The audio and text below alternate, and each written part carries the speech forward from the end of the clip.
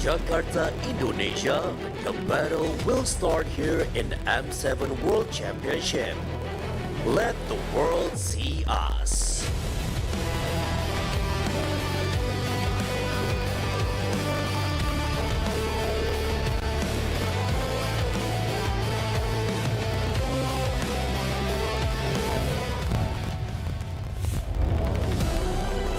Best teams in the world of MLBB, the first day of knockouts, our final day in Expo Hall before we move to the historic Tennis Indoor Stadium.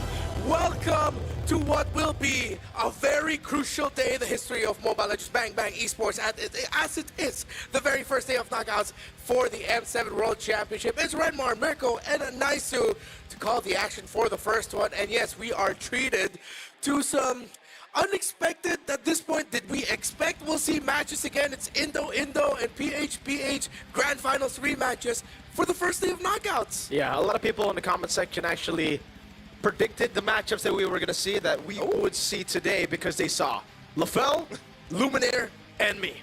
Yep, and they kind of had an idea of how things would go. Yeah. And, you know, but you know what? Let's just say the draw's the draw. And I was pretty vocal about it. I was like, you know what? The draw is great. I think it's. You're supposed to be great. pissed off, man. I'm not. Be mad. Be angry. You're Filipino, bro. No one's gonna tell me how to feel. Oh, sorry, bro. Sorry. But yeah, I'm happy. Because, by the way, most of the people wanting a different result anyway, like there's still a chance for whatever country you're hoping for to end into the grand final. Yeah. For the people who, for some reason, got confused with, are there actually lower brackets? Yes, we do have lower brackets. Yes. So the first set of matches that you're going to be seeing for the knockouts, they are all best of threes, and they are all in the upper bracket. No one is getting eliminated today. Don't worry about that. It's kind of like knockouts, but kind of. Yeah, it's play-ins. Knockouts to the lower bracket. Knockout play-ins. Knockout play-ins. That's an easy way to look at it. So the schedule has shifted a bit, but don't worry, the brackets still remain the same. This is just how we ordered the matches for today.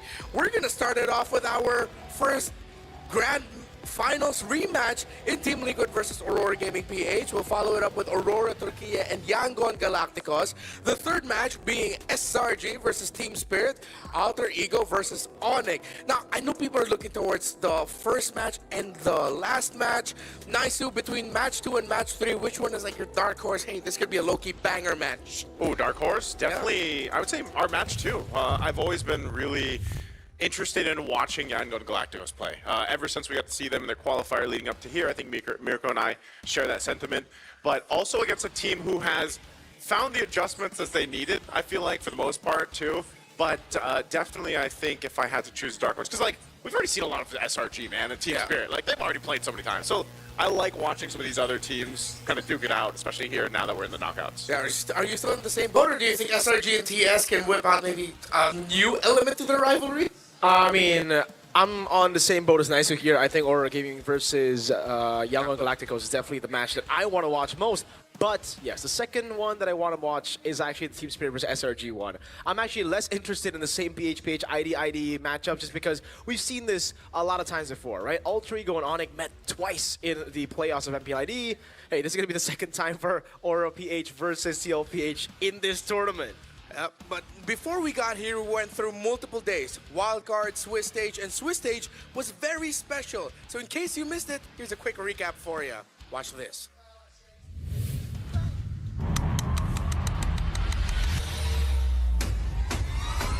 Before we kickstart our knockout stages, let's take a quick look at what happened during the Swiss stages. What surprised you the most? I'm really surprised, as during the MPL season, they were okay, but now they're more than okay. They're very strong.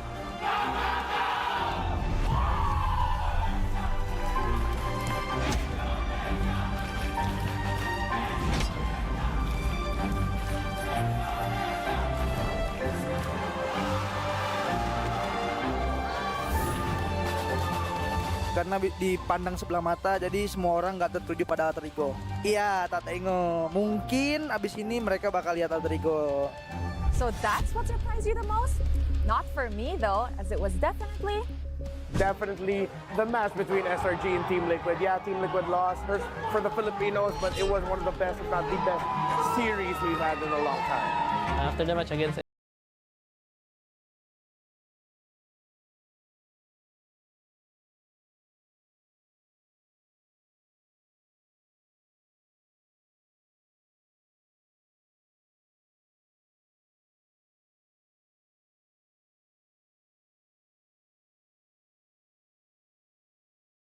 form I've seen them.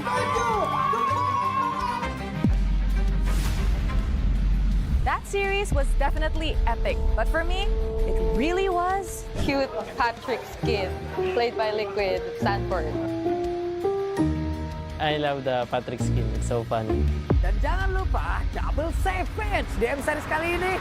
Again, a savage! Oh, he go once and then he'll get it. A savage is secured. enough. What really surprised me the most? Well, it's this. Yang namanya turnamen itu kompetisi, right? Jadi ada menang ada kalah. Dan ketika kalah kita cuma harus belajar aja sih. Jadi memang kita di turnamen sebelumnya lancar, nggak pernah kalah sampai final. Tapi kita ada momen di M7 kita banyak kalah. Jadi ya aku expect sih kalau emang kayak kita ada di bracket 22, tandanya kita belum maksimal dan harus banyak improve. The team to get the last ticket to the knockouts tomorrow. Make some noise for ONIC! The Swiss stage is where stories begin, but the knockout stages is where legends rise. With this win, going to the knockout stage, we are thinking about our revenge arc. But this is the start, so we need to be ready. It's way more important that you have like a challenge during the Swiss stage. You can already see your mistakes, and it's easier to improve that way. It motivates us more because we have to try harder if we want to achieve something, and this is not enough. I believe Samsung team, they always improve in the middle of tournament. I just want to say that we're gonna be better after this game. We want to fight against everybody. We're ready to fight against everybody.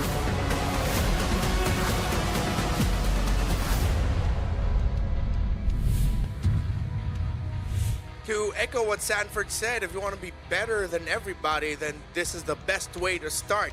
With a rivalry that you are already familiar with. You've proved twice you are better than them. Do you want to continue that streak, or do you want to end up in the lower bracket? Let the world see the epic rivalry again. For the second time this M7, the grand finals of MPLPH Season 16 will meet. The series is longer, it's best of 3, and the stakes are higher because no one want to start off their campaign going straight to the lower bracket. Is that a new jersey? That is a new jersey. That's a new jersey my for Team God. Liquid. That looks nice. That looks nice. Yeah, I believe what Sanford said earlier, they were saving these for the knockouts. Oh. They were saving them for the knockouts? Yeah, it's a knockouts. It's similar to what they did at M4. Oh my. Light's like, sorry, we got the same jersey. No, but, you know, again, it's a rematch again, but also for the everyone watching in the Philippines, or, you know, if you tuned in to the MPL Philippines finals, it's again and again and again, basically. It's like, okay, how many times do these two organizations have to go ahead and battle it out? And I feel like if you've been watching, yes, objectively on paper so far through stats and everything else, TL has been the better team, right? But Aurora, I feel like every time they play, especially in now, it's still a best of 3. It's one of those things where it's like, you actually don't know. Like, you don't know until you actually get to the draft, get to the game itself, because I think even for a lot of people, when they saw the grand finals in MPL Philippines, ourselves included, Renmar, we were surprised with the result after seeing what Aurora did in the regular season. Yeah, even behind the scenes, Liquid, they themselves were surprised with what happened in the grand finals. Aurora defeated Liquid for the entirety of Season 16 up until the very final match, the grand finals match, where Liquid, to the surprise of many, swept Aurora in the way that we saw. You were doing the watch party then. Oh yeah. What were you feeling? What was the reaction once you saw they went 1 to 2, then eventually all the way to just 4? I didn't expect it either. You know, I didn't expect Aurora to actually drop the ball like this, and for TLPH to clutch up the way they did, dude. The fact that TL made it all the way is crazy, but there is a very distinct play style that we can actually pinpoint in that grand finals in between TLPH and Aurora. It really feels like for Aurora, they were so comfortable playing the system, and they just continued to play the same system all over again, which makes sense. You know, it worked in the regular season. It worked for the majority of the playoffs as well, up until the grand finals. But TL, there's always that switch that they get to flip every time they make it to a big match. This team is a big match player. They're a big game player. They show up. Every single one of them shows up. And when they play that grand final, when they play these big games, they play with nothing to lose despite being on the golden road. Yeah, I believe it was Sanford who did mention, or maybe it was Oheb in an interview wherein the reason they do have that switch is once they're up on stage, everything just goes into the zone for them. Yeah. Any worries about scrim results, any worries about predictions or what previous results, even in just the previous day, has already shown, it's like, guys, we're already here anyway. Let's just give it our all. And apparently their all is such an unstoppable form. But SRG exposed some liquids of Team Liquid. While Aurora becomes better game after game. Going back to the Liquid versus the SRG series, wherein it went to 3 games, but the first one was a big test for Liquid. What do you think was that major weakness that SRG got to reveal? Oh, man. Honestly, I think there was a couple different things. One was just with TL, I feel like if they don't get the game that they want to, or let's say the draft or the start that they want to, because they are a team that's known for going ahead and getting these leads and kind of taking away, that's the whole Liquid stampede, right? So I think for a team that's able to go ahead and defend time and time again, like we saw with SRG, even when Innocent ended up getting a Savage, it was one of the things where it's like it almost turns into an endurance test, I feel like, for them. And even as you look at the head-to-head here between our players for this one, that's something I feel like Aurora can do. They can look at what SRG was able to accomplish, even if that means somewhat being on more of a defensive side, or if they want to fight fire with fire, you know Aurora can do that. I still feel like if you look at Aurora and what they've been able to do, I think they're going to be tested in the jungle, especially for Demon Kite, what he's capable of bringing hero pool-wise. Not, because like, that was the same thing that happened in the grand final of the MPL Philippines. Demon Kite got shut down, Light wasn't able to make plays, and if you notice, a lot of the success right now for the teams is based off what's happening with the roamers and setting things up. Well, it's time to welcome them in. The epic rivalry. It's Aurora versus Team Liquid Philippines.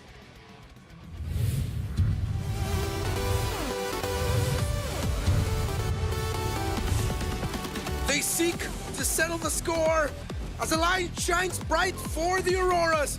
With heads held high despite last time's losses, they fight to turn this unfinished business into redemption. Edward, Demon Kite, Yue, Dom and Kite and Light seize the win. Aurora Gaming Philippines!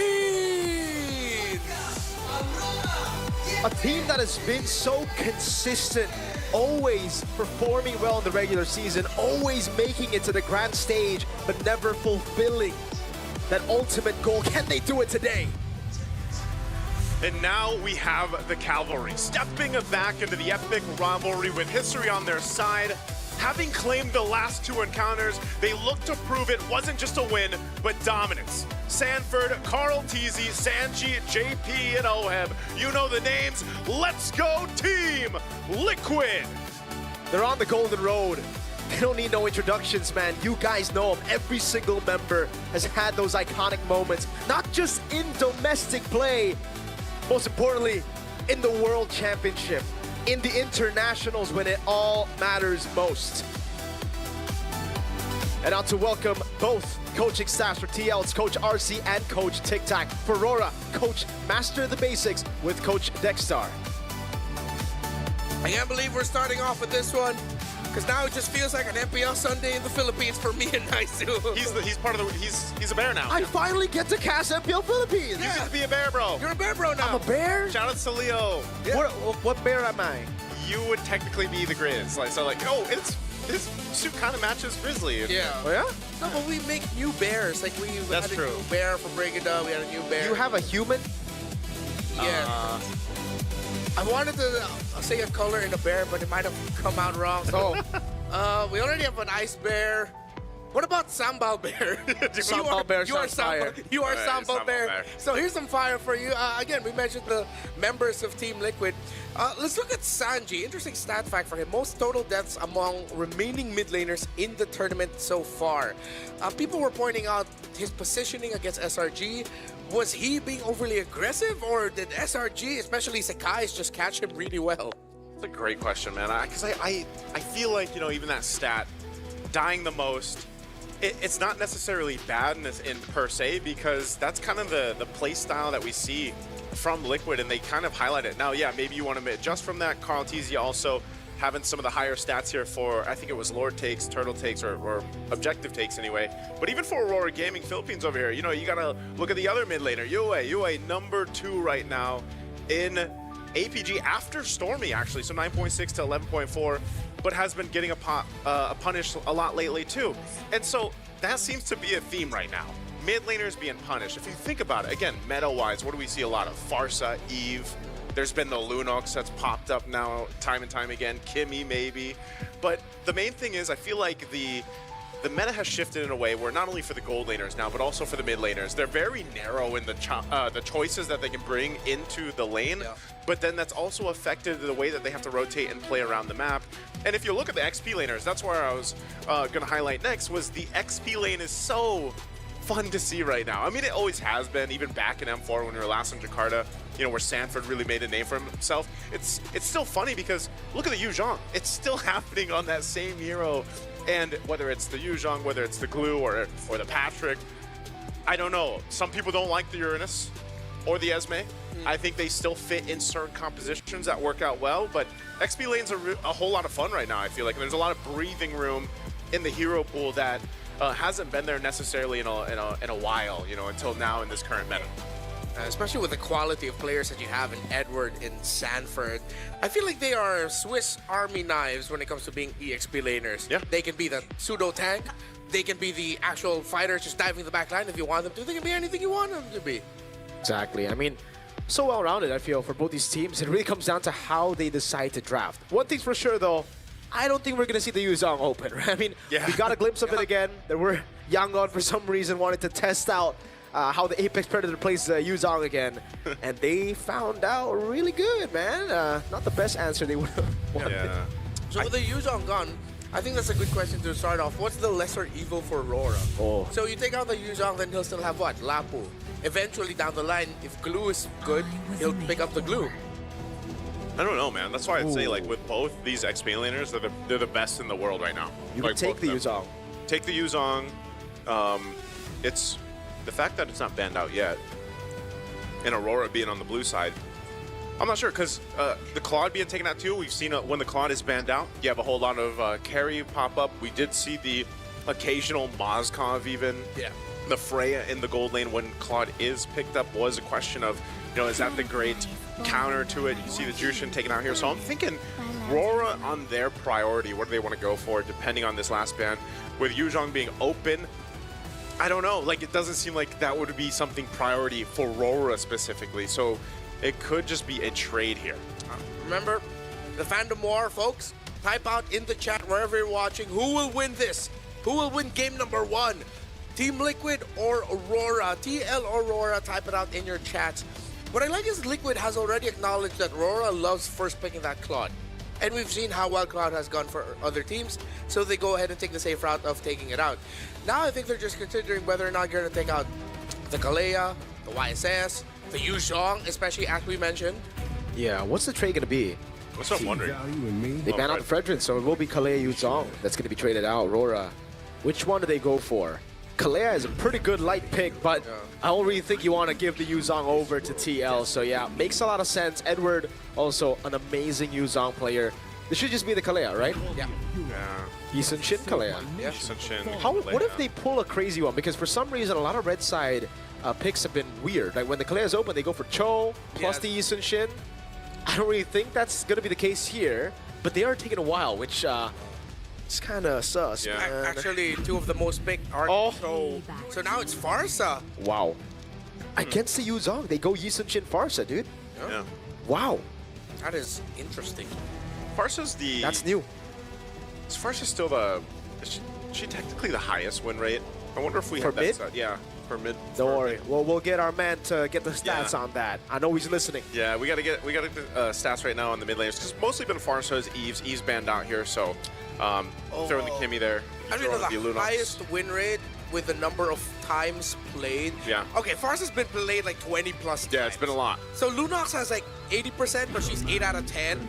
So maybe I'll consider Eve as the next highest. 16 games played, 10 wins. Okay. So pretty high up there, and then you have, now for Aurora, they go Grok, they get the Granger, there's Uranus. I know, like I said, people aren't a fan of the Uranus. I know Mirko's one of them next to me, doesn't really like to see it, but I think in this context, already in this first phase, it works out. Yeah. You also have to think about what is the plan for OHEB. Usually when this YSS picks up, we have seen teams, I feel like, have more success if they go for gold lane fighters. Now you still have the CC open. You could even, and we might even see that banned out here, at least dealing with one of the potential fighters to go in the gold lane. Especially on the hands of Sanford, right? I'm less of a fan of the Uranus here. I'm just really weirded out by the fact that Kalea has been ignored completely in the first phase, dude.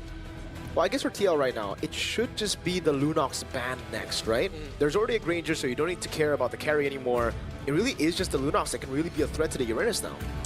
In terms of the raw damage output, they'll take away the Khalid, so Aurora still lowering the options for JP in the roam in terms of the fast rotations, which means that Team Liquid will have their choice of either the Cho or the Kalea, because I assume Aurora's going to ban one of those out, then just go for a pick your poison route in terms of the roam pick. But you mentioned the fighter gold, and I think that might be the most logical decision for Team Liquid right now. They already have the YSS and Farsa. That's enough damage. Wow. A Joy ban. Wait, what is this going to be? That means they're trying to overload the possible Lunox pick with more frontliners. So, again, fighter gold makes sense, but what fighter do you want to put in gold? Is it just going to be the CC Gatot? In terms of damage, I think CC covers it. CC, Ruby does have the great crowd control that they are lacking with their Uranus being in the EXP lane. So maybe they'll decide whether they want more damage or more crowd control. That's what I was wondering too, like, are we going to see potentially just a Hylos pickup here for TL? But then the question being is, what does Aurora put in the jungle? Now that you have a lot of the assassins taken out that Demon Knight likes to play, there's the Sora ban, and also the Fredrin. So it's like, what if utility is the game plan here for Aurora? Then one of the only options basically is the Baksha, or we have seen Demon Knight as well play in a Kai. Yeah. There's the Cho pick. So they've got, they go with the Cho. You usually see that Cho in the first, on the first swing, right? When when it's red side, but they went and secured themselves that Farsa. So this is the response here from Aurora. By the way, this whatever Demon Cat ends up with is going to be a new hero for M7. He's only played Fredrin or YSS this tournament. Yeah, so it's the Baksha.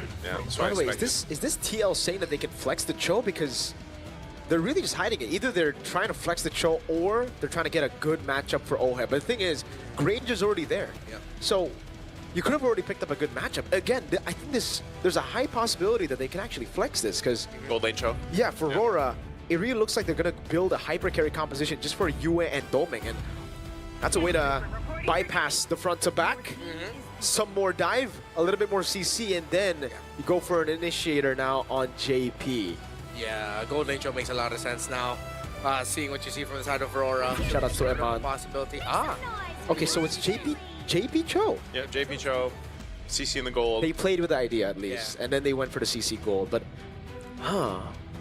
I'm not really that big of a fan of the combo now. Because, like, CC Cho, Yisun Shin first, I guess there's a bit of pick-off there, but Kimmy and Granger will just go Purify, and that's it. Yeah, there's that, but also I think, again, since history has happened many times between these two, you gotta remember, Carl TZ for the most part has out-jungled Demon Kite. Facts. Even in their grand final. So that is a big component to this, and I feel like Aurora is gonna wanna have to kind of adjust from there and secure that jungle rotation especially. I think we're really gonna have to look at the first fight. Turtle number 1. If anyone's gonna suffer any major losses, both of these lineups are susceptible to just getting run over and snowballed quickly. It's the first day of knockouts, our last day in XO Hall. Before we move on over to Tennis Indoor Stadium, welcome to Game 1 of the epic rivalry between Aurora and Team Liquid. This one's gonna be great, it always is, and now we get to be with them for a best of 3. Hopefully we get 3 games because it's always a great time to watch these two caliber teams battle it out here in the Land of Dawn, and also taking a look at how things are going to play a part. Like I said, for Demon Kite, Baksha is great for being able to roam around, rotate around, but we also have seen a YSS just kind of get out of control if you get that lead. Nothing too crazy early on. Good poking though. Now taking a look at the emblems. Wow.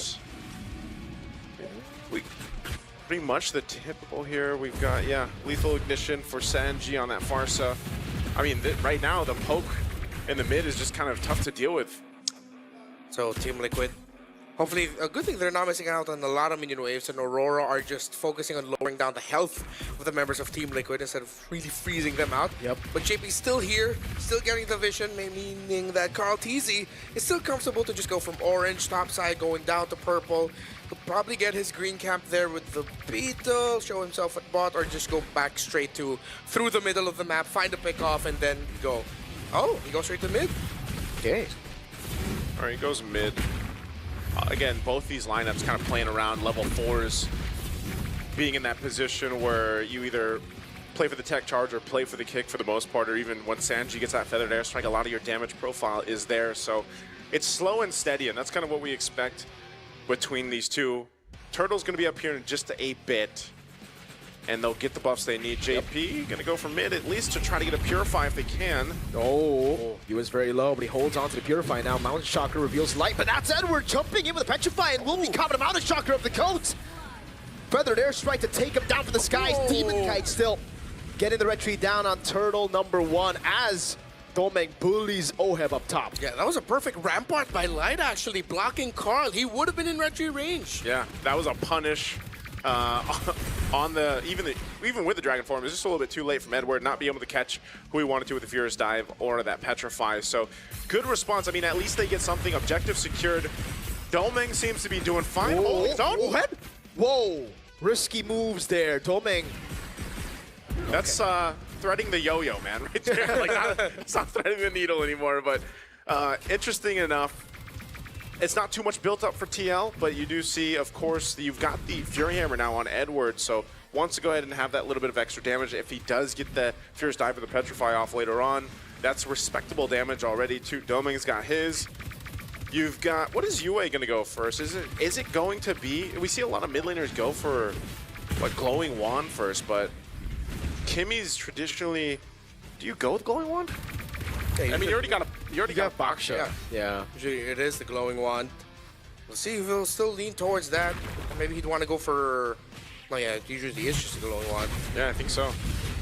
Again, both these interesting with the compositions is once if they just kind of duke it out, level up in the lane, or scale up in the lanes, they're fine. Whoa. Interesting. Domeng, instead of going for the Fury Hammer into Sky Piercer, he goes straight for the Hunter Strike. Yeah. Ooh. Yeah, I like that. Against the last hit. I really like that build, by the way. Because on the Granger now, you're not really going to be looking for those early kills, especially when your team is behind. So he adapted. As soon as Aurora lost out on the trade of Turtle #1, they got it, but they gave out a kill. It was the swap into the Hunter Strike here. I think maybe it was already pre-planned. He's waiting for maybe Turtle 2, 3 onwards where he'll really be active. All right, well, he's got it. He's got a little bit of defense, too, to deal with this. Oheb's quite low, and this Turtle up. They're going to go in positioning. They know they have a bit of a health advantage anyway, so JP's giving the information. They'll just blitz the Turtle. Yep. They'll even use a Black Dragon Form here. Onto the top side. Petrify going to be locking in. Wow, look at the tech charge as well. Oheb able to stay alive with the Vengeance, but that's going to be Edward jumping in again as Demon Kite comes around with the Shield Unity. A turret gone in the bottom lane for Oheb and JP. Yeah, perfect juggle by Aurora. Clean dive onto JP and Oheb, but in the bottom, they at least balance it out in terms of the tower. So a little bit of a learning experience against SRG. Instead of just going full commit for the Turtles, they're opening up the map while also making sure Oheb has a little bit of protection. Despite him going down, at least you see the intention there. Yeah, that's something you can always count on for TL. You know, if they are going to lose at one side of the map, they're going to take something else, and they'll continuously do that. Now, all this has pretty much even things out. You know, it's not big a lead by all means for TL, but right now the gold lane is definitely going over here to Domeng Kite. Oheb's going to have to wait a little bit longer to be more useful on the CC2. And now at some point, we've seen it with the Grangers, man. You know, when it does pop up and gets picked up, when that Claude is banned through the draft, you see a whole lot of Granger, and usually the Grangers get to shine, and he's right now, he's just guarded really well. He doesn't really have to worry about too much, and he can just have this pressure. I mean, look at Team kind of late right now, just bullying out Oheb and JP up on this top side. They want to take this tier 1 down so they can then focus elsewhere. Yep. This Baksha jungle for Aurora Gaming PH, one of the key picks that led to their domination of MPL Philippines Season 16 for the majority of it. So Liquid is now dealt with just clearing out minion waves, trying to open up the map, and most importantly, making sure that Carl TZ has... Oh! Dominic gets picked off! How did that happen, Sanji? Feathered airstrike, I guess, and that's the risk of running Purify when you're up against such artillery, such accurate artillery against the Chef. Yeah, the kick wasn't used at all either from JP, so... It was just a feather airstrike. Yep, just a feather airstrike. That amount of burst being available. This turtle's up now. Aurora's got 2 of the 3. We'll see if they're able to get the third one. Carl TZ's going to start it up, though. Black Dragon form. Yep, they instantly disengage now, but Edward is going to be poked down from the skies. Demon Kai pops into Poison's now. Sanford is able to pop into Consecration and still has the Purify. Furious not going to be used up. Tech charge! On 2 by Light. Gets 2 onto the knockup as well. JP survives with 1 HP. Demon Kai with Retry now. As Sanford gets away, just barely. Wow. All right, I thought that would go a little bit better for TL, but what a tech charge from Light. Yeah. And that's what I was saying back in the, before we got to the draft, I was like, man, the roamers right now are just having such a massive impact throughout M7 Swiss stage, and it's still going to be the same here day 1 of the knockouts, man. A tech charge or a kick can really change the course of the game, but the great thing about this, there's a kick, speaking of. Yep, Boy the Dragon with the curtain call now under turret. Edward going to be taken very low, taken out. Light trying to save him now, barriering him away, but he can't get the last shot of the turret in. That was way too close, Oheb. Yeah, that would have been bad. Oh no, is he in trouble? I think he is, dude. So much damage, and the Poissons on him. Cross-map plays, great mirrors by these two. They really understand each other's rotations and tendencies at this point. It's kind of like they've played against each other a couple times. Yeah, you know? maybe there's like their Wait, are they Filipino? You know, just look at the score and that'll tell you. Basically, the score at the time. Most of the Swiss games we've seen, man, I tell you, it's been hectic. A whole lot of fighting even early on, but this one, that's kind of what we expected. Like I said with the draft, it's a little bit slower cooking process for both teams in this, but we are just seeing trading happening across the map. It's not really just full force fighting against each other until this Lord comes up in about 30 seconds that we will see that. And if you look at this, again, the lead that Doming has right now, almost 1.5 ahead. Sanford? The barrier again. Pops in Purify with the Consecration. That's a big resource burnt out, man. No Purify for 80 seconds. Yeah, and not a lot of abilities used there by Aurora. No ultimates, no battle spells. Light's flicker is off because he used it way earlier. So all signs are pointing towards a much more comfortable Lord take for Aurora, but Liquid still definitely within fighting range, as the lead in gold is not too high. But in terms of positioning, Aurora has the advantage. They got a Sky Piercer now available for Doming Kai. He just picked it up. Oheb got the Brute Force, so a little defensiveness needed for this fight. We'll see how they approach this too. Right now, there's just an advantage that Aurora has in terms of, oh no! No Purify, he gets taken out by Doming Kai. Oheb going for the damage over on Demon Kai. Now pops in the curtain call as well as JP goes for the Jikundo, and now Shunpu's away. Gunned down by Yue. That's starting to deal a lot of damage. Good Shunpu out, but look at the HP bars on Aurora. Demon Kite and Doming have to recall. They recall, they reset. No team able to go ahead and start this Lord just yet. Sanford will be back up. Purify is still a little bit longer to be on cooldown there, but for the most part, TL didn't utilize much. I mean, they still have their battle spells. They're in good position, so it just shows how close this game is in terms of their power spike, the level that they're able to go ahead and, of course, make these compositions work. So now with everything available, expect TL to be a little more cautious with Light having that tech charge once it's up. He's got the flicker now too, so there's the green light, they're ready to go. Big setup. No wings by wings. Rampart now Liquid, this is going to be a difficult Lord take as Carl TZ is still up top. Wait a second. Carl's so far away. JP trying to get an angle here. Sanford has to Purify back up. Let's give it away to Dragon over on Edward now with the Feather Airstrike stunning him up. Edward getting away with Furious Dive defensively now. Sanford walks up, but Demon Kite is able to secure the Lord. That's Yue taken down by Sanford! A double! Big mountain shock landing onto his Doming tries to cut away, but Light and Demon Kite are caught in the crossfires of TLPH. Defensive tech charge. Demon Kite caught by the Jikundo as Oheb tears him apart. What a play. I mean, it looked like Carl TZ was going to get there in time. Yeah, they lost the objective, but they end up getting a couple kills off of it. Now, they still have to clear this out. They're going to take a tier 1 down. Great escape from Light and a Rampart to boot. So it'll keep them in a good defensive position to clear these out and still get ready to march towards with the Lord. Yeah, that was their balancer, the post-objective team fight, and it's something that Team Liquid does often. I know a lot of teams in the Philippines do. If they can't get the Lord, then let's see if you can just get the kills after. That's why JP initiated onto Edward with the kick. They brought him down low. And of course, the late entry by ChezyGamingPlays turned into a beautiful mountain shocker. Still, Aurora Gaming PH got to minimize their losses. Yep. And now this is just going to be a play for the next Lord as they restructure the map and the minions. You guys get to cast this for like regular season? Yes, sir. Damn. Hashtag blessed. I would say Can I move? Hey, yeah, a lot of people would love if you did. There's a whole trading discussion going on. Okay. But maybe we'll get a deal in. Maybe there is a deal. You have to ask Womi and the team over there about it. He seems to be the head negotiator. Gotta ask Mirko PH if we can bring in Womi ID. As a great man once said, I got $20. I got $20, man. Looking at this, though, it's interesting because with the way this game is going, plus, take note, this is Flying Cloud, the longest map of them. JP, is he going to be in trouble?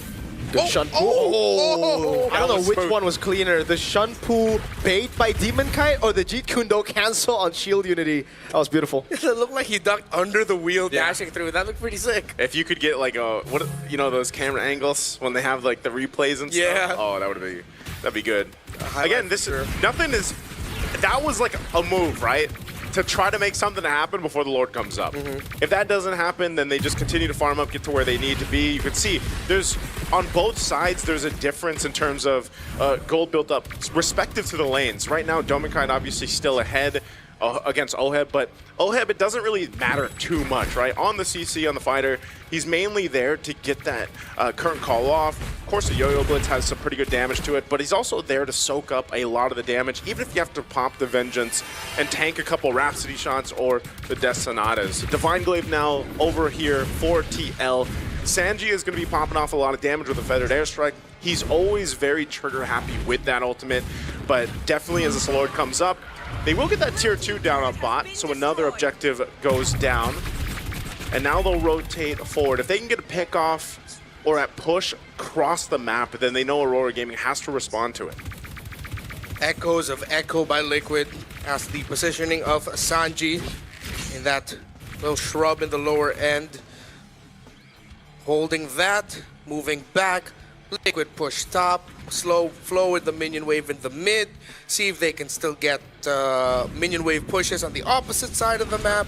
While JP playing way far back, looking to see if he can isolate someone.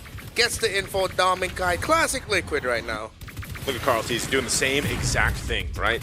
He knows I don't have to technically be there right now. I can put pressure on the cross side of the map, make Aurora respond to it, gives the call for TL to go ahead and start up this Lord. I'm wondering if they're actually going to commit because they're still staying up there. They want to potentially just take down a tier 2 turret if they can, knowing they can take their time with this.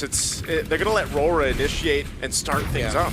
Sanford has popping Consecration. Good for the airstrike, turning it around right now as Demon Kite and Yue are both low. Sanford got traded for the HP, but he's a Uranus. He can just regen it back. Now, with all of the things that happened in the map, those little exchanges, Yue brought down low Liquid. That's a turret up top, no? Yeah, it will be. Man, what a... Yo. It's a macro play, man. This is what TL does. I like this game. All the time. Mirko, this is what we, alongside LaFell, were active for yesterday when we had all those 10,000 plus game leads. W boring server, man. And now this is once again this is the epitome of a chess match between two powerhouse teams. Look at JP swinging around the corner here. He's going to find an angle. Black Dragon form over on Carl Teasy. Can he get the traces in time now? The Petrify will lock him down, but look at JP and Sanford doing the same thing as Edward goes for the furious dive. But again, Sanford is able to get Consecration in. OM gets the killing spree, and JP goes! The GOAT traceless is in and wins the rectory! Now it's like taken low. Carl Teasy with a walk up. Sanji picks up the kill. Tome getting a double. Just the backliners of Aurora alive. Wow. It's a 3-for-2 trade. The Lord goes over to TL, and you have to I don't know if we'll see the replay, but man, JP did work. He went for Dominkite. Yeah. Got the Purify out, put pressure on Dominkite so he didn't have freeway to just go and do what he wanted. Carl. Oh, Carl. Gets showered. That's Sonata 3 times.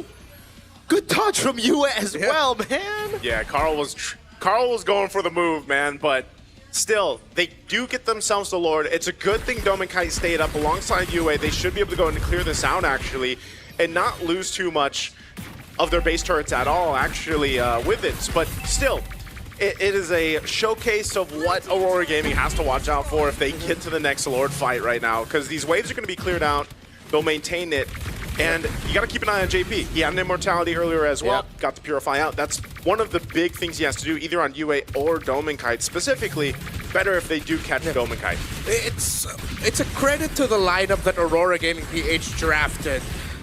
Double carries, lots of backline damage that Liquid has to do so many things in the map just so that they can break that formation. If you go back to that Lord fight, Edward was so actually good. in a perfect spot to ruin it, but because JP and Sanford were way too deep, that means Edward barely had the help that he needed to capitalize on that Petrify. Oh, Light was late on the tech charge by just like a millisecond. Yeah. It was already after the Retribution was pressed and then he dished it out. And that's the pressure of the Uranus and the Cho for you. So that was Liquid had to fire. They had to fire off on all cylinders to make that work. From macro to micro, because Aurora Gaming with their lineup, it's so much easier to pull off if you just go for front to back. That's the thing though. Like, when you already have a Yuzong there, you would assume, all right, that's job done. I just have to peel for the backline. But the fact that Edward just couldn't do it because Carl and Sanji were diverting the Dragon's attention, it gets so difficult. 30 stacks though. 30 stacks for Dome and Kite. 750 for the Granger stacks. It's a good thing he didn't die, right, on the attempt there. So Dome and Kite's been doing really good at his positioning, the way he's moving around, and just kind of relying on the fact that he's got to purify and, you know, the dash, basically. But that's one of the hard things here is, again, the work that JP has to do to potentially get a purify down. Now, even with this is staying true to our flying cloud time, by the way. I think it was 19-ish minutes. Yeah, the highest average game time highest of all the maps. Dude, I just gotta say, when we looked at the draft, we were like, oh, this is not gonna be a good game for the Eastern Shin and Farsa against the Dragon. The Dragon's the one struggling. Yeah. With how well Carl, TZ, and Sanji have just been handling him, the threat, and what everything that Team Liquid has done to diminish the effect of Edward Yuzong, who is now just sitting at 1-4-2. Bro, 5,500 gold lead for the GOAT. Oh my. That's why I said, like, that's why I highlighted the fact that, yeah, it's a YSS versus a box show, but statistically and historically, Carl TZ has been able to just kind of out-farm and out-jungle Demon Kite in terms of, you know, that, getting the lead, farming up well on the YSS especially. So they'll go ahead. They see that push up top from Oheb. Sanford taking a lot of shots. Yeah, but Yue is also taking a lot of shots there. Tech charge missing! Completely whiffing Black Dragon from coming in as Sanford tries to jump in, pops in the consecration of the Purify now as again the Dragon to the bottom lane is struggling, has to use the Furious Dive. Sanji able to bait away, now Feathered Airstrike. Edward taken down by Carl TZ Lord. Not low enough for Aurora to force it out. TL have outmaneuvered Aurora Gaming. Demon Kite trying to walk in, but the Lady Dragon kicks him out now. Retreat from Carl, picks it up. JP will lose his immortality. Demon Kite there, Light gets an attack charge. Lands it on Sanford. Carl buys an immortality right now, but he is going to be left all alone. Oh, trace this away. Dome Kite gets a double. Is looking for the triple. Oheb will be shut down by Doming, and that's him with a triple. Dome Kite with the moves all game on this Granger. They only lose Edward. He was a dragon chasing a bird, but it might have just worked out for them. They just have to clear out this lane, deal with the Lord, the evolved one pushing in. What a cut in the wave as well. Feathered Airstrike on the initial wave, a cut for JP, and now an evolved Lord that they have to deal with. Yeah, that makes it so much easier for Liquid to deal with the center of the map, but this is what we were talking about. Liquid were doing it again, but Aurora, they decided, wait, they're not completely in position. Let's rush this Lord. Yeah, we whiffed out the initial engagement, but then they held on. They still had the right tools, and Light eventually got the Rampart and the knock up back in perfectly. Aurora, this time we're ready for the counter, and that's what we were talking about. How much easier to make this lineup of Aurora work. When Liquid is not in the right time and position to do all of their crafty things in the map and during the team fights, that's what happens. They get counter-initiated, and the counter-initiation of Aurora is deadly. Yeah, looking at this too, the replay here, Dominkite, not only is he just doing great on his own positioning, but he's well guarded. If you look at a lot of times when Light decides to go ahead and tech charge, you know that UA is there with him. He can go ahead and use a traction pulse if he has to help peel, and then they can just rely on their purifies as well. 6 stacks now on that Sky Piercer. This is why, again, he picked it up later in the game, but he's been able to just kind of maintain those stacks without dying. And again, for you guys back at home, if you know you're going to be playing for scaling, if you know that you're going to be playing for the Granger weak side, I'd recommend Rora's build here for Dominkite. I mean, take a look at the Hunter Strike first item. He knows exactly when the timer is going to hit for him to get Sky Piercer stacks, and that's generally going to be like Turtle 3, mid-game onwards after laning phase. Because just the Hunter Strike gives you so much more mobility, especially when you're forced on the Purify, which seems to be the case for most Rangers nowadays. Yeah. And if you have someone on your side packing a Sky Piercer, no need to pack another one. It's all right. Yep. Final it all into one person. Purify out from Sanji, though. Gets caught by it. Has to use the Immortality there. Sanji, can he get away from this? Curtain call coming down. Sanji will fall. JP with a way to drag it onto the backline, but ChezyGamingPlays gets caught by the Petrify and the Furious Dive of Edward. Good traceless out of there. Sanford trying to escape. TL minimize their losses. They just lose Sanji, but Aurora have position for Evolved Lord. They lost Sanji, they lost some battle spells, and their ultimates aren't available yet. So Aurora, they'll go ahead and have an advantage on this Lord. They'll start it up. They'll take their time with it. Light in position if he needs to. He still has a flicker. Tech charge if he wants to. So TL wants to probably delay this as much as they can, but Sanji is so far away. 20 seconds, less than half health of the Lord here. 20 seconds on Sanji. JP trying to look for the angle now. Light doing the same thing here, looking for a big tech charge. Can they do it? Demon Kai popping into Poissons. That's going to be the kick. Right now, Electric Domain! Gets the Lord as called. TZ gets CC locked. JP caught in the midst of it all right now. Is able to go for the Shunpu, but Yue guns him down. Slowly but surely. Glowing Wand ticking down. Sanford still able to survive as JP finally falls. Aurora Gaming Philippines secure the Evolved Lord. Lord marching down the mid lane. 23 minutes and counting. Carl TZ and JP won't be back for another 40 plus. Sanford! Still able to survive. Oheb doing the same thing. The current call now pops in with a crown as well as he buys the Immortality in the back. Sanji tries to look for an angle to go for the flying right now, but it's only just Sanford in the base as the Evolved Lord crashes down on the mid base turret. That's another mini wave spawning in. TL, I don't think they can defend this. Sanji is trying to cut the waves, but there's no one in the base to save this game. Aurora Gaming Philippines secure game 1. And they do it. They get first blood in this series, starting their revenge against TL. You can see them discussing things here too.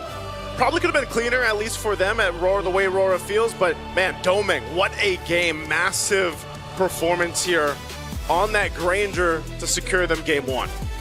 Wow. Terrific performance by these two. Team Liquid had to stretch out the limits of everything. Their macro management, their micro skills and their abilities during team fights. But at the end, it boiled down to the fact that Team Liquid has been running away from for majority of the game. The lineup of Aurora, the team fight of Aurora is way easier to pull off. It's way easier to make work. And when Liquid can no longer posture, position, and play all of the tricky plays they've been doing to minimize the difficulty, then Aurora just stampedes through the cavalry. I don't know, man. I know we didn't see it here on the English broadcast, but I still believe in what I said when I predicted this series. There's something about Aurora, and when they get knocked down through things, they're able to make adjustments. I think this was a really good showcase of that, but also this is potentially the start of maybe TL's lower bracket run. I know there's still a game ahead of us. Don't want to get ahead of myself here. Possibly 2 more. Possibly 2 more.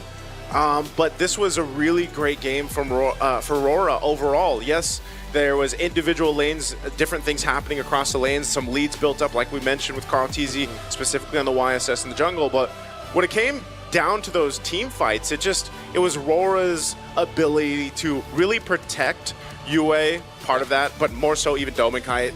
I mean, again, the guy his positioning was impeccable, but also just well guarded. And also note that Light's Grok is probably one of the better picks that Light has, he's able to make those massive tech charges like we saw. Maybe he missed the timing on one of them when that Lord was being taken, but overall, Light did a great job at just kind of starting those fights up and even peeling, like a Rampart. Like, think how little of an ability technically a Rampart is, but how big of an impact that has. Yeah. There were so many times where he blocked off Carl Tizzy, meaning that he had to use the Traceless to get out or maybe even enter.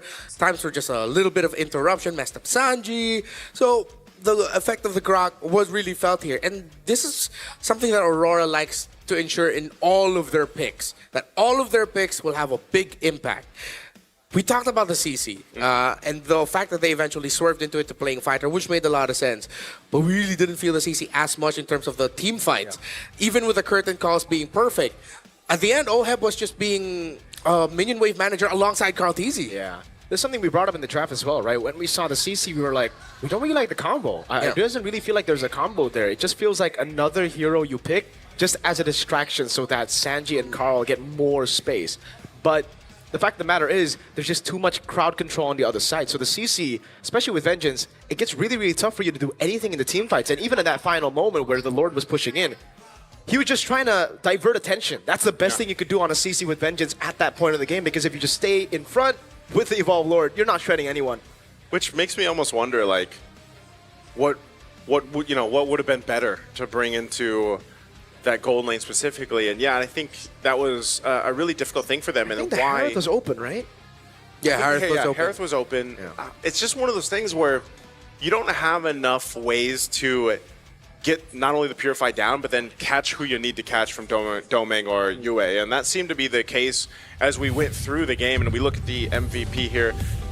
Gonna be Domenkind, I'm assuming. Yeah, just a great game, 8-1 and 5 on this Granger. Yeah, it's not just because he got that stat line. It's the lineup was built for him. If he messed up, Aurora and Liquid definitely would have felt it. But he didn't mess up. Yeah. He stuck to the formation. He only died once. Maximized the Skypiercer stacks from the item building path that he went on. This was a well-deserved MVP because it went from his individual decision making to a bigger effect when it came to the game. Yeah, looking at the highlights here, where are we going to start? Right into this First Lord. We start here, and this was a constant dance, I feel like, and again, chess match between the objective takes specifically, and this one is where TL got that advantage when Carl Tizzy was pushing across the map, and then they collapsed down on here. So imagine this fight breaks out for Aurora, and their learning process from this, and this is where Domenkind, keep an eye on Domenkind here. He's got so much space to work with. He's clumped up with the rest of the team. Great initiation from Light with a tech charge to go ahead and catch out a couple members of TL, and then they just capitalize on it. And even this, again, Oheb can't really escape from this, and that's pretty much just Domenkind's game for this Granger. Even this Lord, it could have came down to a Retribution, but he gets the Lord, they get a couple more kills, and it was just, again, TL didn't really have an option at this point. They kind of just had to throw themselves to potentially try to take the Lord from there.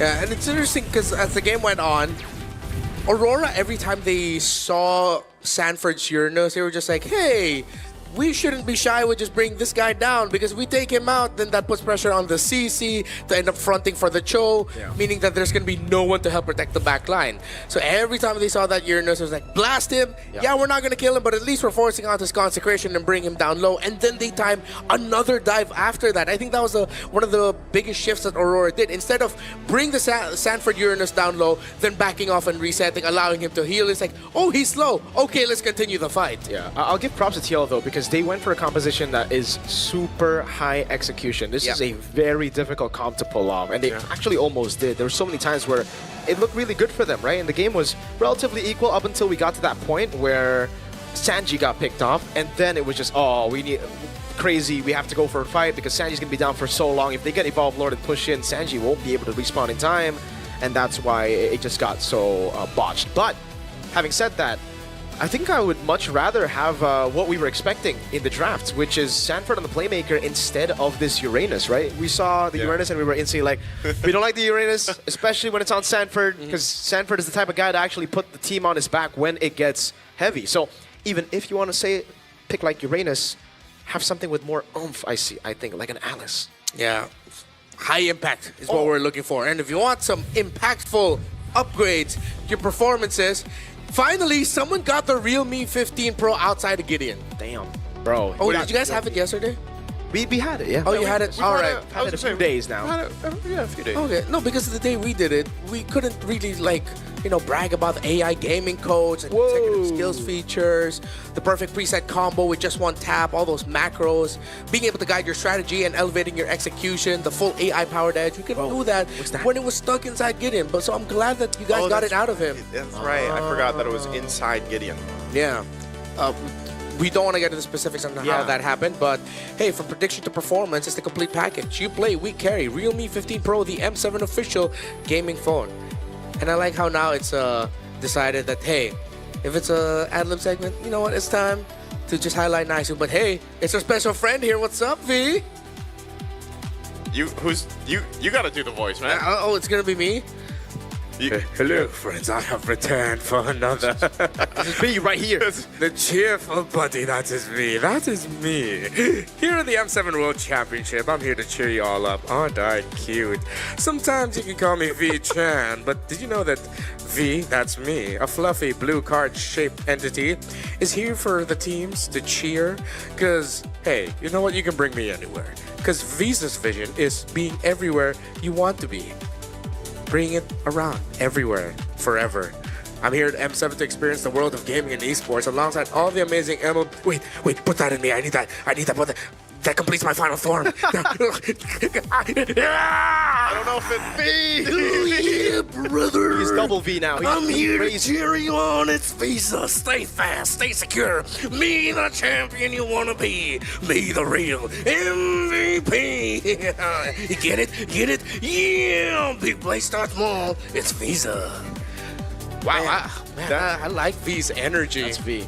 We'll actually put it. Yeah, that's his final form. You need to complete that. Yeah. It's totally different today. Yeah, that's very different. Kind of messed up. Can someone do the M7 pass? All right. Messed me up. I got you. You got us. Just like the M7 pass got you guys at home. It went live on January 1st. You can grab all the awesome awards, exclusive awards like Granger's, Thunder, Ascendant. You've been seeing it all on M7, guys. The Cosmic Finality, Prime Skin form, the M7 figurine, by the way. Can't wait to see it. Lord. Battle effects, Prime Avatar Quarter, and more. We need the diamonds, please. Moon Tom, please. Hey, there's more. There's another free skin you can get. Galacticos Solar Spark. What? For free. You can get it for free. The fan favorite M5 Yuzhong skins and the revamped M Championship skins are also making a limited time return. Don't miss out on these wonderful rewards. I can't wait. Dude, I know it's our last day here in XO. I hope we have to have the figurine in tennis. Oh, yes, please. Yes, now please. Now we get it. That's what's been missing this whole time. We don't have the figurine to show off. Yeah. Now we have V, though. Oh, we have V. Okay. V can probably beat the Prime Granger. Yeah, he would just like, you swipe the card and then you buy him. Yeah. He's technically global, by the way. He's #1 global. He's #1 global. Yeah. You can use it for everything and anything. Yeah. And he's always the MVP. You know what? You can probably use your Visa card to get the diamonds you need for the M7 pass. You should. If you have Visa, make that purchase now. Don't hesitate. While you're playing on your Realme. Yeah, while you're playing your money, if you don't have a Realme, buy yourself a Realme too. Yeah. Money is meant to be spent. While you're drinking your Red Bull. While drinking your Red Bull and sitting on your secret lab. Oh. Hire us. Anyways, game number 2. I think we're all in the agreement here that when it comes to the picks, there's only one thing that we would have changed. It was just really make sure you get more impact on the Sanford. By the way, this is a little question that we have. Which hero was more OP? If you remember the M6 Bruno, or is it the M7 Claude? It's pick or pass. Comment down below. Was it M6 Bruno or M7 Claude? You want to say it together? Oh, yeah. Doing a count of 3? 1, 2, 3. M6 Bruno. Yeah. All right, you guys just want to say the whole thing. I mean, that's the actual choice. M6 Bruno. That was A, right? So there should be a lot of A's in chat. Yeah, I think A for sure, dude. Like, the Claude is broken, but the A was like... Damn, dude. Bruno was different, especially... Why are people saying B, dude? Recency bias. It's recency bias. I think some people just forgot how broken Bruno was, that they had to release a patch mid-tournament just to make sure people stop spamming Bruno. Everybody's saying B. You're new gen, bro. You forgot about M6, man. You forgot about Malefic Gun Bruno. You forgot about Malefic Gun Bruno, brother. I don't know what to say to you guys. I'm disappointed, yo. It was a legitimate problem. Yeah. It's rare. I think it's one of the 2 or 3 times we've had to release a patch mid-international tournament. The thing is, like, the Claude, we've seen counters to it. Like, Edison played the Sora, we saw the Freya. Bruno was like, all right, we try Granger, bonked. We try, the only thing that worked was actually Layla. But even then, are you willing to risk going on Layla twice? Yeah. Right? It's not really a... Nope. What the winning gold lane marksman, wasn't it Iritho? Wait, was it Iritho? The Iritho got stomped as well against Bruno. Yeah. Well, no, when it was like banned out, like Iritho would pop up, right? Right. Yeah. Then you would see everything come up, right? It's kind of like the Claude right now. Yeah. But is it... Now, which one? Bruno? I think Bruno's... Yeah, definitely Bruno. By the way, we're going again on Flying Cloud, so expect another 20-ish minute game here. Another long game. I mean, it makes sense because of the clouds. Teams are more hesitant to continuously be aggressive. It's like, hey, that guy can easily come back through a cloud and then mess us all up. So now Liquid will take out the pick that gave them a lot of problems, which was actually Light's Grok. Oh, I think they're trying to open the Claude, man. Yeah. I think that's the plan here for TL, especially beyond blue side. Jusin. Yeah. There's a again, with the quality blue side first picks, there's a lot. Kalea, Claude, Jushin. We've also seen the occasional like Cho pick, first pick. I don't think that's gonna happen. But I think they want to see if Aurora will go ahead and ban out the Claude or not. I like the Yuzong ban, by the way. Held the ban as well. Yeah, lots of pressure to the back line. There's a lot of trades. I wonder if we're going to see Kalea snuffed out again. Ooh, they go with the Jushin ban. She was neither banned nor picked in the last one. They were just like, let's ignore that hero. Yeah. And we didn't change the map, so what if? They took out the Jushin. The hero that was banned out in the first phase is still open right now. Eve, Lo Yi. Both of them still on the boat, and I wouldn't be surprised if Liquid are looking towards picking up the Lo Yi if it's going to be available for them later on. But if it goes to the second phase and Sanji still doesn't have their pick, I don't think Aurora's going to be willing to give the Lo Yi to Sanji. Yeah, I mean, there's the Eve ban. So they would much rather go up against a Claude than a Eve. Wow. Yeah. How does Doming play Freya? Well, I think they can. Because I saved okay, YSS Hylos. Yeah. So they go and lock that in. All right. Probably gonna go fighter. I wouldn't be surprised if they double down the idea of like, all right, let's. Oh wait, no. With the Sora open, maybe we'll see Dominic play Sora for the first time this time. Yeah, actually. But since you have the YSS already, that you have to kind of consider that it will potentially be a fighter in the gold. Also, with TL getting themselves to Claude here, knowing that there's a YSS, I'm wondering if, since they banned out the Fredrin, like, are we going to see Carl Teasy on an Assassin? Okay, he's going to go Lancelot. This is what we were asking yesterday, you know? The Lancelot was slept on yesterday. So this is, how do you feel about this, Mirko? I mean, you just mentioned, I know, you don't want to see Sanford on the Uranus. I'm sticking to it, man. I think, again, like, he still does really, really well on the Uranus, you know, as the best XP, in my opinion, but not as crazy impact-wise as, you know, a normal Sanford pick. And you know what I mean by normal Sanford pick, you know, the Glues, the Lapus, the Yuzongs, all that. Not gonna lie, I thought they would pull the trigger on an early Alice pick. Considering the potential best routes for Aurora right now, most of the picks won't have enough good damage profile to mess up on Alice up until maybe the 13th or 14th minute of the game, if this really gets stretched out. So the fact that they go Uranus here is like, do they just want, yes, they're not going to get the crowd control, the big setup and impact, but it's like they just want Sanford to be a sponge. Yeah. To stand there. Now with the Lunox open, they're going to feel the pain. Yeah. Exactly, dude. Like, picking it up this early, especially on blue side, means that Red 3 can be a proper response to it. So, there you go. I almost expected them to pick up their mid here, but they did go with the Uranus, so that's already locked in, so that's already in place.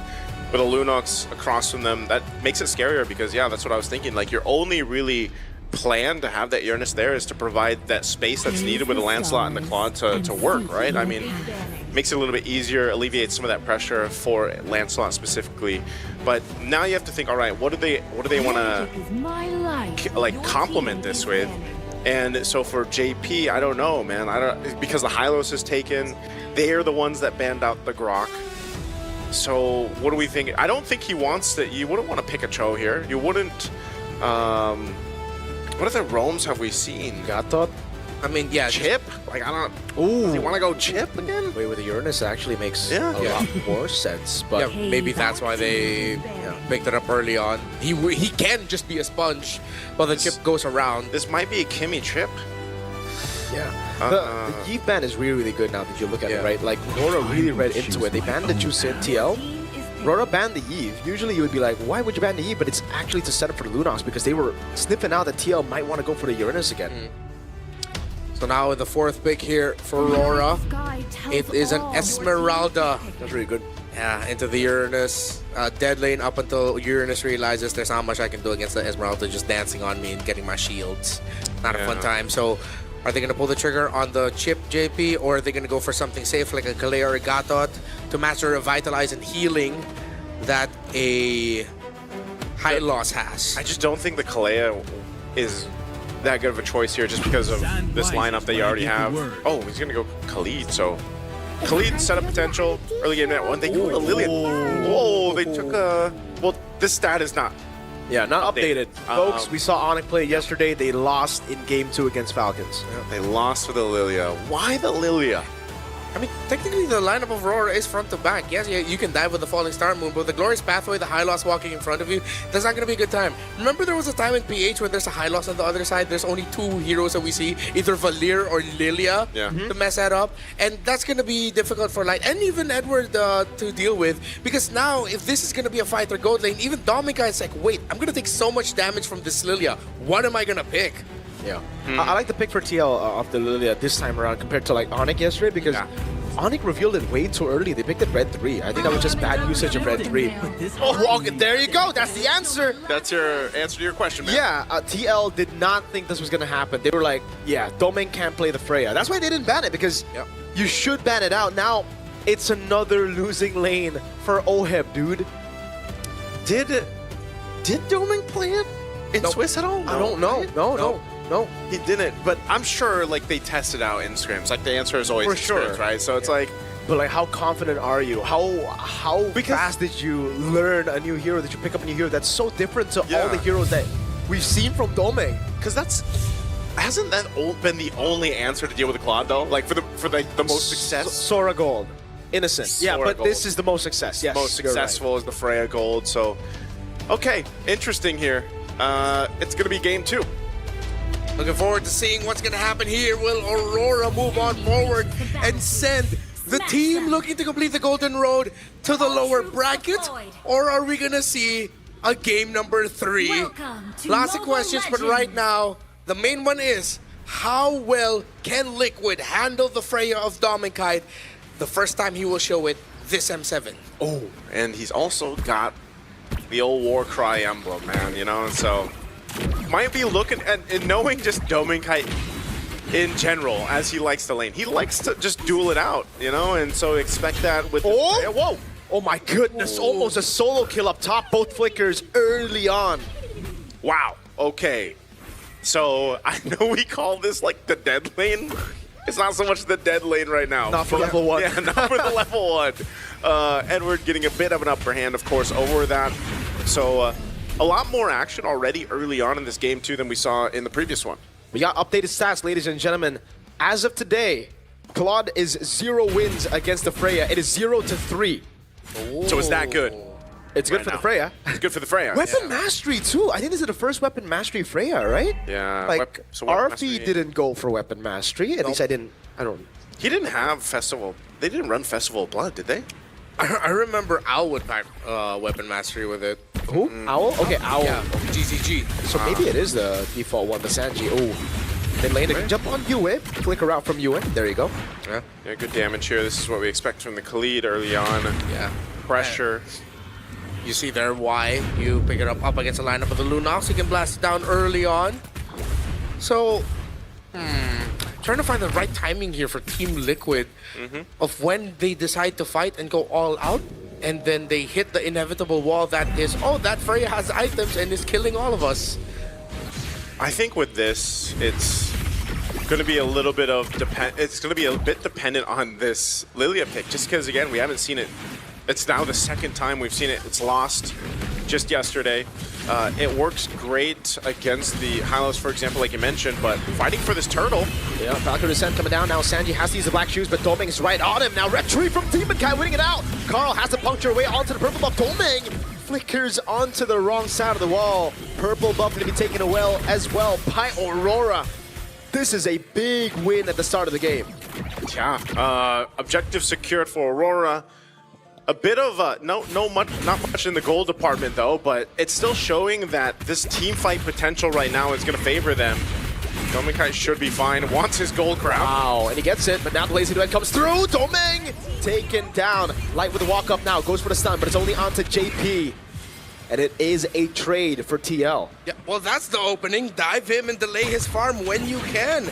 Good read there by Team Liquid to see that Dominkai is susceptible to getting dove on, even force the flicker out. Honestly, that was more on Doming though, right? He wanted the gold crown. Yeah, dude, he had a lot of ways to just get out of there, but he's like, no, this is my gold crab. At least he got it.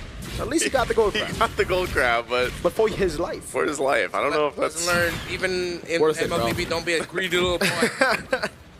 Hey, whatever works right now. I mean, he's in the lane matchup, he's just going to have that advantage. And you saw how fast he did rotate up to that turtle this time. Obviously going to be part of this fight. He does have a bit of a level advantage too in terms of XP right now with Oheb. But Oheb having that kill already kind of helps him cover that ground. So it'll be interesting to see how that second turtle breaks out. Right now, Hunter Strike being locked in for Demon Kite. Carl TZ doing his thing, waiting for that purple buff to be up. So nothing too much to happen right now. Now, one thing that could change this is just like we saw with the Grok in the previous game in the hands of Light. Now, JP, like we've seen before with the Khalid, you can really set that favorable team fight up if you get that Raging Sandstorm the way you want to. But it's also good in a way that, you know, you can heal up. You're using that Quicksand Guard if you have to. But right now, it just seems like Aurora Gaming is going to be poked down and deal with this poke. Turtle's up. Oh, there it is, Raging Sandstorm. Great one on Demon Kai. Sanford not going to use a flicker. Just yet he goes for it in the end with a consecration. And that's a kill on the jungler early as the turtle spawns in. Oh, Carl picking it up. Brilliance coming down now. Blazing duet from Oheb doing a lot of damage. Light gets away with the glorious pathway and the revitalize. This time, TL takes Aurora's purple buff. Great rotational reads by JP. Coming out of nowhere, Sanford covering for him to secure the kill onto Demon Kai. This Carl is a menace. Okay, I don't think they're gonna get more off of that. They're just trying to cause some chaos now on this side of the jungle. Carl TZ's there though. Yeah, and he takes the orange buff away from Demon Kite. At least Demon Kite gets the green camp though, shoots the arrow, finds it.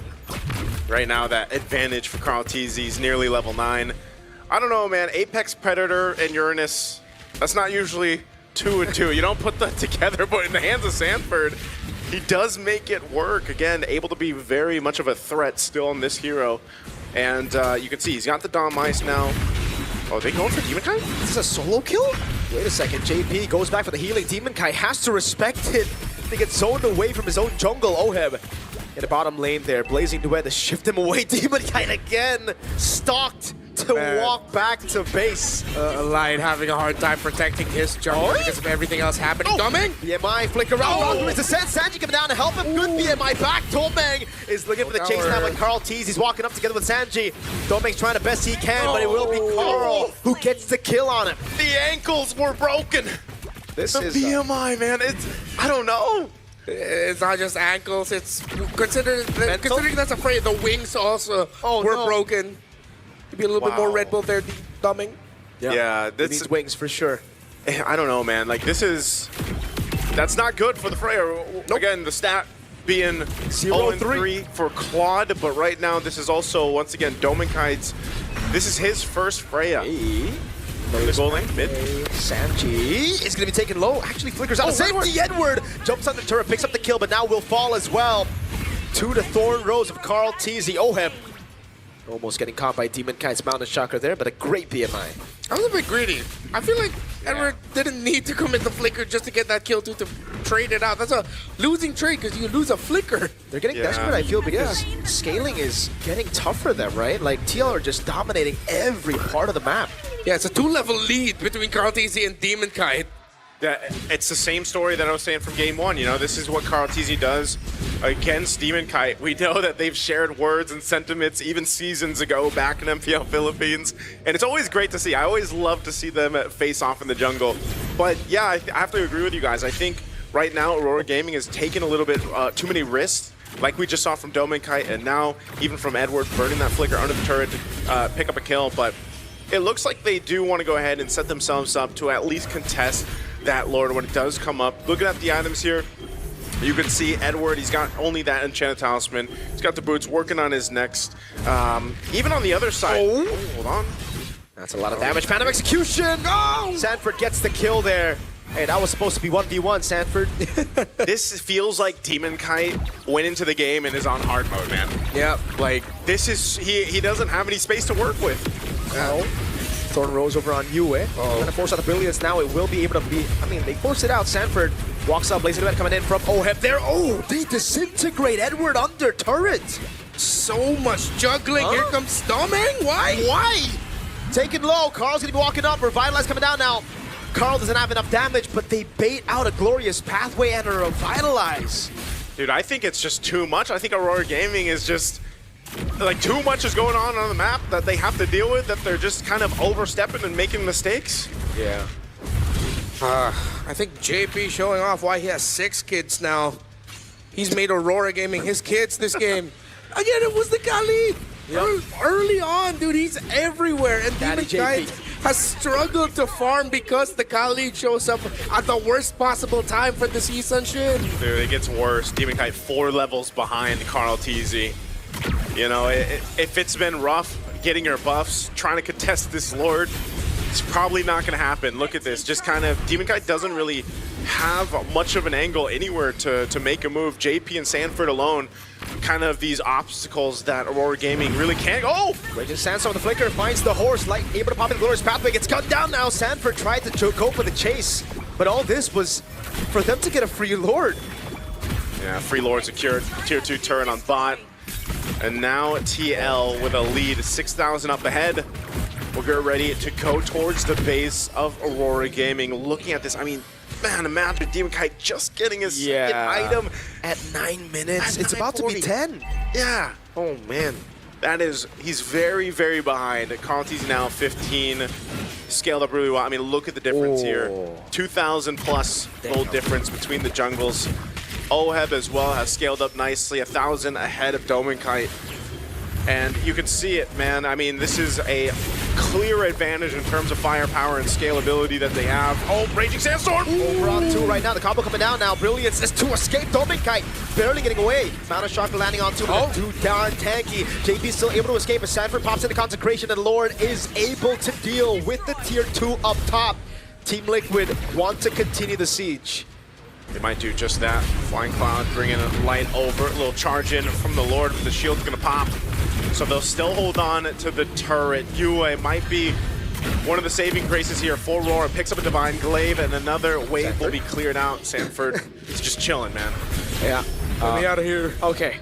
He gets out. But these turrets are getting pretty low, man. Bottom lane as well. They diverted the attention of Aurora, and now they're going to be able to take the turret down to the bottom lane, and that's the 4 lane. Great black shoes right as the Mana Shocker comes around. Even the Glorious Pathway baited out. It's crazy how Sanford standing there is what stopped Aurora from being able to successfully defend the tower in the bot lane. Yeah. Has to be very frustrating right now. It is. You don't see too many teams get a base turret off the first Lord. Nope. Oh my God! Guy from Carl-TZ in the back gets the puncture, gets an execution out. Demon Kite gets a fadeaway kill, but OHEB's able to crack the base open again with another base turret. That's value. No shutdown on the GOAT. All right, they get a kill. They lose 2 base turrets though, so Aurora Gaming took step 1 into this Glorious Pathway. Sanji has the black shoes. Can he pop it in time now? Radiant Sandstorm coming down and look at the AoE combo with the blazing duet from OHEB. Now to dive into the bag right now as the BMI gets OHEB out. Sanford and JP are sticking out to Demon Kite. JP goes and gets a double. OHEB gets a now play on Edward on the other side of the map, and now it's Yue flickering out to safety, but Sanford Minions is chasing him down. The Apex Predator hunts its prey, and he gets a killing spree.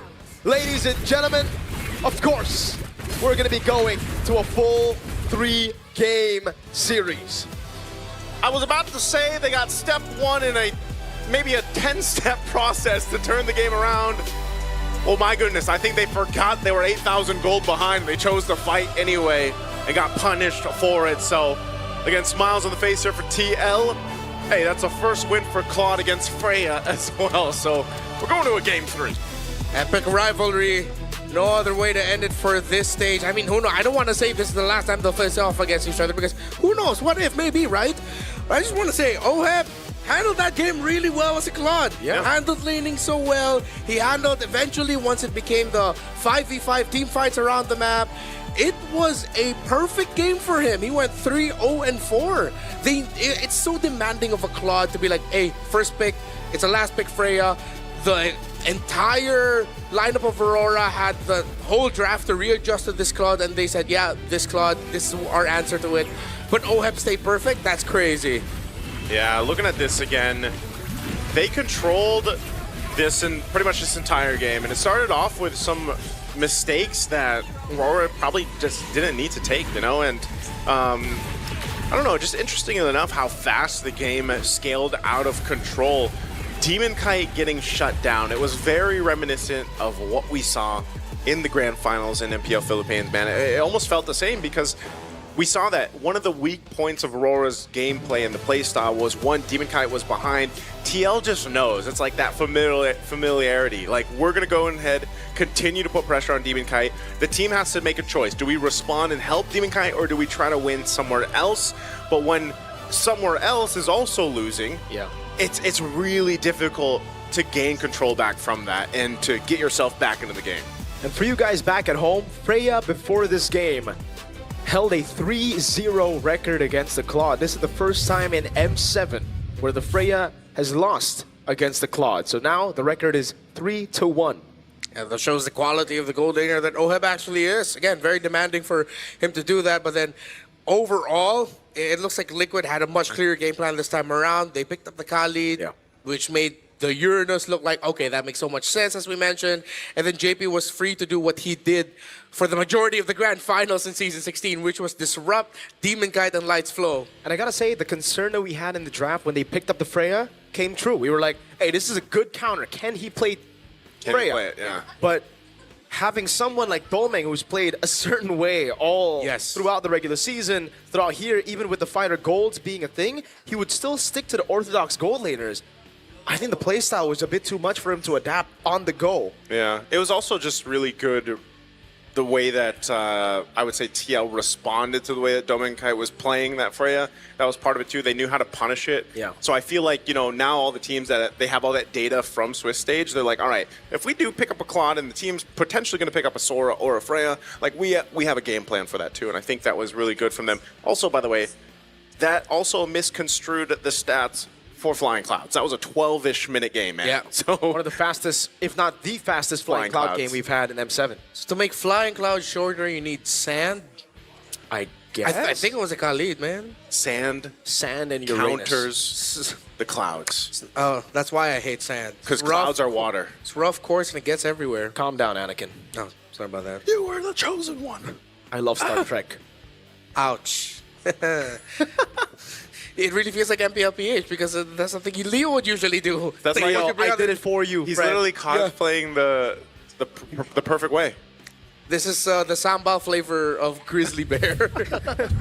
So let's look at who the MVP is. Who do you think it was, chat?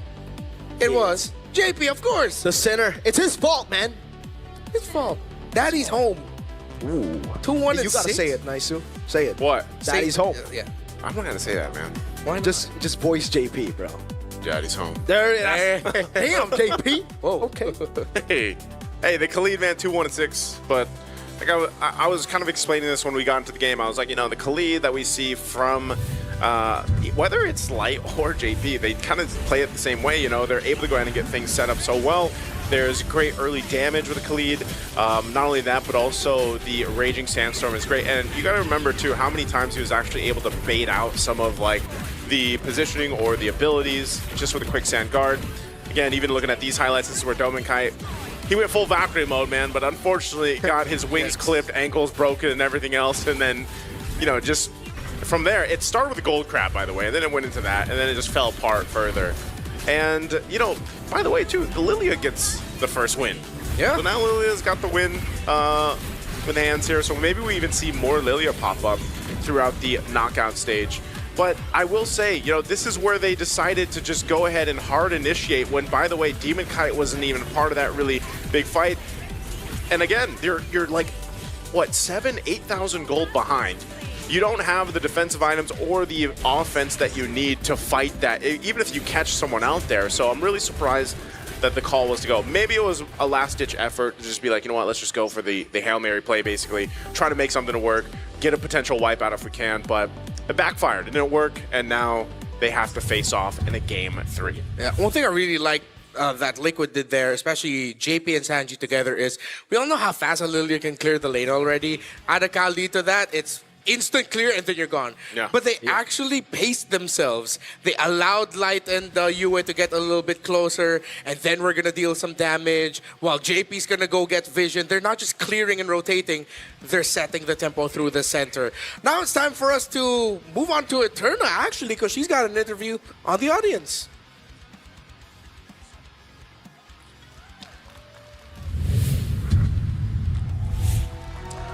It is now 1-1 between both Filipino representatives with TLPH as well as Aurora from the Philippines.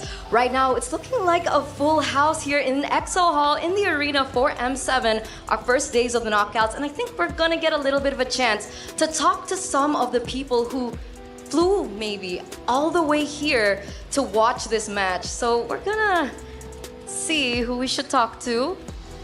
Okay. Hi. Do you have a moment? Okay, could you stand next to me real quick? Hi. Hi, What's your name? my name is Calvin. Calvin, where are you from? I'm from Indonesia. From Indonesia. All right. Dari sini ke sini jauh nggak? Was it far for you to come here? It's about 1 hour. 1 hour. All right. So it's not that far. It's not that far because I think we have some Filipinos in the building as well. But of course, you still came all the way here. Can we ask why are you here? Well, obviously, are you a TLPH fan? Yes, of course, TLBH fans. TLPH or TLID? Team Liquid. Team Liquid. So in general, okay, he's a supporter of the Team Liquid organization. So right now, we're looking at 1-1. TL came back in game number 2. How do you think about the match right now? What do you feel about the match? It's so insane. I think in game 3, it will be insane. Game 3 will be insane. Honestly, I think everyone agrees with that. Final message maybe to TL right now who are still trying to get that last point in. Pardon? Do you have a message? Ada pesan nggak untuk Team Liquid yang lagi bertanding sekarang? For Team Liquid PH, fighting. Fighting! All right. Thank you so much, Calvin. Let's see if we can talk to someone else before we head into our next game. Wow, all right, TLPH and Aurora, hi. Can I talk to you for just a minute? Hi, what's your name? Oh, be careful here. What's your name? I'm Angelo. Angelo. Okay, Angelo, so I'm guessing you came from the Philippines. Yes, I came from the Philippines. All the way from the Philippines. All the way from the Philippines. You flew here just for this match or you've been here for a while? I will be here for 10 days up to the Grand Finals. Wow, all the way to the Grand Finals. You think TL or Aurora will make it to the Grand Finals? Of course, I'm very confident. Two of our teams will be in the Grand Finals. 2 of their teams will be in the Grand Finals. What do you guys think about that? The Filipino fans are definitely raving right now. If I had to ask you to choose between both of these teams right now, who do you think will be moving forward in the upper brackets? It's really hard, but my heart and my favorite team is TLPH. All right. But I'm supporting both of them since they came from the both country. Of course, of course. So final message to TLPH, who are still trying to get that final point in? TLPH, I know you practice so hard. I know this match is also hard for you because we are fighting against same team in our country. But I'm hoping that you can make it. Hoping you can make it. Once again, thank you so much, Angelo. I hope we get to catch up later on. But it seems like the players are ready. The casters are also ready. So we're going to throw it over back to them to break down this next game and to see who will take this next game. Will it be Aurora or will it be TLPH? The Philippines was mentioned. I just have to, man. The Philippines was mentioned. What are you doing? What's that? It's like, What's that? oh yeah, you're half Filipino. That's why. It's this. When the Philippines gets mentioned, bro, you gotta just imagine the flags up there. And it's like, I want that. You're in the theater. Yeah, I'm in the Because that's theater. usually where it happens. You're in the theater and you stand up.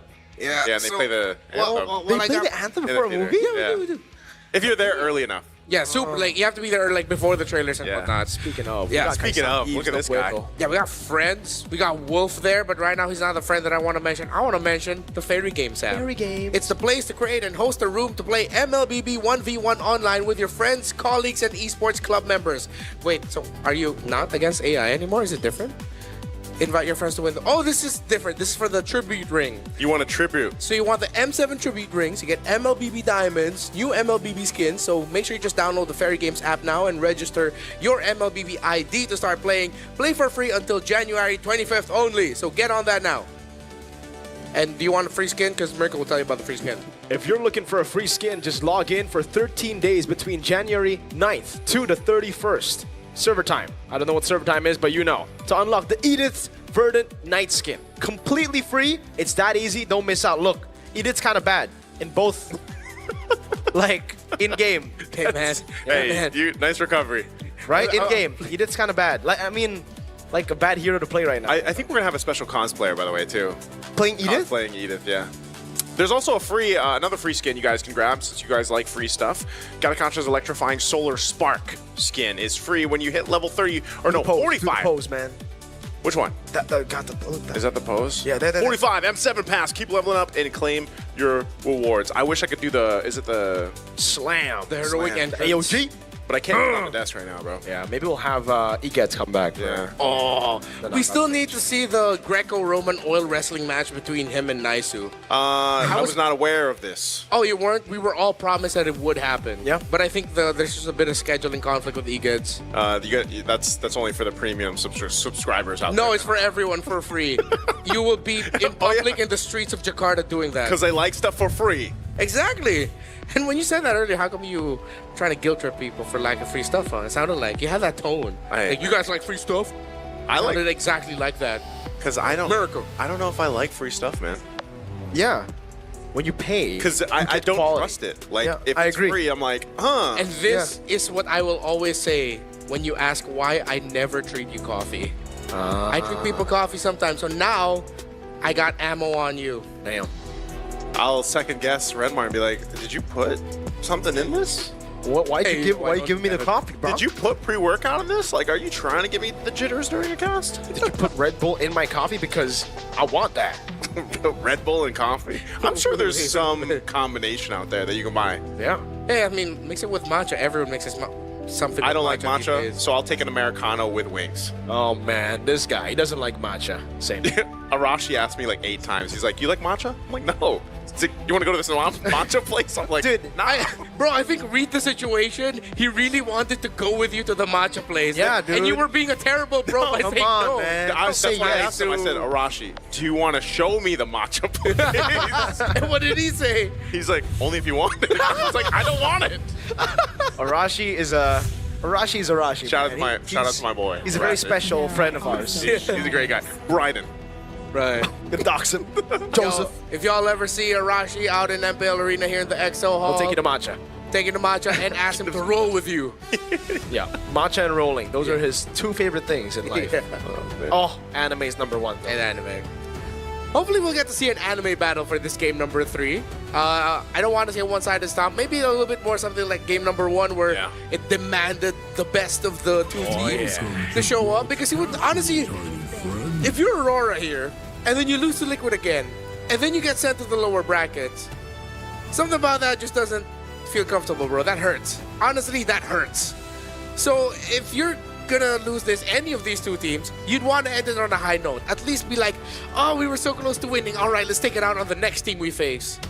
Yeah, it kind of feels weird. I feel like it's literally that meme of, oh, here we go again. Like, if that ends up happening, they are going to be on blue side. They'll get priority. They go with the Jushin ban here. I'm wondering, since the Grok was banned out, maybe they just end up picking an Eve. We have continuously said, man, the Kalea has been slept on. Yeah. I'm not sure if that will end up being picked here. Where is she? Where is Kalea? Why is no one drafting her right now? Yeah, we saw Cho over at Kalea earlier as well, and that was last pick, and the Kalea was still open at that point as well. I really hope that TL, if they do want to pick the CC for OHEB, I really hope they have a combo this time around, because the last CC pick felt very, very forced. It looks like there's also something about the team fight of Liquid where, and how they've been playing, they're not really going for the long all-ins against Aurora. All throughout the series, it's been crafty. They're willing to give the Yuzhong again to Edward this time. Are they going to run it back? Yisun Shin Farsa? This time there's no Grok. Yeah, the Eve is open. It's open, so... Yisun Shin Eve? Yeah. Where do they go Lance, bro? It's better against the Yuzhong. It is. I almost wonder if they would even pick up the jungler right now. Like, they don't... so far, they don't necessarily... Like, they could wait till Red 3 if they wanted to. They could, but then the Lance could be taken away from them, right? Yeah, but even if the Lance is taken, I just feel like, again, like that matchup in the jungle, Karltizi usually has that upper hand in some way or another. So I think they'll decide if they want to go ahead and lock that in or not, or pick up something else before that jungle. What I know is if they... Okay, they go Lance. What if they go Lance? Is this Red 3 for OHEB? Because if it's not, then the next two bans are... I think going to be targeted down towards OHEB, because again, when he's not on the Cloud, when he's not on an orthodox gold laner, it does feel like he doesn't find the same comfort as a lot of other fighter golds do. Yeah, and generally if you're going to be giving the Yuzhong to the other side in the first phase, you'd want to get your gold laner already locked in if you're on the red side first phase, because at that point, the pool gets so small of heroes that can survive that dive to Yuzhong. At least you pick it up now so that you don't have to worry about your gold lane pick, and then you just adjust your roam and EXP so that that's one of your ways of handling the Yuzhong a bit better. Yuzhong and Cho together has been a combination rising up in M7. They pick up the Kimmy, and just like that, Khalid, instantly they want to match that rotational speed. So I think Liquid are leaning towards that idea of, okay, yeah, they're playing with an Eve, but they always have at least 2 to 3 heroes that can do crafty stuff around the map. Either you're constantly invading, you're constantly split pushing while returning to the rest of the team, so that Aurora aren't always going to be in that thick formation they love. The hard part about it too is, in terms of like crafty things around the map, Karltizi with a Lancelot can do that anywhere. And, you know, for the most part, again, not only trying to control him within the jungle, but also keeping control of the map is going to be something they want to watch out for. Granger being banned out here, this is going to be very interesting in the gold lane, man. I feel like because both gold laners don't have their picks yet, and we might even potentially see more gold laners banned out. Granger goes out, Claude, maybe the Hair? I think Aurora have the ban Harith. Yeah, maybe the Harith, like, as a last ban. They'll go with the Lapu Lapu. Since those, even for Sanford, I don't know, man. Are we actually going to see Sanford on the Uranus again? Honestly, not bad. Again, they have the Khalid as well, right? So, hey, they have the combo right now. And Aurora don't really have any shred. If they ban Carry, then I think it's kind of like almost guaranteed. And then they pick up the Harith. They go Uranus last pick. Yeah. The Uranus also allows them to do that in and out of team fights. If they end up picking something like an Alice, it's gonna be all in for sure. They can also go Esme, right? Like, doesn't need to be Uranus. Yeah, Uranus has been amazing, but the Esme is... Oh, never mind. They banned him. So they want the Uranus without the Esme on the other side now. Okay. The Uranus Khalid, and then they just readjust their gold lane Doesn't pick. this like push the Harith even more? Like, okay, we want Harith. We do not want to deal with Esmeralda. Yeah, you have the Eve with you. You don't have to worry about high loss getting picked up here unless there's a super sudden flex by Dominkai to put that Cho gold, which we most likely will not see. So yeah, if Aurora don't ban out the Harith, it's just gonna be a free one for Oheb. Let's see. Yeah, that's why I think you gotta really decide on this last ban. It's gonna be the glue. So they are gonna go for utility jungle. That's what they're looking for. So yeah, I think here you just pick up the Harith. Yeah, you can pick up Harith. Lock that in. There we go. So Harith locked in. Now, what does Aurora pick up for the last 2 picks? Do they have something ready for this? Cole? Yeah, like, I don't know, man. Is it just going to be like a Baksha? Because it's gonna be fast, man. Yeah. If they go fighter, usually someone... Was it Ruby Gold that people would pick if they see a Harith on the other side? There has been, yeah, like Ruby Gold. I don't really think it's that good, though. And, yeah, definitely not. They still won't have any shred, and we know the Uranus is coming in. Oh, this is a tough decision for Aurora. What are you going to end up with? Is it off Scold? Yeah, I was thinking that because it's hard to, really hard in the mid later on. Against the Harith! The joy. It has to be physical. Are they just going to go Moscow for fighter? Back to the Freya. He decides to go again. Bro, TL, they can still go Uranus if they really want to, right? Yeah. But I think now there's also a pretty good reason to go Phobius. Yeah. Lots of dashes. You're going to be very happy. So it's good they held on to the XP pick. And it's a Khalid heave, so you should be able to get Prio in mid straight to rotate to XP, and then you get Prio for the Phobius, sorry. Phobius. 2 schools of thought. Are you going to have a frontline anchor, or are you going to have someone that can just also be aggressive while doing it?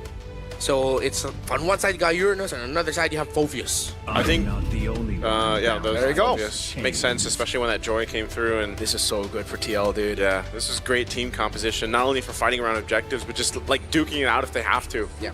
They have a lot of tools available to them, and even some comfort picks available to them. So this is, again, I just gotta say, it's gonna be hard for Aurora, especially if Demon Kite falls behind in the jungle just like he did in the previous game. I feel like that potential to punish is going to be there. Again, even with the lineup rating favoring Aurora, it's just the execution is one of the biggest things here for them to make work. There's one thing you always have to ask when there's a joy in your lineup. Can you get that great early game, that moment that almost every joy has, where you get a double, where you get a triple, you get your items quick, and suddenly you're dancing with joy. All puns intended. But at this point, the question now needs to be answered with a definitive finality, as in this game number 3, it will be decided which one of these two advances and continues their upper bracket journey, and who will have to crawl through the lower bracket. Can you King Kong it, man? King Kong it. King Kong the joy. King Kong the joy. That's the new verb now. Yes, sir. Oh, man. It's like Kelroying the Beatrix. Kelroying the Beatrix, yeah. Beatrix. You know, with this too, I would say it's either way. I feel like it's hard to be someone cheering for the Philippines right now, because you've seen this so many times, and you're like, you know, you're down to 1 game again. And honestly, with both lineups, I could see them both working out. It's just, I think even this time it was like Demon Cuts. I gotta have something that can match the speed of a landslide. Whoa, Edward. Really wow. Petrify coming down now. JP trying to deal more damage, but that is such a big win for Sanford now. Because look at the wave. He's going to deny as many as possible. Yeah, he already denied 1 melee minion, but Light's here. So is Demon Kite, but yeah, I don't think anything's going to happen there. Taking a look at the emblems, you can see Sanford pretty much going this full. He's got the Brave Smite, Firmness too for a little more tankiness, Festival of Blood. Yeah. He's going to be fine, at least in that lane matchup. He's going to be pretty difficult to kill, and he's going to have so many options to kind of reset, use that Infernal Pursuit. And even so, little 1v1 at jungle. I don't think Demon Kite's going to let the same thing happen to him in this game that in game 2. And it's not just that. It's I think Light and Yue are going to make sure that Demon Kite does not get rooted in the jungle by this Khalid. So they're really pulling Liquid away from Demon Kite. Whoa. Dome actually cut the wave earlier, so he's going to look to rotate. 4v5 and Turtle 1, I think. Well, they want to secure this if they can.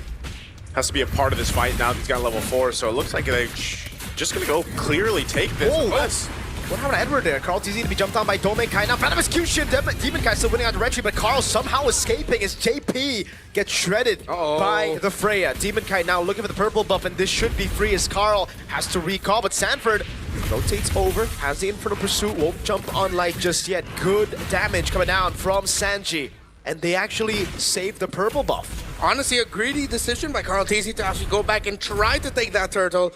And now their jungle gets pressured. He'll still be able to get it. Still would have been way worse for Liquid if they did not handle that correctly. Not only that, would have been way worse if Aurora Gaming decided to stay in that purple and then get punished. So they take the bit of a lead that they got off the objective. They get back to the lanes. And yeah, it was a good decision from Dominkite to rotate for that. You can see building in, it looks like he's going to be growing that Corrosive Scythe first, just like we saw him. But he's even got a bit of a lead now in terms of gold against OHEB, which is expected. Picks up his Corrosive Scythe now. And so you can expect that kind of rotation to continue to happen even by the next objective, which is still going to be cross-side of the map. And so it's just a kind of a waiting game for OHEB to scale up, but there's a whole lot of attention up here right now. Yeah. Erosion Scythe all ready for this Freya. Dominkite much more free this time to farm, much more comfortable. While Liquid cannot find an opening similar to their previous game. Again, Light and Yue doing really well right now for Dominkite Doming and OHEB dancing. But they both know that they're not going to get a kill there. Yeah, it's just one of those things, again, where it's like both the teams will like to fight around the objective. Oh, JP. Valkyrie's Descent getting him out. Raging Sandstorm though locks him down, but OHEB does not have some on force, and JP's gonna be caught in a tough spot now. Oh, the turnaround! Doming 2v1 winning it out, forcing a flicker out from JP. Hey man, that's the power of the Valkyrie right there. No kill secured. Good thing he didn't continue to put pressure on it. Stays alive. Turtle's up now. Oh, so much damage. Cancel on the Black Dragon for him as well, but Sanford will keep it now in front of pursuit onto the Dragon in the air. Carl looking for the angle now, jumps in all the way. That's a Phantom Execution retreat battle win for Carl. And Edward was too low. Sanford cooked him. Demon Kai, can he dash away? Sanford has the dash, and he cancels the dash. Gets the double on a Phobius. Oh, that feels bad for Aurora. The consolation prize, Dominkite gets a little extra gold on this top tier 1 turret. Wow. But man, that was just kind of disconnected in the way they wanted to go. Yes, they got the Sanji to burn the flicker because of the kick coming through from Light, but then, yeah, Edward was too low to really try to contest that. They came down to the retribution. Was that also, yeah Carl T is going to continue doing this, man. Bro, that was nasty, man. Everything was going so right until now. It's led to this. No purple buff on Dominkite. They lost the last turtle. Significant progress in the tower up top. And now Liquid setting the tempo. They have to time their entries a little bit better. Light, I get why you were going for the kick, but no one else was close enough to actually try and follow up. And I think he missed that initial kick because I thought at first, like, oh, maybe he purified it. No, he's backing Flicker, Sanji. Yeah. So that means there was a moment where Light decided, oh, am I gonna kick? Am I not? Okay, I'll kick. Oh, but he already flickered, and then he changed the direction. Yeah, I'm surprised he has the flicker. Don't we usually see Eves with the... I guess it depends, but yeah, purifying flicker, but Sanji relying on that. So far, so good. Hasn't died either, so... he's been pretty good on point with the RWMs too. You can see he's got the glowing wand locked in. Starlium Scythe now for OHEB, so a lot of these first items coming into play. JP sticking with the shield here, still building into his first. Probably going to go with a bit of a, like we say, Chop Suey build until his first item. Dominkite does have the Genius Wand, which him and Yue can work in conjunction together, but so far, it's mostly just getting somewhat of a favorable fight, and that seems to be really difficult for them if, you know, they don't get that set off that they're looking for, or they don't have that space around these objectives to look for, just because of the durability that this lineup that Team Liquid has between the Phobius and even to an extent JP. And so it's a little bit more finesse, I feel like, that's needed from Aurora Gaming, because if Edward is too low, this kid, man. You're pushed off of this like this. Oh, actually uses shoulder bash onto the turtle. Now goes in. Skill 1 for the person coming down as Dominkite tries to dive in, but OHEB is able to purify. Outraging Sandstorm! from JP! Big furious dive, but that lockdown saved a lot of them. Sanji still able to flicker out now as Edward gets isolated and now taken very low. JP again gonna be looking for the play. Yue goes in, Sanford will survive. Yue able to pick up the kill as Carl goes in, but the void blast from Sanji should and will take Yue out. I feel like both teams thought the fight was over, and then both mid laners were like, nope, it's not. They come through, end up capitalizing a kill. Turtle's still up, but TL definitely had the upper hand in that fight. A great set with a Raging Sandstorm from JP, and they get back to it. Yeah, Dominic with the initiation, but after all of that, Liquid had to expend a lot of resources as Aurora Gaming will be able to get this last turtle. Unless JP miraculously steals it away, then I don't know. No way. No way he's gonna even try. No way. Good recovery by Aurora there in the end. Domeng now dancing with Oheb. 1v1, 1v2, Light. Oh, the kick is off, but they're gonna go for the dive anyways. Oheb cut to bits. Great read on the situation by Domeng to push it. And Light being there meant that that's an easy take on that Harith, and that's gonna be another tower. Aurora are still in this and they're recovering. Great take there on the turret. Skypiercer now online as well for Yue. Traction Pulse thrown out. Sanji, no flicker, has the RWM. Can he use it in time now? Sanford trying to peel for him as Sanji goes in. The kites away from the back line, goes in for the RWM with Petrify, and the Furious Dive will lock on too. That's Edward now. Sacrificial lamb for the kill on Sanji, but they'll get a turret off it. Carl. Is he going to chase him? I don't know. Yeah. So that all that, they lose a couple bodies, man, but they went for the tier 2 turret. I'm not sure if that was completely necessary, if they had to do all that just to get the tier 2, but it does open up the map a little bit for them now that the Lord is going to be the next objective in about a minute here. So, interestingly enough, take a look at the items. You've got a Divine Glaive for Central. Okay. All in again onto Carl Teasy with a good puncture with a Phantom Execution. Gets him out. So many things were thrown out there. I'm surprised that Carl Teasy only just got like a little scratch. Yeah, dude. That's everything. He's so calm, man. Power of the Lancelot, man. He is Power of the Brute Force Breastplate as well. Yeah, well, that's ADR, the iframes. Light trying to find an angle, could not get it. You in trouble. Wow, Oheb also well to the Bond Force. I thought they would be happy with that tower. Yeah. I think they just want to go ahead and keep Aurora Gaming in check, saying, you know what, we will still fight if we have to. That is a Holy Crystal now picked up here for Demon Kite, so damage potential going to be pretty good now on this Joy as he's got the 2 items locked in. Light now having the Conceal available. This is what we usually see, especially as the Lord comes up. Some of these off angles, if the roamers can set things up. But with the tier 1 turret still up for TL, they have a bit of a minor advantage when it comes to what they can work with. So space-wise, they'll play into that. I'm wondering how Aurora wants to approach this. Again, they forced that tier 2 earlier on. I'm not sure if they'll continue to put pressure there, why the Lord is fought for, but so far a lot of focus up here on this top side. So I'm happy that we're getting the game that we were looking for, competitive, very close, that it all boils down to the little moments, the good things or the bad that stack up into the result that you would want to see. Good handling of the minion wave in mid by Aurora. They'll need that, because if sometimes Team Liquid they're more than happy to give up that Lord if they can just continue pushing down mid, and then as you're backing away from the Lord, they'll come back from behind you through your own purple buff side. But they're also handling the bottom side really well, meaning Oheb is stuck at bottom, trying to manage it, continuously making it 5v4, 4v5, as it's Domeng who frequently goes to the bottom lane.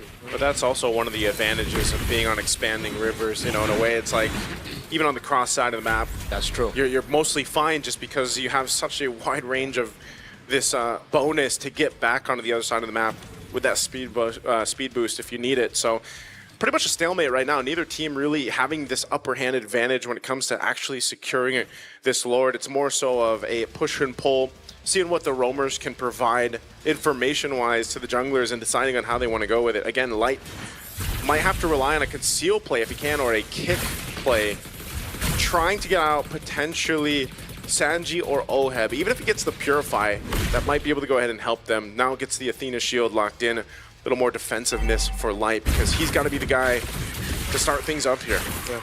Both teams playing the far lane pick-off, the slow management to see if they can find an opening where it'll suddenly be a 2v1, catching off someone. in the current rotation of who's gonna manage, who's gonna clear, and vice versa. But Liquid has started off this Lord. They're rushing! Yeah, they burst out the Lord. Aurora couldn't even time it that well. They didn't know. Sanford flickers out of Jikundo. Light looking for it. Edward with a jump. No, he saves the jump. That was just beautiful. Team Liquid utilized the slow push by Domeng in favor. Oh, Carl wants more. Thorn Rose doesn't land. Demon Kite with the electrifying beats. Again, I know it's a small thing, but the upper hand of having that tier 1 turret up still kind of gives you that opportunity to make plays like that with map pressure, and that's exactly what TL did. And then by the time Aurora Gaming realized, hey, they're taking the Lord, they were too late to the party, so now they have to deal with this Lord. I was in the same mindset as Aurora. I did not expect Liquid would want to rush that. Yeah. But they did, and now it worked out well for them. And just like that, rug pulled under our feet. Carl TZ getting dove on. Venom Execution. Back in again. Oh! They're getting away. Raging Sasson, what a bait! Domenkai has to use the ultimate. At least it's not horrible for Aurora, despite the bait coming in. But it is kind of bad still. Lord was able to charge up top, and now the tier 2 in the mid lane has fallen. They're going to be able to go for the siege now with the Valkyries, the set still being down. Oh, man. I don't know if we'll have a replay of that, but it's always great. It's always a treat to see Lancelot in the hands of Carl TZ here. He's able to just go ahead and escape so much. And, you know, again, that's why I even wondered yesterday why we didn't see Lancelot pop up in some of our games. But, you know, you're able to go ahead and avoid so much with Thorn Rose and the puncture. Dude, Carl TZ has been baiting so much. Yeah. He's a master. He is. Really good at it. That's why he's the GOAT. Bah. Is that what a goat sounds like? That's what you say, man. I did not expect the silence to get broken by a man. Hey. A bleed from Naisu to cut through the silence. That was Mirko, man. He only talks about the ghosts. Let's look at the replay. This is what I was talking about, though. Look at the Carl TZ. All right? Look at the moves. What a baiter, man. Look at that. Oh. The master. And then the Thorn Rose. Oh, we missed the Thorn Rose. Yeah, the masterful bait. While here, Naisu, the master bleeder. Like a goat. That's right. what you call it. The gloat. Right. B-L-E-A-T. Yeah. There you go. But, I mean, we got to credit JP also for saving him with the Raging Sandstorm. It wasn't all the goat. It was also the goat's dad.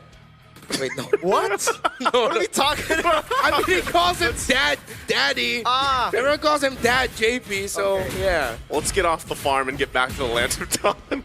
Hey, man, with how Liquid are farming up the map, it still also looks like the farm here. That's true, that's true. 20 seconds from this Lord coming up. All this, by the way, across the map has basically got them this lead they've built up. You see the base turrets still standing, but the shield's all down and everything else. Win a crown here now, too, for Sanford. This Phobius has done so well throughout the draft, providing so much of that tankiness and that front line that TL can rely on. So this is going to be a difficult one. Lord started up. They'll take their time with it, too. Look at JP's positioning. He's got the information he needs. Domeng is around the corner.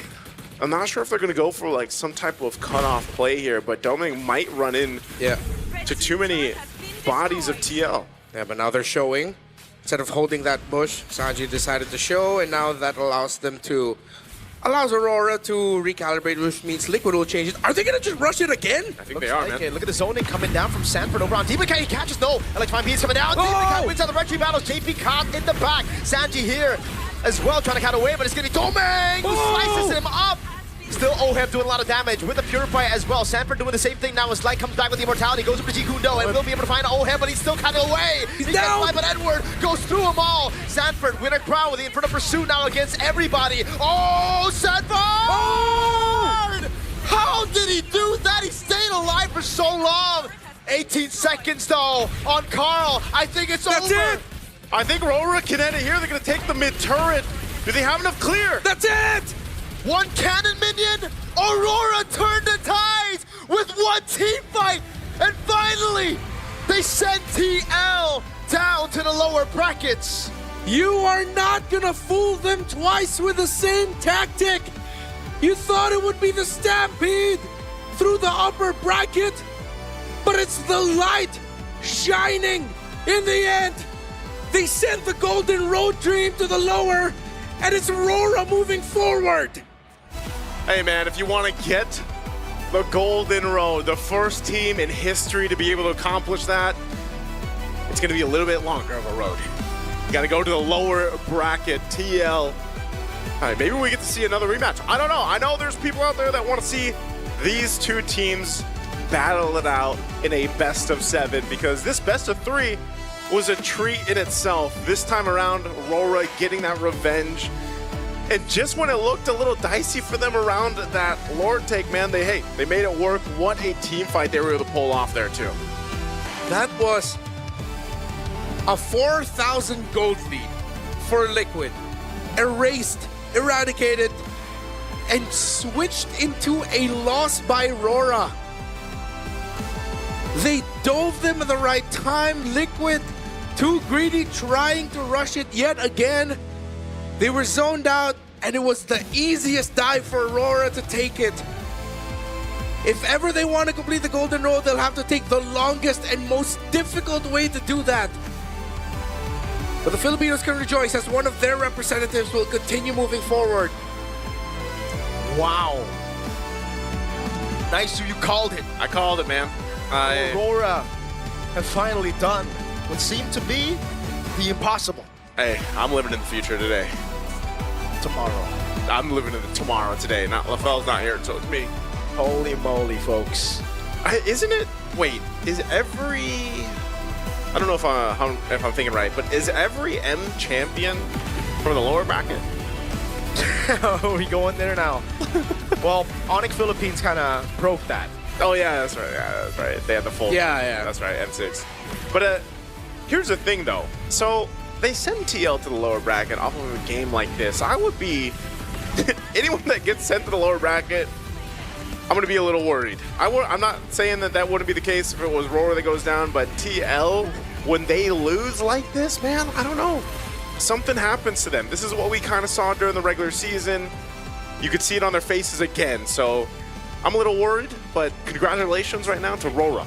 Dude, that last play looked crazy. Yeah, when you try to take the honest road against Aurora, it shows exactly why they have more than mastered the basics in team fighting. Aurora on the stage with Eterna.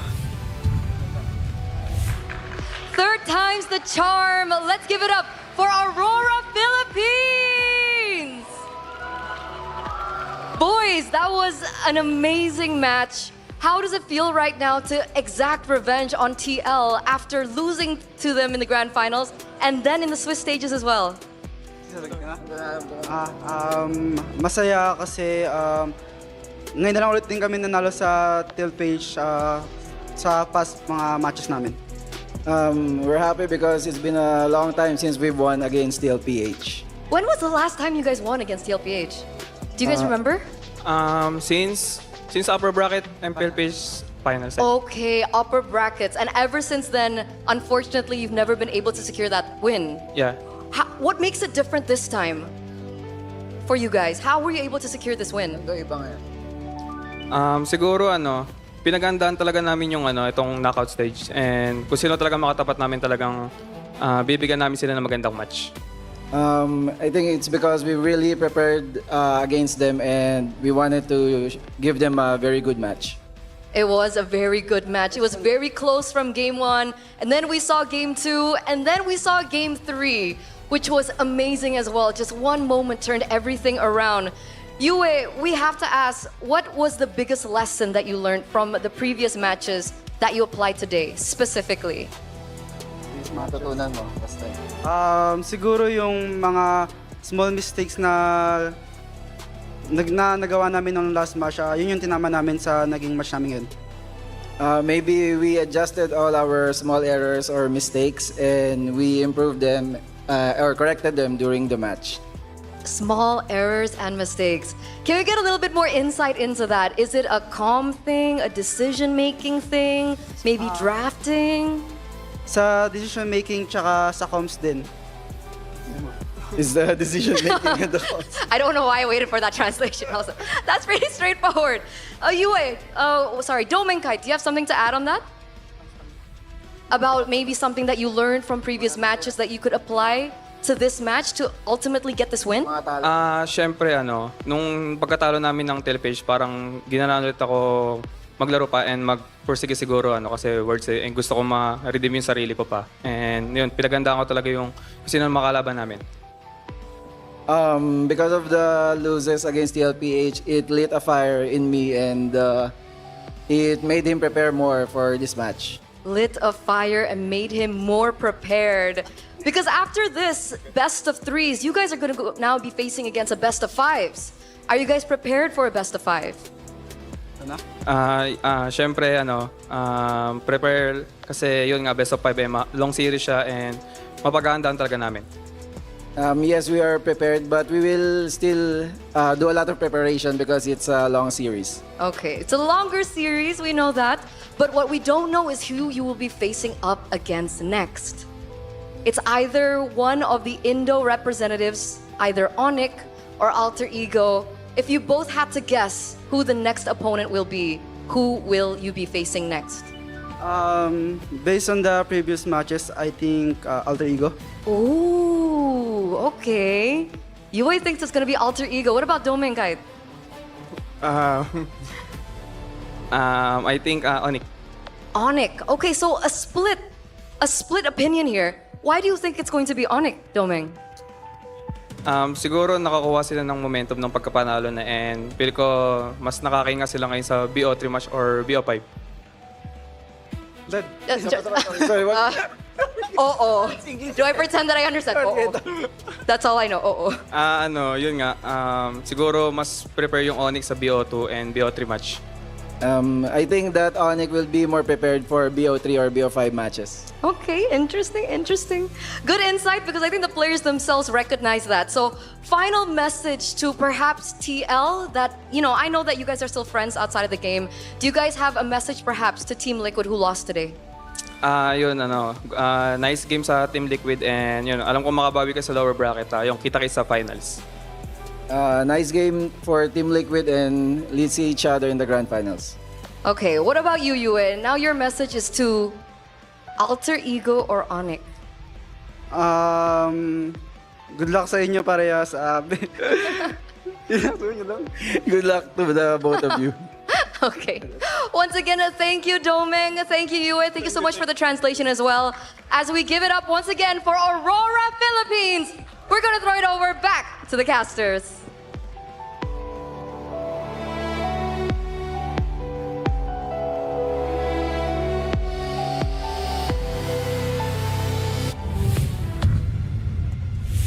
Doming said there, good game.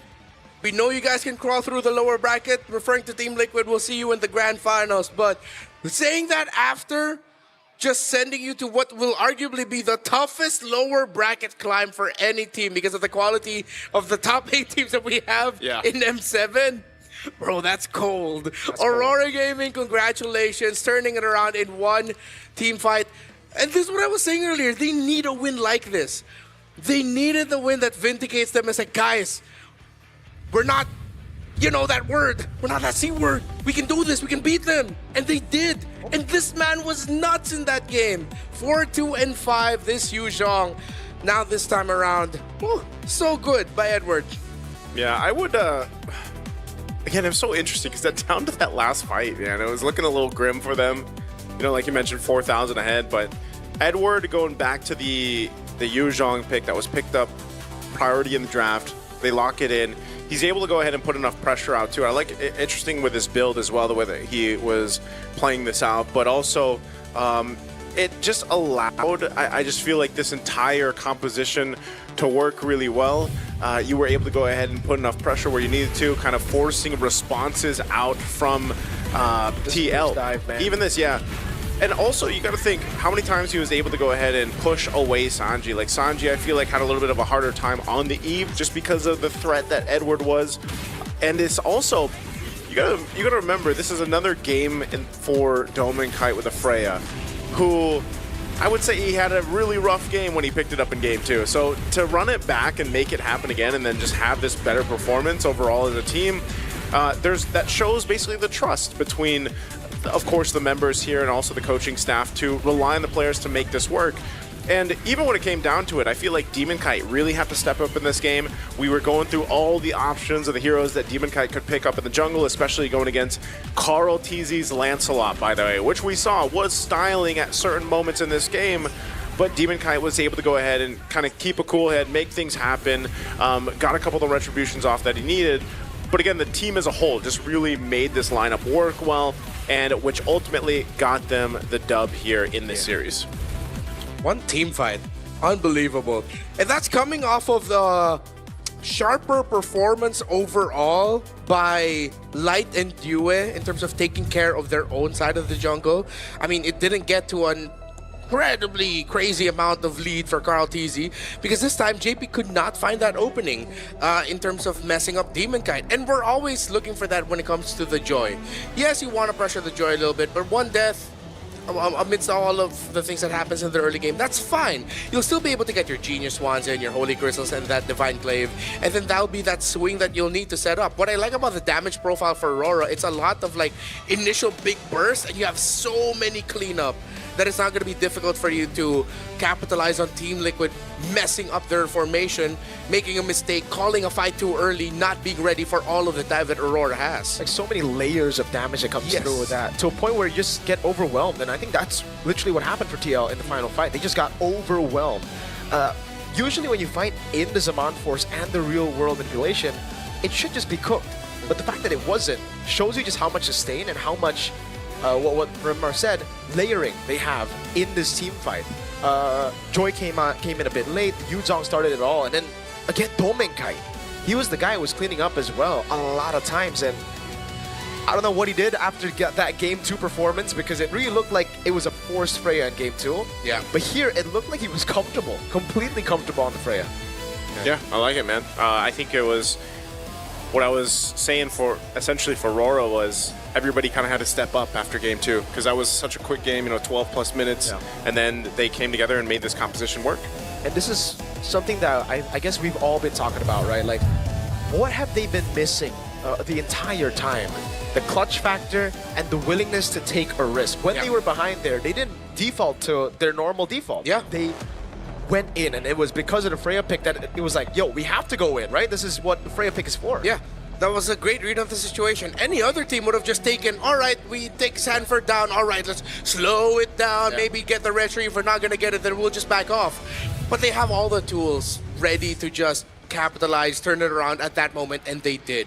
And that willingness is something that you see in a lot of the other teams here, also in the top 8. Alter Ego are a team known for willing to take that. SRG, ONIC, and all of them. Once again, congratulations to Aurora Gaming Philippines moving forward. They will face either Alter Ego or ONIC, and that match will be happening, not next, but later tonight. But coming up next, we get another Aurora matchup. It's Aurora Turkey against Yangon Galacticos. I feel like this is the perfect test for these two just to see on the level that they actually are. Absolutely, man. This is going to be a banger matchup. Aurora Gaming, known to be very good when they get their comfort picks. Meanwhile, Yangon Galacticos, they're full cheese, baby. It's good for a best of 3. Yeah, and I'm sure it's going to be a banger. We'll see you in just a bit after this break.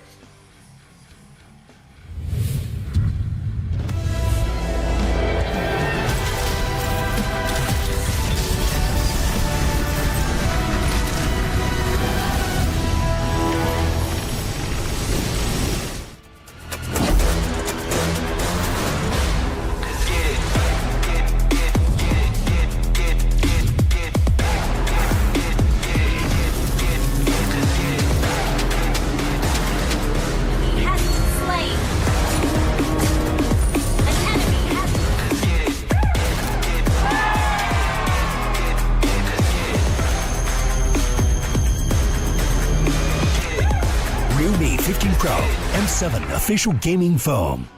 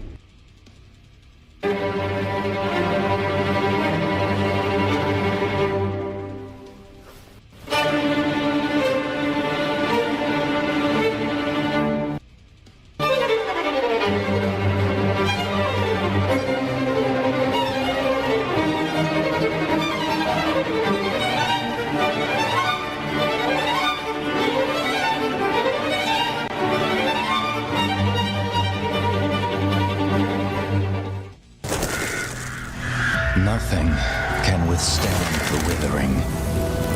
Against the endless erosion, my strength grew weaker by the day.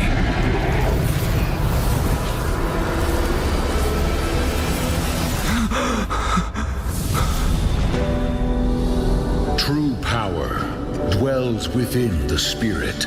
Try to embrace all that you are.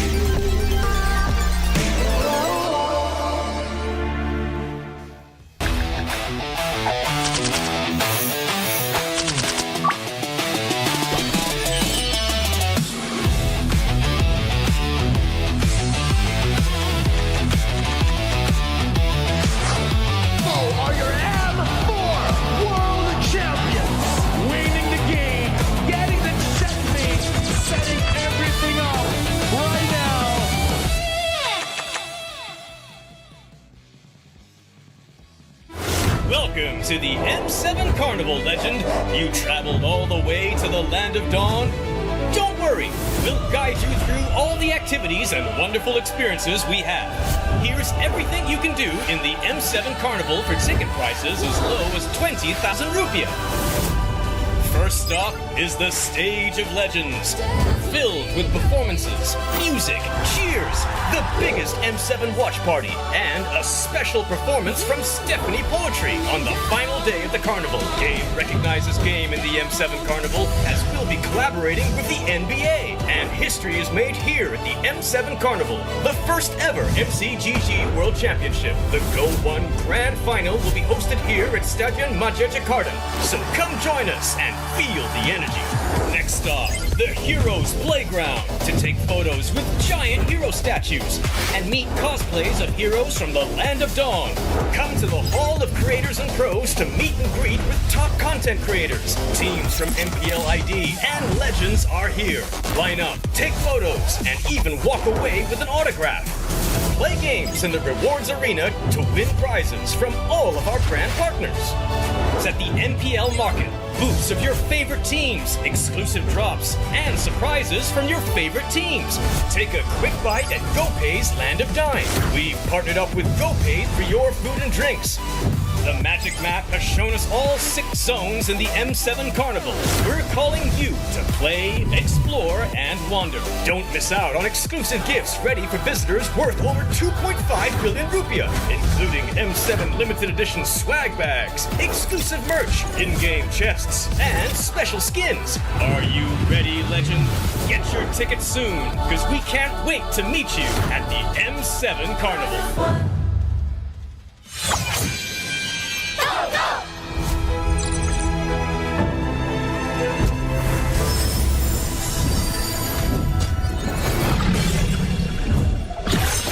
Rise beyond greatness and reignite it.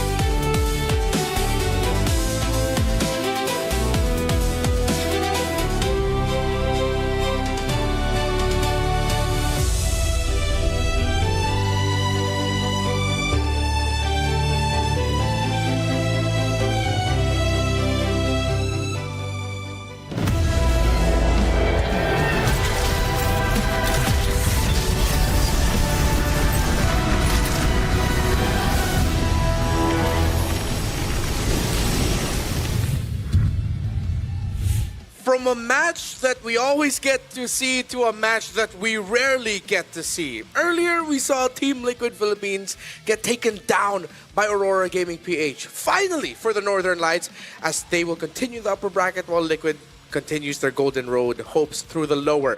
But now it's Aurora Gaming again from Turkey against Yangon Galacticos. And yeah, I'm hyped for this one. I think this is the one that we could potentially see some crazier aspects of the M7 come out, but also in a cleaner fashion. Yeah. I think for Aurora Gaming versus Yangon Galacticos, again, we brought this up a little bit earlier, but it's kind of that. It's kind of like comfort picks versus wild picks. And we have seen a lot of wild picks for Yangon Galacticos. Even learning the Freya. Stitch played a really good Freya game against the Claude. Even from Royal Turkey, man. Like, I feel like if anything was, if you look at the first match, it's like it's high level, it's standard, you know, it's very macro-centric, great team fights and everything else. This one, a little more curveball-y because you have a lot of great picks coming out. Wasn't it also, wait, was it TNZ that brought the Harley? It was TNZ yeah, that the brought Harley. Yes, sir. Like, both teams have some crazy things in their pockets. Like most teams, they've got deep pockets when it comes to hero pool. These guys have extra pockets, I feel like. They're from 2 rising regions and they only have one path to glory. Just get victory. It's Turkey versus Myanmar on the surface, but deep down, these are 2 teams from regions that for quite some time now have been trying to break through the powerhouse ceiling of MLBB Global Esports. In Global MLBB Esports, you have the big 3. Philippines, Malaysia, Indonesia. Majority of tournaments are won by, or at least podium finished by teams from those 3 regions. But you see, of course, Team Spirit from ECA. Myanmar back in M2 was the runner-up to the Filipinos' Brent Esports.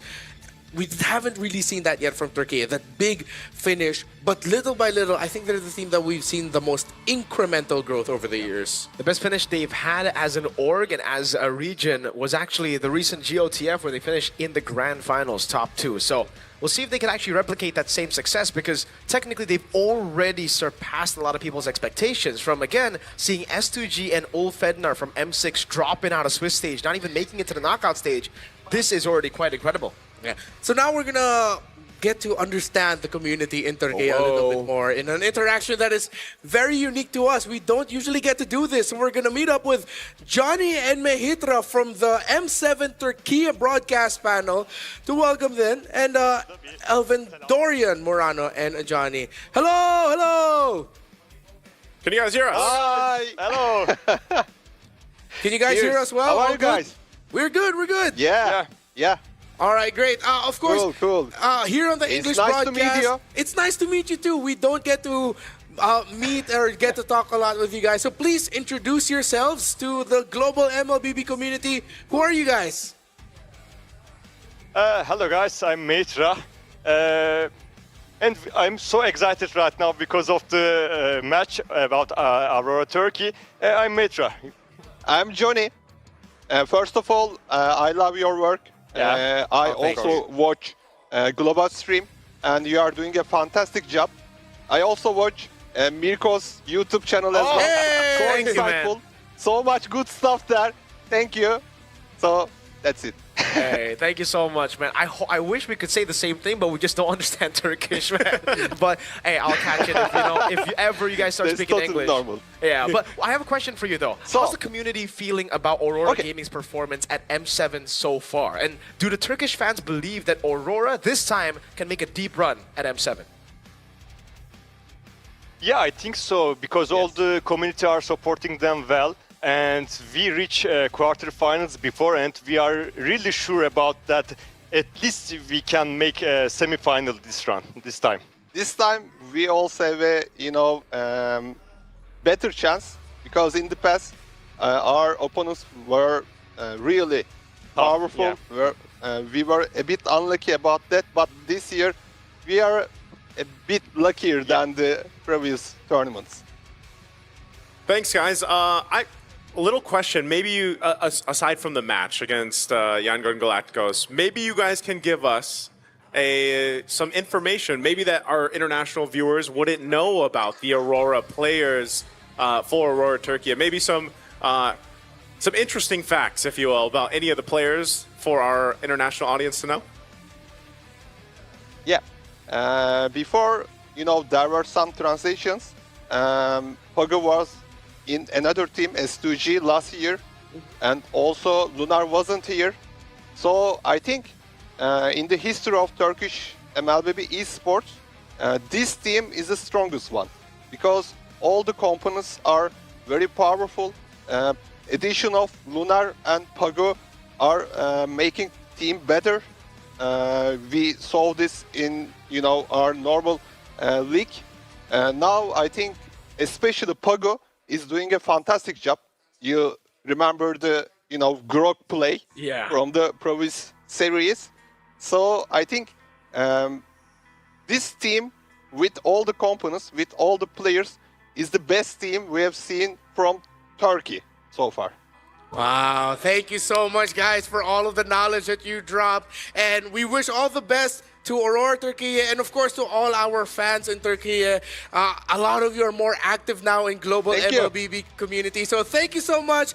Enjoy the cast, have fun, and we'll see you next time. Bye-bye. You too. Bye, man. Thank you. Thank you guys. Thank you. See you guys. Nice to meet you. Nice to meet you too. Nice to meet you. Again, it's rare that we get to meet the Turkish cast or something. Johnny's part of the Mir cult, apparently. Oh man, Johnny. I think he knows some of the real words you say.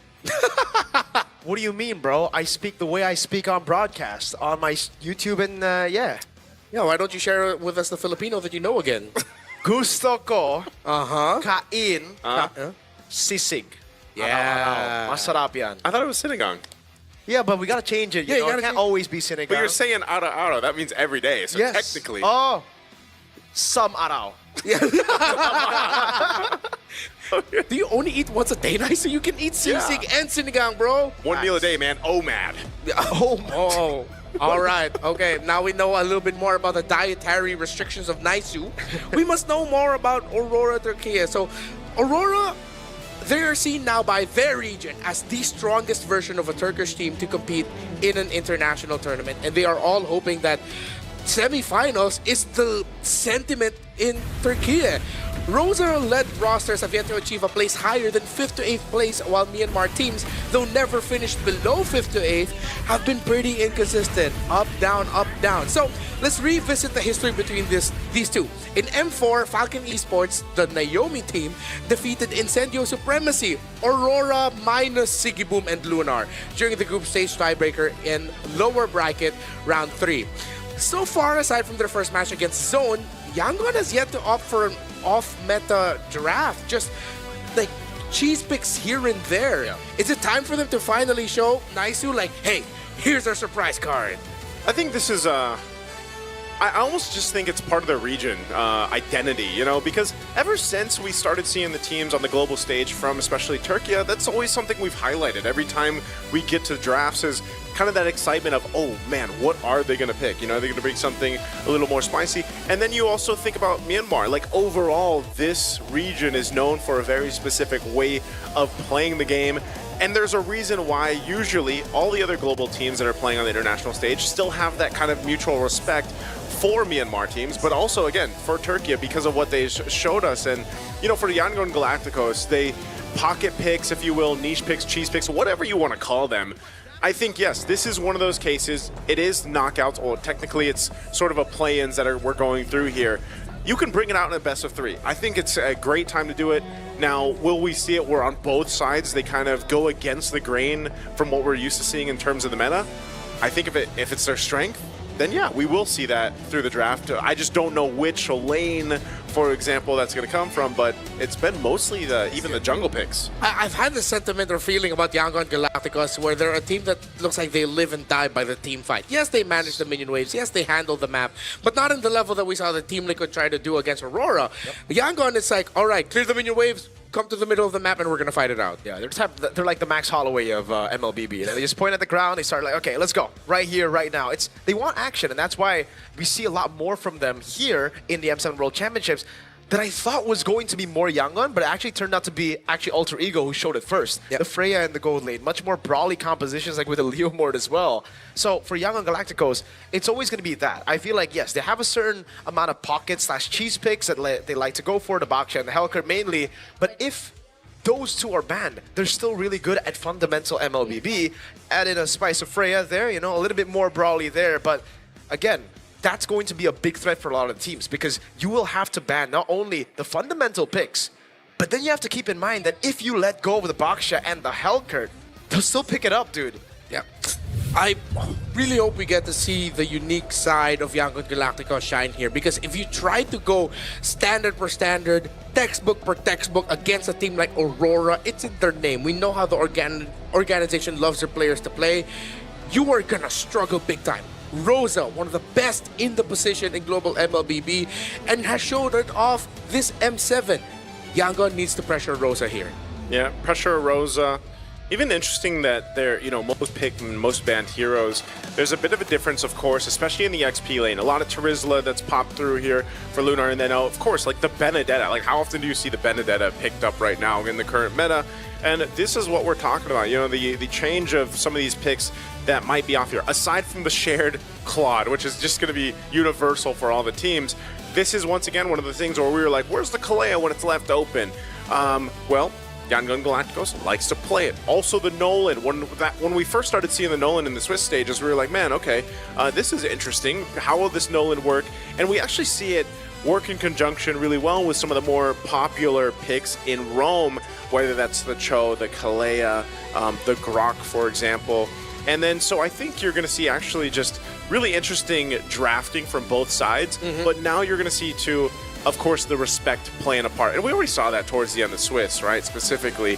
But even looking at the head-to-head here, Aurora Turkey has a majority of the advantage in terms of the stats across, just also because of the way that they've approached the games. And I feel like we mentioned, their incremental improvements over the years and all this like experience that this team and the individual players have gained over the years are just kind of shining now here in M7. I thought of something funny. What if, after all the things we said, Yangon Galacticos suddenly just have a huge Harley problem this series? Right? I mean, that pick showed up and just messed up. Who were they up against at that time when they brought out the Harley? I think it was it CFU? It was CFU. I'm recalling. Is it CFU? Team Falcons. Falcons, yeah, right. It was Team Falcons Mena, and then that was an MVP Harley performance. So if they overcommit and trying to ban out TNZ heroes, they still have that. And it was a quick game, if I remember right, too. Very it was a dominant game. That's what's scary again about Aurora Gaming as well, right? The fact that, right, they are a team known for comfort picks, actually. They do really, really well when they actually get their hands on comfort picks, but it's because people think of that they don't think of the fact that TNZ can and has played so many different picks in the past as well. He was the guy who brought Leomord back in M4 here in Jakarta as well when he was still part of Incendio Supremacy. Then we saw Amon a couple of times, MSC 2024 most notably, up against Selangor Red Giants, where they took the MSC 2024 champions to a full best of 5 with the Amon pick. So just goes to show you again, all that is possible with Tienzi at the helms in the jungle. Yeah, sometimes you really just gotta vibe and feel yourself, you know? Let the world see us. Don't forget that hashtag, man. Don't forget that hashtag. Yeah, when you post up your selfies and all that, go ahead and please do that. And again, there was a time where Aurora Gaming, in one of their many versions of the team, thought that, hey, having Rosa play fighters in the mid is gonna be a good thing to do for us. And Rosa was a pretty mean Terizla in the mid. They would play Terizla, Lapu-Lapu back then. About that. Right? And then they would make it work. So that's why I'm hoping Yangon Galacticos, if they have any more unique ideas like that, really show it. Don't be afraid to show it against Aurora, because that's how you get into the mind of a team that loves stability. Yeah.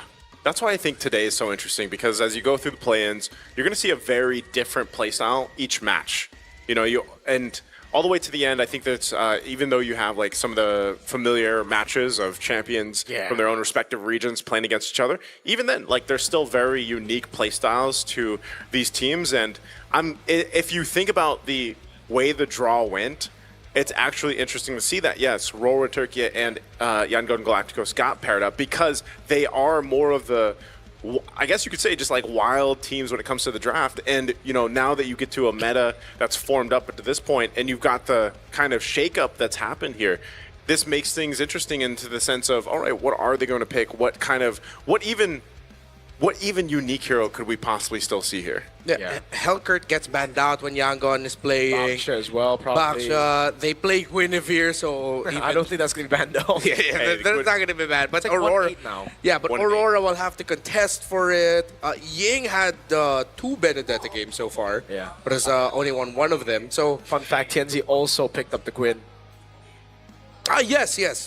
In the jungle. So the fandom war has begun, and you see the YG or our Myanmar crowd. The Burmese really just showing up big time for the Galacticos. I'm pretty sure the Turkish crowd is in the Turkish broadcast with Johnny and Mahitra. That's where true. they are. That's true, maybe, you know. And hey, we need your support in the global stream as well right now. YG, the Burmese, the Turks. It's time for you to spam YG or AUR.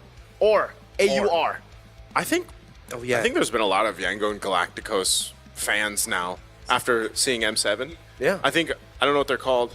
The Galacticos? The Yangons? The Yangons? I like to call them the Young Guns. The Young Guns, baby. Actually, that's fire. That's fire. Young Guns. Yangon Galacticos, that's it. Young Guns, baby. There you go. Hey, Young Galacticos seem very, very confident. I mean, coming into this as well, they were saying, right, in the pre-game interviews or the pre-game content that against ONIC, right? They feel ONIC are number 1 and they are number 2. They beat ONIC. Unfortunately, they dropped to Alter Ego, but it should still be a big confidence boost to go through the 2-2 bracket. Just because, again, a lot of teams from even last M series, M6, where 2-2 teams did really well in the knockout stage. Same goes for a lot of teams, I would say, who've traditionally gone through lower brackets. They end up having a really, really good run in the M series, or even in MSC back in the day when it was still lower brackets, to end up winning the whole thing. You know why? More games, more experience, reps. It's the repetitions, man. Muscle, creatine. Yeah. With the reps, you got in form of teams playing. So what is the protein of reps of in-game MLBB? Games. Let's do the team intros. It's time for them to walk in. It's Yangon versus Aurora.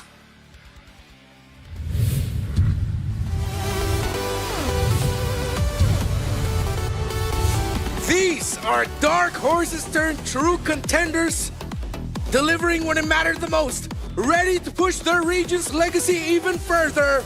Ying, Han, Lina, Blink, and Stitch, the pride of Myanmar, Yangon Galacticos!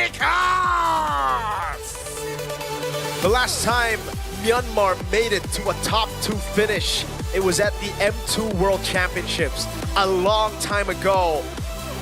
But according to most of the Burmese people, this is their time, YG, to make it again.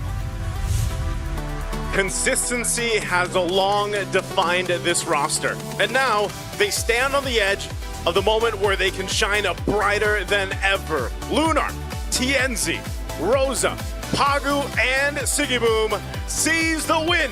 Aurora Gaming. The best team that Turkey has produced. Taking scraps and pieces and players from different organizations, meshing them up together and finding the perfect combination. With Rosa, Lunar, Sigiboom, and even Pagu from Poland swapping out Apex 47 into the coaching staff where you see him with Bagdelsef. And for YG, it's Coach Mars and Coach M-God. I'm excited for this one, as we have discussed for all of the reasons that we have already mentioned. But hearing the intros and talking about them, these are two teams from regions that have embraced them as the best that we have brought out so far. If that's the case, then I am expecting no less than 3 games. 3 close games where you see the best of Turkey and the best of Myanmar compete. So let's look at the requirements. For Aurora Gaming, TNZ, are we going to see a wider hero pool? We've only seen a lot of assassins and Guinevere. Is that going to expand? Meanwhile, for Sigiboom, man, I think Claude, for him, if they can, just take it. Just take it away, ban it away, do what you need to do. But I think even the TNZ point's a good point just because of the fact that, you played pretty much assassins. You don't have to worry too much about the Guinevere unless they make it work. Again, we've only seen that once, but across from them, for Yangon Galacticos, Han has been versatile, if I would say. He does tend to perform better on the utility junglers, and this is kind of the dynamic right now that we're seeing in the jungle meta. Some junglers opting for the assassins, some utilizing utility, even in a way just playing around that. And I think even for Stitch, again, another player that likes to go for the Claude.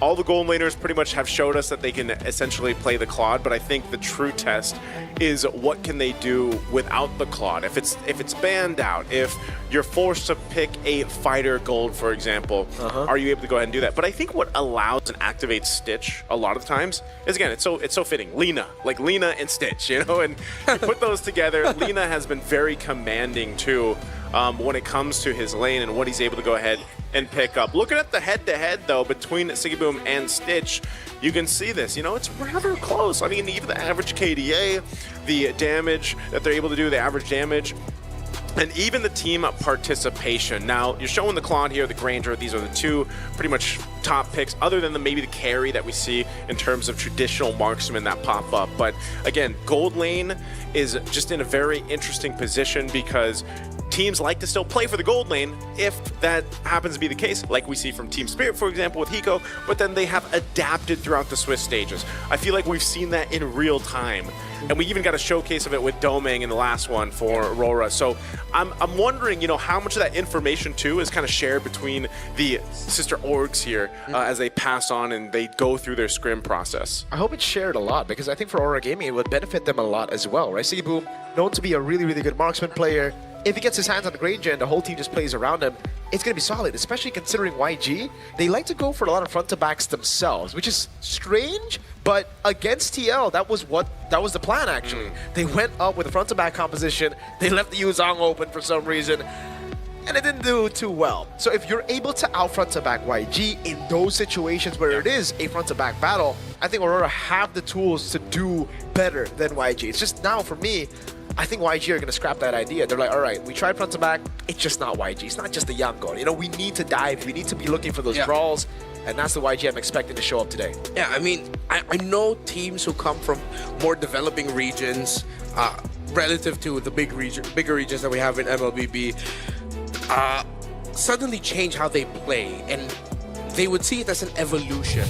But if that's not your main strength, and that's not the main strength that brought you here in the first place, then that's not an evolution, that's a devolution. You have to find the balance of embracing the best things of some of the best teams in the world while also keeping your strengths. One of Aurora Gaming Turkey's strengths is they love to play with multiple carries. It will never just be the TNZ show or just the Sigiboom show. Majority of the time it's the Rosa, Sigiboom, TNZ show. They have a lot of backup ideas. So if Yangon want to break that, they need to be able to draft a lineup here that can take out the main carries piece by piece, step by step. Coach Badgal Surfman, Helker and Baksha out already. Respect. Ever since, Blink's never got a chance to play the Helker again. He shouldn't have showed it against Zone, dude.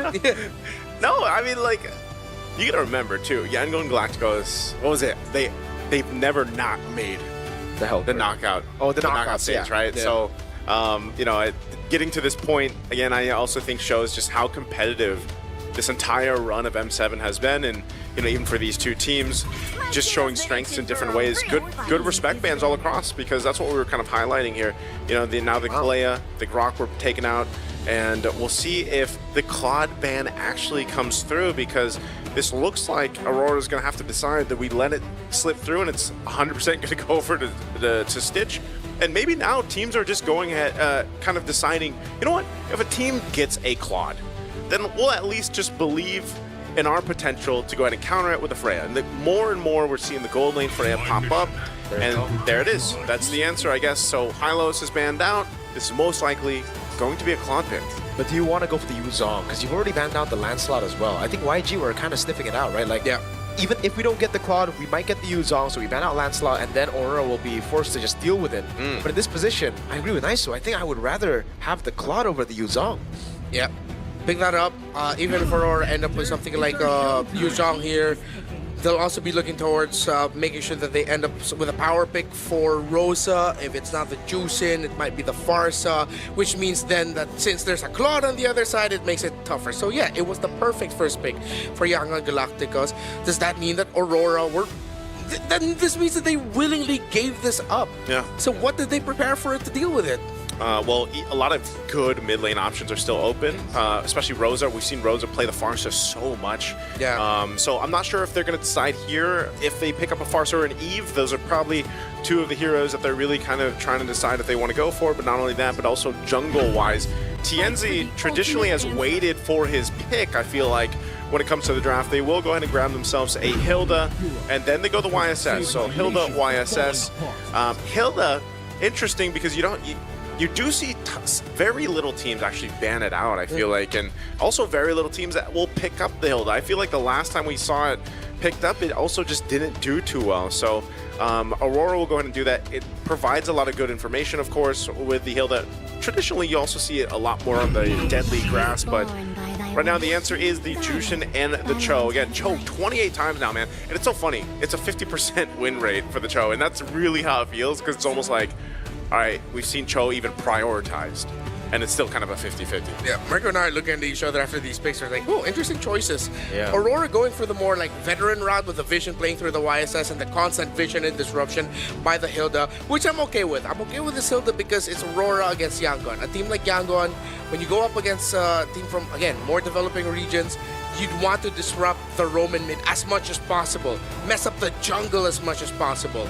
Well, then Yangon matches that. They get the Cho right away so that it doesn't get taken away, but they're still leaning towards front to back because they have the Juicin, but they have dive through the Claude. So how is Lina going to be playing this Juicin? Yeah, I really like the compositions for both teams here so far, despite them not going for the picks that we would assume are the prio picks, like the Yuzong here. I don't know why the Yuzong isn't picked up at all. We'll probably see the answer to that later. weaker. I think for YG, Aurora are going to have to respect the Nolan pick now. YG really likes to go for the combo whenever they have a Cho Nolan.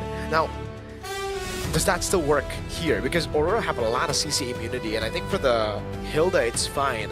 But then you look at the problem here for Aurora Gaming. This looks like a proper front-to-back, something that we were talking about that could work if YG decides to go for their front-to-back, which is clearly weaker. I don't think YG are going for that, dude. I think YG are going for full dive. That's why they went for the juice in after picking up the Klon, and they were baiting Aurora to go Eve, and Aurora took the bait. So basically, they're both trying to play with each other's strengths. Like Aurora, like, it's fine. This looks like a weakness. This looks like something that can be exploited just because you have a Claude. But this is our strength. We have to play our clean front to back against your crazy dive.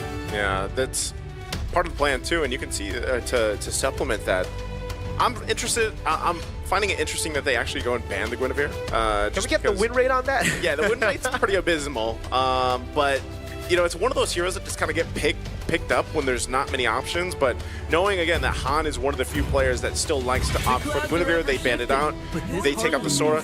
I'm almost wondering, at least for the jungle for Yangon Galacticos, if we'll actually just see a potential Baksha pickup. Yeah, with Fredrin also being banned out. So oh wait, no, Baksha banned out. So yeah, what is left for Han to play? I feel like this is going to be something more of a new pick. You can still go Nolan. Yeah, Nolan. Just the Nolan.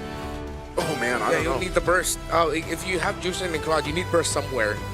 And though Nolan is the only one who can do that. Unless he's really brave and decides to pick up a Fanny suddenly. No, that's what I'm saying. But once fights a Hilda on the other side, that's only one pick that you have to worry about. It could come in. So, that works, by the way, right? Like YG. The hunt begins. Oh, there you go. That more reason to go for Fanny. Yeah. And remember, they can still go Yuzong and XB. It's not bad. That's weird that the Yuzhong just like slips through. Just like we were saying with the Clay in the last series, you know. Now the Yuzhong goes through. They don't have a stopper, dude, because this looks like a Fanny. Why would you ban Ruby like that? It's sus. That ain't a stopper, yo. But I don't I think the Fanny was overlooked by Aurora. If Yangon are gonna pick it up. We haven't seen Han play Fanny, have we? We have against ONIC. Oh wait, yeah, it was ONIC. Was it against? I think it was ONIC. They won on the Fanny, is what I remember. I believe it was against ONIC. We'll see. Or no, maybe it's their first match. Who was their first match? No Fanny game chat for Han. Yeah. Oh no, 1-1-1. Sorry, yeah, that one. What? That was his first game. ONIC? Sorry, not ONIC. It was his first game. The end of one thing is Was the it? beginning I don't know. Now I'm of questioning another. myself. Yeah. Esmeralda comes through though. Okay, Esmeralda's there. Swivel. Let's go. Oh, There it is. Slash. Good call. Yes, sir. Not bad. 100% win rate for the Fanny. Wow. Yeah, I didn't realize that Fanny was doing that good. Yeah, we've been ignoring Fanny a lot, man. I guess we got to a point where only good Fannies pick Fanny now, so that's why it's such a high win rate, but it's so low pick. The only thing that could mess it up right now for this Fanny is if Aurora are suddenly brave enough to pick up a Bata. You swivel the Hilda into XP even though it's up against an Esmeralda. The Hilda's job is just, let me clear this way fast with Concussive Blast and get the hell out of here. I'm not winning this duel against this Esmeralda. Then you put the Badang in the roam. If they're looking at front to back, I would go, oh no, my bad. I would go Minotaur, but the thing is, Hilda's already roam here. Yeah. Oh no. Unless they put it in the EXP.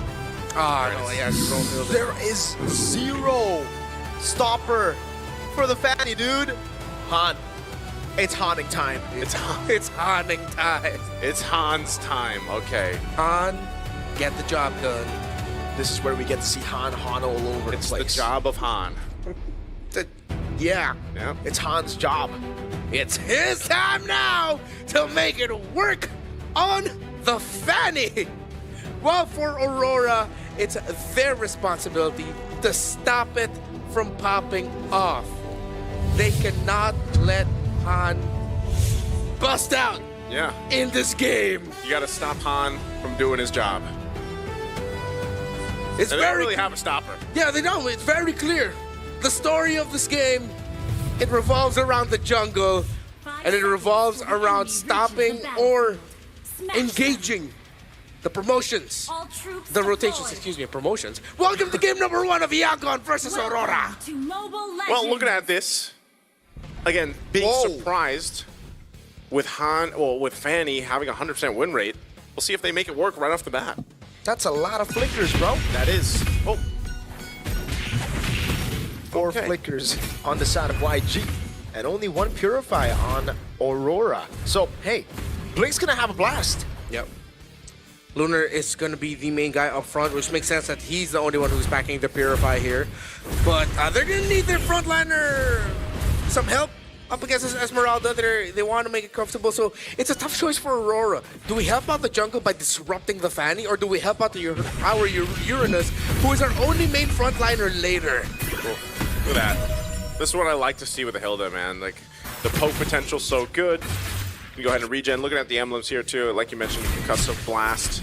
There, Lunar's dealing with this Esmeralda, which we see quite often. It looks like they might try to make a... Okay, now Blink wasn't able to connect the way they were wanting to.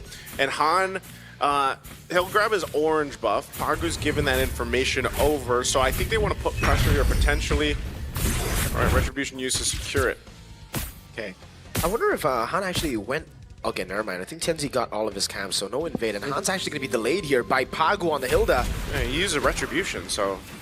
Yep, they're going to have to be very, very careful. Tianzi going to be looking for the dive at the bottom lane. Oh, Stitch puts into BMI. Tianzi reads it out, flicker out from Stitch. Pagu right there to pick up first blood. And now, can they get the trade over? Lancer there, knock him out. Now with the cables from Han, able to pick up another kill. And Han, whoa! Sigamo got the kill with the yo-yo blitz. One last basic attack. No purple buff for 11 seconds. That's a traveling yo-yo. That's really the distance. Yeah, it tracks you. Perfect rotation by Aurora. This is how you deal with the Fanny if you don't have the sure catch. Once it gets to the bigger team fights later on in the game, you stop it and delay it while it's rotating and getting cams, and that was just perfection by Aurora. You know, I'm not a Fanny main here, but playing on broken walls, does that throw off Fanny at all? I've heard from really good Fanny players that this is a good map. Yeah. It's just better, like it actually favors the Fanny? Okay. Yeah, there's actually extra avenues for them to be able out of. Yeah. We saw it in MPLPH, Fanny, Zyda did not care about broken walls, and he actually used the broken walls as a means for extra ways through the map. So I'm wondering if that actually weighed into the decision here for them. So Turtle taken, easily secured. It's going to be the trade anyway with what happened earlier towards that gold lane. So Yangon Galacticos gets themselves an objective to work towards. So Aurora Gaming even holding on to that minor lead. They'll have to continue to decide between kind of honing in and slowing down Han or just picking elsewhere. Yeah, the topside Turtle, Aurora had to give that because Lunar's struggling in lane against that Esmeralda. So it makes sense for them to just, all right, let's play for our own camps. Just get it, maybe get vision or not, and then let's just continue our rotations and then see if we can get another counter rotate into that Fanny by messing it up. Ooh. But now Blink has read it. He's like, all right, I'm sticking with my Fanny, shadowing for him and keeping him safe. Did it take that away from Tianzi? Not too sure if he did, but yeah, he still hasn't taken a single orange buff here. Oh, all in on Lina. That was great timing by Pagu on the bonk, because it CC'd Lina enough so that he can actually pop the Crimson Beacon or the Flicker.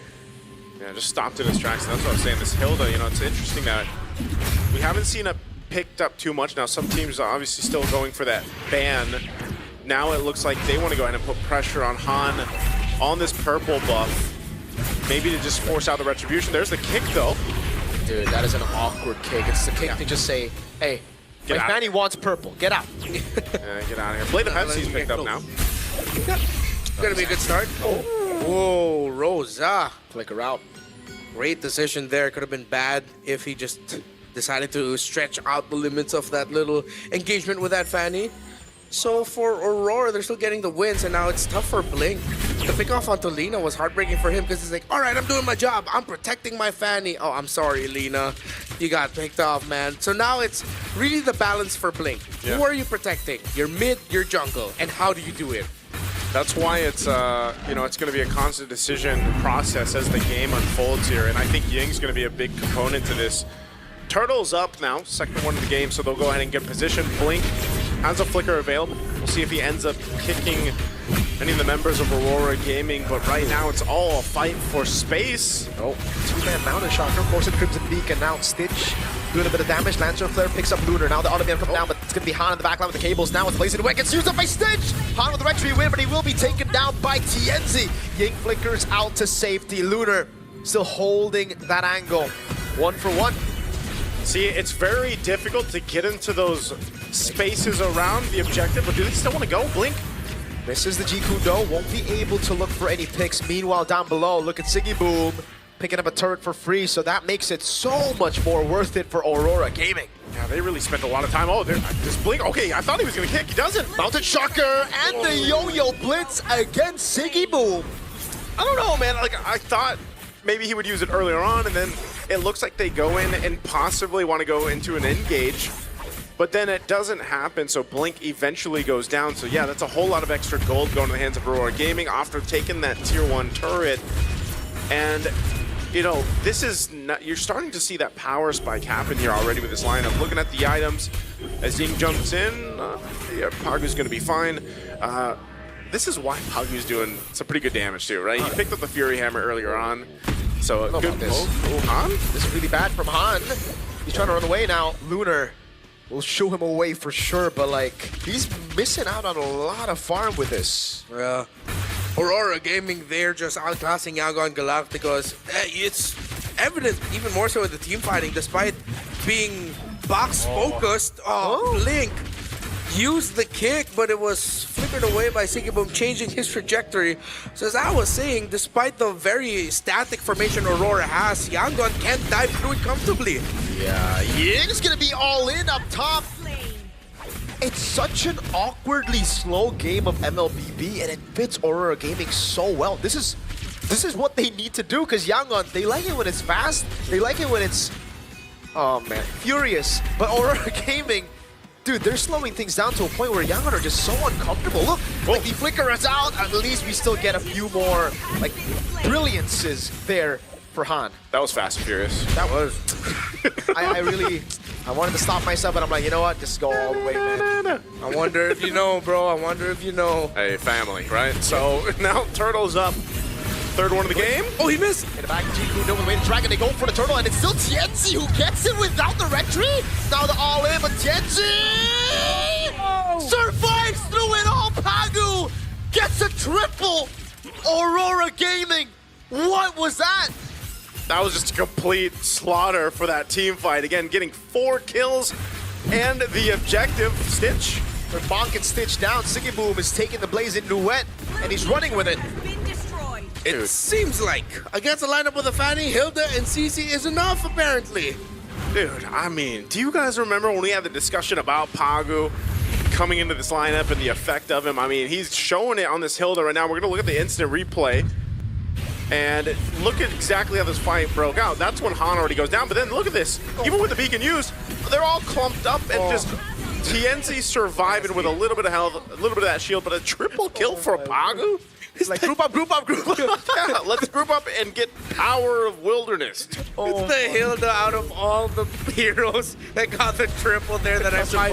Yeah, the concussive blast. The axe swings also maybe somehow. Han. Oh, that's rough. He did not get the game that he wanted here. It was perfect for the Fanny, but then again, you see the strength of the Hilda in the roam. Turns out, if you flip Pagu's name around, you get what this game is. You gap. Oh, dude. Oh! Wait, my God. Did Pagu just pick up an endless battle? Am I seeing that right? No, okay. I was gonna say the only damage item he has is Fury Hammer, right? Okay, yeah, because I saw he should. Okay. Nice. So I was gonna say, yeah, I was. maybe not the endless battle, but like I have to see. I was gonna say, I thought I saw it when it went to TNZ. But still, Pagu, man, Dom, Eyes, Fury Hammer. Like, imagine doing that much damage to it just a Fury Hammer. 2,000 gold cap, bro. In the roam. You gap indeed. Oh, man. Pagu. And by the way, our Turkish casters mentioned, you know, just how good Pagu is, like, coming into this lineup. And that confidence of, the Apex 47 going to the coaching position. They all had it. They knew that they had to go ahead and go with this, and Pagu's leading them in this game. I see it now. Pagu's actually a Witcher. He's from Poland, isn't he? Nope. Oh, man, he just goes all in on Blink now. They go all in on everyone, dude! So much damage! Stitch with the blazing new web, but there's no damage on the other side. They wait on the PMI! And Tienzi shoots him down. Oh, my goodness. Dude, I don't know if the damage... Dude, Han's job is going to get really difficult. It's could not get it slick enough in the map, and it's been rough all throughout. It's been a sweaty game, man. Yeah. I feel like at this point, Han is just, you know, he's now essentially been shut down. He's losing his grip. He's losing the grip. The job cannot be completed. And it's all because of this huge axe over here, dude, Pagu. Pagu, 5-1 and 8 on the Hilda. Out of all the picks, just it'll crazy. be a Hilda. The walls are broken, man. Oh, man. I was going to go all in Still again. going. Aurora Wilderness. And again, for Aurora, 13-2. Before any damage from the YSS, Pagu took out almost 50% of King's health. Trying his best to go through the cables here. They will be able to get through the first Lord, but it's with the help of the Holy Shield. So, as we get into, like, the next few Lords... I don't know if there's going to be next few Lords, man. But, like, how good is Yangon Galacticos' clear, right? Because Jusen's pretty bad at that. Yeah. And it does look like Aurora Gaming have very good siege. They have a Yi Shin, they have a Yves, and then they have Lunar and Pagu who could just be like, excuse me, sir. Yeah, essentially it's bad for Yangon. Yeah. Their main reliable clear is Concussive Blast and Cho. It's getting bigger and bigger. Pagu, stop! Yeah, I don't know. I don't know how this is. I don't know how you stop this. Like, This is illegal. For between Pagu and then Tienzi, like if they choose to just go for a kill like we've seen across the map, then they can essentially get one. And you know, the question is, whenever you have something like this, 9,000 gold ahead right now for Aurora Gaming, what is the potential for the Yangon Galacticos to turn this around and make it happen? You kind of have to look at what are their options here. Well, Stitch is at least has the Trinity, and he can go ahead and clear out these waves as he has to. The cables, though, being thrown out by Han is probably one of the options they have. Can you play for a cross-map pressure like we see when Fannies traditionally get shut down and they just stay on the other side of the map to push? Oh my god. Oh, the follow-through almost from Pagu. The man just hates Han. I did not expect to see the Hilda tracking Hilda attack. Dude, that's just lock in. That's what you, I mean, there's no safe place to go, man. See Han heal, no.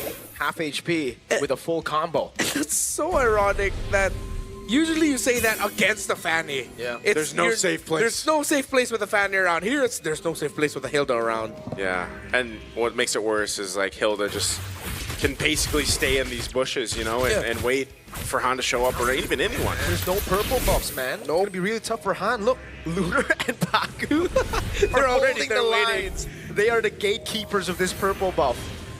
And we know what happens too. When your Fanny gets behind and you don't get to grab the buffs that you want, it's even now. It gives a thumbs up like, yep. Thank you. Thanks, guys. Lauren is up here now. This should just be an easy take for Aurora Gaming. This is the Wind of Nature now locked in for Stitch. I would be so surprised if they decide to actually try to contest this. Because I think unless somehow Blink gets the kick of a lifetime off, and I don't even know who he's going to have to go and kick here. Because, oh, look at this Mountain Shocker on Ying. Ouch! When Yi Shin does here damage he is. on an Esmeralda, you know you're kind of cooked, Blink. Can they take out Pagu here? Look at the angle. They're going to go all in on Pagu right now. That's going to be Blink in the back line. Way to drag him, but it's a bit delayed as Rosa is able to quick it around. But oh, what is that damage? Tears down Rosa.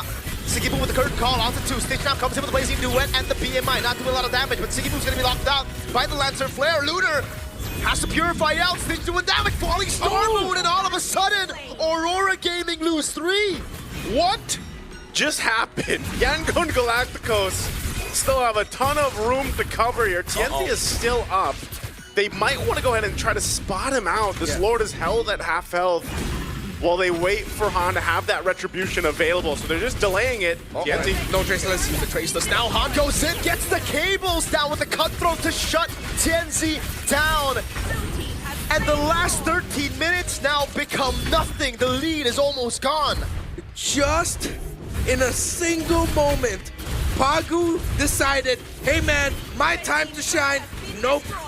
Yangon were ready. They punished the dive and all of the disruption that Hilda has been doing, and now has turned the fight around. Han, slick, he gets the job done. Naisu, this is exactly what we experienced in MSL Myanmar, man. Yeah. There was a game like this where YG were just so far down. We were like, all right, it's over.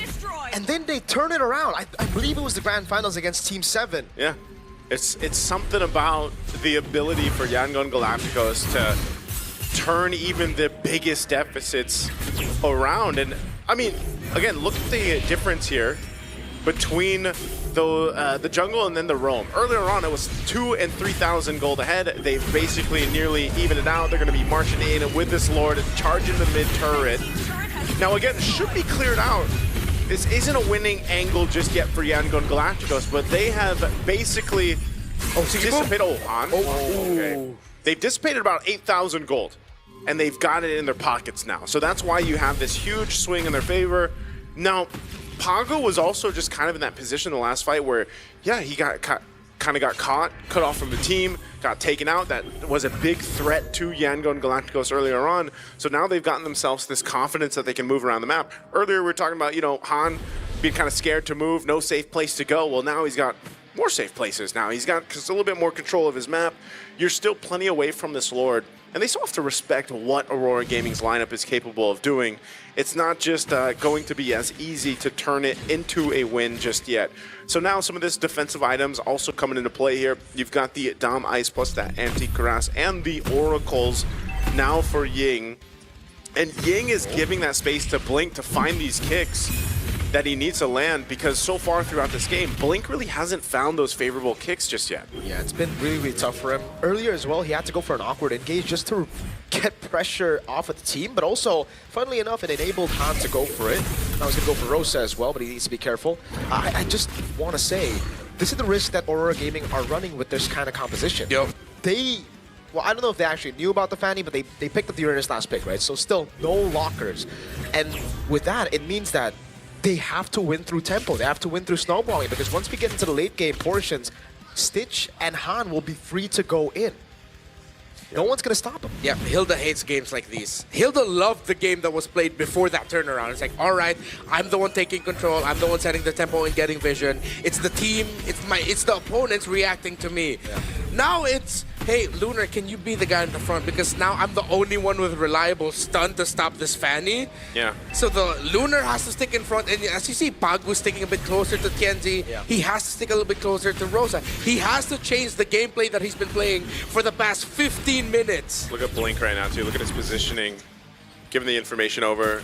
Yeah. Sebum making his way. He was spotted out, so they're going to have to choose how they approach this Lord fight. Lunar's leading up that front. Consecration already used. Lantern Flick coming down. Two-man mounted shocker from TNC into the RWM. He would flicker out now, but they're going to go through him now. He has a shielding. Han goes into the back line. Now looking for the cables again as Blink is able to find the way to Dragon. Stitch goes in for Blazing Duet on TNC. He buys Immortality. Rose Gold Meteor. TNC with the cutaway Stitch. BMI forward. Now with Lunar on him now. Good G Kudo from Blink. Stitch still going through Lunar. He has the Immortality. Buys it in time now. Can he kite away? Immortality down. What does he do? He gets point blasted by Rosa. 2-0 in favor of Aurora Gaming. What a hard-fought win that was for Aurora Gaming. Not only the item swaps there to make sure they survive, but even the timing. And ChezyGaming actually separating some of the key members. Jahan, okay, he can't. He's going to be stopped in his tracks, right? There's no way.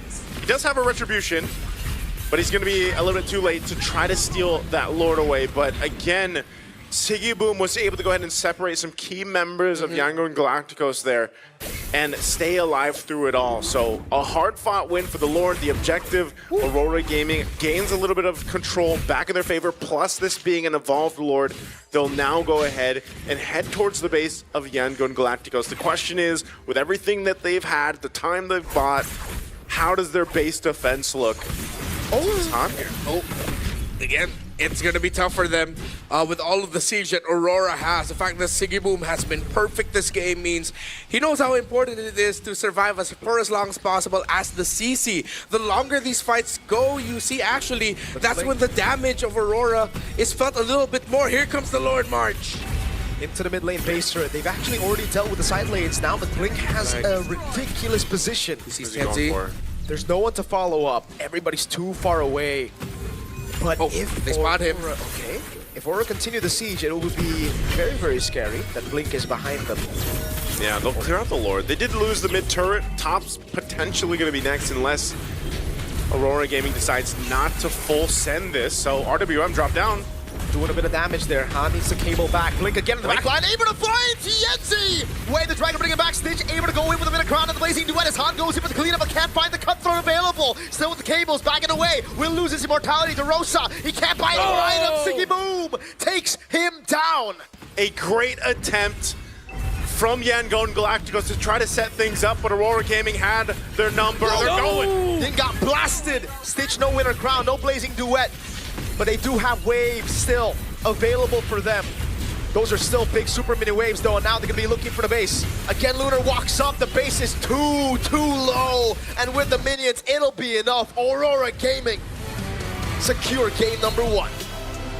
With game number 1 under their belt, it looked a little dicey for a second, but Aurora Gaming from Turkey will make it happen.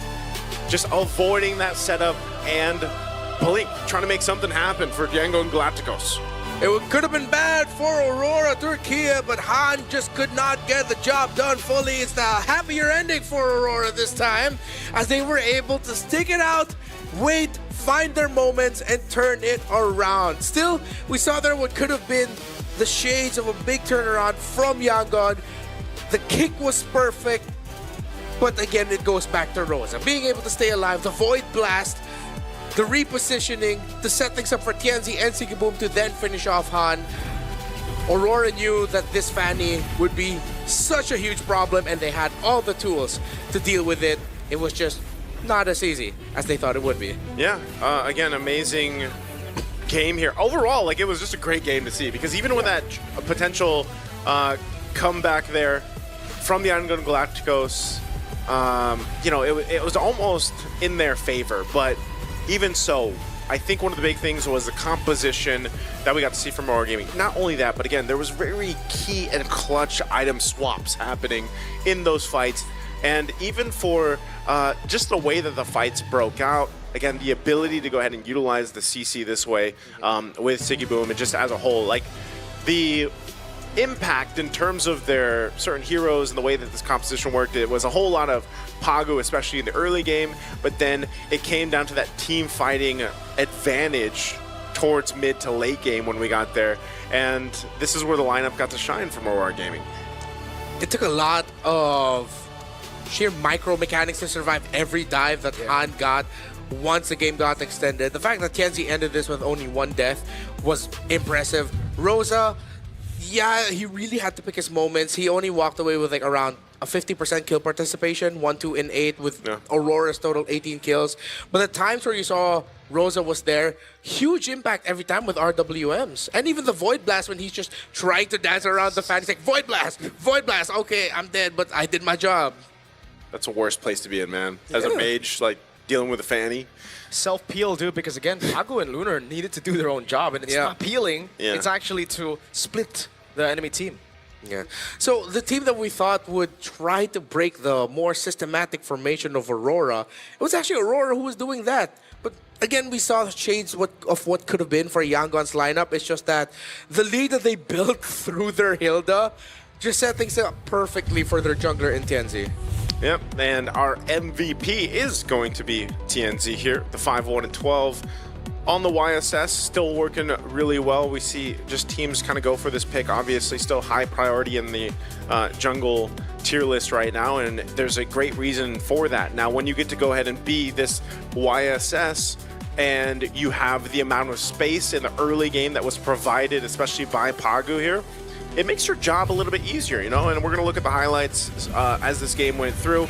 We're already 13 minutes into these highlights, but this is where things kind of got out of control a little bit and where that potential comeback happened because Pagu got caught. You know, again, he couldn't even use that flicker to get out. I'm not sure if he expected to get bursted that much too, because this is where they were checked in their ability to rotate, to deal with these team fights and try to make things happen. But this is another key team fight. This is what I'm saying. Siggy Boom actually zoning out some of the members here and then coming back to help with Stitch, get the immortality off, and win that team fight. So, if anything, when you look at this, even off this play of Blink trying to start things up at a really good angle, this is why I was saying those reps that Aurora Turkey has had over those years has really helped them out, because you can see where their decision making through these fights, the ability to switch their items out when they need it, of course, which, you know, all our players are able to do that. It's that repetition that they've had over the international stage experiences that are really meshing well together here. And they took this composition and they made it work out great.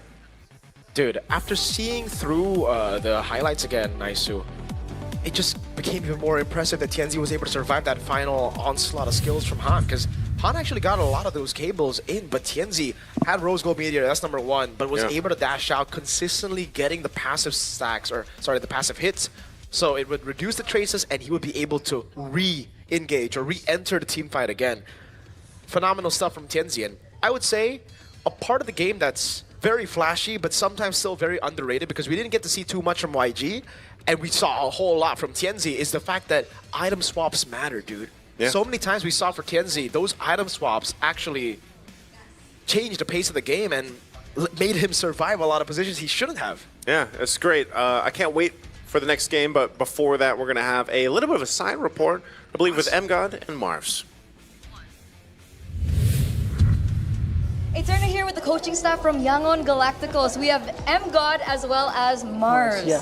So I gotta ask first and foremost, how did you guys come to get to be together on the coaching staff? Yeah, back on MSL1 in Myanmar, I'm having hard time in communicating with the players, and then as we all see that I don't have an Filipino import. I'm just playing with the boys. They're all 5 Burmese. So I'm having hard time to execute my draft, my plans, and then how the patch going. So it's difficult for me. That's why they're sending us to second place on MSL1. And then me and Sir Blade decided to make a big adjustment. So I really asked him to find a guy that can touch the player's heart, and then he can also understand what I'm trying to say. So the boys, we asked Blink and Stitch back then, and then they said, let's have MGod.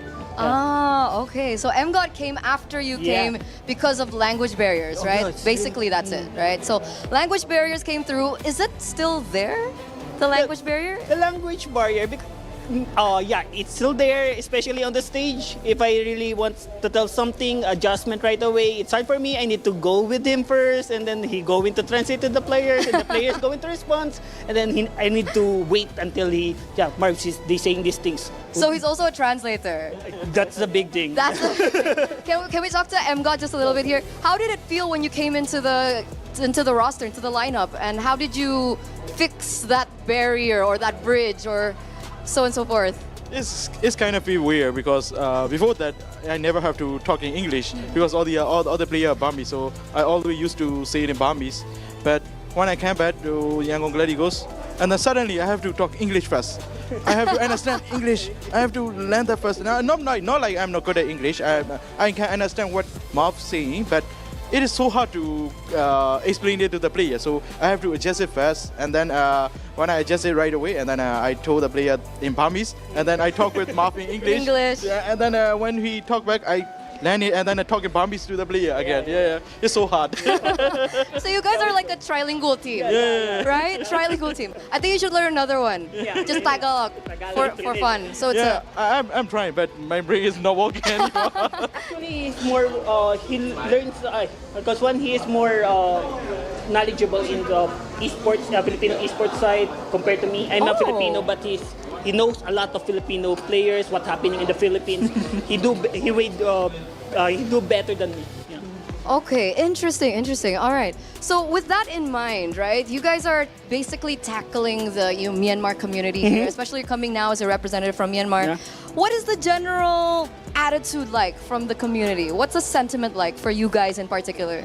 Oh, I think you should be the Okay, MGod knows more. Okay, MGod.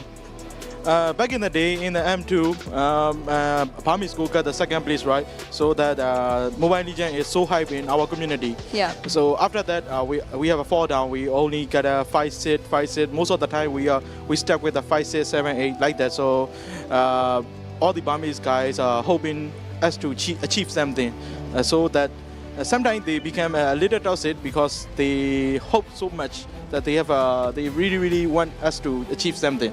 That's why. And they actually they want us to win, not the other way. They just sometimes it's so much pressure on us also, but it's good. because we want to win for them also. All right. With that in mind, with the support that gets a little, off track, I would say, from what you mentioned earlier on, do you have a message to the Myanmar community, considering you've made it to the knockout stages, right? Thank you for supporting us, and then we are trying our best to adjust the matter, and then we are trying our best to cover our best form. So let's watch it. We're gonna try our best, play our heart out. And we're really, really excited to see what you guys will have to offer. So good luck for your next match, and we'll see you later. Throwing it back to the casters. Interview brought to us by Eterna. Great hearing, of course, from the coaching staff of Yangon Galacticos. Like, legit, I saw her outside, and she wasn't doing the interview, but then I looked back, and she was doing the interview on screen. That's time travel. Oh. She's also living in tomorrow. Whoa! Is that why they're getting her to host more? Because I think it's like the hosts and the reporters who can only do that. Wow! It's like they all have that ability. It's a special passive. It's not my kind of ability though. Yeah, it's not our kind of. I don't have a special passive. My passive is that I'm special. Only LaFell can do it. Yeah. Only to have both. Yeah, but he's a host too. Yeah, he's a host. Yeah, that's why you'll see him later. Ooh, right. What do you say, man? Bros before hosts. That's good. I'm gonna give you that. I think Nicer doesn't even fully know what you said. He just wants to dap you up. No, I heard him. Oh, you heard him. I disagree. Okay. So, we're going to do our favorite thing now. Full recline, gentlemen. Initiate. Both of you. Go. Ah! Oh my god, oh my god. Is this... okay. Dude, just relax this there, is as just far relax. as mine goes. Dude, What? Go all the way. I think maybe you're just on the left. Hey, go all the way. it's some of the best ergonomic chairs. Look, it's handling Naisu's weight. Oh. It's full recline and it's handling Naisu's That's not very nice. weight. Someone He weighs like 500 pounds of pure muscle. 500 pounds. Damn. Let's go with that. Just 500 pounds. Yeah, whether you're enjoying a casual game with friends, climbing to Mythic, or doing a professional MLBB esports broadcast, use Secret Lab to elevate your game with tournament-grade ergonomic support, the very same kind that powers the pros on the elite stage. All right, gentlemen. Dude, I love the Secret Look at Lab. this. Look at this. Look, it's gonna bump me. Oh. And it doesn't hurt because it's all comfy. Hey, let's talk about the Granger skin. The Granger skin? When do we get to talk about this?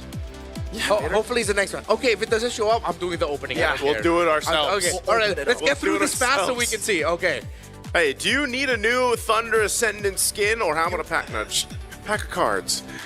It's available right now. Unlock the M7 pass, and it's yours Whoa. immediately. Get it today. It's free. All right, let's do the next one. Witness true prestige with the Granger Prime skin, not just the other one you saw earlier that's free. The beauty of Granger Prime is waiting for you at level 75, bros, all right? So if you're at level 40, buy some support chests or just play the game, nerd. That's it. Game. All right, we didn't get it. Should we? Wait, do we? Is there one more, or are we No, doing let's it? do it, bro. There's no... They gave us card. Oh, wait, what if it's for game? Oh my god! What if there's game 3? What if there's a game 3? Bro, What if is this a sign? Did we just win it? I just got a special Han. Or Ying. I got a special Ying. Maybe that's me. That means we'll get a game. So how do you explain what these are, guys? we will explain it later. We'll still have that. No they'll matter do what it happens. anyways. Hey, we brute force our way to an ad. Hey. Get yourself.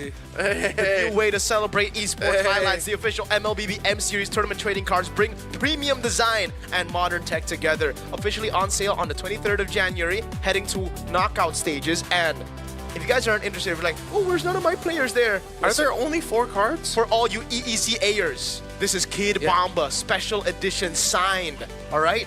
Wait, you see it? There you go. For all you Malaysians, this is Sakai's Special Edition signed. Now you have to make sure it doesn't show him the other one. And my god, Kyrie Special Edition as well. Look at that.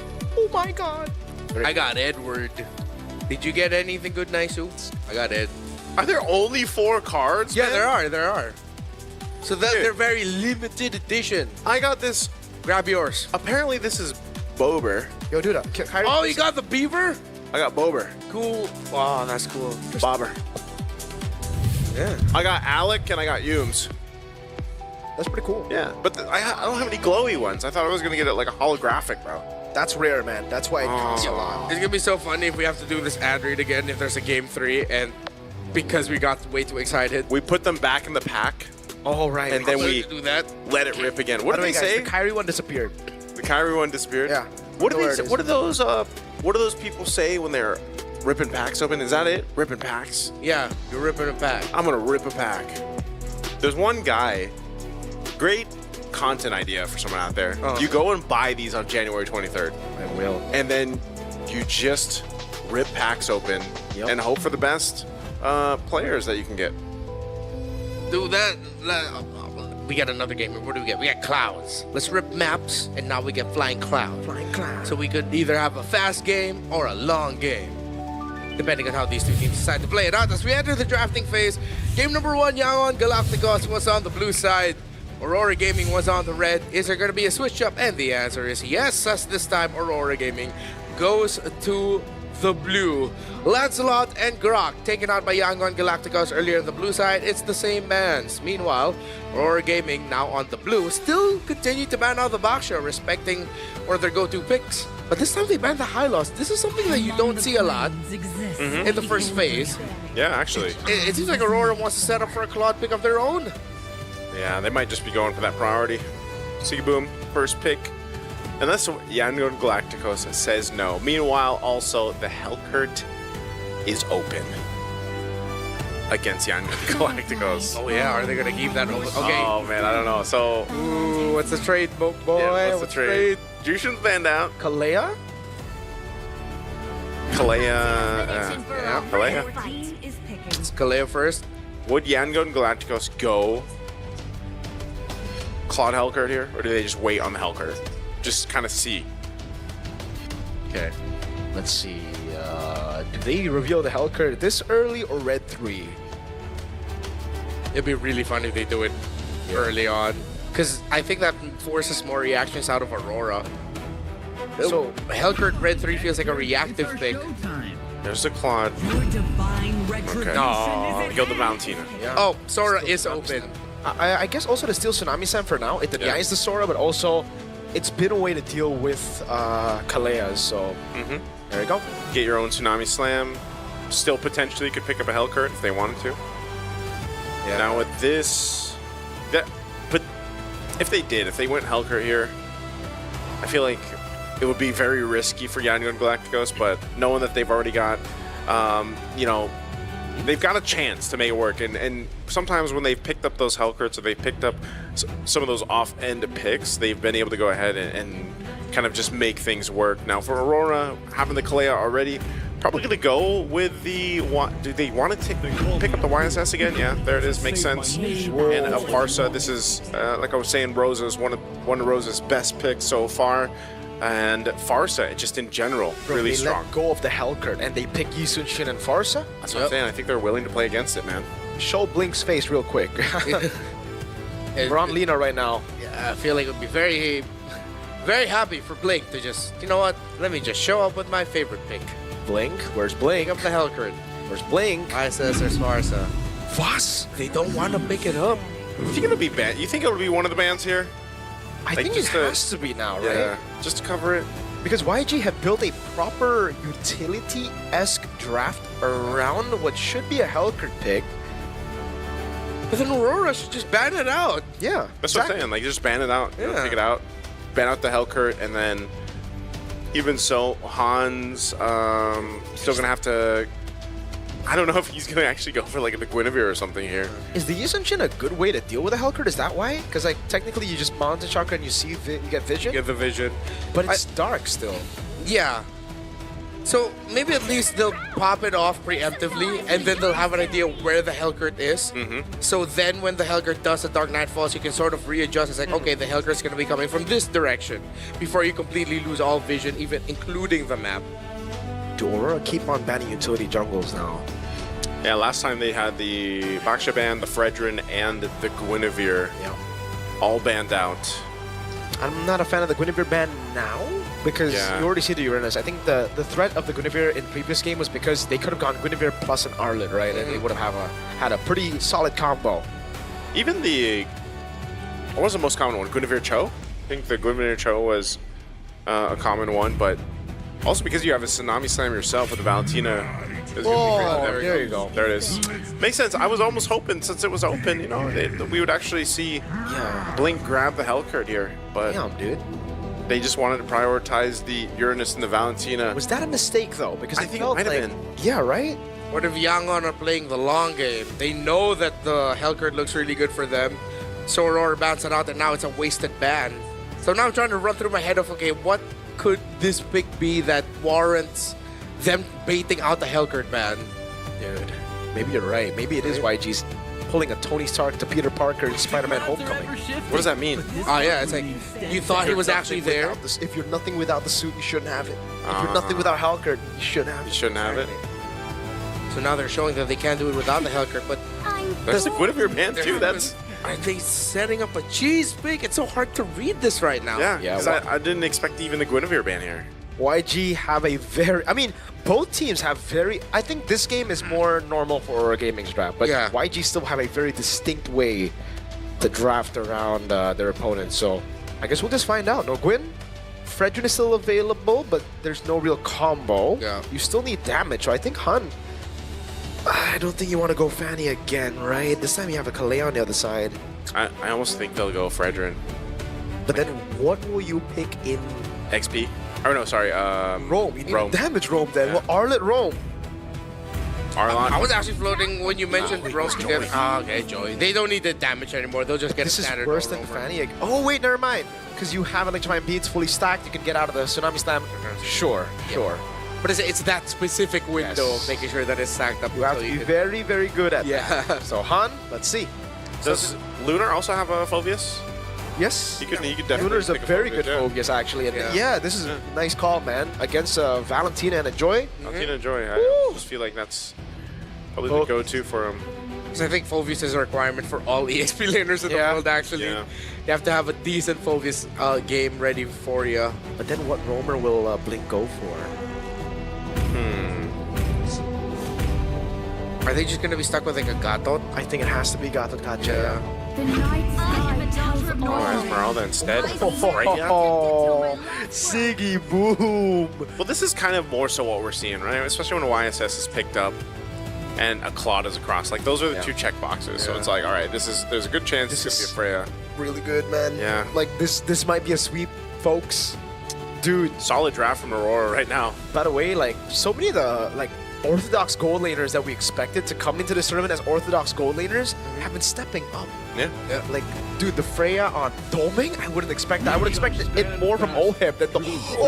Oh my god! I wish I said it. I was actually thinking it because... It's actually really good, yeah. Yes. Because there's no Purify. Exactly. Most of them are going to go Flick. Oh my god. Strong counter set. There's so much dive. Back of my head, I wish I said Tigreal because maybe that's why they picked up a Valentina also so early. I wish you said it too, man. You did say it. We heard you. No, I didn't say We it. heard you, bro. We heard you. Thank Said you. it. Yeah. Thank you. Loud and clear. I was Loud and reacting clear. when I saw it. The Tig is such a good pick here, but it will be slower. Won't be as fast. Pretty useless pre-4. Yeah, pretty useless pre-level 4. He's literally going to have to blink, man. Yeah, the hurdle is that's the main climb here. Bro, Sigibu went vengeance on Freya. Yeah, he needed to up against this this Tigreal. So that's actually a good adjustment on the fly for that Freya to just go for the vengeance now. And plus you also shut down the clock a little bit more. Match point. Suddenly, here comes another surprise for Yangon Galacticos. They go for the Tigreal. Everybody's first roamer, I would like to think so. While Aurora goes for a very standard lineup, but with one of the picks of the tournament in the Freya Gold. Is it gonna be game 3 or will it end here? Yeah. I hope, you know, because we're in the knockouts and it's this play-in stage, I hope we do get to see a game 3 here. But I do have to say that Aurora's draft works really well. The Tigreal, though, yeah, was... Oh my god. Oh. What a dirty play here, TNZ! With a steal at level 1. If game 1 wasn't tilting enough for Han. Oh, TNZ, you monster! They're not letting loot. They're not letting go, man. Oh my! This, as a jungler myself, surrender, guys. Like that's what I would say to my team. You're one of those. Oh, Rosa.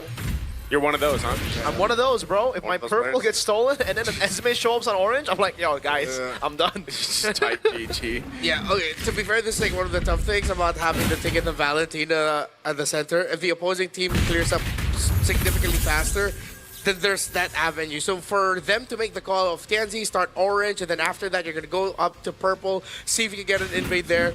That was a really good call by Aurora Gaming, and then they walk away with it, delaying this joy even more. Yeah, you can see from ChezyGamingPlays too, very pretty much same emblems. So it is that weapon mastery, quantum charge here still for them. Dude, they're not letting go at all, man. They want to go ahead and choke out Han. Han has no farm. And we were saying this is going to be the climb for Yangon. The pre-level 4, first 5 to 6 minutes of the game, but I didn't expect it would be because they cannot get a proper farming pattern for their jungler. Yeah, this is one of the things too, is it's going to take a minute for Blink on the Tigreal to really catch up. Now, maybe they show face here around this turtle, but I don't think they should. Feathered Airstrike drop down too. Wait, the lethal ignition! Rosa gets the pick. Tianzi gets a turtle. Purify out from Ying. Thank goodness is what White here is saying, because Pago, if you had 4, that was another kill. First blood in the hands of Rosa. Like I was saying, Rosa loves this pick. Oh, they go in. Valkyrie's descent. Oh, it is so over. Han will fall while being so far down already. I think this is where you type it, right? This is where you type the GG. But it's rough because that was also just a bait. And as I was going to say, Rosa loves this Farsa. Not only that, but then you pull a play like that with the team here, and then you build up this little lead already this early on. Again. The airstrike, Purify out, Stitch. He's Drop got the Stitch. moves, man. Yep. Good side steps, but at this point, they're definitely going to be climbing all the way from below to see if they can make a comeback here. It'll be easy for Aurora Gaming to stretch this lead out to 4,000, then 6,000 into an insurmountable 10,000 plus gold lead if it continues going their way. If Yangon cannot somehow miraculously get trades through objectives, they're not going to be able to come back. Crosser Scythe now for ChezyGamingPlays. Just a couple hundred gold behind, but that's again because he has been rotating. Oh, Explosion. Explosion, Tsunami Slam as well. They're able to get one more on the board. Valkyrie's Descent coming down as Blink is able to shove him back, but Han gets caught. Tianzi on a killing spree. And even there, it's not worth it. Han for Pagu. That feels bad, man, for Han, because now, even further behind. Dude, he's level 5. Oh, what? They popped Stitch. Bro, Rosa and Tianzi are something else in this game. I can't tell who I like even more in this one. Rosa feels like he's everywhere, reading every rotation for Yangon, while Tianzi started things off because of the good call and read to steal away the purple buff early on. And now he gets Genius Wand already, so that's locked in. They're not letting loose, man. Oh my god, right as he comes back up, Feathered Airstrike takes him out. Rosa's on a killing spree, and Han is still 2 levels down as Tianzi goes for the turtle. This will put him in a very, very good spot, as he probably will go for the orange buff as well, dude. Free turtle, mounted shocker, Ying trying to run away. Tianzi just goes for the clear. ChezyGamingPlays in the bottom lane now. Can he 1v3? Flicker implosion from Blink. The Vengeance is on cooldown. All right, they get something though. Like Yangon had to get something, and with right now complete control across the map for Aurora Gaming, they're going to continue to go ahead and stay on this side of the jungle, but they are low after pushing where they could.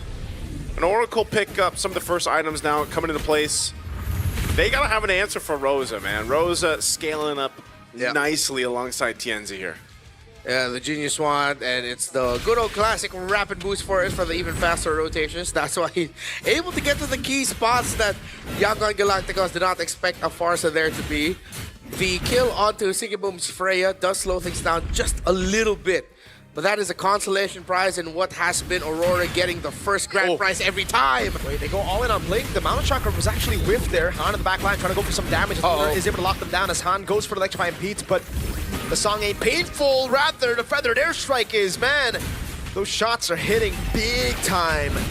And the airstrike again on Blink. They're getting all in on Ying. Now Implosion on 3, but the Purify out from Lunar. It'll just be Pagu. Wow, I'm surprised that no one went down. I mean, you can see that Aurora Gaming is kind of like brute forcing their way into these fights under the turret, and Yangon Galacticos able to survive the majority of it, but still they're losing around the map here. Han trying to catch up any way he can. Pop the beats. Oh, okay. Yeah, he's got to get out of there. Turtle's up though, so you're most likely just gonna lose all the objectives, you kind of buckle in and wait for that lore to come up. We also did discuss once that Tigreal was picked up, the strengths it has in the team fights, and despite the lead that Aurora has, those strengths are still there. Implosion will still stop the divers of Aurora from dealing damage. It's can Aurora recover and hold on long enough to make sure that it doesn't wipe them out? See if they can. I don't think, again, you're going to be able to do anything in this. Han might try to make an angle. Oh shit, what? They steal it, Han! He's able to go in, shut down for Lina! On a killing spree now, and all of a sudden, Yangon Galacticos are back in the game. The goal lead's gone. Implosion, baby! I'll take it back. I was like, I don't think they're going to be able to do anything against that. Han's like, hold my beats, man. They all stuck together. Did they forget they're up against a Tigreal? What was Aurora doing? Clumped up together like that. That's the easiest setup in Ultimate for Blink. Yeah, look at this replay here. That's the question. What happened here? Han Blink on this offside. Look at Blink. Oh. Big implosion. Ooh, there goes your lead that you built up for the past, what, 7.5 minutes up to this point. I'm just waiting for the Tsunami Slam. Now Han can actually go back in with the rest of the team. That's their only peel tool, right? All right. The YG are going to stay chill. They just got to win. Gold leads back to 0, by the way. Yeah, pretty much even game. This top turret will go down. Stitch grabs that. And now Lina. Blink. Oh, they use that conceal. They're not there. I think they wanted to catch Seaboom, but under the safety of this turret alongside with Lunar here. So now with this kind of shift in the game, Yangon Galacticos finds themselves pretty much evening out across the items as well. Almost a Holy Crystal built up for Han. He's nearly caught up in levels on top of it. So Han dealt with so much pressure in the early game. Well, now he finally gets to move around the map. They're going to go all in on Ying. Purify out of there, though. Is he going to try to look for more? It does look like that's going to be the case here. Ying. Never mind. Just decided to push him back. And with the Tsunami Slam in the hands of the Valentina, an avenue also to initiate without the Tigreal nearby. This is going to be the tough thing for Aurora to decide. How are they going to poke down the frontliners and Ying or Blink? Because you want to be able to poke down the frontliner so that you force out maybe an early implosion, one that you're a little bit more ready to deal with. But you don't have a traditional marksman to do that. All the poking is in the hands of Stitch. Oh, shit again from Blink! He finds CNZ! Now the Tsunami Slam not doing much. Stitch in the back line now going to be all in by ChezyGamingPlays as he pops into Vengeance as well. That's Stitch taken down, but Han comes in with a song that gets him a mega kill. Ooh, I'm not sure if that was the fight that they wanted at all. Aurora Gaming checked once again by the implosion from Blink, and now the Lord is up. There's no way they can contest this. Tienzi's down, and they just have to watch the Lord take. This is how every Tigreal experience goes through when we play solo queue. You struggle early on, you're wondering where the hell is the set, and here comes Blink with 2 to 3 big-time sets to completely turn it to the favor of Yangon Galacticos. And with the last one, well, that was all Blink. Even if Aurora Gaming, you could say, yeah, they were slightly off position, you would not expect that set to come out of nowhere like that. Yeah, Tigreal was useless pre-4. I was gonna say, he's literally like, guys, just wait till 4. We have been saying it. It will be that is the mountain to climb, the hurdle to climb for Yangon. The first 5 to 6 minutes a game. And then they found the big turnaround around 6 to 7 with that big implosion. Okay. That was it, bro. Yeah. Chastise Pauldron. Chastise Pauldron. He's got the Athena Shield. Trinity now achieved here and locked in for Stitch. The Lord is going to go down here, so no tier 2 turret to the mid just yet. But Yangon Galacticos has fought and crawled their way on the sacred hammer of Blink and his implosions. And also, it's just pairing up really well with the fact that for the majority of the time, Lina does have the Tsunami Slam. He hasn't taken the Feathered Airstrike too often in these fights, so they have a couple of options when they want to start a fight or if they have to peel for Stitch. So now, with this once again, they'll go ahead and continue to knock down some of these tier 2 turrets where they can, but Aurora Gaming will still go ahead and defend those. Yangon allowing the minion wave to do majority of the work in terms of the macro while applying pressure into the bottom side of the jungle of Aurora. Slow handling of the minion wave in mid as well. ChezyGaming will not be... They're delaying ChezyGaming being able to last it and get the farm there comfortably. Item check. I want to look at that Oh, we already saw the chastise on the take. Marksman, neck and neck. Items, neck and neck. A slight advantage for the EXP laner in Ying, but there's a lot of shields that Lunar can work through. It's one of those things because it's relatively even aside from the XP lane where it's coming down to those team fights and how they approach it. I think for the biggest obstacle for Aurora Gaming is surviving that initial initiation of that set, whether that's from Lina, whether that's the implosion from Blink, and being able to avoid that. Now the problem with this lineup too is they seem to just kind of stay close together, clumped up in a way, because TNZ also has to be crucial that he doesn't get caught out by one of those. And, you know, so it almost makes it counterintuitive for them to just kind of be like, okay, we got to protect TNZ, but we also just don't want to be in a situation where we allow Blink that favorable implosion to set up. So that's a whole lot for Aurora Gaming to kind of decide as they get towards this next objective, which is going to be in about 10 seconds on the Lord. Man, YG really made us forget about what happened in the early portions of the game, dude. Yep. Because if you look at it, if you just joined, by the way, Aurora were smashing Yangon in the start of the game because of a steal from TNZ level 1. Oh, he had a 3,000 gold lead at most at one point, maybe even closer to 4,000. But it was one big setup by Blink around Turtle 2 or Turtle 3, if I'm not mistaken, where Aurora just stood together and they eventually felt the hammer of Blink fall down on them. 12 minutes and 50 seconds in this game with the Lord already up. Second one of this game. Yangon still with a threat of their Tigreal will always have advantage in positioning. Ooh, Wind of Nature for Stitch. Yeah. He can go all in now.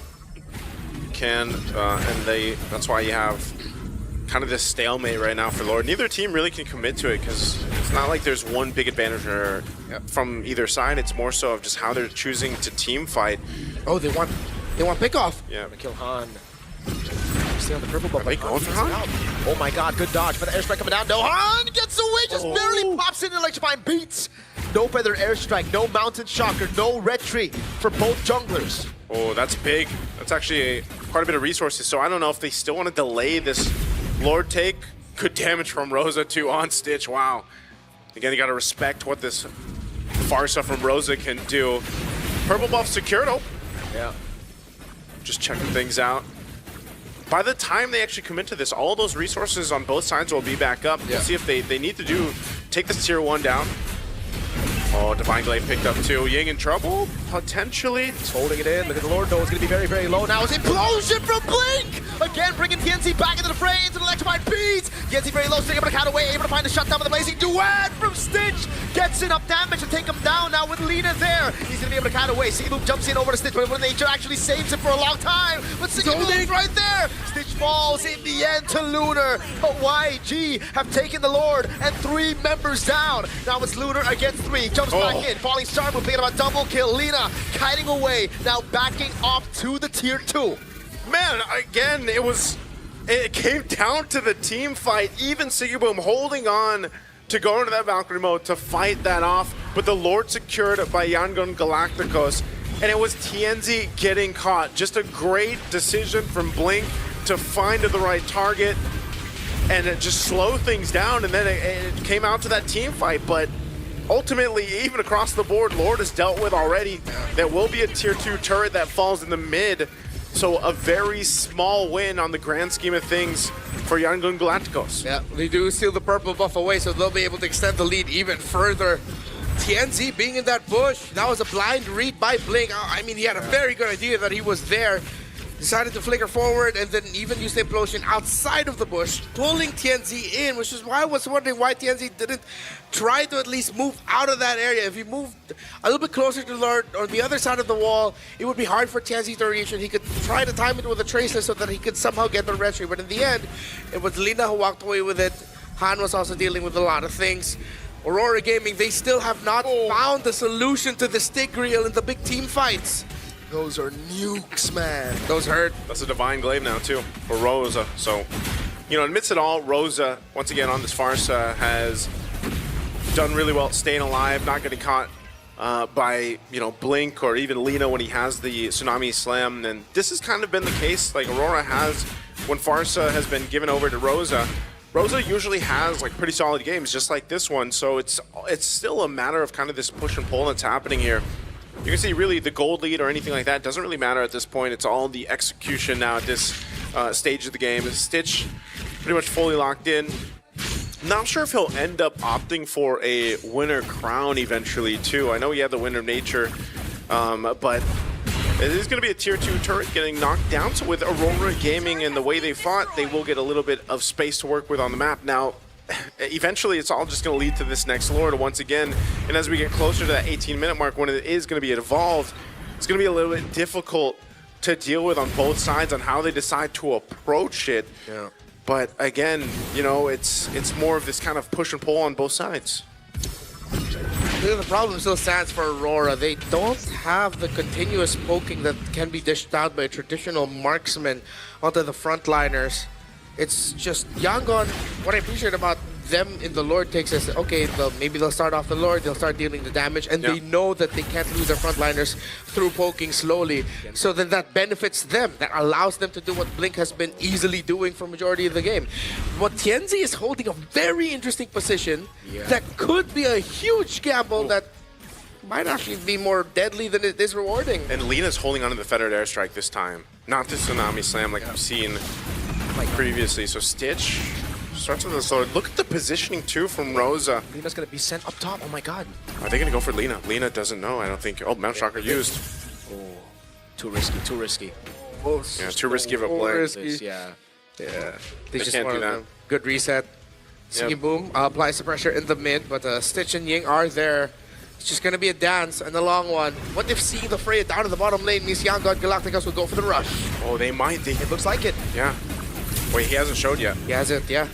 They don't know actually, so they get the call to come back up here from Singing Boom. There's Seal's gonna be used. Stunned there. Half health under the Lord. Ying zone in the back line now. Rosa and Tienzi zoned away. Lunar gonna be looking for the falling Sun with Stitch. Dodge away from the knockup, but it gets caught by it. It's gonna be blazing away coming down as Han wins out the red tree, but it's gonna be the zoning again from Blink, doing the same thing over and over to Tienzi. Stitch buys a rose gold, is able to escape. Singing Boom now jumps in over on Liam, but is still able to keep himself alive for so long. In the end, it's a shutdown as Han gets caught with falling Star Moon, and Tienzi picks up the kill, but Singing Boom will fall as well. But stun from Rosa. Blink loses immortality. Ying walking up again. Stitch trying to go for some damage over on Lunar, but Tienzi and Rosa has got really good backup. Falling Star Moon landing on Ying. The burst down on Ying from Rosa with a feathered airstrike.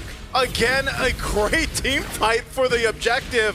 Although it does go over to Yangon Galacticos, Aurora Gaming will find a couple kills. And with Stitch still alive and a Blazing Duet available, you can see him swap into the winner crown. Their job is to just defend. And I'm not sure if Aurora Gaming is going to get much more other than that tier 2 turret in the mid as it does fall. He picks up Blazing Duet in the winner crown. Rosa clean. Doesn't even use the Purify, right? Yeah, didn't have it. Yeah. That was just wings by wings. Still deathless, this Rosa. This Farsa could be on the way to an MVP performance with everything that Rosa has had to deal with on his own. In the last big fight also, Singing Boom deserves flowers, holding back the damage dealers of Yangon Galacticos for as long as he did, walking away with a kill onto Lina to boot. Yep. They needed that from the Turkish Sugar Man, and he delivered. Oh, Seal. They're really gonna all in on Uranus. Do they just... okay, that doesn't happen. Is there going to be a counter punch here, though? Blink does have Flicker available, but I don't think he can just get to the targets. It was good kind of dispersed, too. Notice how Aurora Gaming being a little more dispersed when they want to go ahead and avoid Blink from setting them up. So a bit of an item swap once again as Stitch picks up the Wind of Nature. Oh, these feathered airstrikes, man. Ouch. Absolute bombs being delivered by Rosa right now. So Yangon Galacticos will handle this slowly. They know they can't get within range of the feathered airstrike. It will bring Lina and Stitch down low, so they can really just depend on the big team fight and the objectives. What Blink has been doing over and over again.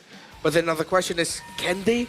Because Singing Boom is at that point where he can single-handedly stop 4 members of Yangon by himself while dealing damage, while threatening a kill trade. Yep. So will Blink try to set, or will he need to protect? We're going to see it unfold once again. This Evolved Lord powered up this time, just like the previous fight. It's all about the positioning and the space that both the teams and even the roamers have available to them. That far lane wave gonna have to be handled. It looks like Lunar did just that. So now Aurora, how do they approach this? You can see Han and Alina up here. No buff for Han, as it was stolen just a bit ago. Mountain Shocker used to give the information. Lunar. Falling Star Moon lands on stage. He's still doing a lot of damage over on Lunar. Pops into BMI. Now Pagu gets a Purify. Tsunami Slam into the Purify. Ying with the Consecration still holding this position onto the bush in the mid lane, but the wave is pushing in, and the slow push up top has been built up by Aurora Gaming. So YG are in a bad spot. And this was all what they decided to do. Rosa making his way up there too to cut that wave potentially, or maybe. Nope. I think he's expecting someone to rotate there, but no one's rotating. Oh, what a flank from Rosa. No one sees him. No one sees him. No one sees Rosa. By the airstrike coming down, landing over on stage. Now he's getting the full lockdown as he doesn't have the Purify, and look at that. Blazing away, cancelled out. Factory's descent by Siggy Boom, and he finds him. TNZ still able to provide immortality in time. Now kites away. That's a Tsunami Slam to lock Han away. Win a crown of the immortality, but he's gonna have it pop, and he will for sure die. TNZ takes him out as Blink tries to run away. Siggy Boom is cutting him down, and he doesn't. Lina falls to Pagu. Ying will fall as well. Aurora Gaming have wiped the Yangon Galacticos out. And they'll wipe them out and march down the mid lane for a victory here.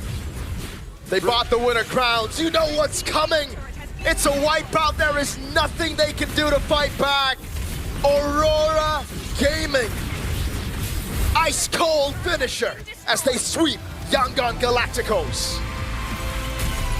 It tested them and it looked hairy at times, but count on the Thorn Queen to remind you who you're up against. Rosa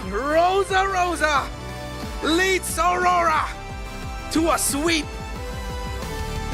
Man, we said it throughout the entirety of the game, and we saw it in the draft too. Farsa in the hands of Rosa is just phenomenal to see, man. And then, you know, that last decision there, I thought Rosa was going up to swing up and potentially, you know, cut that wave a little bit more, push that top side, but then I think the call came through that, hey, no one's over here, I'm gonna swing around, and they were able to go ahead and make it happen. And even so, Lina had the Tsunami Slam, I believe, and then they got caught down in the artillery of the Feathered Airstrike and one of those even clipping Stitch to the point where he had to pop the winner crown early on, tried to switch things out, but then it just got taken care of. And so that decision, and that's why all that time it was like, all right, it's all down to positioning for these Lord fights. It's been so close. Think about every single team fight we saw leading around the objectives, and especially the Lords, was a back and forth. It was almost a 50-50 who had the upper hand, and that one, that time, it came out with Aurora Turkia having that win. This is what we were saying about Aurora, man. They are a team that always has 3 carries. Siggy Boom, TNZ, Rosa. Because Rosa doing what he did in this entire series, especially in this game number 2, as a Farsa. That was a Farsa that felt like an assassin. That looked more like a Gushin cosplay to me. That was, bro. Imagine an assassin with range like that, dude. He was dropping bombs. And again, what a bait on the Purify by Pagu in the end. It was that stopped Stitch from being a threat, right? You bait out the Purify, so the next time we go all in, it just takes a knock-up from Siggy Boom to cancel out the Blazing Duet there. Yeah. And that's why a lot of times we always talk about on the desk here, when you're up against so much knock-up, when you're up against so much EC, maybe it is better to go for Winner Crown, because look at this, Stitch Blazing Duet, instant cancel by Siggy Boom with a knock-up. Yeah, there was just, again, these team fights were fun to watch too, just because it was like so many utilizations of like item swaps, and then of course the conceals even for the roams, and just a way for it to make the team fight in your favor had to come down to not just one person. It had to be like multiple members and really a team effort. And I think that's what was highlighted here. This really could have been us going into a game 3. It was just down to, you know, who could execute those team fight wins more. And honestly, from the last ones, it was just really a back and forth. But that last team fight, crucial decision making. Well, Turkia is happy, and they've got 2 of their homegrown children on the stage with Eterna. Back-to-back victories for both Auroras, ladies and gentlemen, as we welcome them up on stage for this winner's interview. Welcome. How are you guys feeling right now? What's going through your head? We are so good right now. Oh, you're so good, like you're feeling good. Feeling good. What about you, Rosa? You feeling good? Same, yeah. Same. I'm pretty sure the adrenaline is still kicking in. We do have Lunar here to translate as well for these questions. We're gonna start off with Tianzi. So we're curious, do both Auroras help each other out? İki Aurora da birbirine yardım ediyor oluyor. Yani Aurora biz. Evet, scrimler yani birlikte çok fazla scrim attığımız için bize yardım ediyorlar. We scrimmed a lot against them, so we're technically helping each other. Okay, so they scrim with each other. Is there insight that perhaps Aurora Philippines share to Aurora Turkey? Yani de paylaştıkları bir şey var. Hayır, yok. Sadece scrim atıyoruz ve onlardan öğrenebildiğimiz kadar. No, we're not sharing anything. We're just scrimming at each other and trying to learn things from them, and they're learning from us. I see. So you're scrim partners, but that's it. So no trade secrets that are happening between the Auroras. Another question at Tianzi, we were wondering, considering that of course Aurora Turkey has their own unique hero pool, but YG has a lot of comfort picks as well. Was YG a difficult team to prepare against because of this hero pool? Hero pool çok genç ama onların da yani böyle çok konfor pikleri vardı. Onlara karşı hazırlanması zor mu? Evet zor. Onlar cidden gerçekten iyi oynuyor ama biz daha iyi oynuyoruz. Pikleri ne diyor? Piklerine hazırlanmak zor muydu diyor. Evet zor. He said, yeah, preparing against them was hard because they're playing very good, but today we played better than them, he said. They played better today. Difficult to prepare against, but they played better. We like to hear that, the confidence coming through as well. We're now going to shift off to Rosa. Hi, Rosa. It's so great to see you once again. Rosa, we're very curious because earlier today we were able to catch up with the Turkish broadcast. And they mentioned that your lineup right now, Aurora Turkey, is the strongest lineup that they've ever assembled. Do you agree? Evet. Şu ana Türkiye yayınlarıyla buluştuk galiba öyle bir şey olmuş. Bizim en iyi şu an kadromuz. Evet. Şu anki kadro dünyanın yani Evet, bence şu anki Türkiye'de kurulmuş kadro en iyi kadromuz. Yani kesinlikle. Böyle devam edeceğini düşünüyorum şu anda. Yes, he agrees that this is the best roster right now, and Tianzi also adds that it will never be the same as this roster. This is the best, he says. This is the best and it will not be better than this. Yeah. Is that what he said? Yeah, he said, yeah. Okay, amazing. On that note, do you think that you guys can achieve more this time here in the M Series? M Series'te daha fazlasını yapabilir miyiz? Yeah, of course, he said. Okay, so what are we looking at here? Top 2, top 3, top 4? Always being a champion. Okay, number 1. That's their aim for both Rosa as well as TNZ. Before we let you rest, we do want to know if you have a message that you want to relay over to your fans. Bizi desteklemeye devam edin. Elimizden en iyisini yapacağız. Keep supporting us. We will try to do our best. Keep supporting us and we'll try to do our best. Rosa, do you have something to add? Eklemek ister misin? Ya o kadar yani bizi gerçekten desteklediklerini görebiliyoruz yani ve bu bizi gerçekten mutlu ediyor. Yeah, he has nothing to add. He just says that we can see that they're supporting us. He's just very grateful for them. Amazing. Because a lot of Indonesians are also supporting you, Rosa. I'm seeing the chatter. I'm seeing the support coming through for Rosa. But once again, congratulations, Aurora Gaming, because we're now going to break that game down, that 2-0. How did that happen?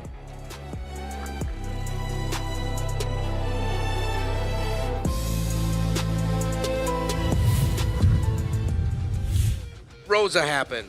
I mean, don't get me wrong, this was a total team effort in this entire series. But Rosa was special in this series, in this game number 2 specifically, that feathered airstrike used over and over again. I think there's a sound like? No, but there's a bit more of a splash for the feather. Oh, it's more devastating than that, man. It's called a feathered airstrike, not a feathered block. Feathered. So it's feathered. Not a blop. No, but imagine that hurts. Like you don't know or hear it coming, and then boom, just dead. Yeah, it's crazy because like Farsa is blind. Yeah, but that was an accurate shot. As we've seen, how blind Farsa is. Again, the lore is it's the bird. It's very the bird who's calling out. It's like, hey, Farsa, it's her husband, right? Yeah, isn't it her husband? Lore-wise, her husband's the bird. Yeah, I think Alice turned her husband to a bird. Into a bird. Oh, dip! I did not know that. That's cool. Yeah. There's a reason why, you know? Look it up. It takes, you know, the question that we see on TikTok a lot, like, what if I turn to a bird? Would you still love me? Questions. Yeah. So, Yeah. Naisu, can you help answer that question? About the bird? Yeah. If I were to turn into a bird? Yeah. I don't know if anyone would still love me if I was a bird, man. I think I have to be a human. Well, no, I guess you could love a bird. People love their animals, right? Facts. I guess I'd be an animal. Would you call me? What? Would you call me over if I was a bird and like to sit on your shoulder? Yes, sir.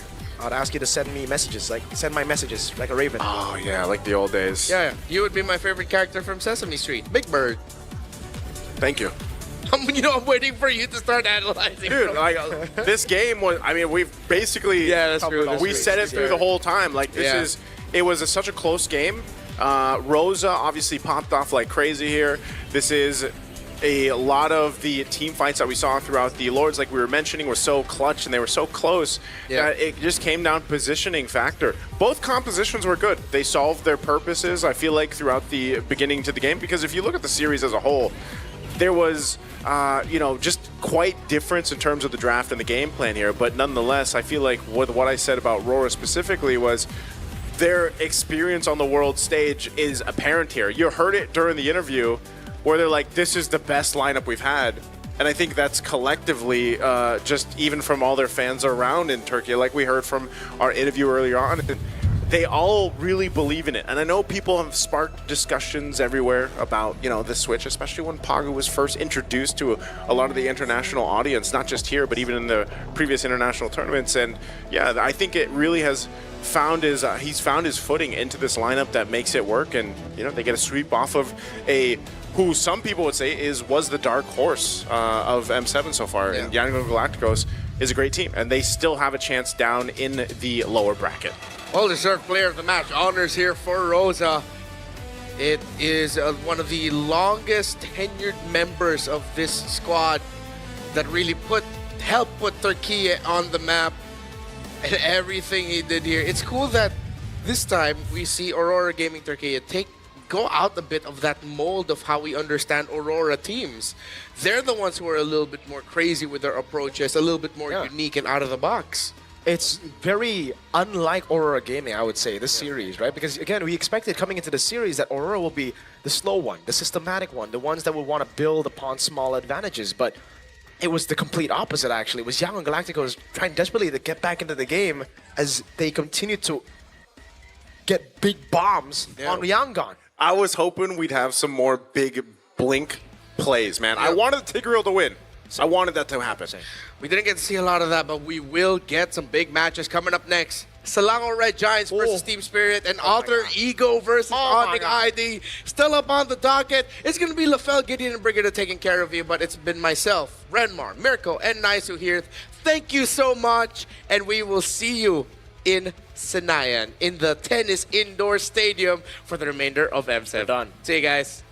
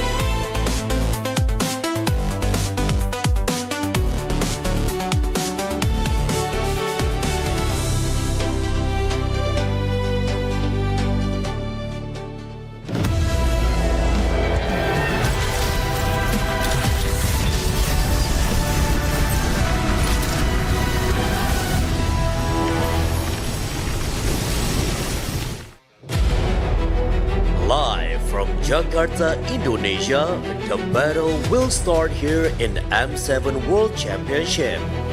Let the world see us.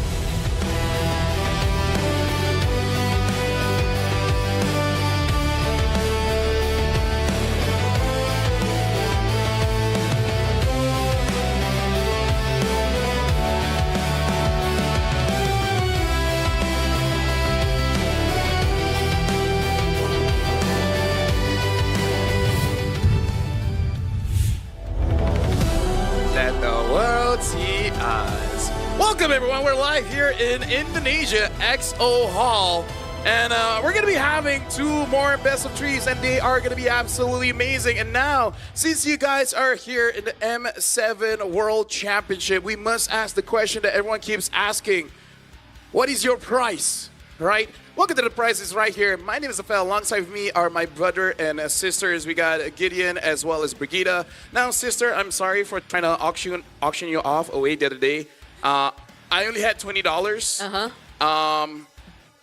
I'm guessing that's not enough, but what do you think? I have no words. I'm surprised. I'm even more surprised my fellow countrymen were actually willing to do that in exchange for a couple stuff. They were asking a very high price at the very least. Even then, they were still willing. That means they were willing.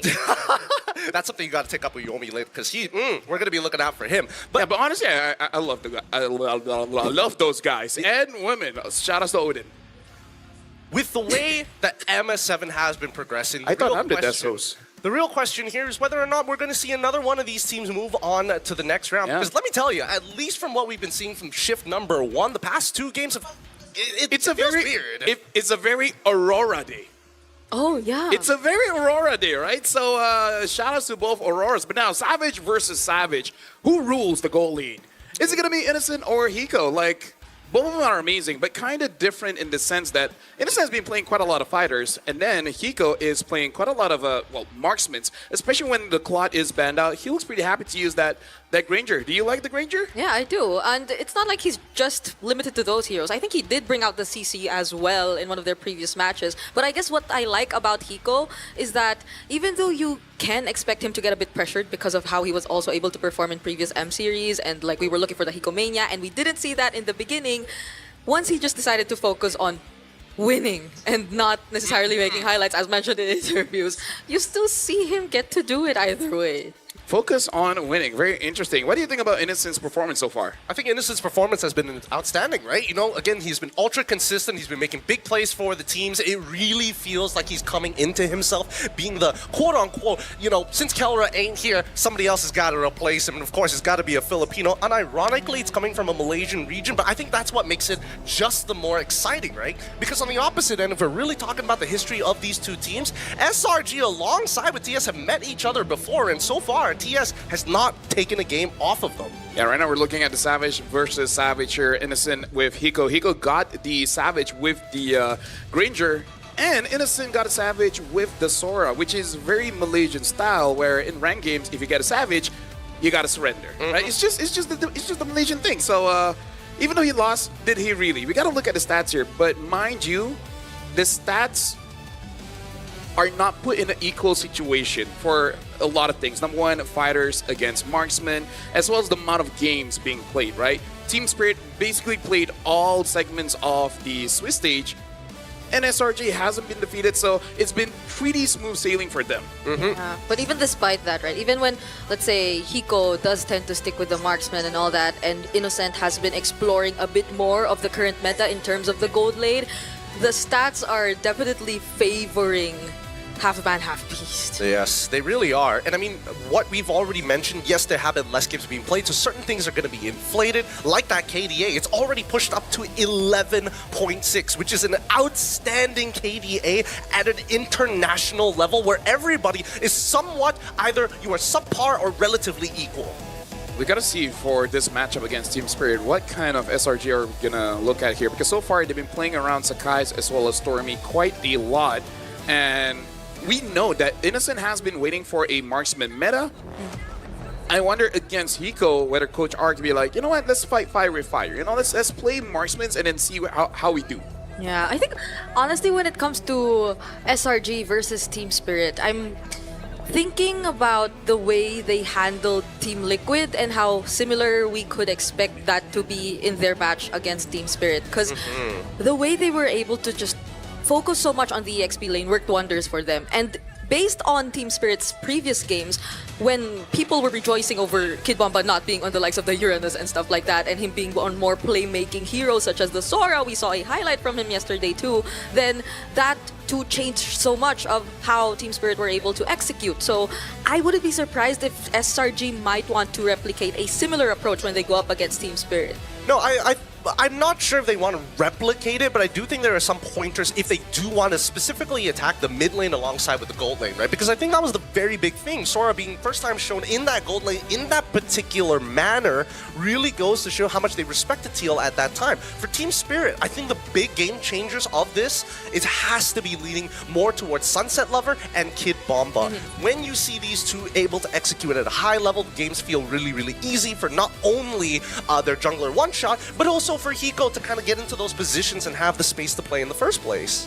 I would say for Team Spirit, kind of their win condition is to kind of play their style. And their style is basically where you want to win your lanes and it's a burst-heavy comp, either a Granger or a Farsa, because they tend to do really, really well when they have that kind of composition. So I do want to see whether SRG will allow that to happen, especially when it comes to winning lanes, because Innocent, Stormy, as well as Cram, all are amazing laners. Even opting to pick up a Zetian going up against the Kimi just to make sure that you're winning out that lane. So I really feel like when it comes to the draft here, I really am interested to see how Team Spirit is going to approach it. Yeah. I would like to see a lot of winning lanes for either side because that should be the overall contention more than anything else.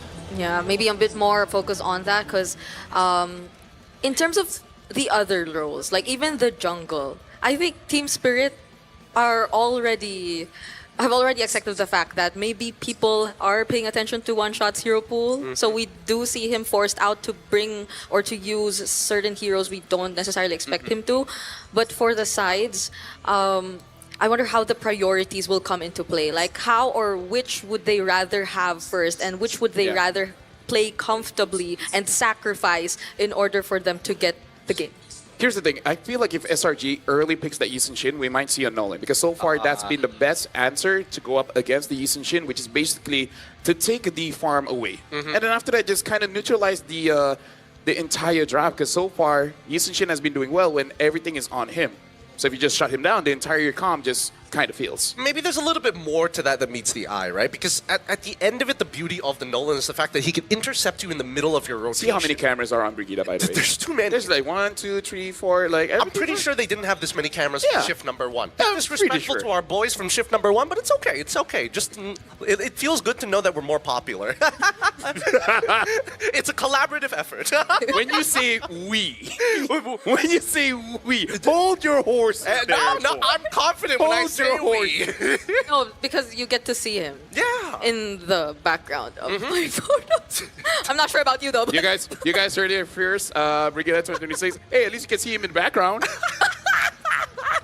I swear. That's how you spot narcissism. But yeah, back to our point. Yeah, because I really feel like successfully starting out Yi Sun-shin is going his jungle and take away his farm, Yeah, that's one simple way of doing that. But you need a couple of other ways of doing so, right? If you have all 3 winning lanes, it becomes super easy to actually destroy your opponent's jungler and ruin their economy. But if you even have 1 winning lane, especially when we're talking about the mid trio, is where we're really going to see the bout actually get extremely heated. I mean, don't get me wrong, Sunset Lover, he's a great player, but after what happened last year, one mistake costed them everything. And that's why TS is extra angry, extra vicious today to bring all the metal to SRG. Now that you say that, maybe SRG wants to opt for a Hayabusa instead, because against very strong mid laners, they're like, you know what, let's use the Haya. And let Innocent carry and just let Ade or Skies just keep on killing the mid. What do you think, Brigida? Possibly too. Although or you're not thinking. I get either way. Huh? What do you mean I'm not thinking? She's thinking about the mid things. Yeah. No, but the other thing I was thinking about though was possibly how likely is it that we get to see another explosive game from Crab on the likes of the CC? Because I think that will also like contribute to how much space they're gonna create or how much they're gonna limit the previous game against TL was a bit too surprising for me in terms of Cram's performance. Like, I did not expect him to perform that way up against Sanford. Actually, it remind me again, I think the last game, especially that Uranus, that was one of the best Uranus games I've ever seen. And yeah, Cram, a bit OCD, a bit angry, a lot of resentment in his heart. He's really trying his best. Like, even for us, me and Gideon, we have a sneak peek trailer of an interview with him where he's sharing just a little bit of his life before becoming a pro player, and that's something that we definitely want to check out. Looks like he had it pretty rough before he got onto the world stage. Yeah, but you see how confident he is right now. Like, even in the last With the good haircut, yeah. You ask him how, on a scale of 1 to 10, confident is he heading into the knockouts, or about SRG and their form in general this M7, and he gives you 11. Yeah, if anyone asks me, I'm like, best I can give is a 2. I think that at the end of the day, as long as you got a roof over your head, a hot meal to eat by it, it does wonders. And I think Cram is a phenomenal example of what that could do, considering the heights that he has gotten to. But it's the laning phase which I'm genuinely concerned for. You say like have a roof over your head. Yeah. For me and you, our roof is someone else's floor. You're not wrong. Very correct. Very correct. You got to put everything into perspective here. Into perspective. Of all the lanes, I'm really just thinking about mid, honestly, because I feel like Kid Bomba against Cram, that might be a little bit more equal, or just super hard on one side or the other. But right now, let's introduce the teams onto the stage.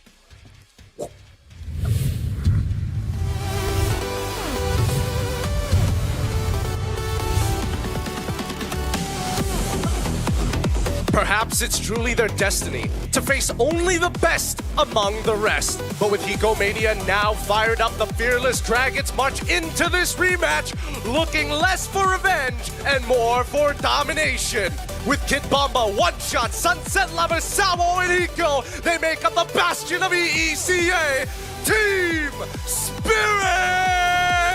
Team Spirit again keeps on going up against the best, but they keep on showing up, especially Hiko after that Maniac. I want to see how they do today. And coming in hot after the Innocent Beast's own Savage, the Awakened Giants enter this rematch with expectations high and confidence even higher. In the EXP Cram, Jungle Sekais, Mid Stormy, Romeos, and Gold Innocent, they are the champions of Malaysia, Selangor Red Giants! SRG so far has been phenomenal. Every single aspect of their team, individual strength as well as having an amazing draft. Going up against Team Spirit here, so far their records have been amazing. But can they keep it up? Right now we are introducing the coaches coming in from both teams. From Team Spirit, it's only Coach Holdstar. From Selangor Giants, it's Coach Arcadia and Ozoraveki.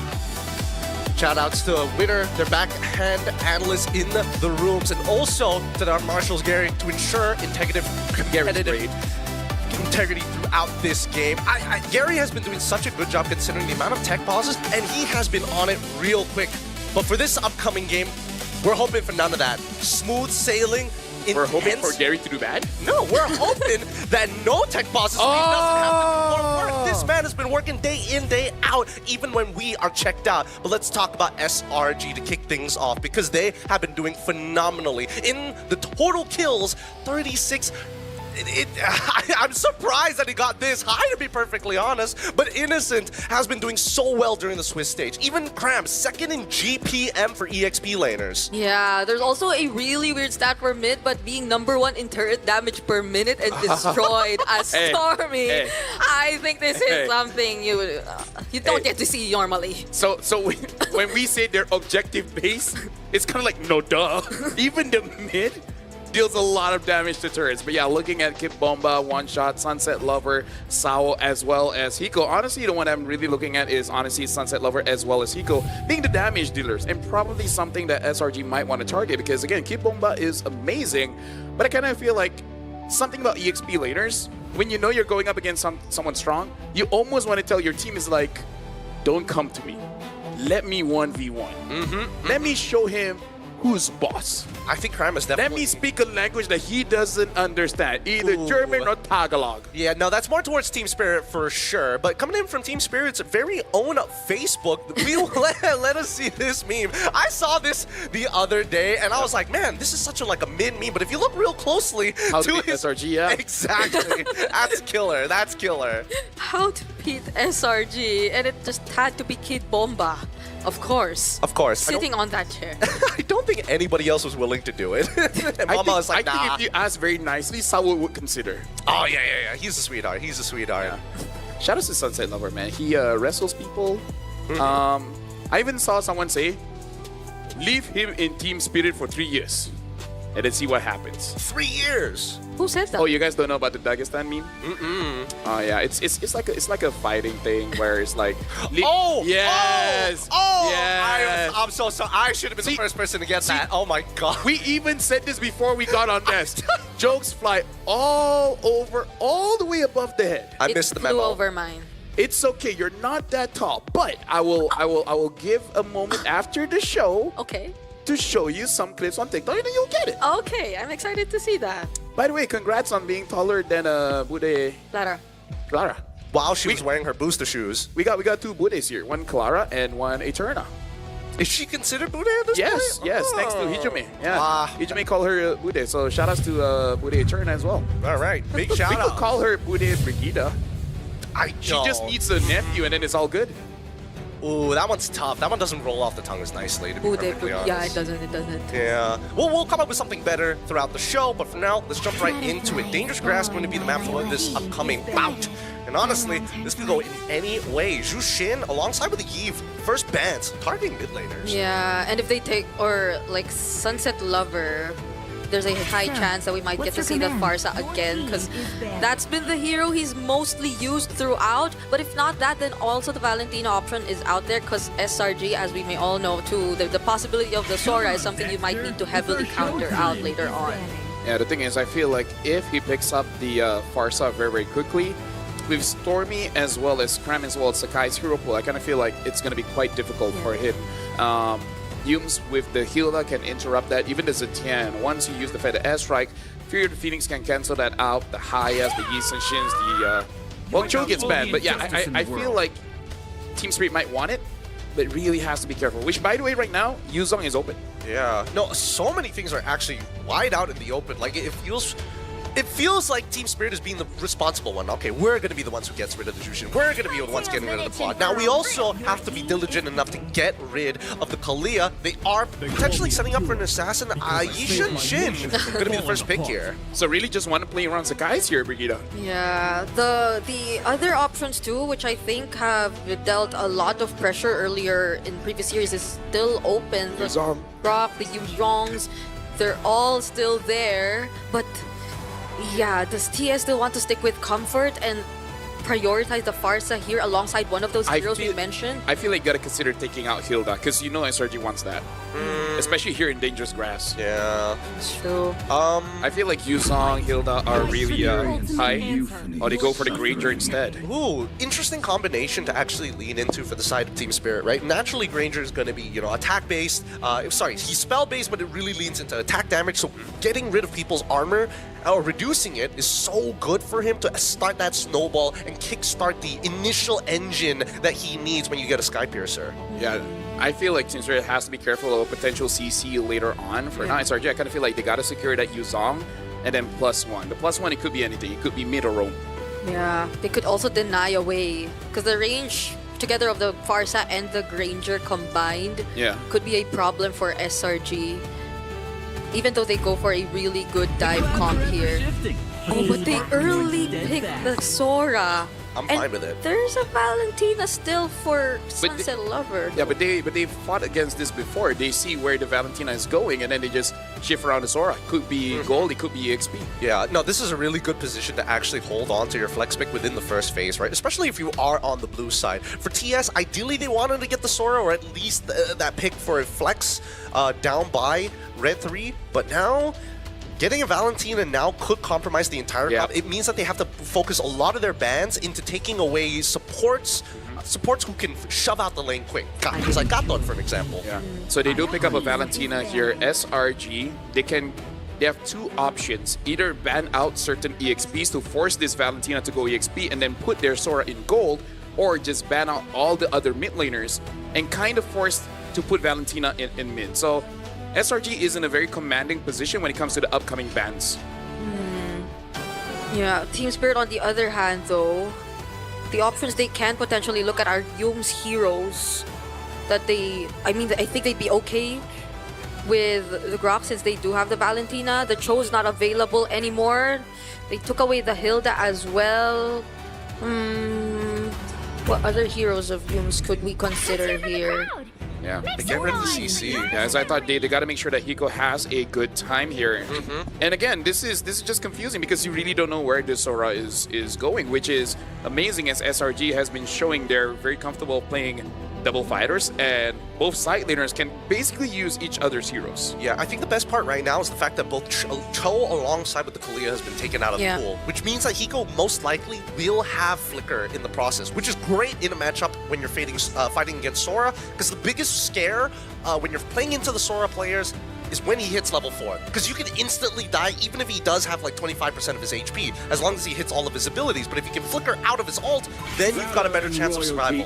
Yeah, I think the other options there for Youm's too includes the Hylos, or wait, there's another one. Gatot. The Hylos or the Gatot, yeah.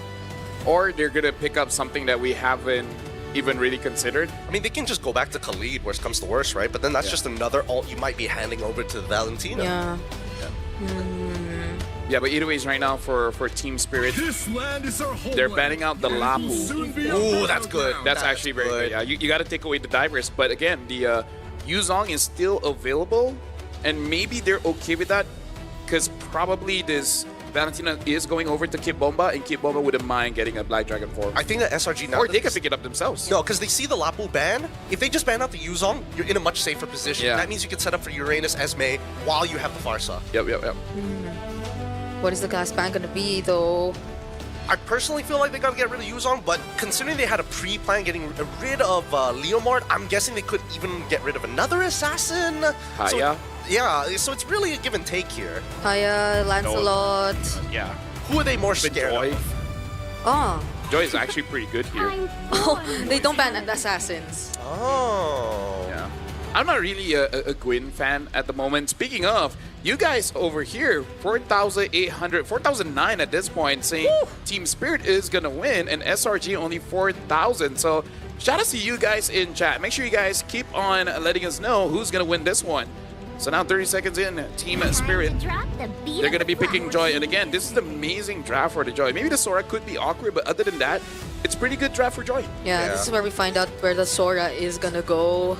I think Sora has to go into the gold lane at this point, right? And I think that TS is scared that SRG is going to go something along the lines of Phoveus now that they've seen like everybody on their side except for the Hilda can actually dash to proc him. Minotaur is a little too dangerous, and overall, from the way that I'm seeing it, I think it's kind of up to SRG what's the worst poison. Yeah, Yuzong is still available if they want to go for something like that. If you're...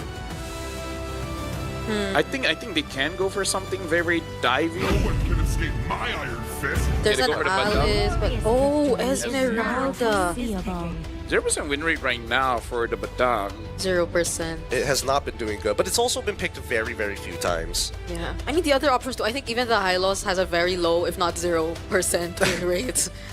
so the options left for Youm's were quite limited too. Yeah. Team Spirit and their EXP lane. Or Rope. Who knows? I don't know. If TS decide to... I just don't want to see a Uranus, please. I would immediately think of the Uranus though if they just want a match. But Kid Bomba being Kid Bomba, we definitely would prefer to see him on. Be yourself, Kid Bomba. Pick up a Yuzong. I think that's kind of the... yeah, I don't know. It doesn't feel like there's a good EXP. Be yourself. Yeah, be yourself. Don't be Uranus. Exactly. So going for the blue also yourself, makes sense. Uranus. Get it? That sounds like a hole that I don't want to go into. You know what, Brigitte? We're going to go shopping and I'm going to buy you new shoes. Every single one of them is going to get you at least 10 inches taller. He said any shoes. He said any shoes. I'm gonna throw that semantic out there as we start looking at it. You can start hitting up the menus to see the most expensive ones. You've dug yourself in that hole, sir. But let's get into it. SRG facing off against TS, and the index is telling us it's only a negative 0.6 for TS. Not gonna lie, I never understood the numbers. People even contact me on IG, bro, as that's I have no clue. But anyways, ladies and gentlemen, we're jumping into the game. SRG going up against Team Spirit. This is the knockout stage where SRG has been looking very promising so far. Can Team Spirit finally get a win against the Selangor Red Giants? Yeah. Out. We jump right into the land of Dawn, and Brick, give us your first initial thoughts about the draft, because I feel like it's either or. Yeah, I do feel the same way. I think the way that there's a Badaang Farsa in mid would immediately grant SRG ways to deal with the pressure that Sao could potentially do on this Hilda. And we're seeing it right now. There's such fast wave clear that we're getting, but it's not that Team Spirit are incapable of fighting back. That's a new Badaang skin. I've never seen that skin before. It's new. Right, it's new. I haven't seen that before. It's pretty good. It's a pretty good skin. And so far, the traits have been very proactive so far, with Lethal Wanderer falling into the hands of TS. At the very least, we're seeing that Team Spirit understand that level 4 is probably where things are going to happen. Sao, I'm sorry, you're early game oriented, but let's just focus on those mid trades because there's no bigger plays to be made. Yep, Temporal Rain again for Innocent on this Sora. We did see this previously as well. And laning is definitely going to be one of the interesting parts of this matchup, because the way it's looking right now, and it's sort of expected because of the recent adjustments to the Granger, but Innocent early on is already dealing so much pressure to Hiko. Yeah, I agree, because right now we really have to look at all the lanes here, because even got to talk about mid. Team Spirit technically is winning the lane, but the fact that Stormy and Yums is holding out, making it no entry point for Team Spirit to actually go and take away any of the green camps is honestly good for Selangor Red Giants, because even though they don't have a marksman in the gold lane, they wouldn't mind actually waiting for the game to extend to 7 minutes first before really considering doing anything. Oh, Sao stealing away the gold crab. No, I totally agree with you, right? Because it's one of those scenarios whereby your HP is a more valuable resource than actually having pressure when you don't have prio. Oh. Crab might be in some trouble here. He takes the Electrify Beats, and that's first blood already as Sakai's looking for a trade back. With the help of the turtle boat, he gets it. That's Sao going down. Feathered Airstrike comes immediately after, on towards Sunset Lover. Flickers out of the way. Even the lethal ignition didn't burn him down low enough. He loses his regenerate because of it. And now the turtle being contested heavily as Yums trying to control both members of TS single-handedly as the rest of SRG comes in for the fight. Pulled on by Aurora, and one shot takes it away. Electrifying Beats in to the Retribution. Big wins for TS. Oh, because look at that. Sakai is still on cooldown. He didn't have his Retribution, but SRG were able to set up so well for that. Yums has been holding that turtle bit for a very long time, even when Stormy was trying to take out Sunset Lover in mid. And that's why they weren't able to burst it down as quickly as they wanted to. But without the Retribution, that became the big problem for SRG. Honestly, I feel like valiant effort, because I can see a world where SRG could have gotten that, because Innocent was there, and he used the shifting clouds. Oh, hold on, looks like a trade up top with Sao. It's a full combination, you can't break out of it. Fist crack, fist break, Yums locks him down. And Hiko almost got 1v1. It is! There you go. Innocent! This is gonna be a problem. Sao, you're the guy expected to really put the pressure for Team Spirit early on, but SRG, they see you as a target, not as a threat. Oh, wait, hold on. Already using the Mountain Shocker, and punished straight away. Good usage from Sunset Lover to find the pick onto Yums. Very proactive response from Team Spirit. They're not allowing the momentum to completely shift in favor of SRG. But what we fail to take into account so far is the fact that the gold lane is a bit too pressured by Innocent. He's dead. Exactly. This is why Sora is a nasty laner. He should technically die here. There we go. Sao gets a trade back. Hiko, despite him dying, he does end up finishing his Sky Piercer. So now the engine is set up. Where is the gasoline? Yeah, but again, it does look like for SRG, they're just like, you know what, Innocent, even if you have a straight, it's fine. Sawo gets hit here. Feathered Airstrike already connecting as Sunset Lover tries to cancel out Stormy early. Sawo low, and Flicker coming in from Cram to secure it. Electrifying Beast coming up from one shot, just scratching the surface. Cram, kiting, knowing that he is doomed, is willing to buy enough time, and Yulms decides to back off from this initiation. Who's gonna get it, one shot or Sunset? Nah, it's one shot.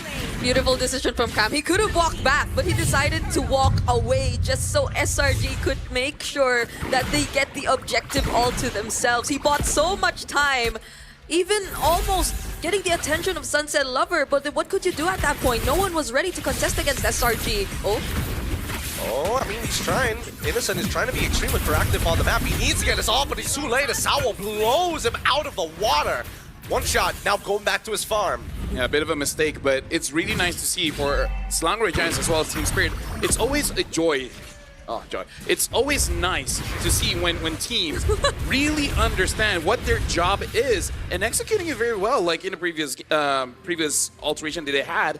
Cram sacrificing himself so that you can get more farm onto Sakai's, and Innocent understanding he can trade 1-for-1 because with this kind of draft, it's more valuable for SRG for Hiko to die than Innocent to be alive. Yeah, it's a fighter. And it's not like he doesn't still get the necessary farm even as the Sora, because he's been winning lane for majority of this game already. So even if you would look at, or even if you would compare the gold between these two gold laners, he's still slightly ahead of Hiko, and I guess that's what really matters.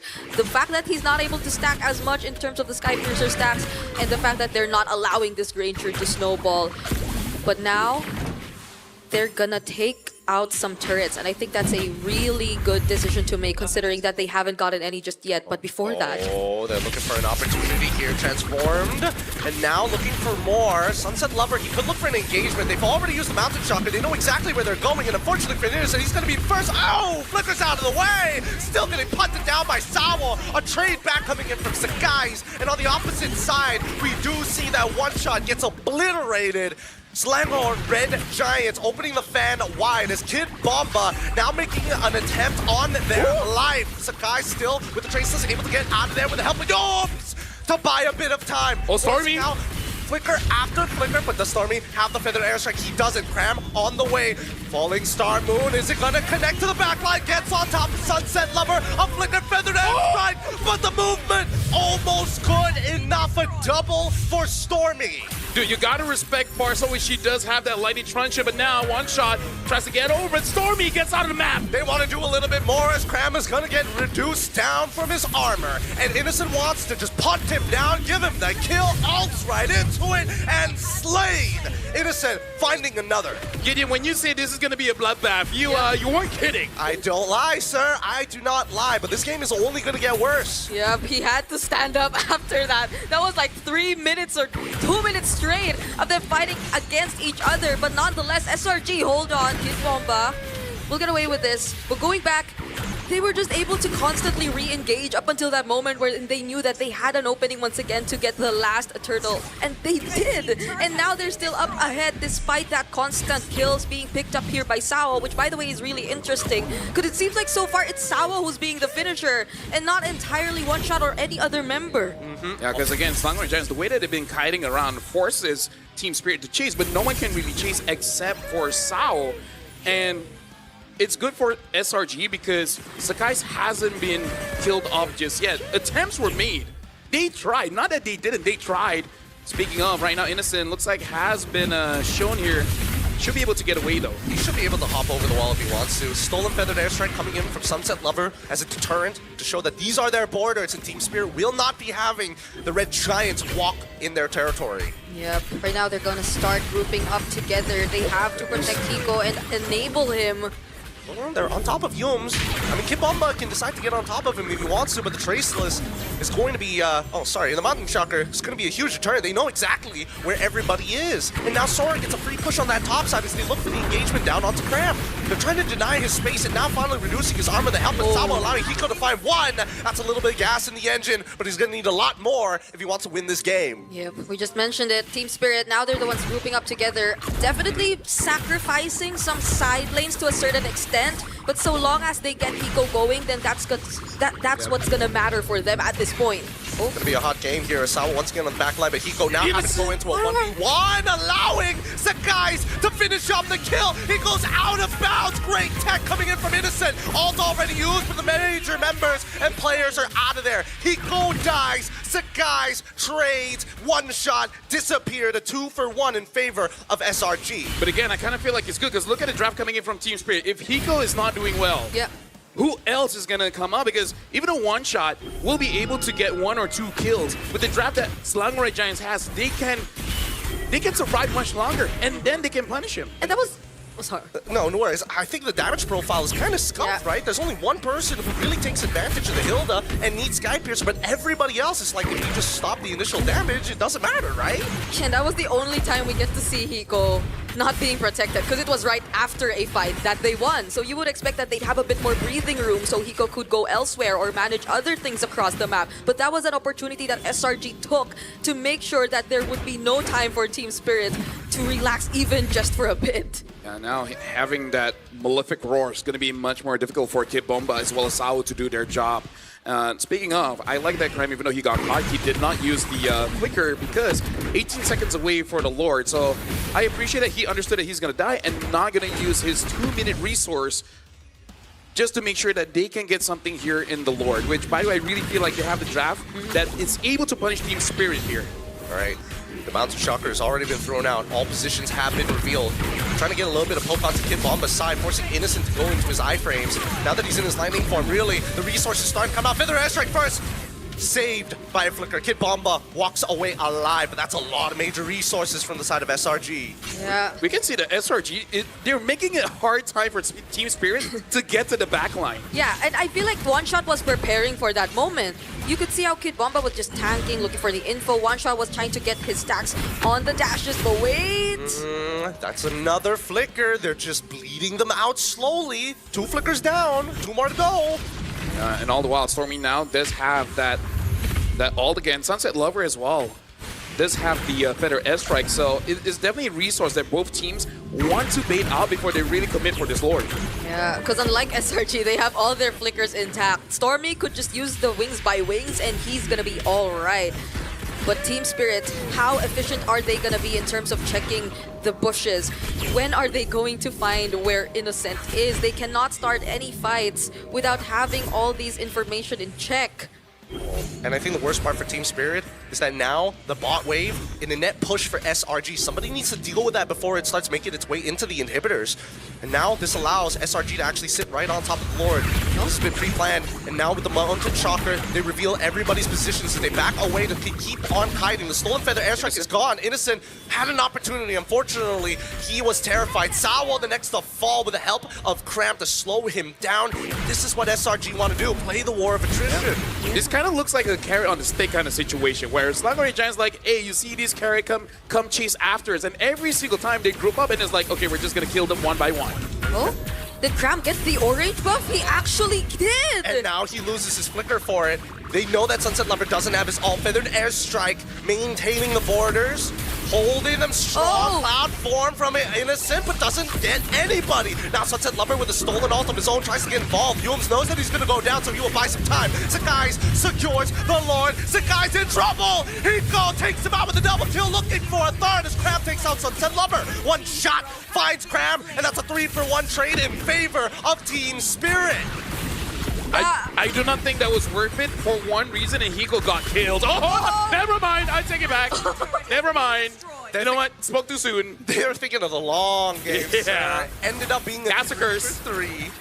Cassacurs. All right, good for SRG then. Oh my goodness. Such a prolonged and extended team fight we saw right there, and multiple instances of SRG failing to get what they actually wanted. You didn't see the cloud form, the setups actually connect onto the members of Team Spirit. You didn't see SRG actually finding the right timings, even though they were able to take out Sawo early on before the fight eventually broke out. But it took long enough. He got back.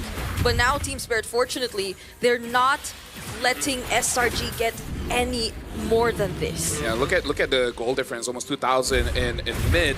And even Innocent looks like he wants to go for, I'm guessing, a Malefic Roar here. So the next time he finds Kid Bomba or Sao, they're going to be done. It looks like for Selangor Giants, they really want to make sure the front line of Team Spirit cannot do anything in this game. Yeah, they're really trying to just poke them out for as long as possible, right? Which is why they're targeting Sao, Kid Bomba, stealing away the buffs, trying, instead of saying, you know what, we need to kill one shot, let's just take away his resources. Yeah. Everything feels interconnected, but I still feel that Team Spirit are putting up one hell of a fight, man. Make them hungry. Make them hungry. Yeah.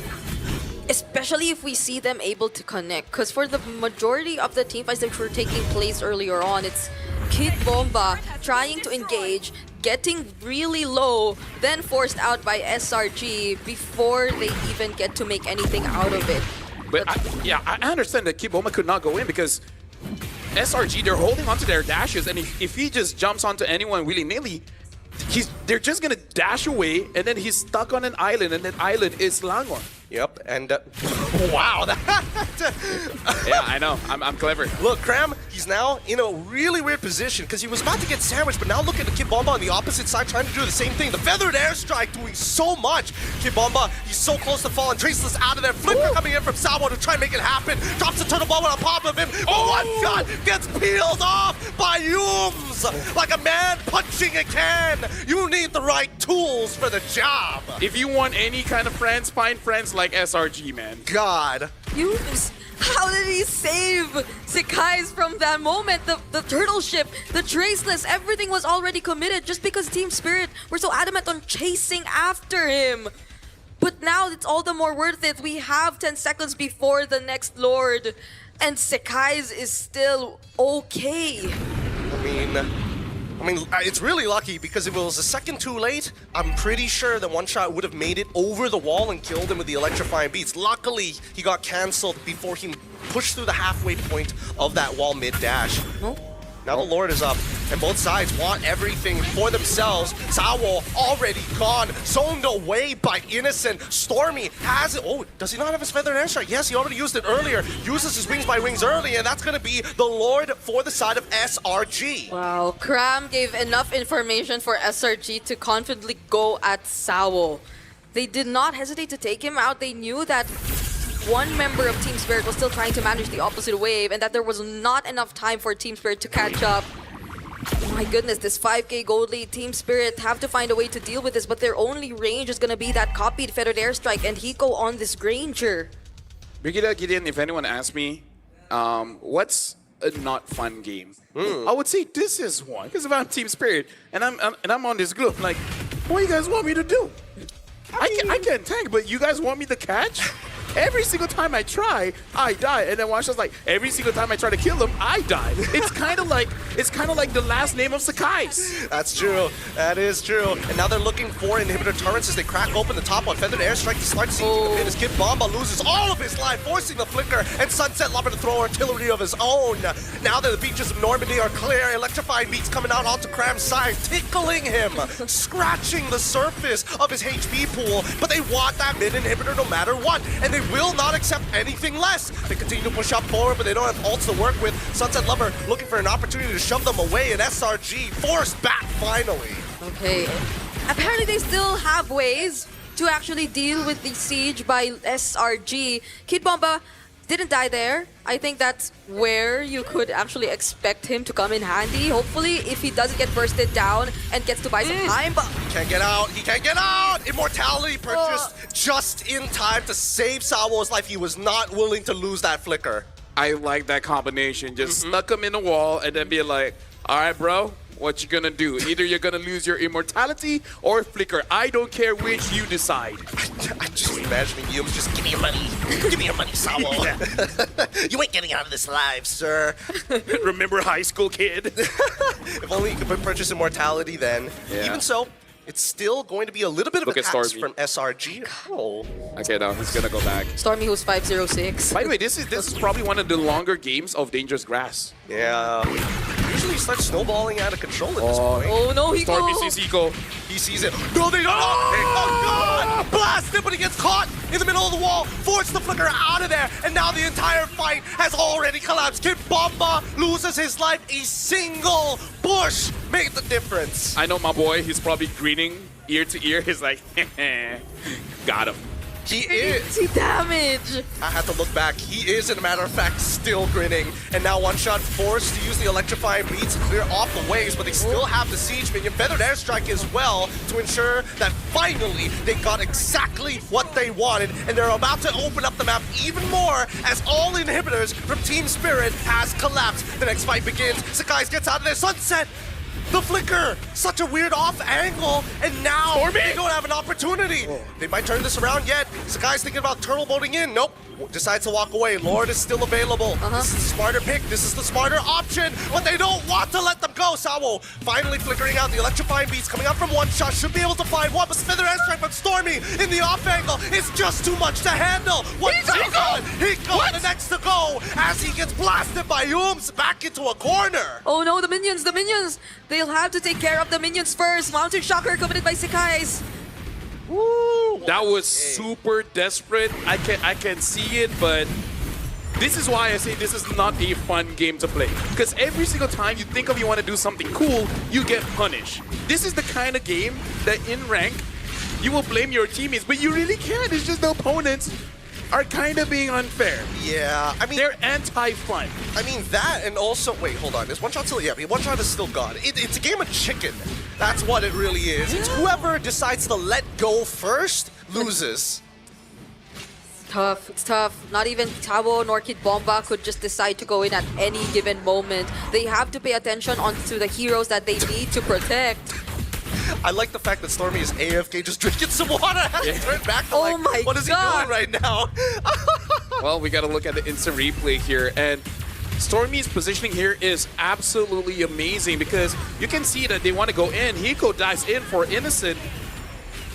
That's a Sora, right? It yes, you went for the goal lane, but your goal lane is not of same value, my guy. Well, let's see how much value they're going to get off of this Lord. Now that they're sitting around it, they get the damage reduction from this 21-minute evolved Lord. Oh, the turtle ball has been thrown off. Feather Airstrike finally targeting towards Kid Bomba and the rest of the wave. Winter Crown coming down with the electrifying bees. One Shot finally disappears. Sakai's two-taps him, and they go straight for the bases. Sawo Sunset Lover cannot clear this wave in time. Selangor Red Giants again coming in with a very clean game, looking a very nonchalant, and yeah, they just keep on kiting a team spirit. In a way, they're just like, I dare you. Yeah. I dare you to come and chase after me because you're not fighting against one. You're fighting against all of us. I got my Nakama with me. I got my amigos, my hombres. My posse. Nakama. My Ohana. It just, I thought it was a Nakama. But yeah, still, I guess props to Team Spirit though. They prolonged that game for 21 minutes long, when in fact SRG had so much damage already. I think once they even hit the mid-game, it was a bit too hard already for Team Spirit to deal with everything, but they were still finding ways around it, just not enough ways. And it's also on top of the fact that they did make some really expensive decisions in-game, such as Hiko's decision to still flicker in and try to get the kills off of those members of SRG who were trying to chase. Because I guess it's a sort of tunnel visioning in a way, that you get to see an opening for you to get in more stacks, for you to just wipe out the enemies and go for the cleanups, but then you fail to take into account that there are waves you need to manage, and that your base is wide open, and that there's an objective coming up, and that you're the guy who cannot die. Yeah. The only guy. It's a tight win condition, right? No matter how we look at it, the win condition for the side of TS really is based on the performance of SRG. But luckily, SRG were playing very airtight. Yeah. Minimal mistakes across the board, trades that were effective. And we thought they lost a couple of those trades, but then you add another 15 seconds later and they win it back. Yeah, because it really does look like for Selangor Red Giants, they compute what that draft wants to do, and then they just understand whatever heroes that we have, understand what your job is. And basically the job, Innocent, make sure that Hiko does not have a good game. He will force a 1v1 to kill Hiko, and that slows him down so much. That's number one. And then Cram, zone everyone away. Yumes, make sure that Sakai's doesn't die. And then Stormy, just kill people. And he did that. Even all by himself. Yeah. Especially that one he did down bottom. Because you would think he would already recall. Because everyone was already getting back to the base. Yeah. But at the same time, it's like, hey guys, want to see something cool? Do you guys want to see a magic trick? First he's there, and then he's not. Magic. He's gone. And I think that moments like this really question whether or not this is like a very Malaysian play style, right? How many times have you seen specifically a mid laner find an off angle? Like, it's very different from MPL/PH where they're looking to kind of outsmart you, out macro you. Here, it's just one of those things. You don't check a bush and, I'm sorry, we'll take out your gold laner. Yeah, I guess that's another one. We want to be cool? No. Like, they're No, we want to be cool. Oh, you guys are. Like, as in, like, you know, go on with your point. Okay. What was my point? No, I know. I remember. So, what was that? Exactly. No, wait, I remember. Okay, so that's the thing. I remember now. So, the thing is, they expect that there has to be people checking bushes. There's not a single player from Team Spirit who could just go for the dives. That's one shot, I guess, but one shot has been shut down so much. So Stormy was just too free on this Pharsa, could position himself wherever he wanted to. He had nothing to worry about at all. 1, 2, 3, 4. Yep. He again, he's holding up the numbers well. He knows that he's playing out of his mind right now. But I think when we really look at it, especially when we're about to hit the highlights in just a little bit, right? Where could TS look to find openings, right? I think that was the really big question. Or did they already lose from the drafting section? I kind of feel like the draft coming in from Team Spirit is actually pretty solid. It's only the Valentina. Other than that, I really do feel like for Team Spirit, they had a pretty good draft. It's just that for Selangor Giants, this is in a way where you draft not against your opponent's draft, but you draft against your opponent's play style, right? Because I really feel like for Selangor Giants draft, they could change certain heroes for other picks. As long as they can do the same thing, it's fine. As long as Innocent gets a hero that can 1v1 Hiko, it's all good. As long as Yumes can have a peeler, doesn't matter what kind of hero, even if it has to be like an Akai, as long as he makes sure that Sakai stays alive for the rest of the game, same as Stormy, then that's all good. I really feel like when it comes to the draft, SRG already understands their job, and basically the coach asked them, like, okay, which heroes can you do the best of your job, essentially? Yeah, because I think this draft especially would require you to really be active early on, or if not from the very beginning of the game, because you have the Hilda, you have the Valentina to add a bit more pressure, and the Joy could just go in for the immediate follow-ups, even though, let's say, you're just there to deal a bit of damage towards your opponents and not necessarily go for the pickoffs. Because if you look at the side lanes here of SRG, it's not like there could be an ideal target whatsoever too. That's an Esmeralda that you're talking about. That's a Sora gold lane that you're talking about. So the most you could really do is just look for ways to pressure the map or the areas in the mid for SRG. But since it's Yumes on the Badang and Stormy on the Pharsa handling it, then that was already completely denied for Team Spirit early on. Yeah, and for right now, before we start the draft coming in for the next game, we were able to get Smetana as well as Osprey.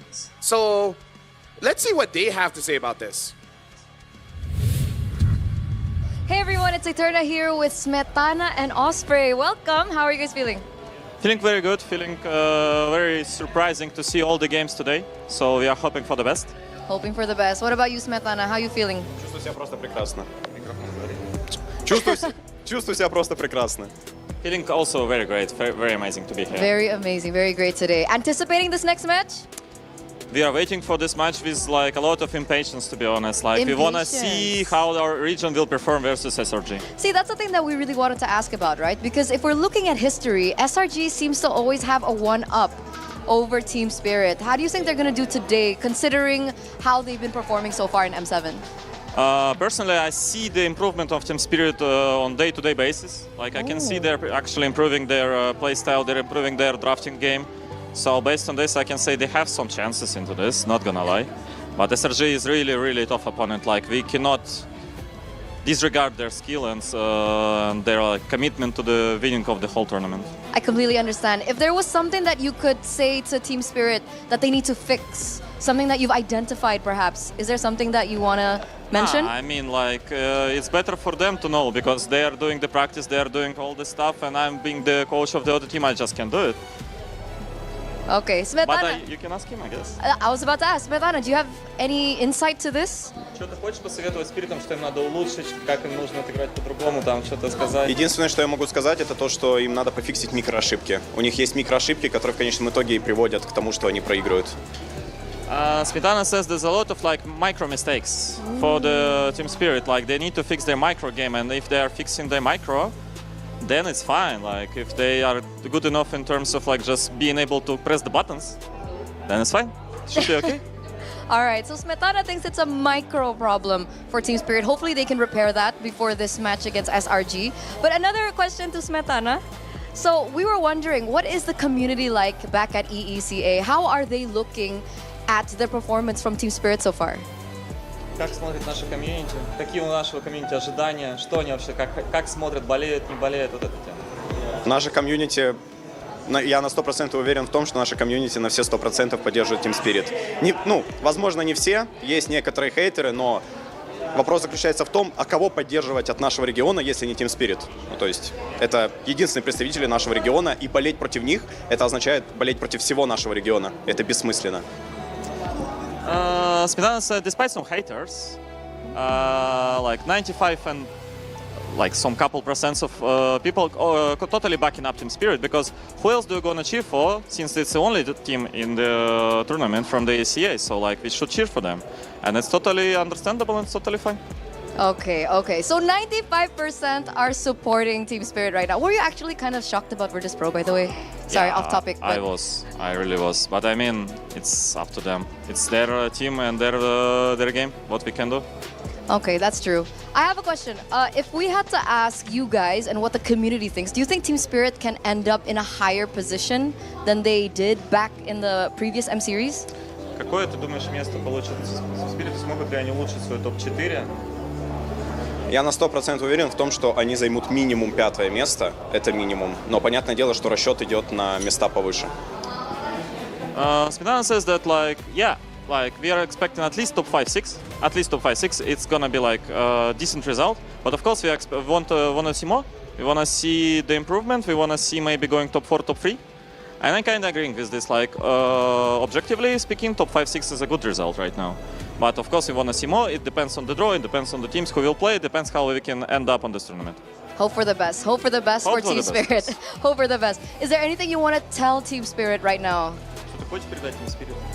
Good luck. That's it? Just good luck? I mean, what else should we say though? I don't know, like...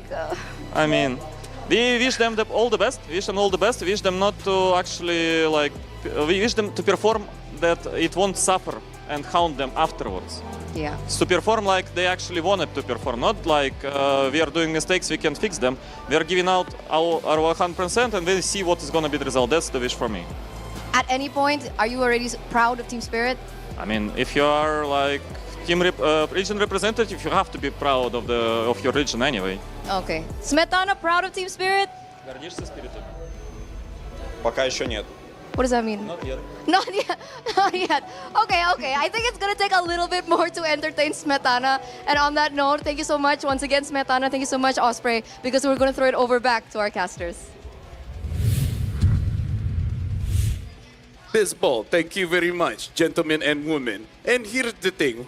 You haters, go fly kite. So spicy. So spicy. I love when someone asks someone to fly a kite. Brigitte, has anyone ever told you to go fly a kite? No. Why? Do you want someone to ask you to go fly a kite? I don't know. Do you even fly kites in the Philippines? Yeah. We do. They do.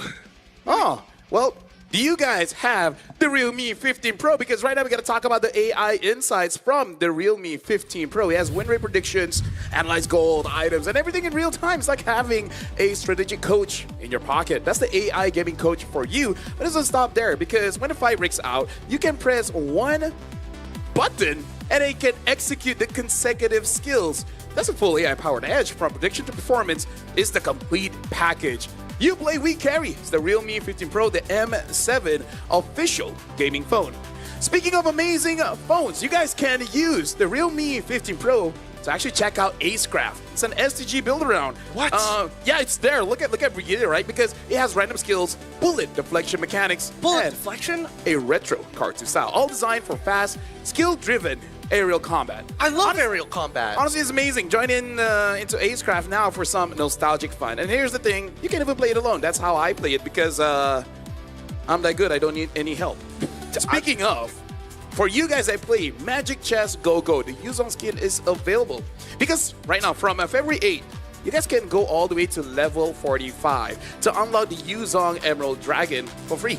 Purchase the Go 1 pass to instantly unlock Yuzong's Go 1 skin, the Dragon Shade, and of course reach level 75 to unlock Yuzong's Prime skin, the Cosmic Dragon, to actually get the elimination animation. And that's cool. Where's my glasses? Oh, here it is. Oh. You were able to read all that without your glasses. People don't talk about this, but he's got a phenomenal memory, some may say. Oh. He just plays a little like, I don't remember. No, honestly, I don't remember everything, but when it comes to sponsors, très bien. All right. With that, I'm liking French so far. French so far has been going well for you. I'm not gonna lie. Out of all the Yes, potentially, oui, baguette. Oof. Yeah. That's not racist, is it? We'll ask the PR team later.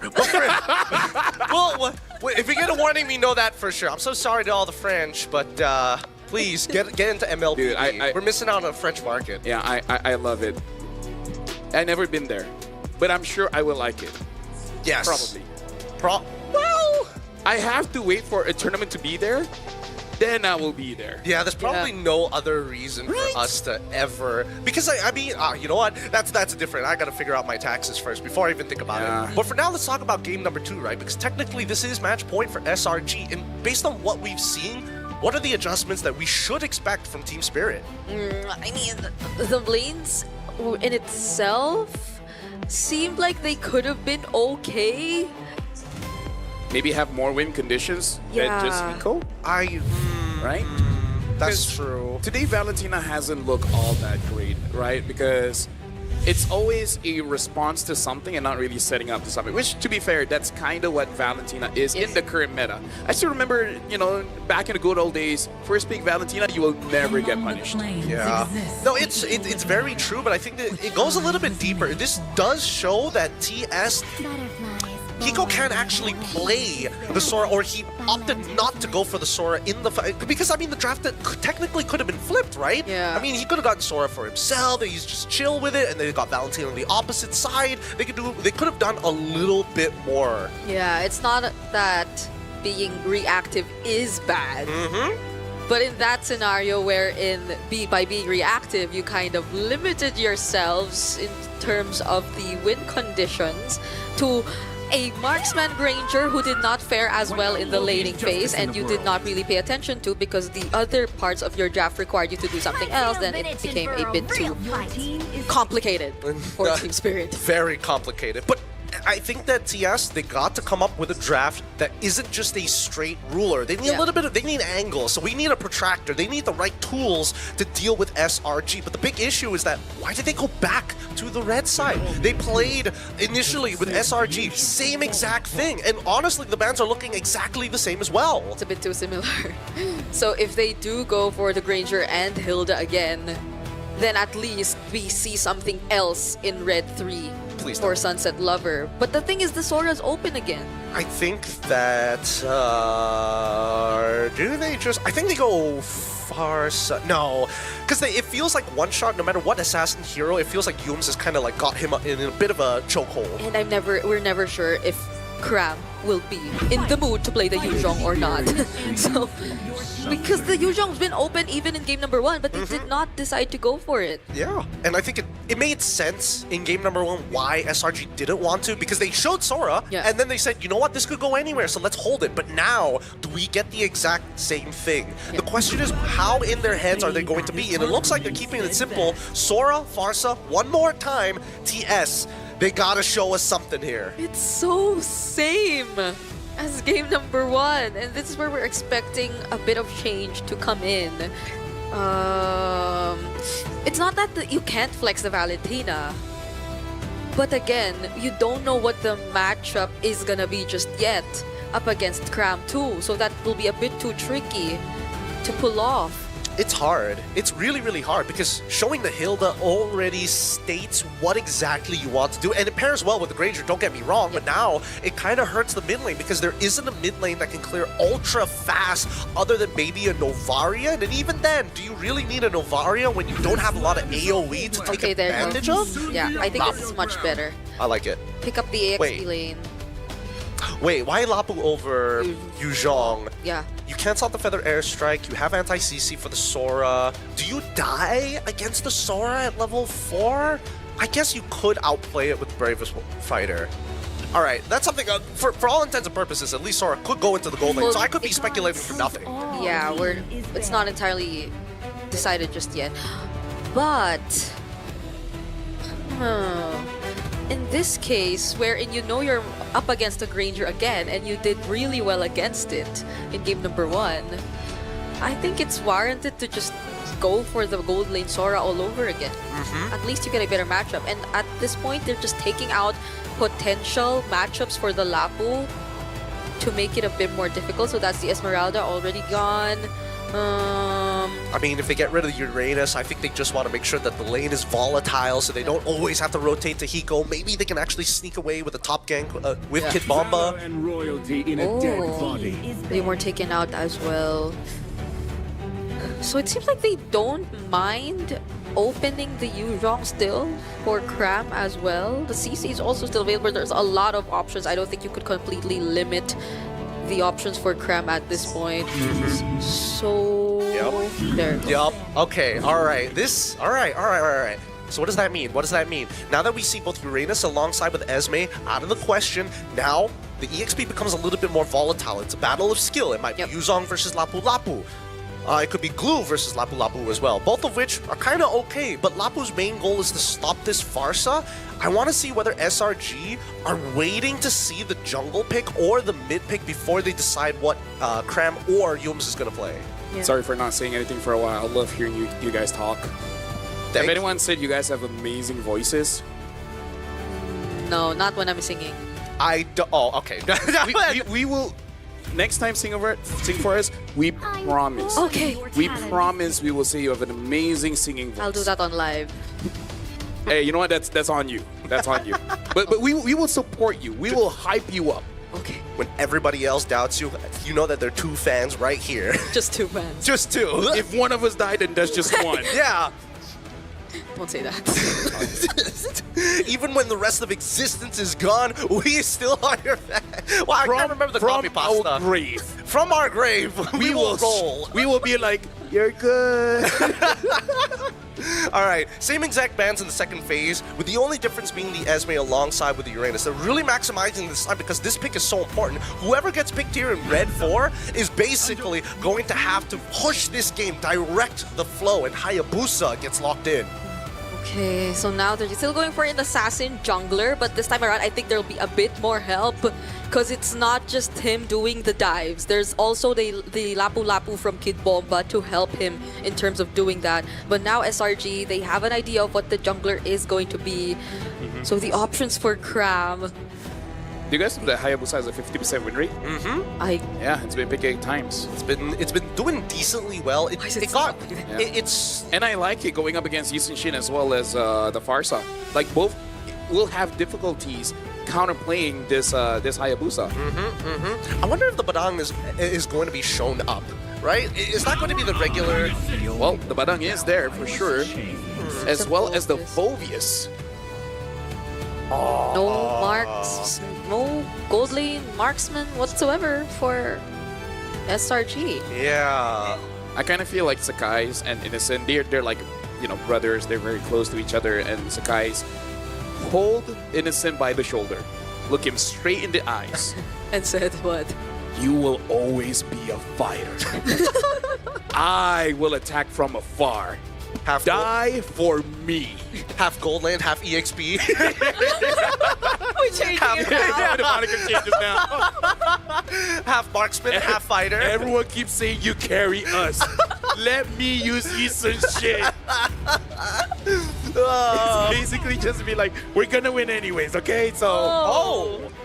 Oh, okay. I'm actually okay with that. Yes, because now at least, because we saw that TS was playing the mid-treats very, very well, applying a lot of the pressure onto Stormy on this Farsa, and it's almost technically permanent damage in the lane, but now it's even easier to do. Yeah, there's a lot of poke. You get to, I guess, utilize the Hilda a bit more, because then when you get the information, and you also have your own way of getting information, so that could somewhat help in terms of limiting what SRG could do to take you by surprise. And it's not like they've been doing that constantly even in the previous game with the Badang. It's more of the Badang trying to interrupt what you want to do. So now they have multiple ways to deal with Stormy. If Stormy still doesn't die in this game, he's a... I don't know good. He's too good. Yeah. Anyways, Gideon, I do not trust numbers. Ladies and gentlemen, we're jumping into game number 2 here. Selangor Giants going up against Team Spirit. This time, Team Spirit changed 3 heroes off their drive. And like Brigida said, can they kill Stormy? Because Brigida wants to see that boy die. I didn't say I... Oh, wait, no, not too much. Too much. I didn't say I wanted him to die. Just pull it back a bit. Oh, yeah. All right. In-game. Can we change the phrasing? Whether or not he will die. Ah. I don't want to see him die. I like the storytelling aspect. No, it's just of that she's too positive. I need to bring some negativity in her life. You can't. I've tried. I've tried. I haven't tried. Very positive. Give me my opportunity, okay? We'll do it. Hey, man, we still got another best of 3 after this one. So let's see how this is going to go. Because the laning phase was the biggest question mark here between both of the teams, especially the side laners. Kid Bomba, he did all right in lane. But Hiko, this is the one where it gets scary, right? I felt like he needed more help from the rest of his team down by the bot side and should be calling for resources towards him. Ooh. Sao and Sunset Lover are dealing with it much, much better now compared to the previous game, but still not enough to just get access immediately to the jungle. Oy. Maybe because this time they have a mage with range. Yeah. Quite a big difference, range makes it. It really does. It's kind of like fishing. The longer the rod, the more range you can put. Anyways, look at this gank. Oh, not successful. There you go. Unable to find it so far. This guy's a little late to get there, but at least for one shot, he does get the EXP crab. However, in terms of the raw rotations, right, it's been pretty honest for the most part of it. Yeah. It's not like you could really just expect to take out the Phobias early on to at least deal some damage, but the Dark Wave was timed a bit too well for you to be even able to do that. So that just means SRG, they're still on track in terms of the farming and in terms of EXP. And with this assist that you're seeing from Sekais right now, it's no surprise that they'll be the ones to position themselves first in the turtle, unless... Could they find the interception, Yums? He's looking for an option. Sunset Lover gets out, and now Sawo in trouble. Forces the flicker early on, knowing that Yums could lock him down. They've learned a lot of the habits from game number 1, and here comes Cram to start making sure that he can punt multiple targets. Kid Bomba now getting it targeted down as they turn towards Sawo's side. They've zoned them out, and Innocent almost getting it, but he fails to dash into the wall as Hiko trying to beam him down. Sawo gone to dust. Sunset Lover on the run now as Cram looks to finish him off. Doesn't find it. Okay, there's one shot too. They're trying to go in. Oki Shadow Kill finds it. Yin Yang overturn as well. Being called just in case. No stoned unturned. Yeah, making sure to punish SRG for overextending. And now Sawo is there trying to get away. Selangor Giants still starting off pretty strong, but we can definitely see Team Spirit adjusting their movements as well as position just to make sure that they don't get as heavily punished like game number 1. Yeah, but still a very similar approach to what we saw earlier too. It's the fact that they try to deny Sawo of whatever he wants to do and whatever interruptions he wants to try. But the difference, I guess, is also the fact that Cram was just a bit too eager in doing that, and that we didn't see Kid Bomba able to do the same. Because by the moment they were already able to take away the turtle, then it was an immediate shift to just try and assist Cram. Oh my goodness! Sawo again! They really don't like Sao. They don't. Sao on the hill that they just don't want. But this does come at a little bit of sacrifice, right? Because Cram, yes, he had an EXP lead against Bomba, but I think now Bomba's going to even it out with the help of the extra gold from the plating because Cram wanted to go so far out of his way to ruin Sao's laning phase. That's the thing about Cram. He likes to ruin someone's day, you know? I think that's the best mindset that you can have as an EXP because I feel like as an EXP, the best compliment that you can have is you're annoying. Yeah. Now, Feather Airstrike already out. Very early flicker, knowing that Sunset Lover was in position for the Yin Yang overturn. I feel like Cram, during Christmas, does he get called Krampus often by cousins that don't like him? They're jealous of how great his MLBB skill is. They all like him. Actually, no, I think I see either Instagram or TikTok, he's spending time with his family. Yeah. He looks very happy. So it's just really here that we get to see him. Where he really... I feel like in MLBB, you really discover your real self, yes. No, that's facts. MLBB and driving. Oh, here we go. Brave Spike coming in for Kid Bomba. No, he doesn't get the Raging Slash in time. He manages to get it late. Stormy secures the turtle. And now here comes Cram to get on top of it with help of his demonic force. One shot, force away from his own buff as the guy slowly consumes the rest of the jungle economy. Can he at least steal the buff? Yeah, he can. He has the retribution. And One Shot doesn't. He didn't use it in the turtle. I'm surprised he didn't. Like, what are the chances it was actually Stormy who got the turtle? But he did, and now he just gets a free pass to get away more and more resources from One Shot. Now that's a 2-level gap we're talking about between their two junglers. Look at the way that they are blockading them out from this tier 1. Yums and Graham are just setting up the borderlines. Yep. Again, Selangor Giants right now really showing their trust in each other. Sakai is basically telling the team, I don't want to retreat this, so Stormy, you kind of have a lot of damage. Use that. And then Yums and Cram be like, guys, they cannot kill you. So just stand in front and let me do my thing. This is basically the arc where Sakai's use everyone around him. And be like, prove your love to me. Yeah, and I think that's something that you do need from like a very gold-heavy style of jungler. He's already up 977 gold. Like, that is a huge lead. Oh, wait. They actually want to go for Cram? There's Yums, though. I mean, they're trying. Feathered Airstrike's already up, but the Yin Yang over to... Oh! A 3-man catch! And Sunset Lover just watches the massacre on the side! Excuse me, do we need one more ban against SRG? Do we now gotta respect this Badan? What was that? The Malaysian hero? What did we say about Yums being there? He was just waiting for the right opportunity and he catches 3. Now that's a tier 1 turret over to SRG. That's a mid-tier 1, and even bot-tier 1 is gonna get Feathered Airstrike blasting Eco, forcing Stormy to flicker away. Innocent is waiting on the side. Oh, wait, can he actually go for this? Does he have his ult? Yes, he does have his ult, but nobody's showing up, and luckily, Nico not going to take the chance. Yum's now in some trouble here, getting punched away. Raging Slash coming in from Kid Bomba as well. Not sure if he wanted to hold on to that, but for now, it's going to be a no contest. Sunset Lover trying to run away. Flickers out just in time. Amen for the Landshaker. Oh, wait, no, an opportunity. Whoa. One shot. He just needs the ult. Ogi Shadow Kill finds it, but Hiko secures it. Okay, probably a little bit too far forward. I think even Krem is like, oh, wait. Probably not a good idea, but so far, again, amazing slam. Oh, Stormy. Does not one shot. By the way, he still hasn't died. Not that I'm waiting for it to happen, but... I mean, you're not good at hiding it. Let me just say that. The fact that you're keeping count. No. Oh, so guys, okay. It's gonna be okay. And it's sad because Sunset Lover's been always trying to go for the off angles. Yep. He's tried to enter from the mid bush. He tried to maybe attempt to go from behind, but he gets spotted out every single time.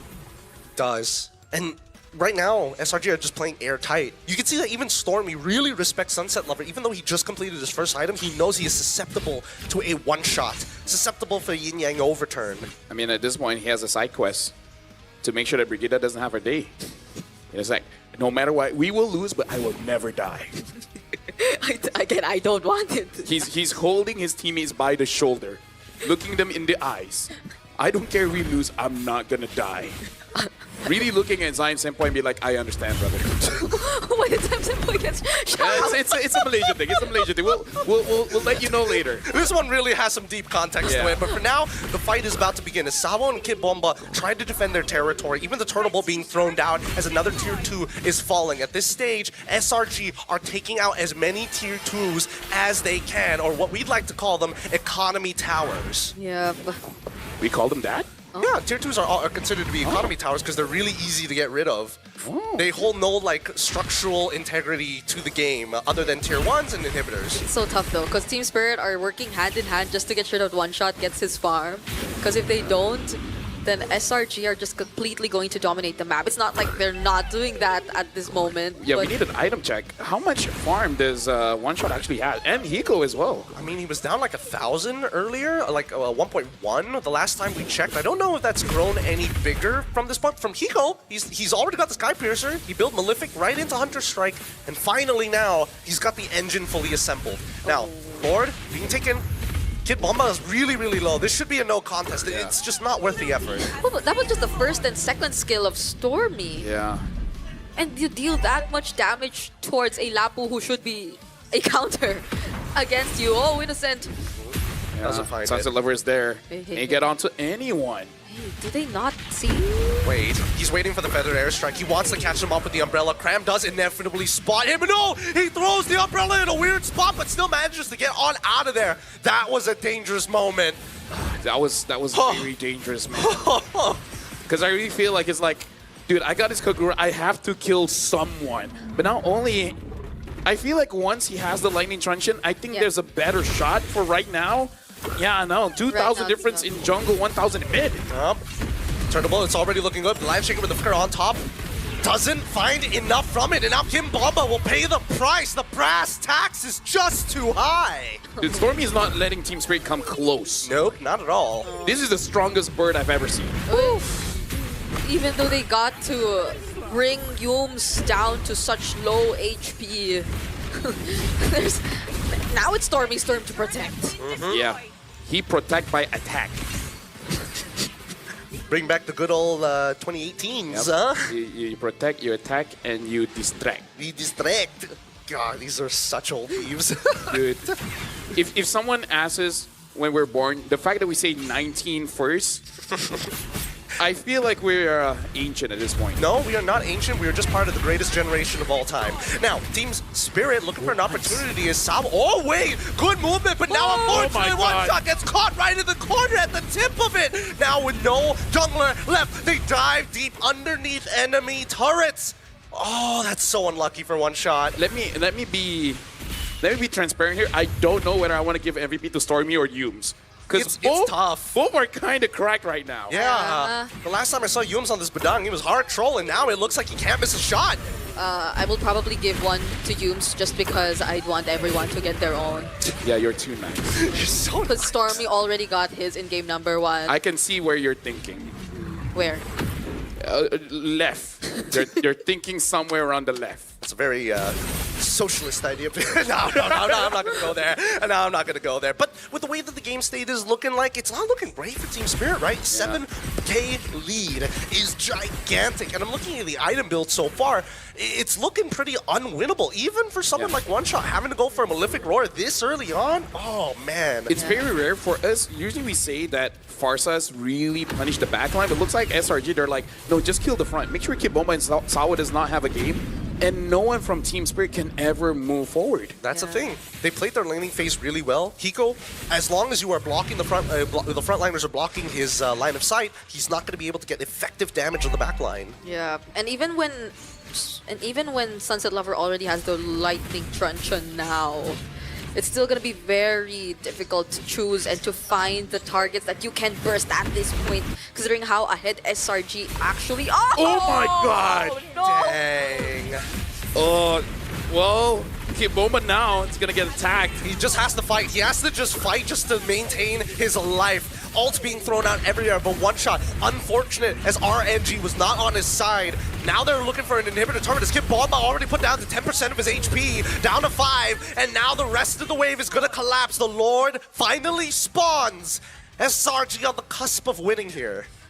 I just wanted to bring up Sunset Lover, and then he got deleted. He got deleted real Stormy fast. does the highest amount of damage here, and Cram is the second. I'm actually more interested in Cram. I mean, he was farming a lot of that off of Kid Bomba, I'm not gonna lie, but we'll see whether he's gonna get a little bit more. By the end of this, Sawo gets locked, forced to flicker early on. That's a big resource. Let's see how SRG takes advantage of this. Yeah, no shields left for any of these base turrets. Look at the dash! Oh! Flicker for flicker, and now the Lord crashes right into the inhibitor down on bot side. Top side, even one shot is a little worried about Sakai's raw damage. The base damage is too high, and SRG are making sure that they punish TS for even walking up to their inhibitor turrets, but they got what they want, and they back off. Rick, do you think Team Spirit can kill Stormy? I don't. Innocent is 0-0-0, by the way. Just want to point that out. I don't. Well, to be fair, when the few moments we saw One Shot use his Ogi Shadow kill, it dealt decent amounts of damage to Cram and Humes already. So Cram's flexing. if you get to reach Stormy, which so far they haven't been able to do, then they can, or they definitely will be having the damage. Yeah. But it's tough. Yeah, no, I feel you, because the last time I tried to catch someone and they throw a meteor in my face, I could not get close to them. What are you trying to catch? Are you trying to catch like a... Who are you catching in this? Rihanna? Okay, that makes... surprise. Oddly enough, that makes a lot more sense than I thought it would. Only Rihanna throws meteors back at you, right? Okay, Thanos. All right, but even so, Stormy's damage is through the roof, and he knows it. That's why he's already got the Holy Crystal build, right? He's trying to accelerate this game twofold. Yeah. Honestly, if Team Spirit won, I could have done more Rihanna jokes, because, get it? Kagura. Umbrella? Under my umbrella, Ella. Finally! I get one. Oh, you get one joke. Yeah. You know what? I'm so proud of you. I'll give you a sticker. What sticker? I'll think of something. This is on top of the expensive shoes, by the way. We got to keep track of it. Okay, okay. It's on broadcast, so he has to do it. But what do you do as Team Spirit? Even when Sawo tries to go and check bushes, no, even that one instance where Sunset Lover just wanted to use the umbrella to check bushes, he got bursted. So I think what Team Spirit have to do is learn... Kill Storm. Well, yes, but how are they going to do that is the real question. And I think that SRG actually showed a way that they could potentially do that by faking, by not, well, faking is not a great way of explaining it. Let me. It's a diversion, right? You're looking to distract your opponent to hide the real attack, and I think they just need the frontliners of SRG to move in a particular way to expose Stormy in an off angle. That's the only way they can do it. But SRG are playing tight. Every time they go just out of bounds, they pull back just in case. So they gotta fake it. The question is, who's gonna be the faker? I think it's gotta be Sunset Lover, right? wait, he spots Stormy there though, but that was enough time. Oh no! Oh no! He's getting chased, and he even flickers out of the way. Yin Yang Overturn being called as Innocent flickers on top of him.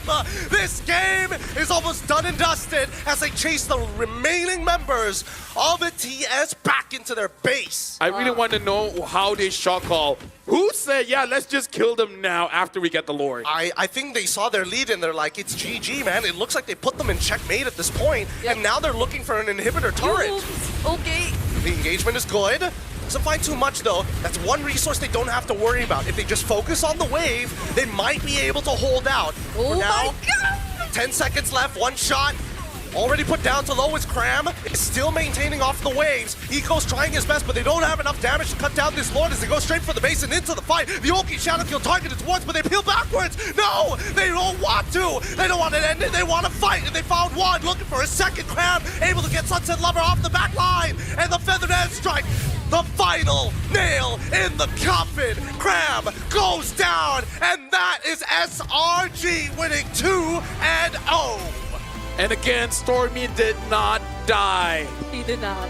The disappointment of the desk cannot be stated even through laughter. But yes, Selangor Giants in this M7 World Championship, a big contrast of what happened all the way back in M6. This time, they're looking so prepared, even against strong teams. They're looking very good, very clean. Looking a bit too good, and this is something that hurts if you're a fan of Team Spirit. This is multiple instances of their revenge being denied. and multiple instances of them having to go up against each other in the world stage and suffering this exact same fate. There's just no way around or SRG and their constant evolution as a team. And despite all the metas that we go through. And it's not to say that they did bad things, because they got the heroes to deal with the Farsa. Yeah. The Farsa just kills them first. It's kind of like Coach and Stormy talking to each other, and then the coach is like, Stormy, I'm gonna give you Farsa, but they might kill you. But then Stormy's like, well, what if I kill them first? And then the coach is like, you know what? That's the mindset. That sounds like a very Vecchi thing to agree with. Yeah, honestly, that sounds more Vecchi. Yeah, because Arcadia will probably look at it and was like, I didn't, you know what, never mind. What do you want, Innocent? Yeah. Because, I think that TS, this is a really good learning experience. Yeah. Because the meta is shifting, and I think that SRG have kind of found a really good solution for blue side. The question is, how do you play red side? Yeah, because that was 2 games in a row where they stuck with those sides. And we saw the exact same flow. They changed it already, thought it was enough because they already had enough dive heroes. But how could you constantly dive in the presence of a Badang who times his fist break or fist crack so well he can even just choose either or? That one instance where he just used the fist crack on one shot around the orange buff of Team Spirit was one of the highlights of this game, because that looked like an opening for Team Spirit to actually turn things around in a team fight. But then he got denied with a single fist crack, and then they were able to re-engage again. Yeah, honestly, SRG also living in tomorrow. Basically seeing when an attempt is going to happen and Yums just prepares for it. With that, congratulations to Selangor Red Giants. With this, Team Spirit will be going to the lower brackets. But for now, we're going over to the stage for the interview.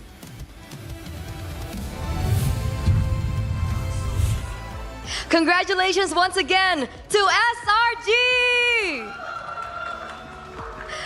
The fans are going wild in the building. You have so many supporters. It's insane. They were waving the Malaysian flag. But I'm here up on stage with Arcadia and apparently Tom and Jerry. Are you guys aware of this? You guys are known as Tom and Jerry? Apa Tom and Jerry? Apa tuh? I don't know. You don't? Yeah, you guys don't know? I guess the viewers would know better. You guys, let me know why they're called Tom and Jerry. But in all seriousness, we have Sakai's as well as Innocent.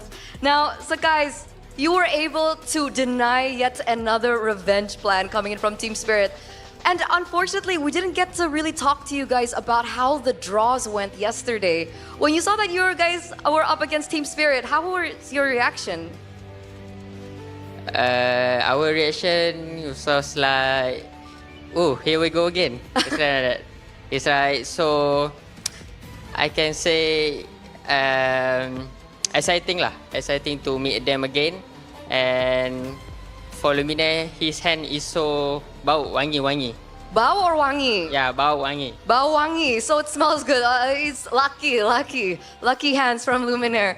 All right. So what about you, Innocent? Do you feel the same way? Like, here we go again with Team Spirit? During the draw? Just normal because, you know, it's a draw, so we don't know what's gonna happen. We're just happy PH and Indo, the different bracket. Yeah. Can I leave the stage? Can I? By the way, I'm from Indo. Can I leave? But yes, it does look good for SRG on the brackets so far. Not too good for PH, not too good for Indonesia. But like we were talking about, Innocent, people are considering that you have such unique picks. Because Sora has been very popular coming into M7, but not so much in the gold lane. So could you explain to us the reasoning behind why Sora is good in the gold lane? I think it depends on the team.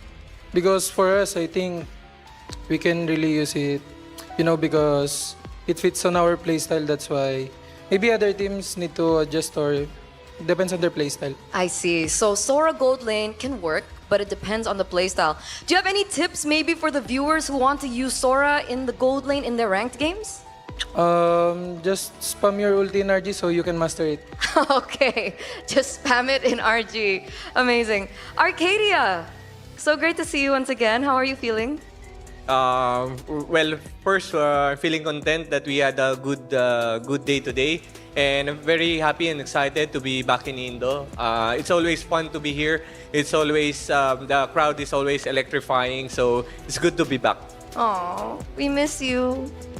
We really do miss you, Arcadia. Arcadia, we were wondering, how do you think about SRG's performance so far? Do you think it's up to your expectations? Do you think they could do better? Are they at their peak? Or is there something that they could work on?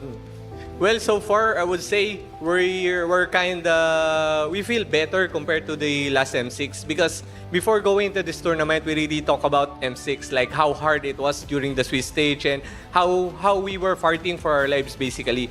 And this is what we wanted. This is what we work for.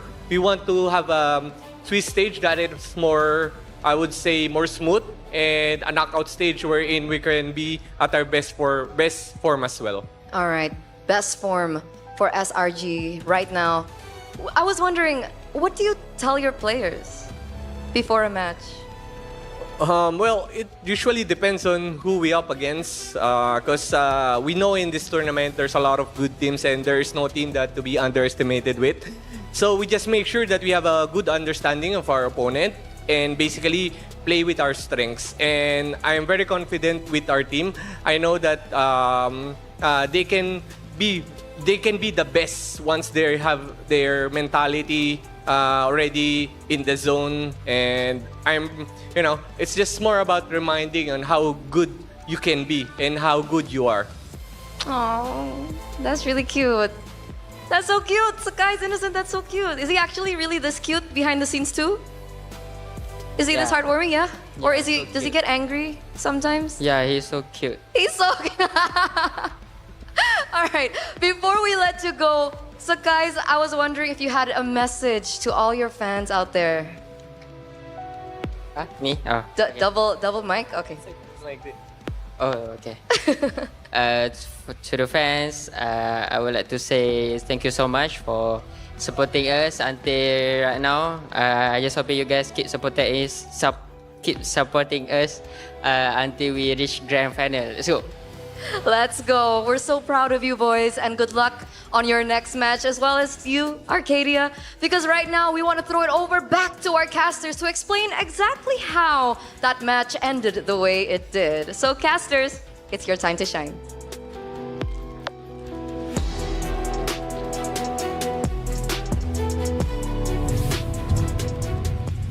Makasih, Bude Eterna. But yes, you know the thing that I got from that interview is that you see Coach Ark's face. He was looking at the players and Eterna, and he's like, "You just unlocked something." Because after this, the players just be like, "Cute coach, you're so cute." Like he knows, like, oh my god, this will not go away. I'm glad that they've already finished the documentary, so they don't have to air that on live television. What do you feel about your coach? Oh, he's so cute. He's the CA now. Oh man, not Coach Ark, cute Ark. Oh boy. Let's look at the MVP here. By the official gaming phone, Realme, and it's Stormy on that Farsa again. By the way, Briggs, do you want to know a fun fact about SRG that might still be true here in the M7? What's that? Which is they have the lowest amount of hero pools. Huh? Because for some reason, they always get their draft. For some reason. Because even if you look this game, they only change one hero. Yeah. Nothing else. It happens the entire season, and we're always like, how do they always get the same thing over and over again? No, right, because even in their last series before this, they got the same. Sora again and again. And Yusunshin again. And the Yusunshin again. And that's on top of the fact that Sekai has used 4 different junglers, I believe, already here in this tournament. So everything was just a choice that they made. But if you were to Everything is a choice you can make. Yeah.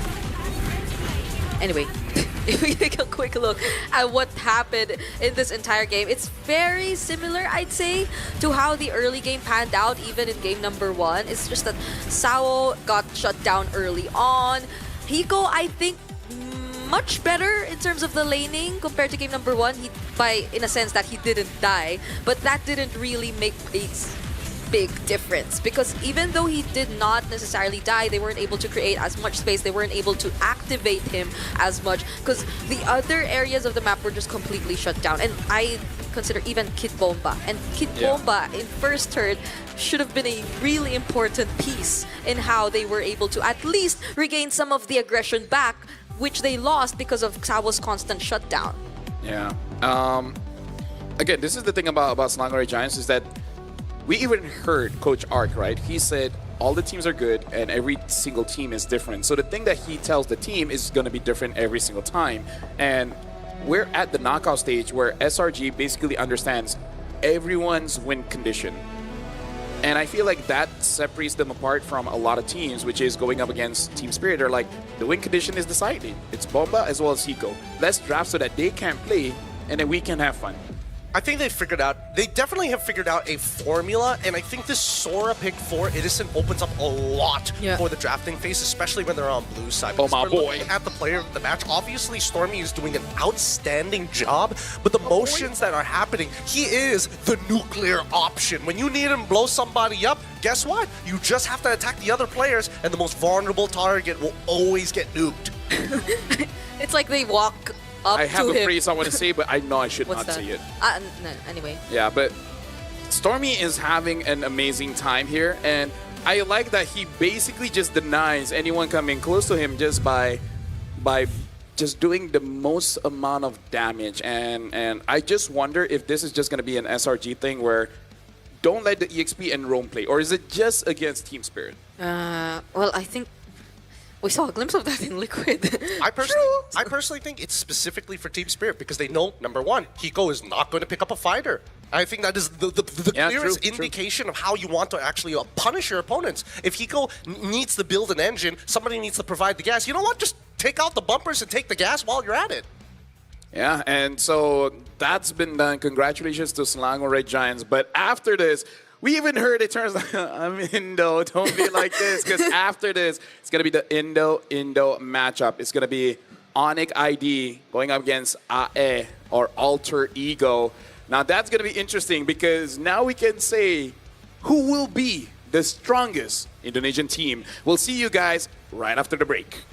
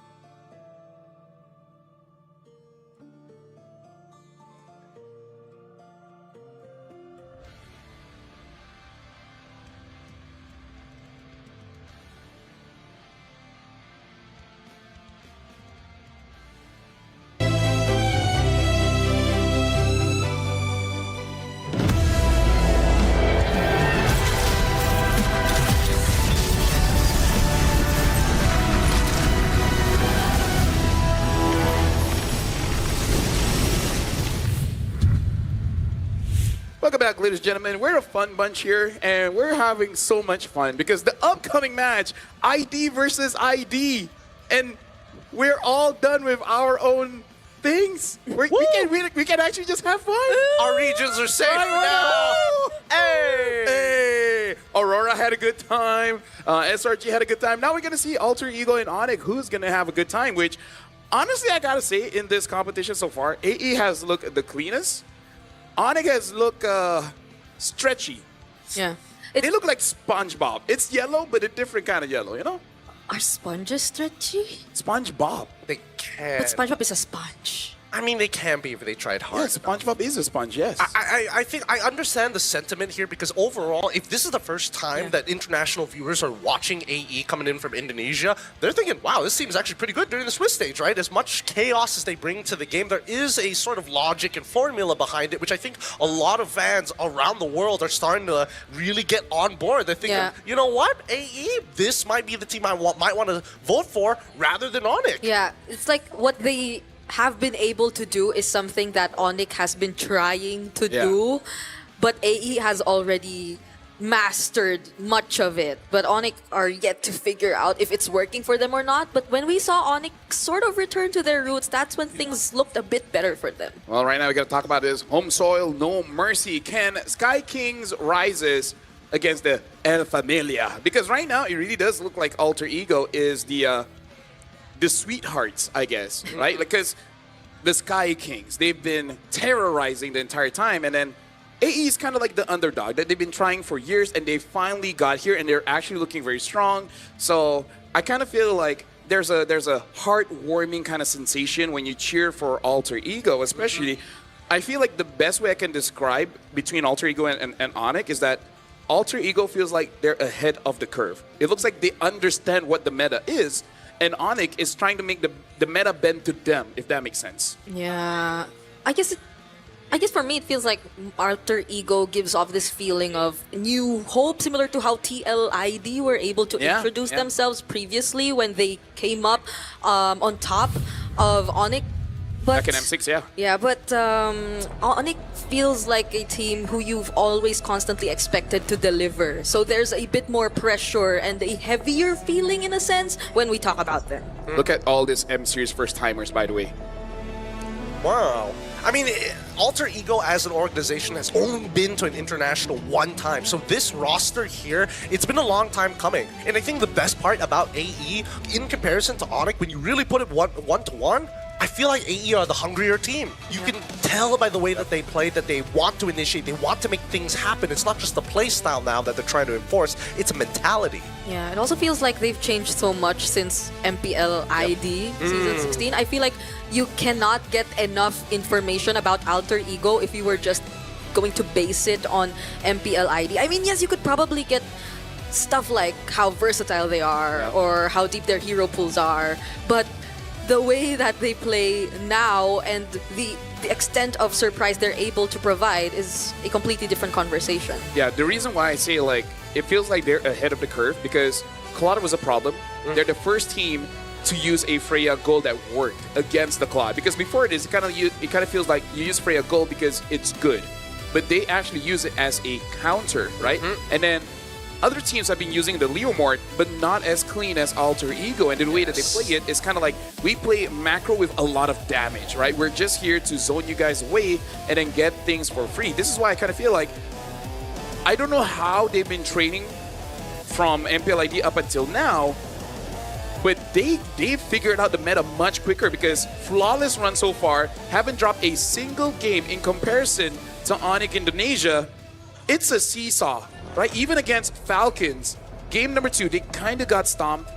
But then game number 3, Falcons dropped the ball, and then now they're here going up against Alter Ego. Yeah, so coming into it, I feel like, even when you're trying to figure out where to put your guest coins on this one, it's a little tough, a little skewed when the ratings are so, the multipliers are going to be like kind of all over the place. So hopefully you do keep your eyes on the rest of the international, because I think for a lot of people out there, seeing ONIC in this particular state is going to be somewhat concerning, but their best of 3s so far have been somewhat okay, assuming that they get the right side of the map and start off with a win. If they don't start off with a win, I think that's when everyone should be concerned. Yeah, I mean, yesterday they did, but the Falcons were still able to equalize it, so a lot can happen, honestly, in this series. So before we begin, ONIC Indonesia going up against Alter Ego. We want to see the 2 Indonesian teams homecoming. Let's check out this video. Indonesia has been very, very close in the last few years as well. In M4, we made a top 3. M5, it was the grand finals. M6, again, we got to grand finals. So it's always been close for Indonesia. Ya, sebenarnya tim Philippine jago sih. Emang nunjukin kelasnya lumayan berbeda aja sih dari tim-tim lainnya. Dia layak sebagai kayak seri sebelumnya dia menang gitu. Dari negara, maksudnya kayak negara sebelah, maksudnya kayak yang kita tahu kayak kiblatnya sekarang di PH kan. Mereka sih sebenarnya kalau masalah gameplay sama mekanik itu sebenarnya semuanya setara lah ya. Cuma yang membedakan tuh mungkin pengalaman dari merekanya gitu. Tapi mental mereka tuh lebih ready, lebih siap. Dari gue lihat SEA Games, ISF gitu, gue ngerasa kita masih capable lah buat juara. Bahkan kayak orang-orang bilang kita tuh tuan rumah. Ya walaupun mereka bilang kayak gitu, nggak masuk tekanan, kayak pengen enjoy aja ngejalaninnya. Terus juga pasti banyak juga supporter lah ya, dari tuan rumah kita, dari Sonic dan juga yang lain-lain. Lebih semangat aja sih, ya ajang pembuktian lagi lah. Kalau kita masih bisa berjuang lah. Karena kalau mau juara ya harus menang lawan siapa aja. Cuman kalau gue pribadi gue berharap banget soalnya Indonesia menang maupun AEK maupun ONIC sih.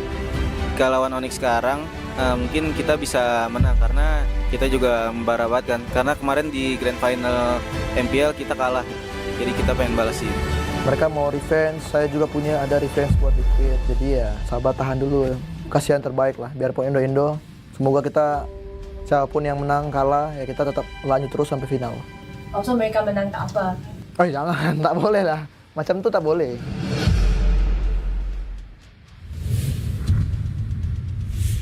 That was kind of emotional. When it comes to emotions, females do it best. How do you feel about that, Brigida? You just heard me say something before we got back. No, my headset was broken. No, I was going crazy over it because, again, it's very emotional. But I think the reason why I was emotional was because whoever loses goes up against Liquid. Oh, yeah. So that's why I got emotional, because they were talking about saying goodbye, but then, like, I wouldn't want them to say goodbye, but they will. Someone has to say goodbye. So kind of like if you lose this, it's like a very big loss. It really is. Hey, don't say anything just yet. It's gonna be a big loss for someone, right? Okay. I feel like we need a little bit more insight because again, MYPH.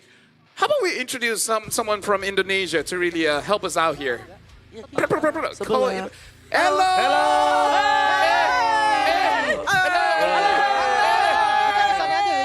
Hey guys. Hey, we're doing great. We're doing great. We need you guys' help because again, MYPH.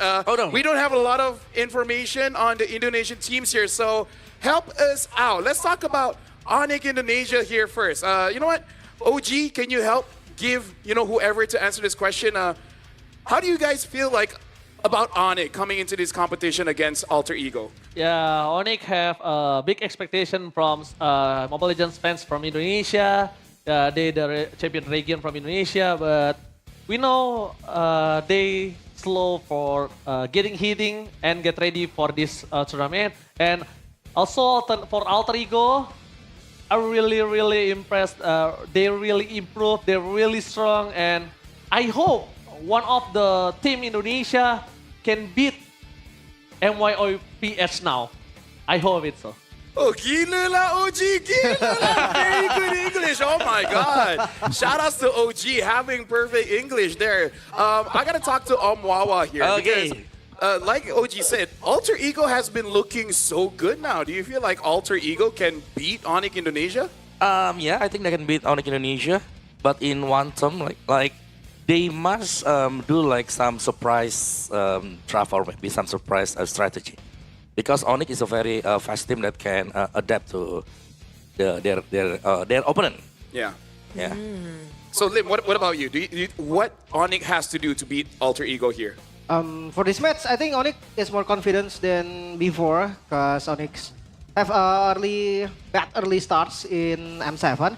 So, because this is a rematch from Grand Final MPL Indonesia, so ONIC just repeat again and win. Okay. Can I ask for you, Level? Boleh. Tanya. Okay, Level. What do you think about this match? Who's gonna win this match? Oh, honestly, I've been very impressed with Alter Ego because it looks like Alter Ego, they have figured out the meta. And it looks like ONIC Indonesia, they're trying to adapt to the meta. Okay. Wait, which side? My side, Alter Ego? Okay. I'm okay. Alter Ego side. How about G then? G, how about you? Same as you. I feel that AE is looking really impressive. Honestly, I hope that AE actually takes this win so they don't have to face Liquid later, because I think ONIC has a better chance against them than AE. Okay, and last, Brigi, how about you? Brigi? Oh my gosh. Oh my God. Why? Oh my gosh. Why are you calling me like that? I'm nicely. How about you? The kind person in me feels like ONIC has been through too much already to go for another lower bracket run after what they've been through in the Swiss stage. But at the same time, Alter Ego has been a bit too impressive, and I'm hopeful because they are new faces, you know? So I might also be on the same boat and go for Alter Ego here. Oh. Wait. I feel like on our side, we have to be a bit more careful. I'm trying to be careful, you know? Look at her. Yeah. But anyways, you know what? Thank you very much, guys. And I think if you guys are bored casting, you know you guys can go on English. You know what? Ask Mirko, go away. Rashi, go away. Turna, go away. You have perfect English. Thank you very much. Good luck, guys. Good luck. See you. See you. See you. Later in the back when we're hanging out. So. Oh.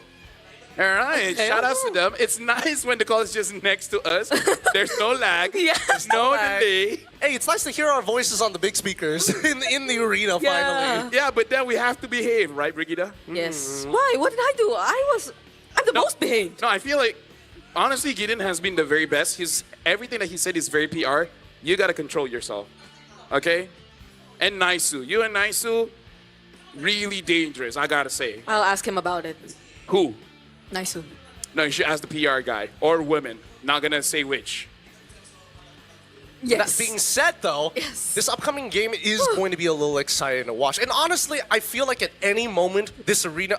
Oh my goodness, they're coming in. All right, so... at any given moment. At any given moment, I'm pretty sure the drums are going to start rattling off. I'm pretty sure all of the fans, especially when they come in parades and droves, are about to enter the arena. But soon we'll be going into that walk-in, and I'm pretty sure all the fans are just silent, watching their idols. Oh, speaking of walk-ins. Yeah, you gotta prepare for that one.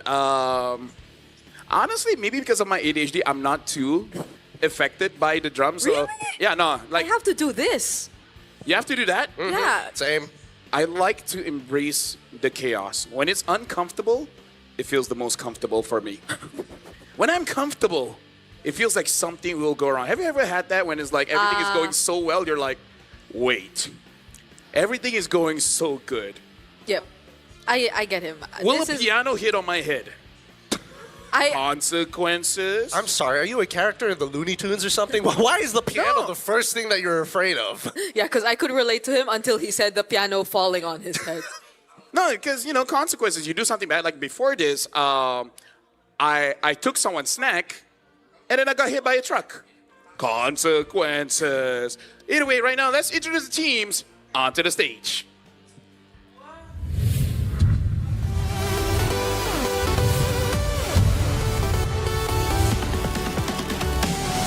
Crowned kings at home, but tested on the world stage. The Sky Kings return under the pressure, champions with questions to answer, and a rival eager to take them down. In the EXP lane, we have Lutpi, Jungle Kyrie, Mid Sans, and Rome Keyboy, Cold Skylar. Sonics, what time is it? It's ONIC time! This is familiar territory for ONIC Indonesia. They fought against Alter Ego before in the grand finals, winning it 4-1, but that's a different meta. We gotta see how have they been adjusting, especially now Alter Ego's looking so good. Alter Ego, who once denied by the same opponent they're facing, El Familia enters this rematch with a different edge, a different rhythm, and a clear intent to rewrite the ending. In the EXP Nino, Yazuke in the jungle, Hijome in the mid, Rome, Alec, and Gold Arfi. Alter champs, make some noise for Alter Ego Esports! Alter Ego again. Something has changed here in the M7 World Championship. You can see the smiles from Nino. Nino is feeling excited. He wants to go up against ONIC and wants to show, you know what, a few months ago it was not our time. But this time when it really matters, we'll show you what we got. Speaking of what they got, we got to look at the coaches coming in from both teams. Really helping out when it comes to the draft for ONIC, it's Coach ID and CW. Alter Ego, it's Coach Zephyr and Styx.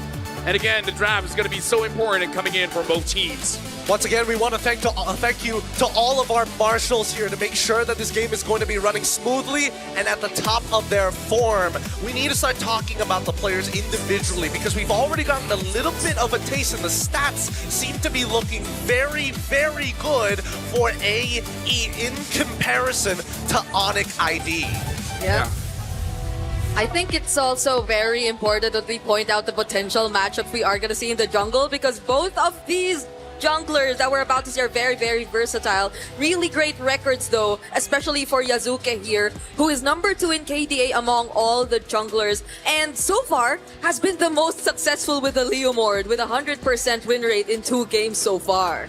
Yeah, honestly, I want to look at the rogues, honestly, because Alec has been amazing. No matter what hero Alec picks up, it looks good. Unfortunately, we cannot say the same about Keyboy. That's the sentiment that we see all around Facebook, TikTok, Instagram. Everyone's been saying ONIC Indonesia is not looking good, especially when it comes to Keyboy. Even when he gets the signature Kalia, no real good catches. Even against Boostgate, they were really struggling. So I want to see Keyboy step up for this one. I really hope that it comes back onto form because the rest of his team is performing well. Kyrie undefeated in Yishun Shin with a ridiculous 11 plus KDA. And not to forget that even in the EXP sector, Lutpi is actually number 1 in total assists and 2nd in kill participation amongst the remaining EXP laners in the league. Yep, I think Lutpi is one of the players who we can talk about who has really stepped up significantly for ONIC based on their previous matches. So it'll be great to see if Keyboy is able to match that, but so far the Alter champs. Yeah, for you guys at home, make sure you guys let us know who will win this match. I expect this one to have the most amount of votes.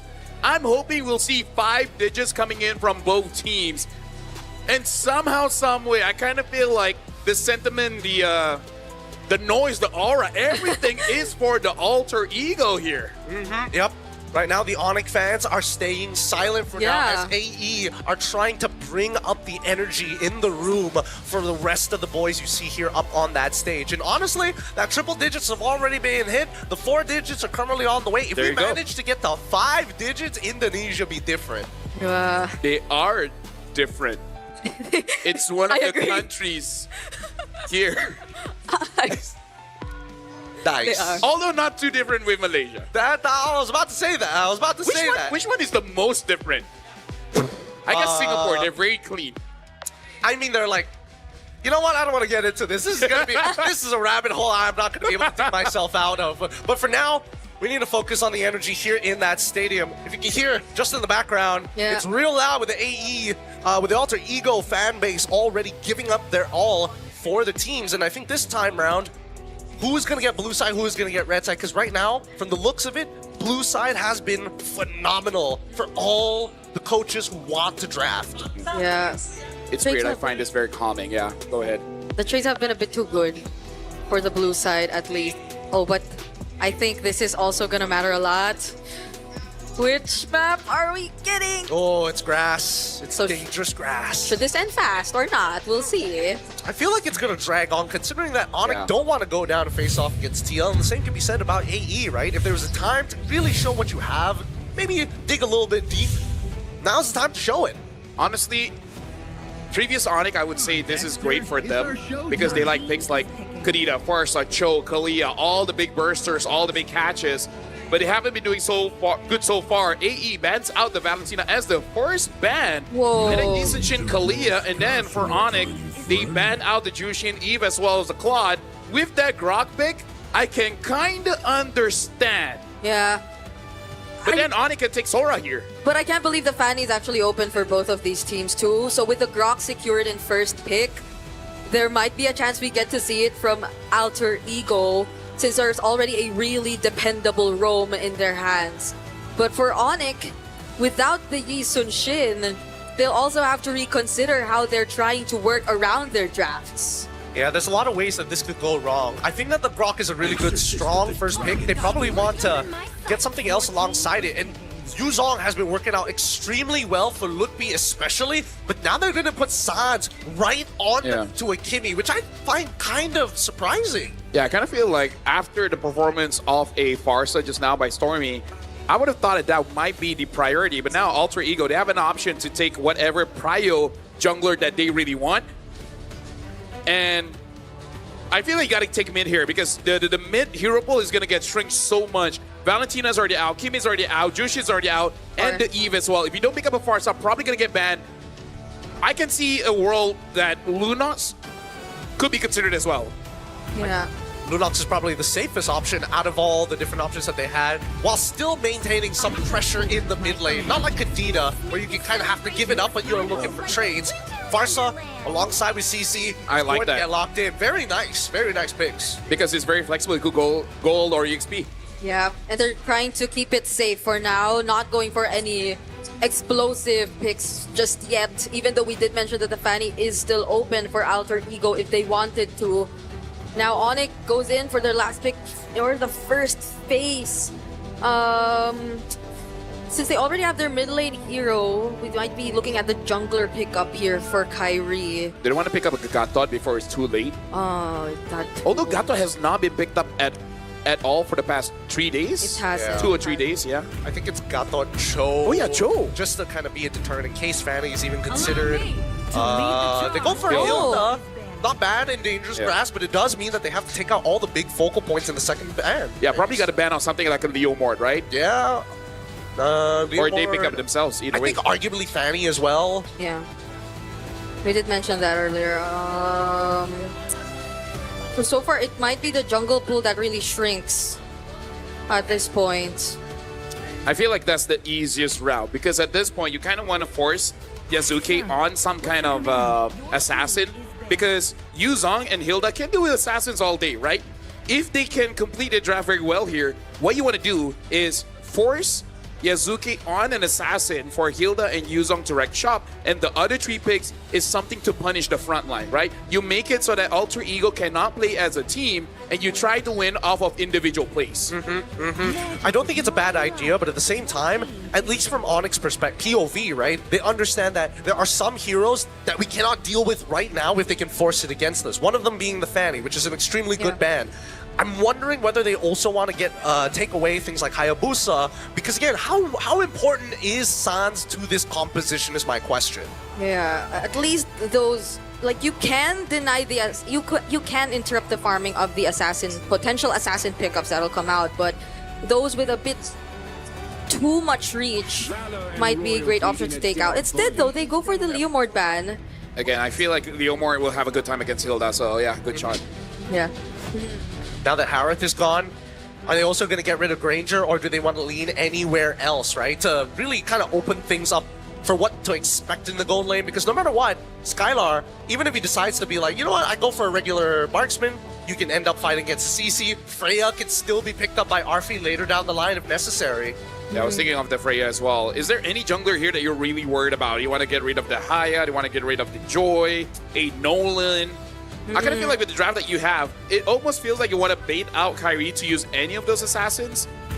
Yeah. I feel like Haya might be a little bit difficult to deal with. So they ban out the box? Yeah, interesting. Wait, do they have an insane comp if AE gets Fredrin Arlott for the last 2 picks, assuming that ONIC doesn't touch it? Oh. Honestly, it's not bad. Fredrin Arlott is not bad for ONIC here. It's just that if this Farsight is like Stormy just now, the front line will not have a good time. That's true. Okay. They go for Joy. I thought maybe they could have gone for Fredrin as well and really double down on making sure that Sans more is jumps like coming in. really good. This time for ONIC. That's a lot of... Oh, so that's where they were. I was wondering where the ONIC jumps were going. Yeah, you know, gems. I thought the Indonesian broadcast was having it easy this time, but guess what? Traffic in Indo, you know, you gotta take your time. No. That's a lot of dive so far, though. That's a Yuzhong and the Joy already for ONIC. So if ever they do go for the Arlott Fredrin, then that's really good potential punish. You could get the final slash, also change or disturb the positioning here. Or at the very least, just peel the Joy, right? Yeah. Just keep this Farsa protected. Yeah, right now for Alter Ego, they can go for many different ways. They pick up the Sora, and now with the Guinevere as well. One of my most hated picks, 17% win rate. Was that its first win just yesterday, right? So It was the first, no, it was 2 days ago in the hands of Detective. Oh. Yeah. And Detective is not with us. I mean, he's still alive, but meaning like, he's not in the top 8. You know what I mean? He's been eliminated from the tournament, unfortunately. But man, I don't know. Looking at this draft, I'm not 100% sure whether or not this is going to work because AE had decided instead of a very simple, straightforward style, they said, you know what? We're willing to coin flip. We're willing to have a higher ceiling because of these coin flips. Honestly, this is a very Indonesian draft because what this tells me is you're just going to brawl. Let's see who fights better. As if it were just the first 3 picks, the Farsa, Gatot, CC, I would have immediately voted for Alter Ego's draft. But now there are a bit more conditions that you have to tick. Although there are a lot of great hero synergies that can come into play. That's a Guinevere and a Farsa, that's a Sora who could go for a lot of AoE setups. But if they aren't able to pull that off, then ONIC might have an easier time. Well, ladies and gentlemen, this is the rematch of the grand finals of MPL Indonesia. ONIC against Alter Ego.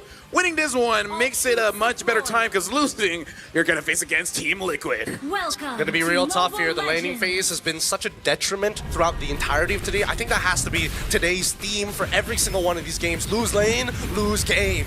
Yep. Now we're looking at the sides. Right on cue, we'll have to see how this goes for both Lutpi, Nino, Skylar, and Arfi, who are all fighters. There are no marksmen in this game. So I am more, but I'm more inclined to believe that we are gonna see all brawls and no easy turret pushes, not unless there is a successful team fight.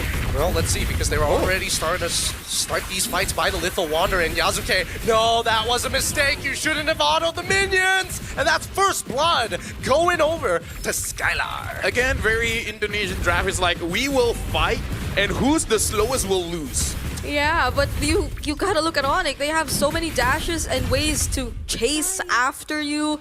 And Yasuke can only use a spatial migration to get away, but he used it to jump in. So one mistake could cost you so much. And this skill shot hero is not gonna like it when it misses all the time. I mean, able to get the Purify, but again, I kind of feel like by the time Sans, you know, like in 40 seconds, I don't think any gank will come over to Sans. Yasuke now has to make sure that he keeps up when it comes to the farm.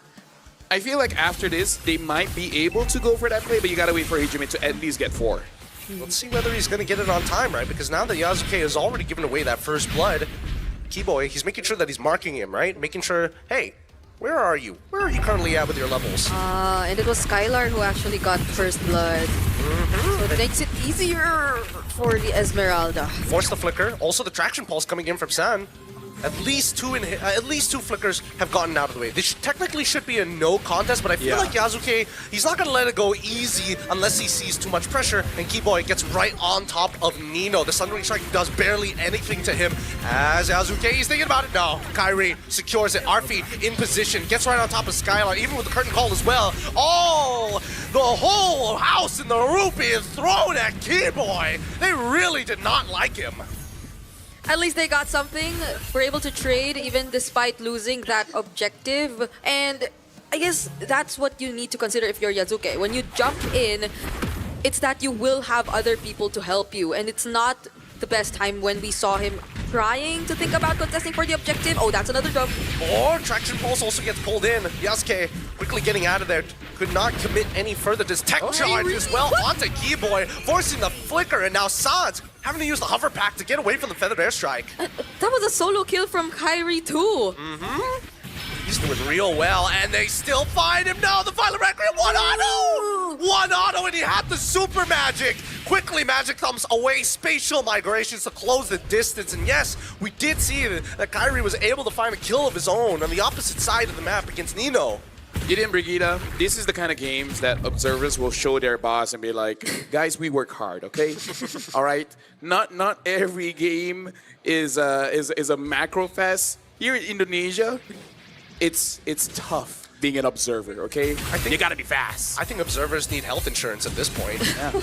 Honestly, at least give them a burger. and more money, but, you know. I don't know. We need two cameras for this, honestly. Let's give him a cake. I don't think a cake would go well. They don't like Indonesians don't like cake. No, I feel like a cake is messy, and most of the time, like 80% of the cake doesn't get touched anyway, so it's just a pain. It's an Asian thing, I suppose. But now, as we We'll see, give him a banana. oh, Yasuke, he finds it. Violet Requiem already good, and straight into it. They give the kill over to Nino. Good initiation. 3 ults were used, however, for this upcoming turtle fight. Hildas have not been having a good day. Not a Hilda day, no. It's Hilda's sad. I would say since yesterday, Hilda a bit sad. Hilda very, very sad. Oh, the stun is good. Hijime, now with the feathered airstrike, just wants to make sure that Sans is out of the fight. He uses his Purify as well. First item already complete. Yeah, okay, now Yasuke knows Sans doesn't have the Purify, so it might be a target later on, but Skylar drops first, wait. Oh wait, the Mighty Swing pushes Keyboy back into position here as we see that. Oh, the Cloud Shift, it's good! Nino finds it, and now the backline, wow, the tech charge reached all the way into the wall, as now we see the electrifying beats. Oh no, Kyrie still unluckily having his dashes up. Thank goodness for Temporal Rain. So it's not Yasuke who actually goes for Sans, it's gonna be Nino, who is, I think, the better option too, since you need Yasuke to be here for this turtle take, and that's gonna be an objective for Alter Ego. But the lead somehow, at least, is still manageable for ONIC. It's nice that the team is managing a 1 kill per minute ratio here so far. I think it will ramp up pretty soon. So once again, the catch, magic thump right into the Violet Requiem.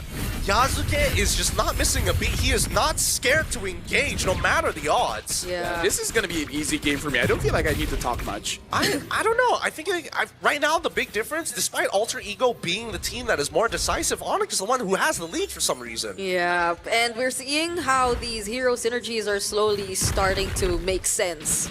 Even though, or whoever Yasuke wants to gank, it's gonna be Nino, and there's gonna be really good help from him because they have like multiple ways to set up. If it's gonna be Arfi on the top lane, oh, it doesn't hit, doesn't connect. Skylar still gets to live, but now Sans and Keyboy just push out Alec and making sure that Hijime doesn't find a better position. Tech charge right into the spatial migration. Violent Requiem forcing out Purifies and flickers all across the board, and Nino will not let these kills slip between his fingers. Should we make a list of the possible combos that you could see from Alter Ego? Because I forgot to take into account the Grok and the Guinevere. Yes, it does.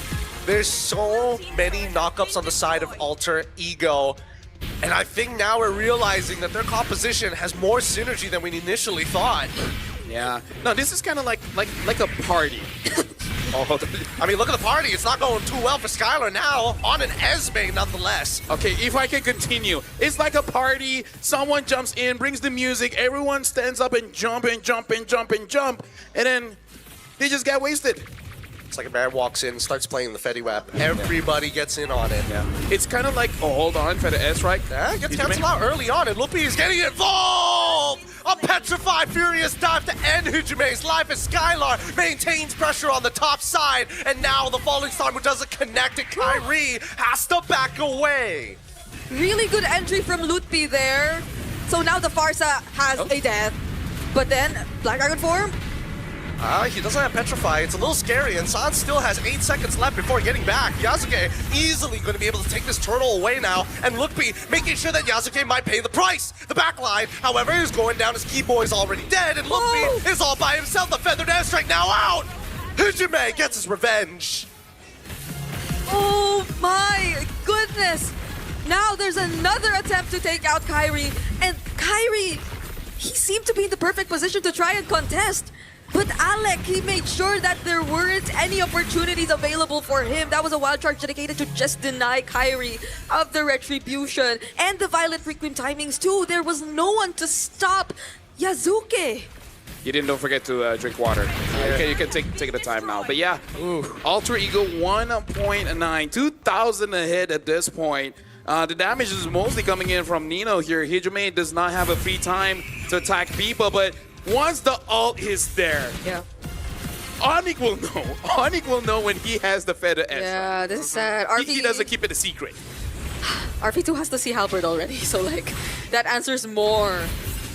problems. I mean, it should. Here we go. The traction pulse once again as Kiboy is looking to peel the rest of the team. Skylar doing some good work at slowing down the front line as Yasuke, Alec, and Arfi are forced to back off. Sans must keep control over the mid because where exactly is Nino? Yeah. Bot. Oh, they're flying towards Kyrie. They want him bad, and Hujime realizes he can't keep up with that type of pace. Yeah. I'm enjoying the Indonesian experience so far. Fight over fight, you know, drums. Yeah. My eyes are getting exercised. I gotta Your pay eyes is getting exercised. Yeah, That's interesting. Yeah, I gotta pay attention to the minimap. Yeah. It's not easy having one eye on the minimap and the other eye looking at How player strong hands. can your eye be? I don't know. It's weak. I'm wearing contacts. Oh yeah, that's true. I'm wearing glasses. He as well.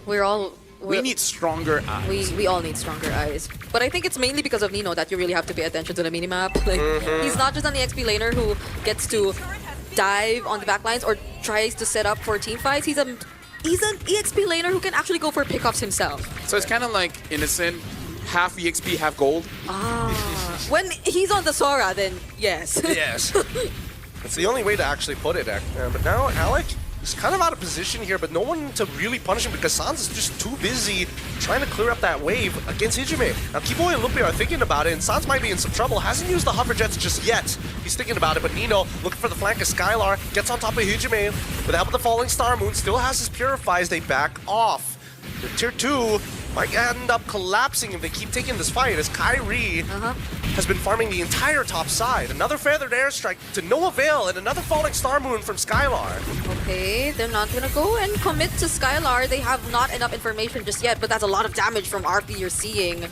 Yasuke and Nino already positioned themselves here in the Lord, but Lutpi with the Black Dragon form will make you a bit more hesitant to start things up. Yeah, I gotta say, right now, Hijime has to make sure that whenever he does use his ult, someone gets taken down. Because I kind of feel like it's just zoning them away, but I feel like the timing of the zone isn't the best. Oh, tech charge being thrown out here. Even the mighty swing down to the right angle, but Sans is still getting hit by the curtain call as they commit as Arfi flickers forward, ends up dying, and Lutpi saves a life with his Petrify. I mean, again, everyone is looking for those individual plays, but you have friends. Open up to your friends and tell them, I need help. Yeah, I want to kill this guy. That Come felt a bit join too me. forced. That felt very real in game. But now Lupi is looking for opportunities to actually use the Black Dragon form, but they're not being given to him. Alter Ego has been dancing back and forth, and Nino having to use the Cloud Shift pretty early on here in Lightning form. Forced to use the ult very early on as the Black Dragon form loses 50% of his HP, but Kyrie secures a Lord, a no contest so late into the game. Yeah, even though Alter Ego were the ones holding the Lord Pit for so long, it just took one decision from Arfi to force a kill onto Sans for ONIC ID to be able to secure that objective. And again, ONIC ID too, before they actually committed to that, have been doing a really good job at making sure the opposite side was under control. So Arfi or even Nino had to pay attention to that too and not just constantly stand around the Lord Pit. Yeah, we can see here that Alec already changed the boots now using the conceal, so maybe we'll go for a play after this because Alter Ego, just like Eden said, this is kind of a wombo combo kind of draft, and for a wombo combo to happen, you kind of have to attack together. By the way, the Lord is down bot. Maybe they need to stop that. Yeah, I mean, they were like posturing for a very long time. I mean, these T2s were going to get broken at some point anyway, so you might as well let it go. But the inhibitor turrets is where you might actually need to put a lot more emphasis. If you look at the top side, the Violent Requiem does connect, and Arfi able to keep up Kyrie out of the picture. Cloud Shift already done. Sundering Strike with a Feathered Airstrike as well to lock Lutpi in place. He's got no Furious, not no way to channel it. Don't you just love dying slowly like that? He had the Black Dragon form though, but even if he did use that, the time would be enough for Alter Ego to already burst him down.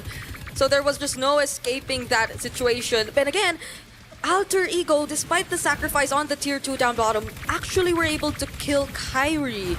So I think that was a choice they consciously made. Yeah, and I mean, look at the build that Nino is actually opting for this time around. Wait, hold on. Feathered Airstrike going to be used to siege their opponents down. And mid-tier 1 will fall into the hands of Alter Ego Esports, and they're looking to greed out for a little bit more. Cloud Shift, the pull, only one, and Skylar doesn't mind. Keyboy looking for an opportunity to get into the back, but with the purple buff already stolen, Alter Ego make their escape. Could have been 2 if Sans didn't have the Purify, but luckily he did, and Alter Ego did not force the fight anymore. So far, it's looking really good despite ONIC being the ones to secure that most recent Lord.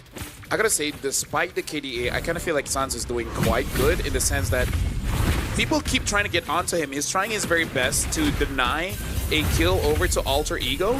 Either make sure that he himself survive or his team survives. Oh, he pulls Skylar in. Feather Airstrike right on top of him as well, forcing him to Purify. Out doesn't have the Frost Moon Shield to keep himself alive. Another pick goes to Alter Ego. He just used the clouds to bring him back in, even though the barrier looked like it wasn't in the best position. Yeah, the shifting skies, man. It's a very, very, very strong ult. Really looks like Muntan wants to give this hero a skin. And everyone's waiting for that one. Dude, that skin would be so king, dude. That'd be so king. Maybe we should, but you know what? Never mind. I mean, like, everyone's been waiting for 1,000 episodes at this point. And now we see this next upcoming fight about to begin. Nino looking for an opportunity. He's gotten pretty deep into enemy lines, and Alec opens up the Tri-Brush, which is perfect. However, Kyrie is waiting in the back, and now, wait, the Conjugate's already gone. Keyboy flickers out of there. Kyrie, he has an opportunity to get back in there, and now the Black Iron Dragon form is coming out as Arfi takes down Keyboy. They're looking for Arfi next, and the Feather Airstrike can only do so much. He gets cancelled up and Petrify. Hijime melts under Lupni's pressure as Yasuke focuses on the Lord. They focused on the fight, and ONIC caught what they were looking for. As Nino gets back in, Scans, he's dead. Solo killed. Nino still has his ult as he guns down Lutfi as well. Skylar trying to peel him up as Kyrie comes in with the electrifying beats. Mighty swing from Alec might be the only saving grace in Yasuke. Knocks them up. Beautiful play coming in for the side of Alter Ego as they chase down Skylar. Skylar tanky enough to sustain the damage that's being thrown at him, and that will not connect anymore. They might not force this, but I don't know where to start. That team fight took a bit too long, and I think it's great that we were able to talk about Skylar first, because I feel like Skylar, the moment he started paying a bit too much attention to the backlines of Alter Ego Esports, Nino and the others just had a free pass. The only thing I can say, Gideon, Brigida, we have to wait for a while. But now teams have figured out how to use the Sora. Yep. And they're like, yeah, I can set up for my team, but I kind of have damage. I recall now, the flicker being forced out of Keyboy, I think, is where things started to get a bit difficult for ONIC ID. And he still doesn't have it, by the way. Yep. Right now they're playing the war of attrition. Inhibitors are starting to fall. Mid inhibitors still hold strong as the top side breaks on the long lane. And with 93 more seconds, Alter Ego has set up for the next impacting Lord. But with the second wave, I don't know if they're going to get more from this. ONIC ID refused to find another window of opportunity until that Lord spawns. I gotta say, the game tier has been loopy, but everyone else, I don't really see much here. Well, Traction Pulse on towards Alec. Kind of interesting, but now they jump straight on towards Keyboy's side. No, the Feather Airstrike is gone, and the Black Dragon form has been called as well. Keyboy loses his immortality, tries to flicker out of there, gets out in the nick of time. I don't want to use Hilda after this anymore. Such a bad day for Keyboy. Oh, the Purify save Sans alive, the Mighty Swing, as well as the Tech Charge find no value as Kyrie gets into the middle fight. The Cloud Chip pushes him forward, dashes out of the way, gets stunned. Hijime is landing everything. His heat-seeking missiles cannot be avoided. Whoa. Flickers forward for more. The Traction Pulse comes on through his Yasuke, goes right into the form of the Winter Crown. But the backline dies. Keyboy finally finds Hijime, and now it's all up to Lutfi. Once again, Nino has this all as they brawl it out in front of the Crystal, and Lutfi finally using his Petrify, but it's too late. That's GG, well played. Alter Ego Esports take Game 1! I gotta say, after this game, I'm honestly considering giving it to Yasuke, the MVP, because he actually made a Guinevere work. But again, it's more about the team, right? The Guinevere is not a solo carry kind of jungler. It really depends on your team. And in a way, depends on your opponents. If your opponents always wants to fight, damn, does the Guinevere look good. Yeah, because on paper, I think initially I would consider Nino, because even in that last clash, remind ourselves of how many times he was able to cast his ultimate. This is why Innocent's been saying just keep spamming your ultimate on the Sora. Because you saw how many times he was able to just set up using the clouds or just assassinate everyone with the lightning form. And that was non-stop pressure for ONIC. So it was really difficult for them to try and defend that siege. And mind you, it's not like they had a Lord with them or anything. It was just them staying in the base for so long that Gideon was play-by-playing for how many minutes straight? Look, 70% of the game. Look, I love the way AE plays because it's not about, we're not thinking about this fight, we're thinking about goals, we're thinking about opportunities and the resources to make this quote-unquote aggression work. And I love it so much, I just hate being play-by-player when it happens. You know what I like? Faces. So I was looking at faces just now, and Nino is all smiles in the crowd, but actually after the game, he looked very serious talking to his team. So I really feel like Nino saw some mistakes coming in from the team, saying that they were not very clean, and make sure to really lock in, because again, they got one game off of ONIC back in the grand finals, but that's all that they got, and I'm pretty sure Nino is making sure that his team doesn't get overexcited, doesn't get overheated and say that, guys, it's not over. We need one more to make sure that we can actually make ONIC fight against CL. Yeah.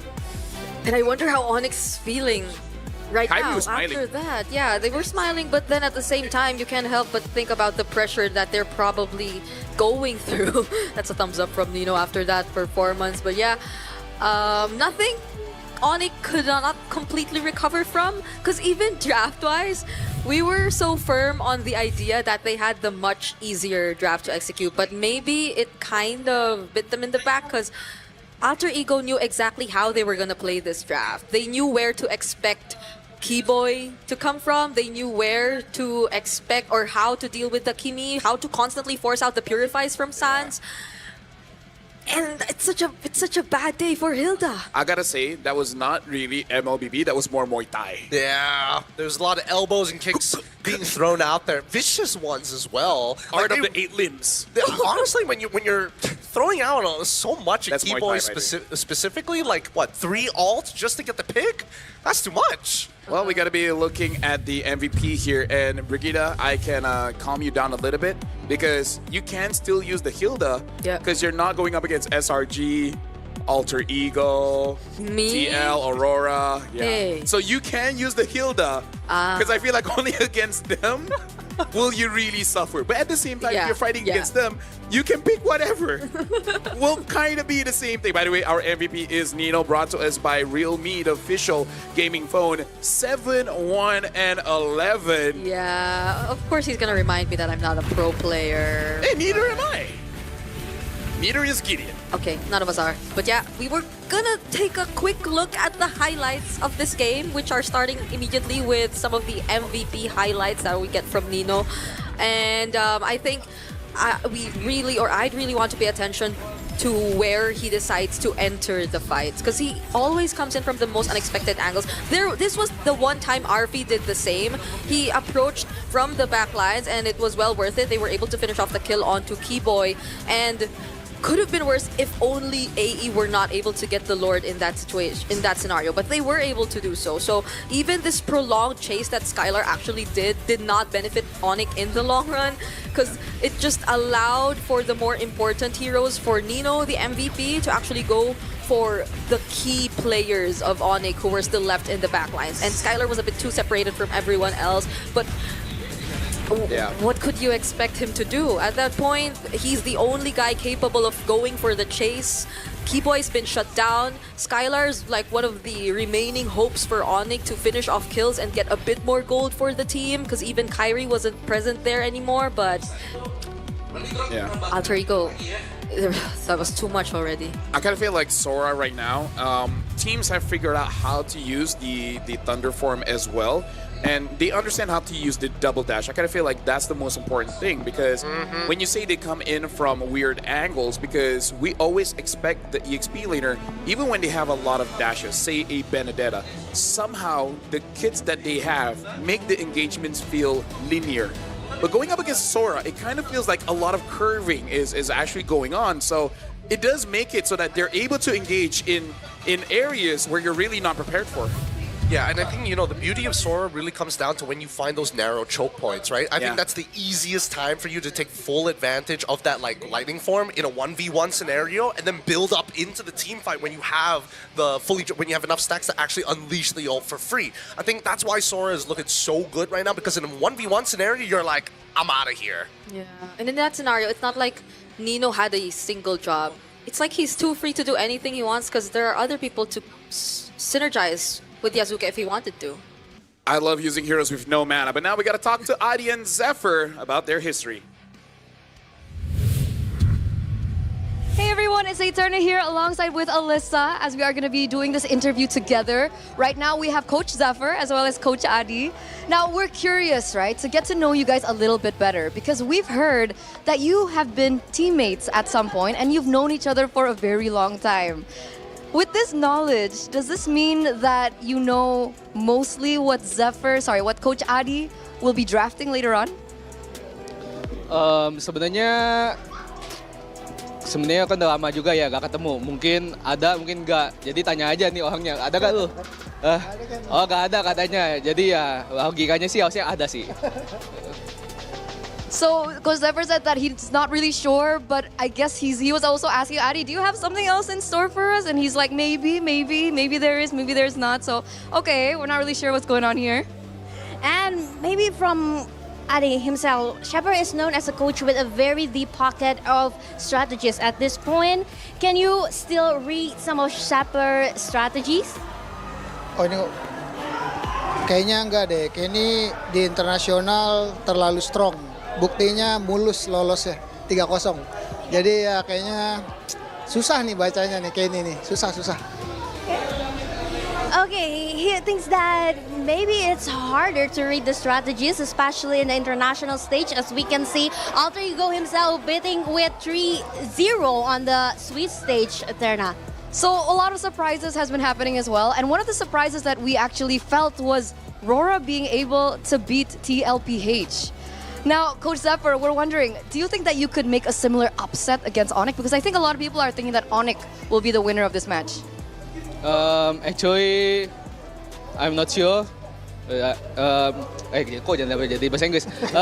Kayaknya nggak tahu sih. Ya semoga aja ya. Kita kan tim hoki ya. Itu juga 3-0 juga hoki. Jadi kita ngandelin hoki lah. Semoga aja hokinya tetap lanjut ya. Tapi emang Adi ribet sih. Kenapa sih 3-2? Okay, so he said that perhaps maybe it will happen. We're not really sure because as of right now, Alter Ego, all the things that they've been able to achieve up until this point is because of luck. So they're thinking about luck right now, and hopefully the luck still continues with them. But he also said, Adi, why'd you have to make it a 3-2? So complicated. This is very interesting, and we might want to know from Kadi. So how do you see Alter Ego's growth recently? Apa? Hasil. Growth-nya gimana? Performance. Yes. Justru sesuai ekspektasi sih, karena ya tim-tim Indo harusnya selama bertandingnya di Indonesia pasti bisa ngeluarin seluruh potensinya sih. Karena harusnya lebih proud juga kan, karena fans crowd dari Indo juga gede lah ibaratnya. Jadi ya bangga juga lah Alter Ego bisa benar-benar nunjukin skillnya di internasional, gak cuma di MPLID lah. Can I say that this is something very expected, as we know that Alter Ego also playing in their hometown, so that they have sort of like the energy from the local people itself and their local fans. But do you think is it just a lucky Alter Ego? Apakah Alter Ego hoki itu adalah sesuatu yang Kak dipikir benar adanya? Enggak sih, Alter Ego jago. Coach Adi! No! Aktifin pasifnya kacau emang ini. We're not allowed to compliment Alter Ego. That's been like the ongoing joke. Yes, for sure. Don't compliment us, please. So I think we know what Adi wants to do to you today, yeah? Do you have something to say to Coach Adi before we end this interview? Ya, good luck aja lah. Maupun kayaknya ini planning lu 3-2 sengaja biar ketemu gua 3-0. Ya cuman kita tetap have fun aja lah. Kita tetap tunjukin yang terbaik aja sih. Ya at least kita nunjukin aja lah kualitas kita di tuan rumah kan, sebagai tuan rumah. So Coach Zephyr said, all the best, good luck, don't really know what to say, but why'd you have to make things like this? I think this was your plan all along, Ari, to make it 3-2 so they meet each other here.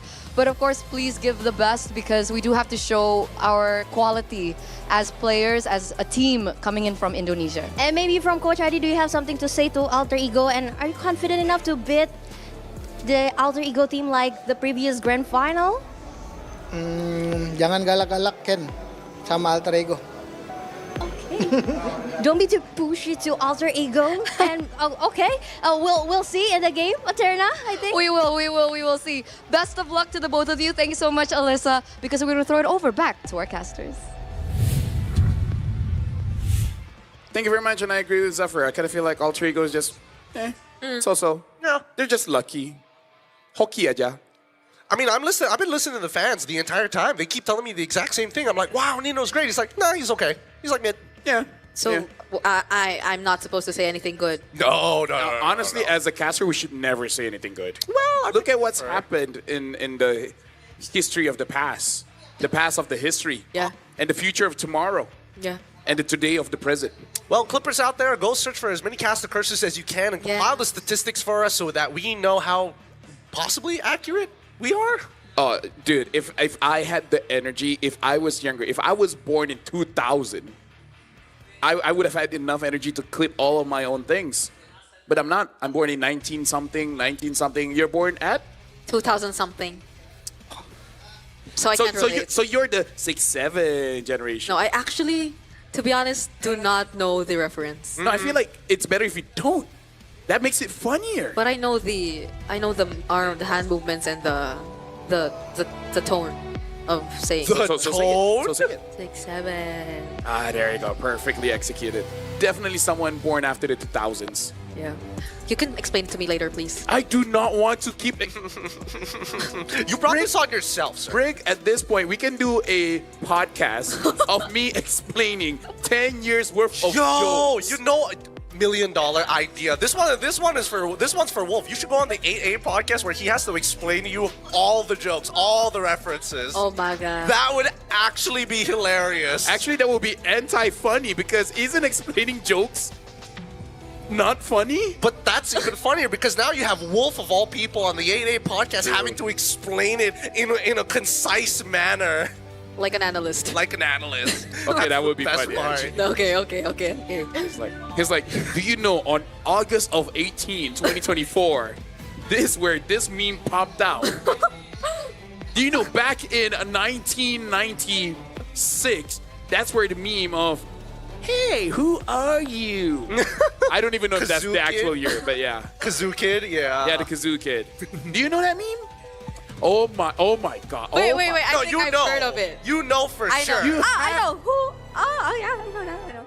But I didn't know it had a name. Yeah, the Kazoo Kid. Because he rips out the kazoo and he just... Hey, Bude Turna! Oh, it's Bude. She's looking so cute. She looks like a Greek person, a Greek goddess, a Greek auntie. Said person. He's probably thinking of a god's name, could not get to it. Yeah. Persephone, Athena. As a Muslim, I don't believe in those. What? They're like myths and fables. Yeah, I like myths and fables. Both of them, in fact. Are they the same thing? No.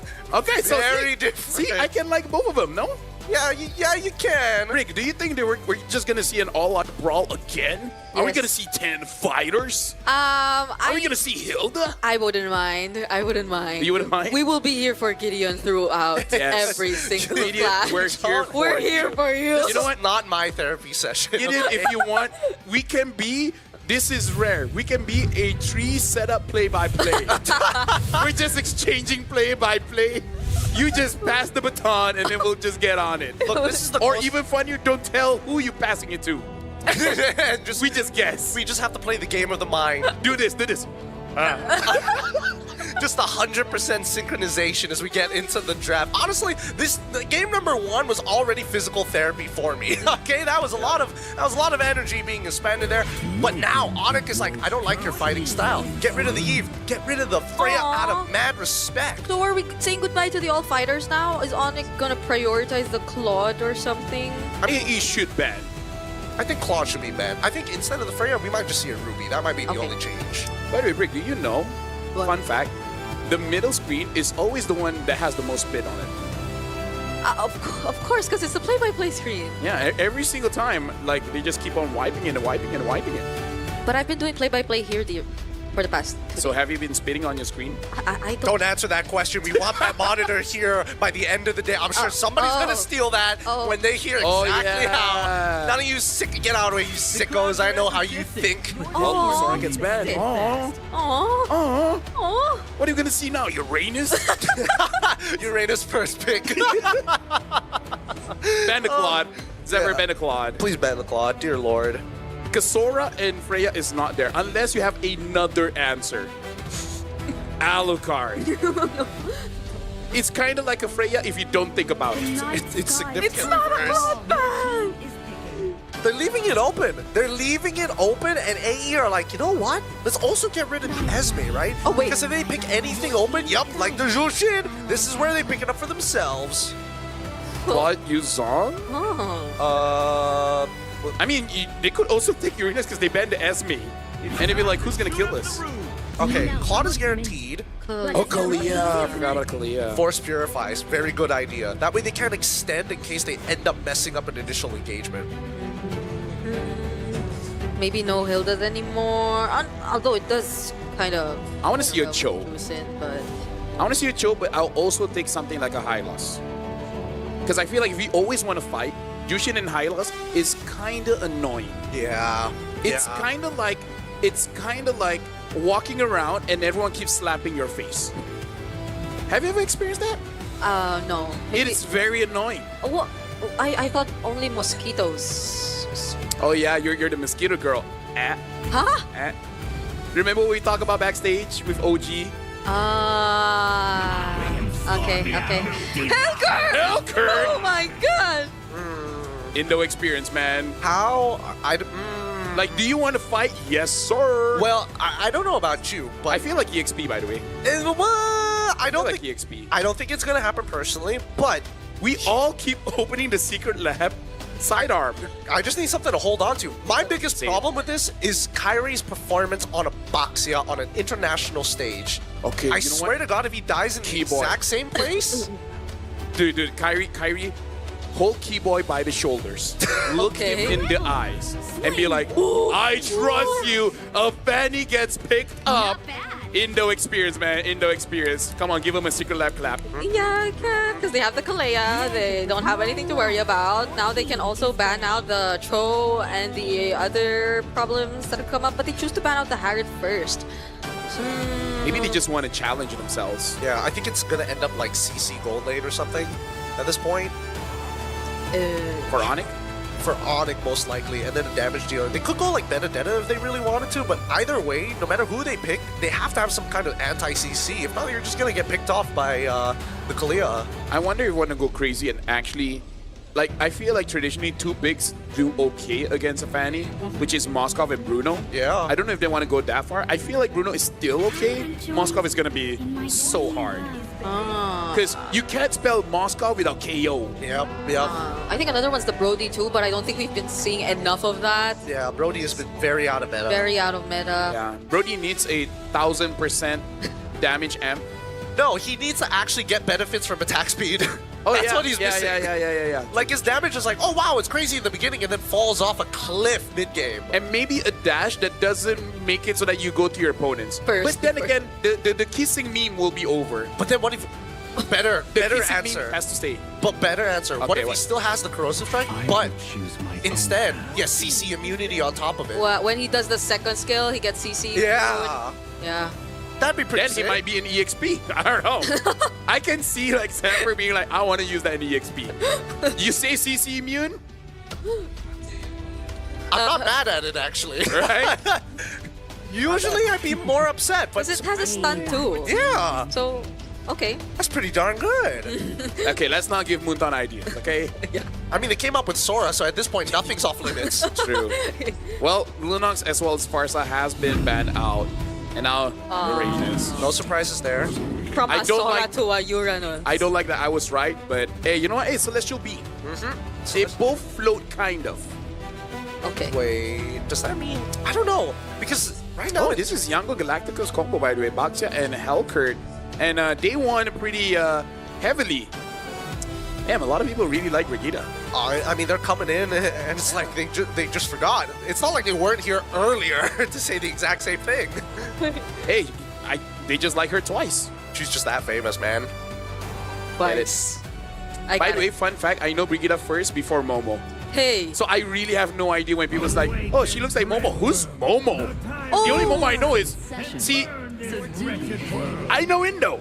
Oh, yeah. I know Indo. You know Indo, dude. The Alice pick, I think, is a much better option here. At the very least, we have some kind of peel. The Moskov, as you called it out, LaFell, but now with Trinity builds that can actually scale, the Jushin might be a bit of a problem with the Sky Piercer. How do they round out this comp for AE?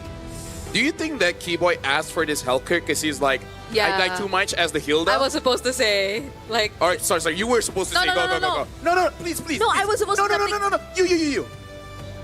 Okay, so maybe Keyboy wanted a bit of change in terms of the role. That was what I was supposed to say, not I'm what so you sorry. were saying. I am so sorry. No, you said something else. Don't worry. What else are they lacking here at mid lane? Kadena, Lily. This is so bad.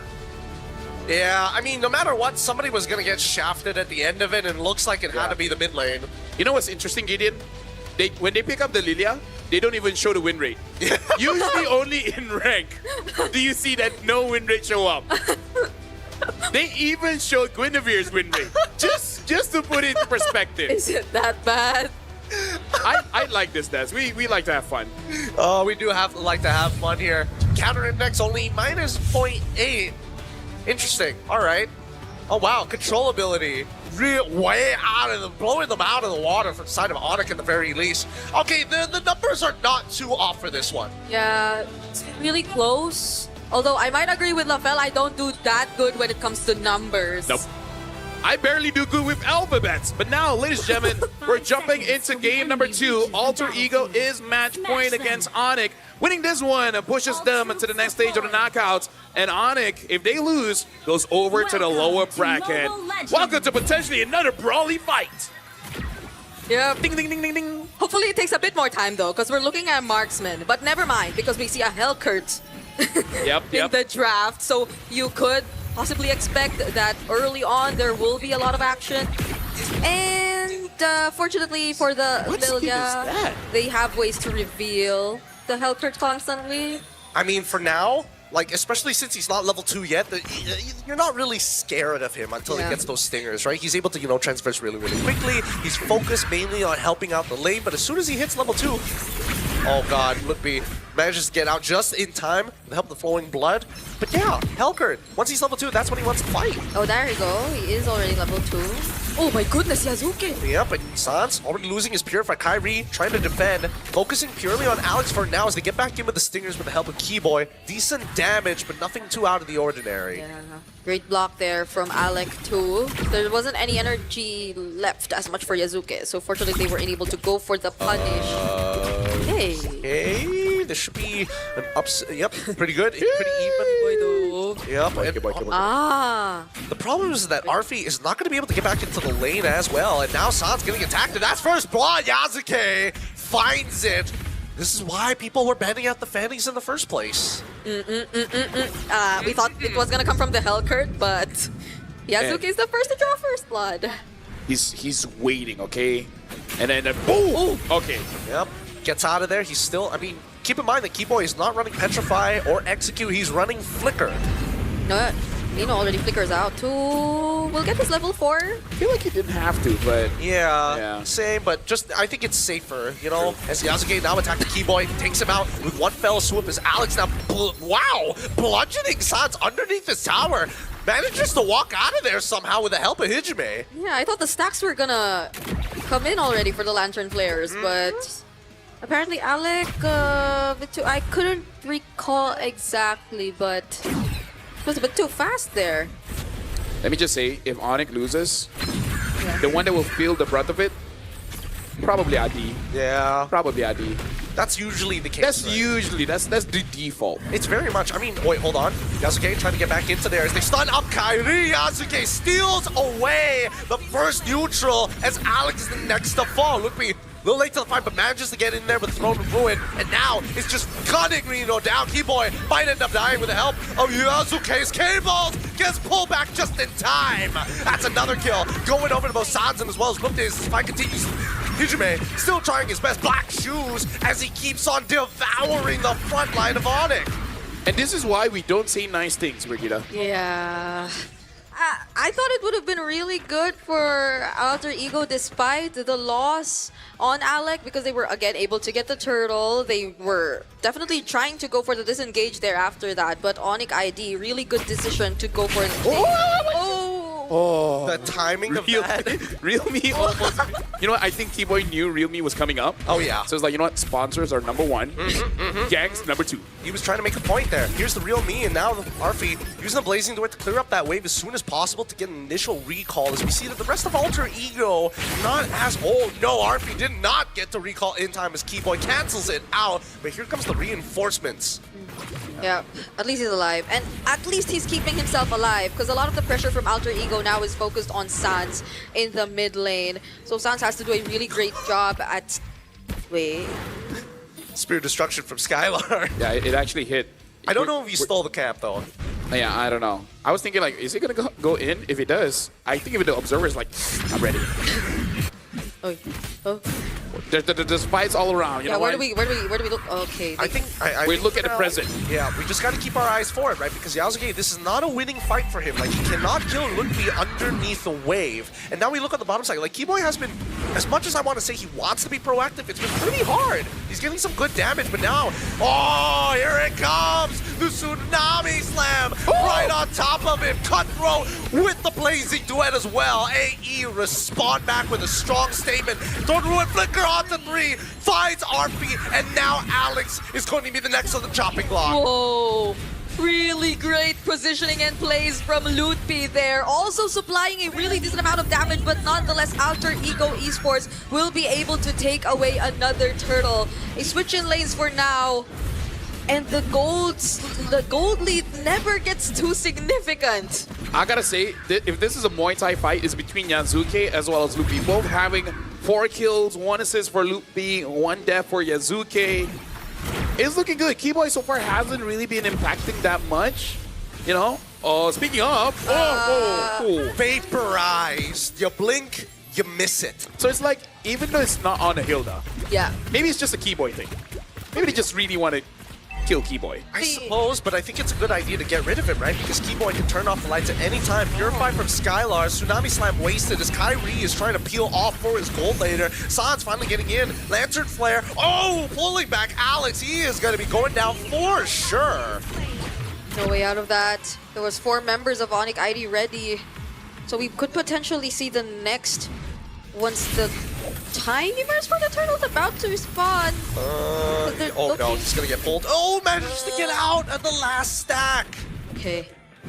Yep, because so far even the XP-lators, they're just trying to manage and cut the waves as much as they can. Lutfi does a lot more though. As you can see, he's up top, over there, might get punished.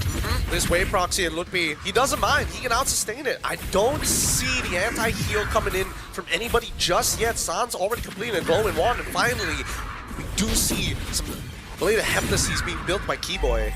Yeah, especially because the minions were close by. There was no way they're going to be able to kill Luffy there. Yazuki just flying around, and Luffy just walking around.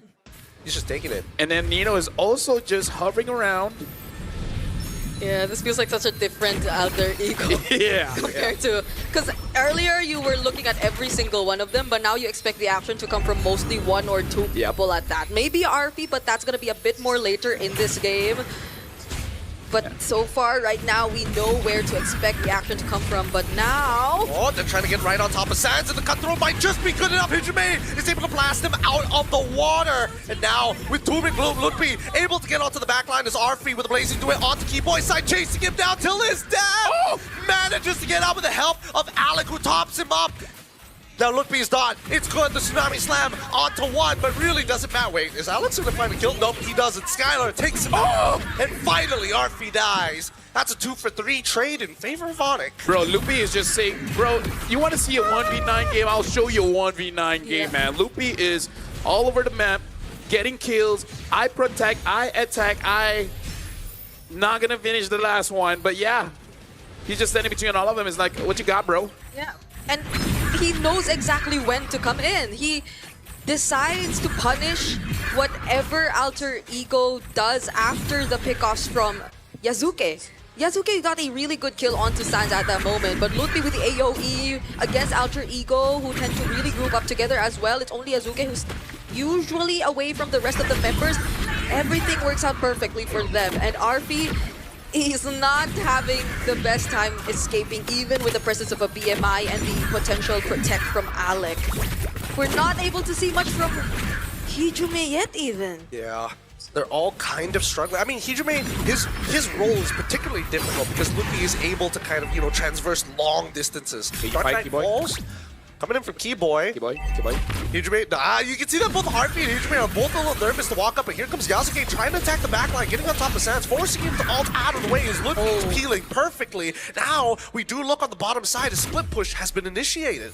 Yeah, but now we get to see a bit more macro. Yeah, it's not all team fights anymore that we're seeing happen in the map. Fortunately, ONIC ID already on a 2 KE gold lead. I feel like majority of it is also because of Ludwig. I don't know how you're gonna shut down Ludwig with the presence of... Well, you have a glowing one for Hijime already in at that, but Ludwig is just such a difficult target to catch. He's not even on the Purify, but they don't get to dish out the right amount of damage just yet. I would say Lupi's timing is great because every single time it goes in, there's usually multiple targets, so he's able to heal up quite well. And like you said, the damage profile is not really the best to deal with this Alice until we get a third item for Arfi. And at that point, I think Lupi just hopes that Keyboy can one-shot Arfi, because if he doesn't, yeah, Lupi is not going to be feeling so good. No, he is not. But at the very least, he's able to out-sustain pretty much all the damage other than Hijime's Hijime when he stacks up Gloom to its maximum size. In the meantime, though, you can see that Skylar extremely nervous to walk out into lane. At any moment, Yasuke could just show up. Oh, Alec, does he find... Okay, Kyrie was there protecting Skylar, so he's gonna be okay. That's another thing. Both Sand and Skylar have the Purifies. Whoa. Wow, what a fair hero. Spear of Misery still caught up. I swear, I feel like we're going to need to increase the projectile speed.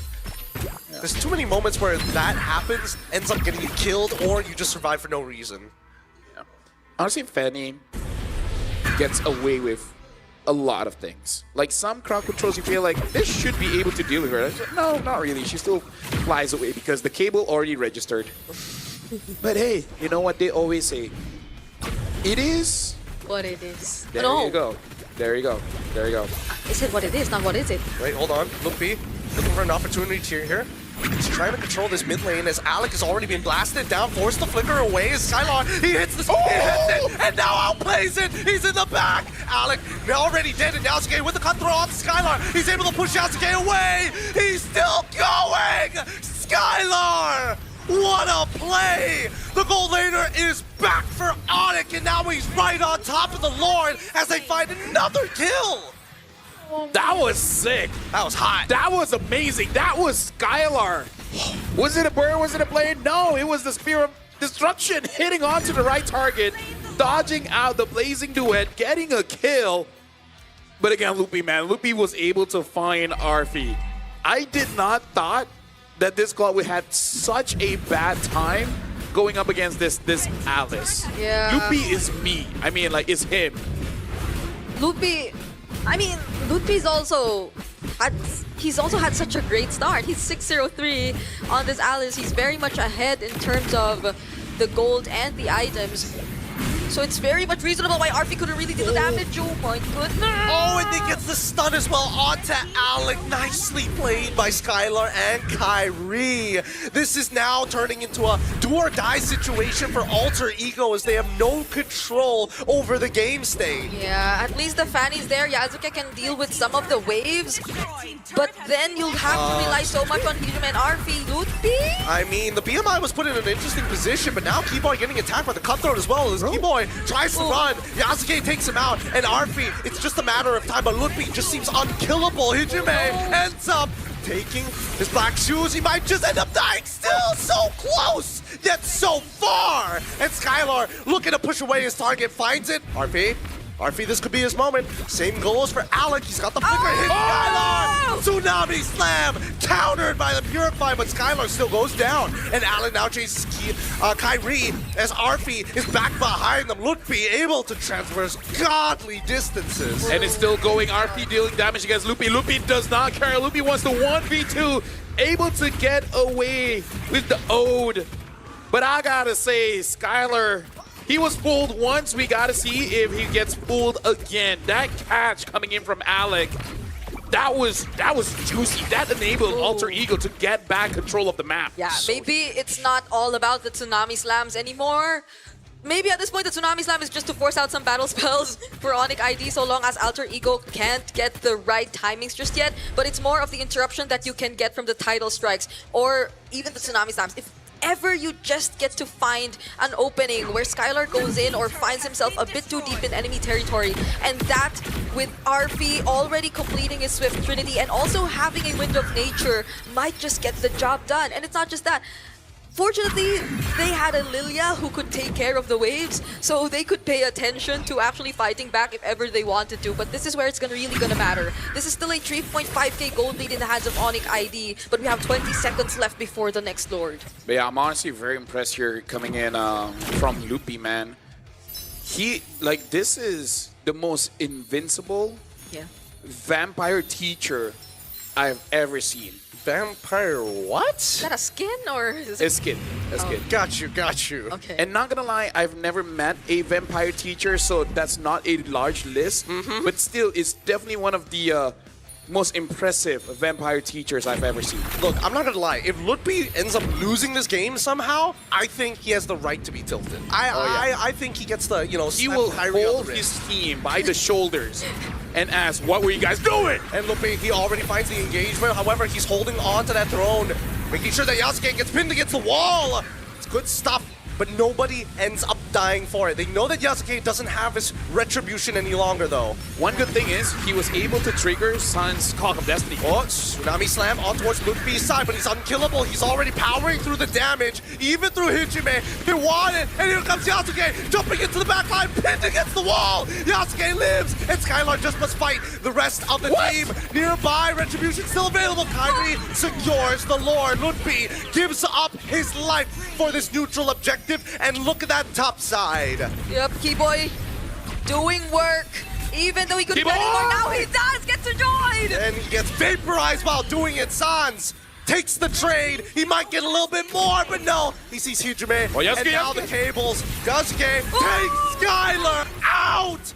Oh man, you think it's over, but now Keyboy is looking to end it on the back way. Doesn't find it. Not enough attack speed. Oh, there's a Lord marching down bottom. Alter Ego, Hijime is there. They'll be able to deal with it nonetheless, but they're working on Sans and Kyrie first. They're trying hard, but I don't think they're gonna get it. Sans, he managed to survive. Kyrie able to peel him off. Oh, there's a minion in the base. Oh my goodness, ONIC ID, the amount of pressure. So this is what it feels like. There's macro, but you also have so much going on in terms of the fights, and it still feels the same. My mind is split up. Yeah, it's like they altered their ego or something. It's crazy. And it's like mixed personalities. Yeah. Oh, it's a pretty difficult situation to be in, because I think now ONIC has finally hit that ceiling. Because at this point, as much as Lutfi is quote-unquote unkillable, when we look at this instant replay, I'm pretty sure the way the calls were very split.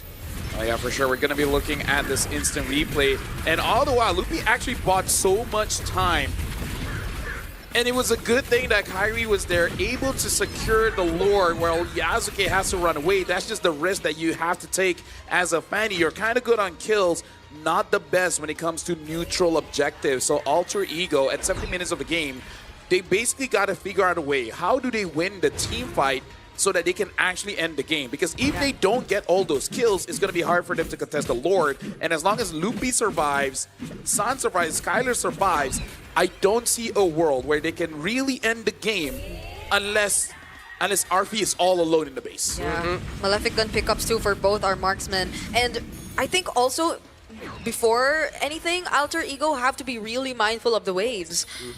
Keyboy at this point might not be the first to show himself. He knows fully well that Alter Ego will be capable of bursting him down when it comes to it. Oh wait, is that for real? A genius one on Loopy. Yeah, I was looking at it for a while. I'm not sure when exactly he got this. I'm pretty sure that he was focusing on the radiant armor. We were talking about how he can be tilted. I think this is it. Oh, here we go. Once again, Nino gets pulled back into the middle of the fight as you see Yasuke just trying to secure his own buff. But the waves, they're already pushing in. Alter Ego don't have the tempo. Yeah, that one base turret that got taken down bottom hurts Alter Ego so much, and their capabilities to prepare for a fight. Oh no, I missed Tsunami Slam. The idea was there, but against a Helker that also has a flicker, I don't think that was the correct call because Helker is very fast. Like, if you put him in a sprinting competition, top 5. Who is he against? Why is he 5th? Is Johnson one of them? Yeah, Johnson is one of them. Okay. Fanny is there too. They're all good options. All very, very good options. Ooh, they fight Keyboy! I mean, he's trying to get out of there, but there's no way he's going to survive. Yasuke has been out for his head so many times without fail. However, this Lord is anybody's game. Yasuke, he's almost there. He's trying to get that Kairi so low. He tries. Yasuke secures the Lord. Ichibei with the black shoes already goes back, and now they finally have a team-winning fight. This is the turnover. If anyone can get a king crab, it's Yasuke, man. 10-2-2, and even got the Lord against a Boxia. And they're gonna make sure that the Lord will have an easier time at marching towards the base. That's multiple turrets slowly getting taken down by Alter Ego.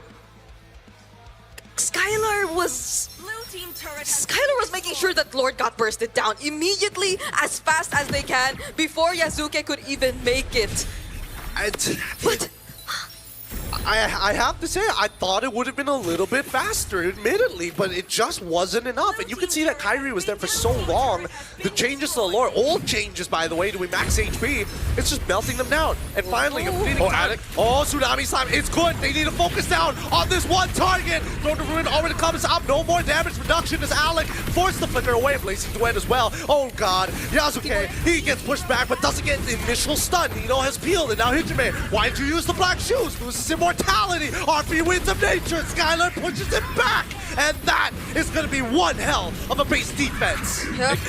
And again, this is why I say Alter Ego needs to get a team fight win, because this is a very difficult comp for you to push with your comp. Yeah. Like, I would say if RV had a better time, I think it's okay, but let's just call a donut, right? Yeah. RV's not having a good time here on the Claude. Yeah.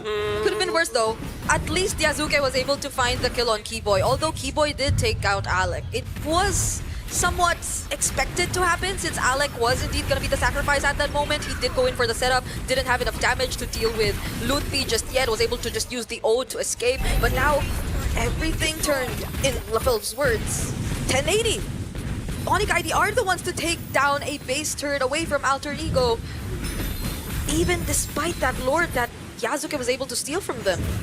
At this point, it really is on that micro, because it's very clear right now what we're seeing is Lupi and friends and Yasuke and friends, right? Like, who has the better trade will ultimately win the game. If Lupi is able to lock down Arfi, honestly, Arfi alone is enough, and then let Skylar do whatever a Moskov is supposed to do, then you're looking good. But if Yasuke, man, finds those clear assassinations on Sans, on Skylar, then that's going to be their window. Then RP will have a better time dealing damage. I don't know. I feel like right now, despite everything that has happened, like somebody who could potentially save this game is Keyboy. Like he has enough damage to one-shot Arfi. Like your Purify ain't gonna save you from a silence. And now Saad's forced to ult early on. Cyclone Eye to a different direction though. This is not looking good because Alter Ego not only have the tempo on their sides and they have waves in their favor. They just need to rush it down now. If not, they have to go reset. Yeah,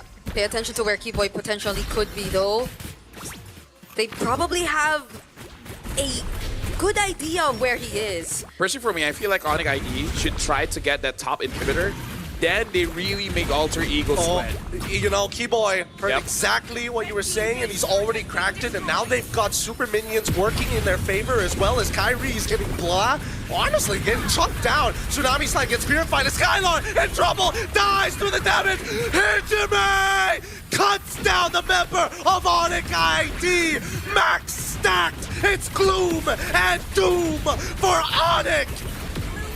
Right now, Alter Ego, they're just charging forward. Loopy trying to clear the waves, but there's really not much he can do. Yeah. It's Suns and Loopy against Alter Ego. All 5 members of Alter Ego now taking down the last base turret of ONIC ID. Might they not even consider the Lord anymore? They're just standing in front of the base. They look at Hijime. Black Shoes already utilized, and Lutpi, he just needs to absorb the waves. It's too late. It's too close. And the Blazing Duet seals the deal. You have Alter Ego taking their revenge against the Indonesian champions. Ladies and gentlemen, Alter Ego. Something is up with their M7 World Championship run. Even against ONIC Indonesia, they still have not dropped a single game. Man, something is up with all our Grand Finals rematches today. They're getting their revenge against one another. And what a way to seal the series. Hey, you know what? If we're sure our title is let the world see us, but at this point, players get your revenge. Players get your revenge. Right? You set up the entire year of your rivalries. Yeah. Here on the world stage is where you can get that sweet, sweet, sour, bitter, all the taste of the spectrum kind of revenge onto your opponents. And we had doubts for ONIC ID. Now they're going up against Team Liquid. I gotta say, their next fight, it's now or never. With that being said, though, at least AE makes history here today. Yep. This is the day when they realize we are a world-class team. And just look at the Outer Champs. Look at how happy they are. Jumping behind us, it's very similar to their first game draft that was all jumpy. Yeah, it's kind of like they were hit by Guinevere. Yeah, it looks like they were hit by Guinevere and then Grok with a tech charge and all that. But props to ONIC still for doing what they could. I agree, Lutpi could be or deserves or can be tilted at this point. But dude, he deserved the MVP, man. Like, same goes to Skylar. Both of them played really well until the very end. They're both trying to cheer each other. It's like, hey, at least it's not us, right?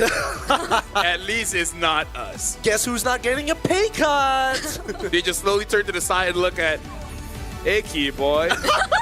Hey, Kyrie. Hey, son. What did Gideon say about historically not a good record between the Baksha and very dangerous game? If I was Kyrie's lawyer, I would put a fine print. I will never use the Baksha. To be fair, at least he didn't die in that one spot. So maybe there's a little bit of evolution. But at the end of it all, you have to be impressed with what AE has continued to show back to back to back. Oh my goodness. Everyone, every single one of them. They are absolutely amazing, and I'm really looking forward to this MS7. But for now, we gotta go over to the stage with Bude Eterna and the rest of Alter Ego. Alter Champs, rejoice for Alter Ego! Wow, what an intense match, boys. 2-0 against ONIC. Again, this has got to be one of the biggest upsets we've seen, especially taking a look into the grand finals. Last time around, it was ONIC that was able to win, but this time, you guys were able to secure this victory. Now, Alec, I'm not going to skip you this time, all right? Alter Champs, Alec, I'm interviewing Alec, all right?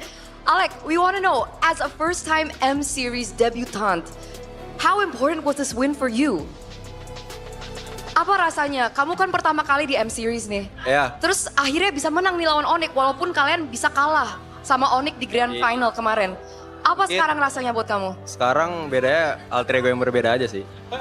Okay, it's a different alter ego. How different is alter ego? Apa bedanya?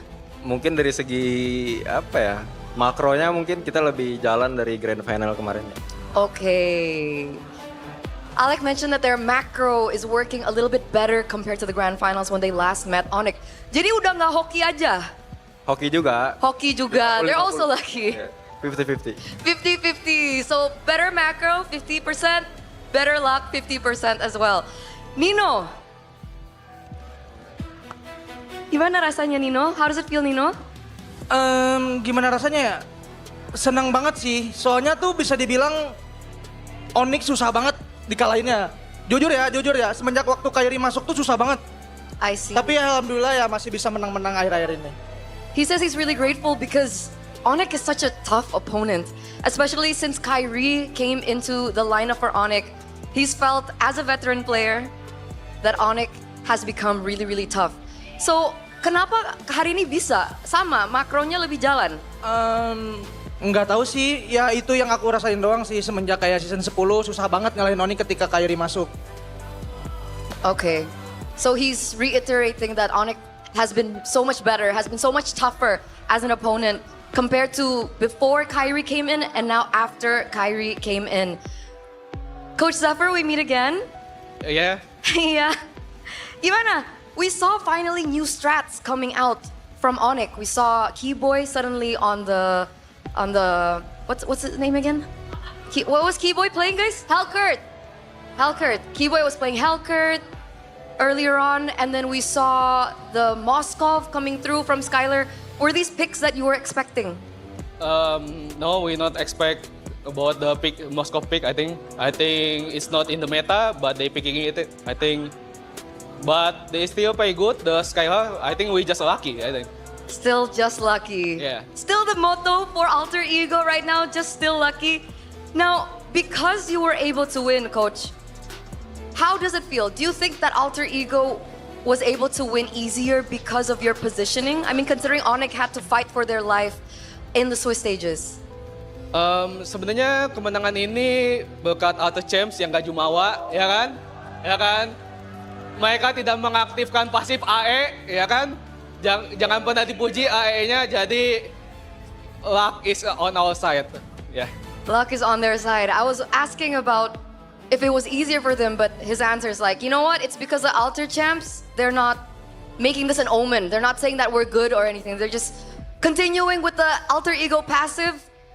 The more hate they get, the better they play. Okay. Hockey means lucky. Hockey means lucky to the fans out there. So once again, Nino, because of this, now ONIC will have to fight for their life in the lower brackets. Mereka karena kemenangan kamu hari ini, unfortunately ONIC tuh harus berjuang di lower bracket nih. Apa yang dirasakan sama Nino hari ini?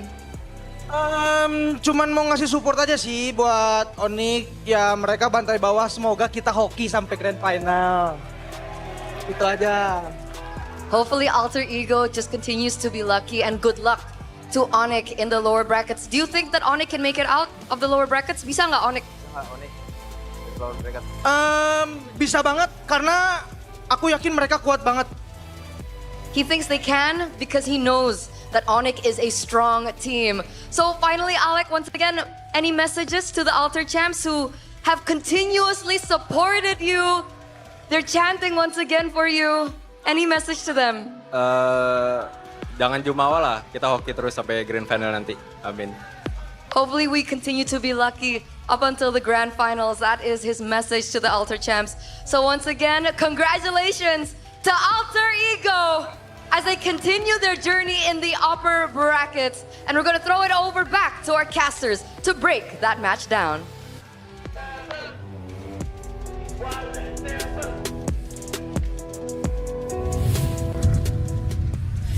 Thank you very much, Eterna. And I gotta say, Alter Ego is my spirit animal, man. Because I too would just rather be lucky. If every success in my life, you're like, you're just lucky, and I'm like, yeah, I've been lucky for about 31 years now. Continue to be lucky. That's what they said for Alter Ego. Oh, it's strange to see a passive work in this sense, but it works, and it makes so much sense in an esports arena. Man, I'm seeing a lot of fans who are walking down to the arena right now. The games are done finally, and they are happy, content, and satisfied. Dude, AE is the most meta team because they're like, we know about the Casa Curse. At this point, we believe it. So you're like, you know what? Shout outs to those that didn't vote for us and continue to do so. This is not even a challenge. Just like, no, legit. We know your strength. Oh, by the way, I think we did hit the 5-digit mark. Oh, yes. For the fandom wars, but it was ONIC. It was 10K It was for 10K for ONIC, and yeah, they suffered a 0-2. Was this all part of the plan? Were all the AE members like, wait, they realized They're not halfway. gonna vote. Yeah, they're stop voting. It was actually Big Brain.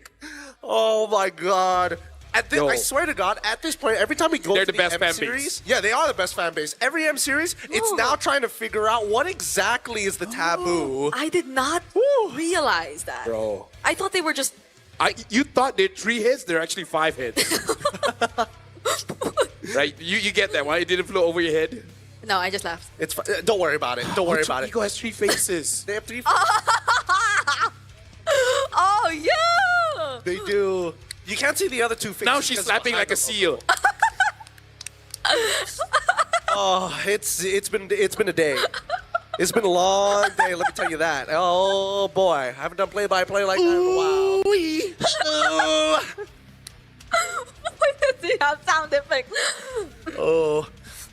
Yeah, it's been... You're more professional on the other desk. What other desk? The RGB desk? Yeah, the RGB desk. Oh, so what do you call this? Let's look at the MVP. Oh, that's you not put me good. on the spot. You put me on the spot. I was not ready for that one, okay? Oh. Okay, let's look at the MVP. Yes, let's look at the MVP. Production, are we ready for that one? Okay, we're going to be looking at the MVP here. It honestly should just be Loopy, even though he lost. Because what was that game? But yeah, it's Yazoo. MVP K12, loss. 2-2. Realme MVP. I mean, like, the kills was enough for me to call him the MVP. But then he got the Lord Steal as well. And I'm like, you know what? You that guy. I thought like there would be at least a bit more distance you needed to travel so you could get within retribution range. But he landed perfectly within. Or I think it took a bit more timing. Because it wasn't like he arrived when you had to click retribution right away. There was Kyrie also standing there in an attempt to actually secure it for the team. But what happened was, I don't know, everyone was just lucky. more... Yeah. He was lucky. Yeah, I think that's the better way to put it, which Alter Champs would agree with. No, I feel like if you say they're lucky, instead of them hating on you, they're like, hey, she's one of us. And I'm pretty sure they're kind of okay with you being one of them. I think so too. Even though you don't know they have 3 heads. I knew. I just didn't know you were referring to them. I thought you were referring to a character or something. But yeah. I feel like a disappointed father. I feel like you've been talking about my forehead in just subtle ways this entire time with the 5 head, my guy. Sofel, not me. No, she started first. Yeah, look at Hijume. So cool. Yeah. Hijume is so cool. That's the analysis. Hijume is so cool. Honestly, Hijume did such an insane play at the very end there. There was no reason for him to get that much value from a Lilia. And it's strange to see because I think it was just the one factor that ONIC didn't take into consideration. It's like, oh my goodness. Oh, look at Nino celebration. It's like, oh my god, I felt good. It's well deserved, honestly. Like I'm excited to see how this team will continue to grow now that they finally get the confidence and feel, we are a world-class team. I am used to seeing Lilia's go crazy in the early They're all saying bye to you. Oh, bye-bye. Yeah. Bye-bye. Bye-bye, Alter Champs. Bye-bye. You guys were lucky. Look at them. Yes, I wish I recorded that. Yeah. So yeah. Yeah, this is the bad time for the cam, not to be honest, but hey. It's not like we could show them, but what was that? I mean, we can try. You could pan the camera a bit more to the left. Yeah, but we got a guy holding the camera. What was I saying? I'm not used to seeing the Lilias. I'm used to seeing the Lilias a bit more active in the early in game. the early game. But then he had to wait. He had to wait. Counterpoint, he did have quote unquote like early game advantage, like ever so slightly here against Sans. And a lot of it is just because he kind of just put the shadow balls in a way where it's like, I've drawn a line, you walk past it, you're in a lot of trouble, buddy. Now, honestly, Brigida, Lilia is a hero that you don't look like, you don't see the skills that much. And considering all of us have very weak eyes, you know, if it was a Farsa, we could be like, oh, that was cool. Actually. Yeah. Actually. They did increase the range a bit though, but you still don't get to see it as well. Yeah, I still don't see it. They really need Every time I fight a Lilia, I don't know how I die. Yeah, the effect needs to be a little bit more obvious. Feasible. Distance. Yeah, because when you're looking at the gold curve, the way that we see it is that ONIC, they were dominating for like a good amount, and then they just could not break through the wave clear. They could not clear this Lilia. And of course, the man of the match here, Yasuke, having the time of his life. Lutpi's kills stopped at 6. he didn't get any more than that. It was Yasuke, Hijume starting to slowly rack in some kills, and now I want an interview of Lupi and Skylar and just be like, if you were to roast your team, what would you say? My paycheck's bigger than yours now. I don't know, man. But hey, for now, we gotta talk about our good friend here, which is V. Meet V, our cheerful buddy at the heart of Visa's biggest cultural moments. Look at this one. He's here at the M7 World Championship. So, V, do you have anything to say to our audience? Ciao a tutti, mi chiamo V. Arrivo da Visa, il brand che collega il mondo e sono la vostra mascotte di fiducia. Il mio compito è rendere i pagamenti veloci, sicuri e intelligenti. Che sia shopping, viaggio o le piccole spese di ogni giorno. Con V sei sempre tranquillo. Allora iniziamo insieme una vita cashless, più semplice e piacevole. A presto. Thank you very much, V, traveling all around the world, including Italy. And that is our official payment partner and our best friend here, V. that was so cool. That was so cool. I hope that got your attention, guys, because MLBB Academy 2 has been fully upgraded. Get personal weekly reports to understand your pacing, strengths, and weaknesses along with a complete match history, so every big moment is recorded. You can also read trending topics and share your perspective, whether you're tracking stats or joining the conversation. MLBB Academy is where you watch matches and understand your growth in MLBB. So you can check it out on mobilelegends.com/academy, and don't forget hashtags MLBB Academy and hashtag Mobile Legends. Bang, bang. I always forget. I gotta be real with you. I gotta check out what the Academy actually does, because I feel like it might end up just being like a Reddit, like just like another Reddit from MLBB, like the MLBB subreddit. Because sometimes I tune in to the MLBB subreddit only because I need some extra tips for the MLBB Rising Open, which is still open to everyone and flexible to join now with major upgrades like earn hero power for victories based on your weekly champion rank, and team up with friends to form enemies. enemies for a 5-man team to compete. Rewards are stacked, of course. Wins and losses earn MRO points to redeem permanent skins, exclusive avatar borders, and more. Weekly climb the weekly championship to qualify for the championship, win bigger prizes, and keep the M7 passion alive. And now we gotta talk about the Blue Patrick skin. It's available in game, and I love that you can just buy it out, right? Yeah. You don't have to work for it. You just like, well, you have to work for it if you get a job, and then you get money, and then you buy diamonds. But you can just buy with diamonds, get the Patrick skin, which has been amazing. Speaking of amazing, later on, we'll be looking at the knockout brackets, because now we got to see who's fighting against who. We kind of already know. Yeah. But based on what happened to me yesterday, I just want to double confirm. We are not, just in case. We are not going to say anything final just yet. We'll wait for it to show up on screen, but you heard it from the interviews. PH, ID, same bracket. Yeah. Malaysia in a different bracket, and then we saw the other teams. Shout outs to Luminaire. So, really Shout outs to huge Luminaire and shout Mirko outs and the other guy. It'll be so funny it'll be so funny if our prime minister is like, you know what? Because of you, Luminaire, today's a public holiday. I'm sure our government watches MLBB. Sure. And that's not even a joke. They probably do. Well, I know one person who does for sure. Yeah. Shout out to Adamati. You know? Yeah, Sorry, he's a minister. Don't worry. Yeah. I keep forgetting we have to explain this. That's our bad. No, because, no, you are Malaysian, man. Like the nose, the hair. You have so many Malaysian features, like having both your hands and you can walk on 2 feet. Oh, yeah. Yeah. So I can be anything. You can be anything you set your mind to. You can fly, Brigitte. You can fly. Yep. Okay. Later. We can hype you up. Make sure you sing later. So Okay. you're like, oh, she's good. This knockout brackets, right? Let's look at the knockout brackets.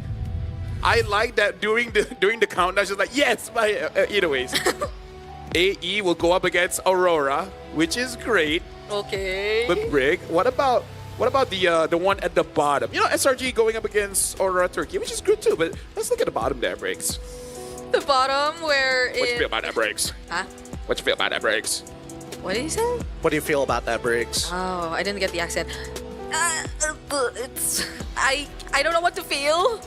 As a Liquid girly, I definitely would not like seeing them here immediately in the lower bracket, but I couldn't imagine all the more for ONIC because they've been through how many rounds of Swiss, and now they have to go through another lower bracket run. Granted that they win against Team Liquid Philippines, and this is focusing more on the upper bracket first, but I think this is where all the best of ones and the best of threes are finally over. Yes. Starting next week, or is it next week, or is it? I mean, today is Sunday, so technically it is next week. Okay, then next week. So starting next week, it's all best of 5, so they have more shots at staying alive. I mean, it sounds like a good thing, but I wasn't expecting the way the matches were ending up, right? Both TS and Yangon, I was hoping that they'd be a little bit separate to have one of these teams because I was hoping for a Dark Horse team to make it further, but ONIC TL is already such a big elimination game.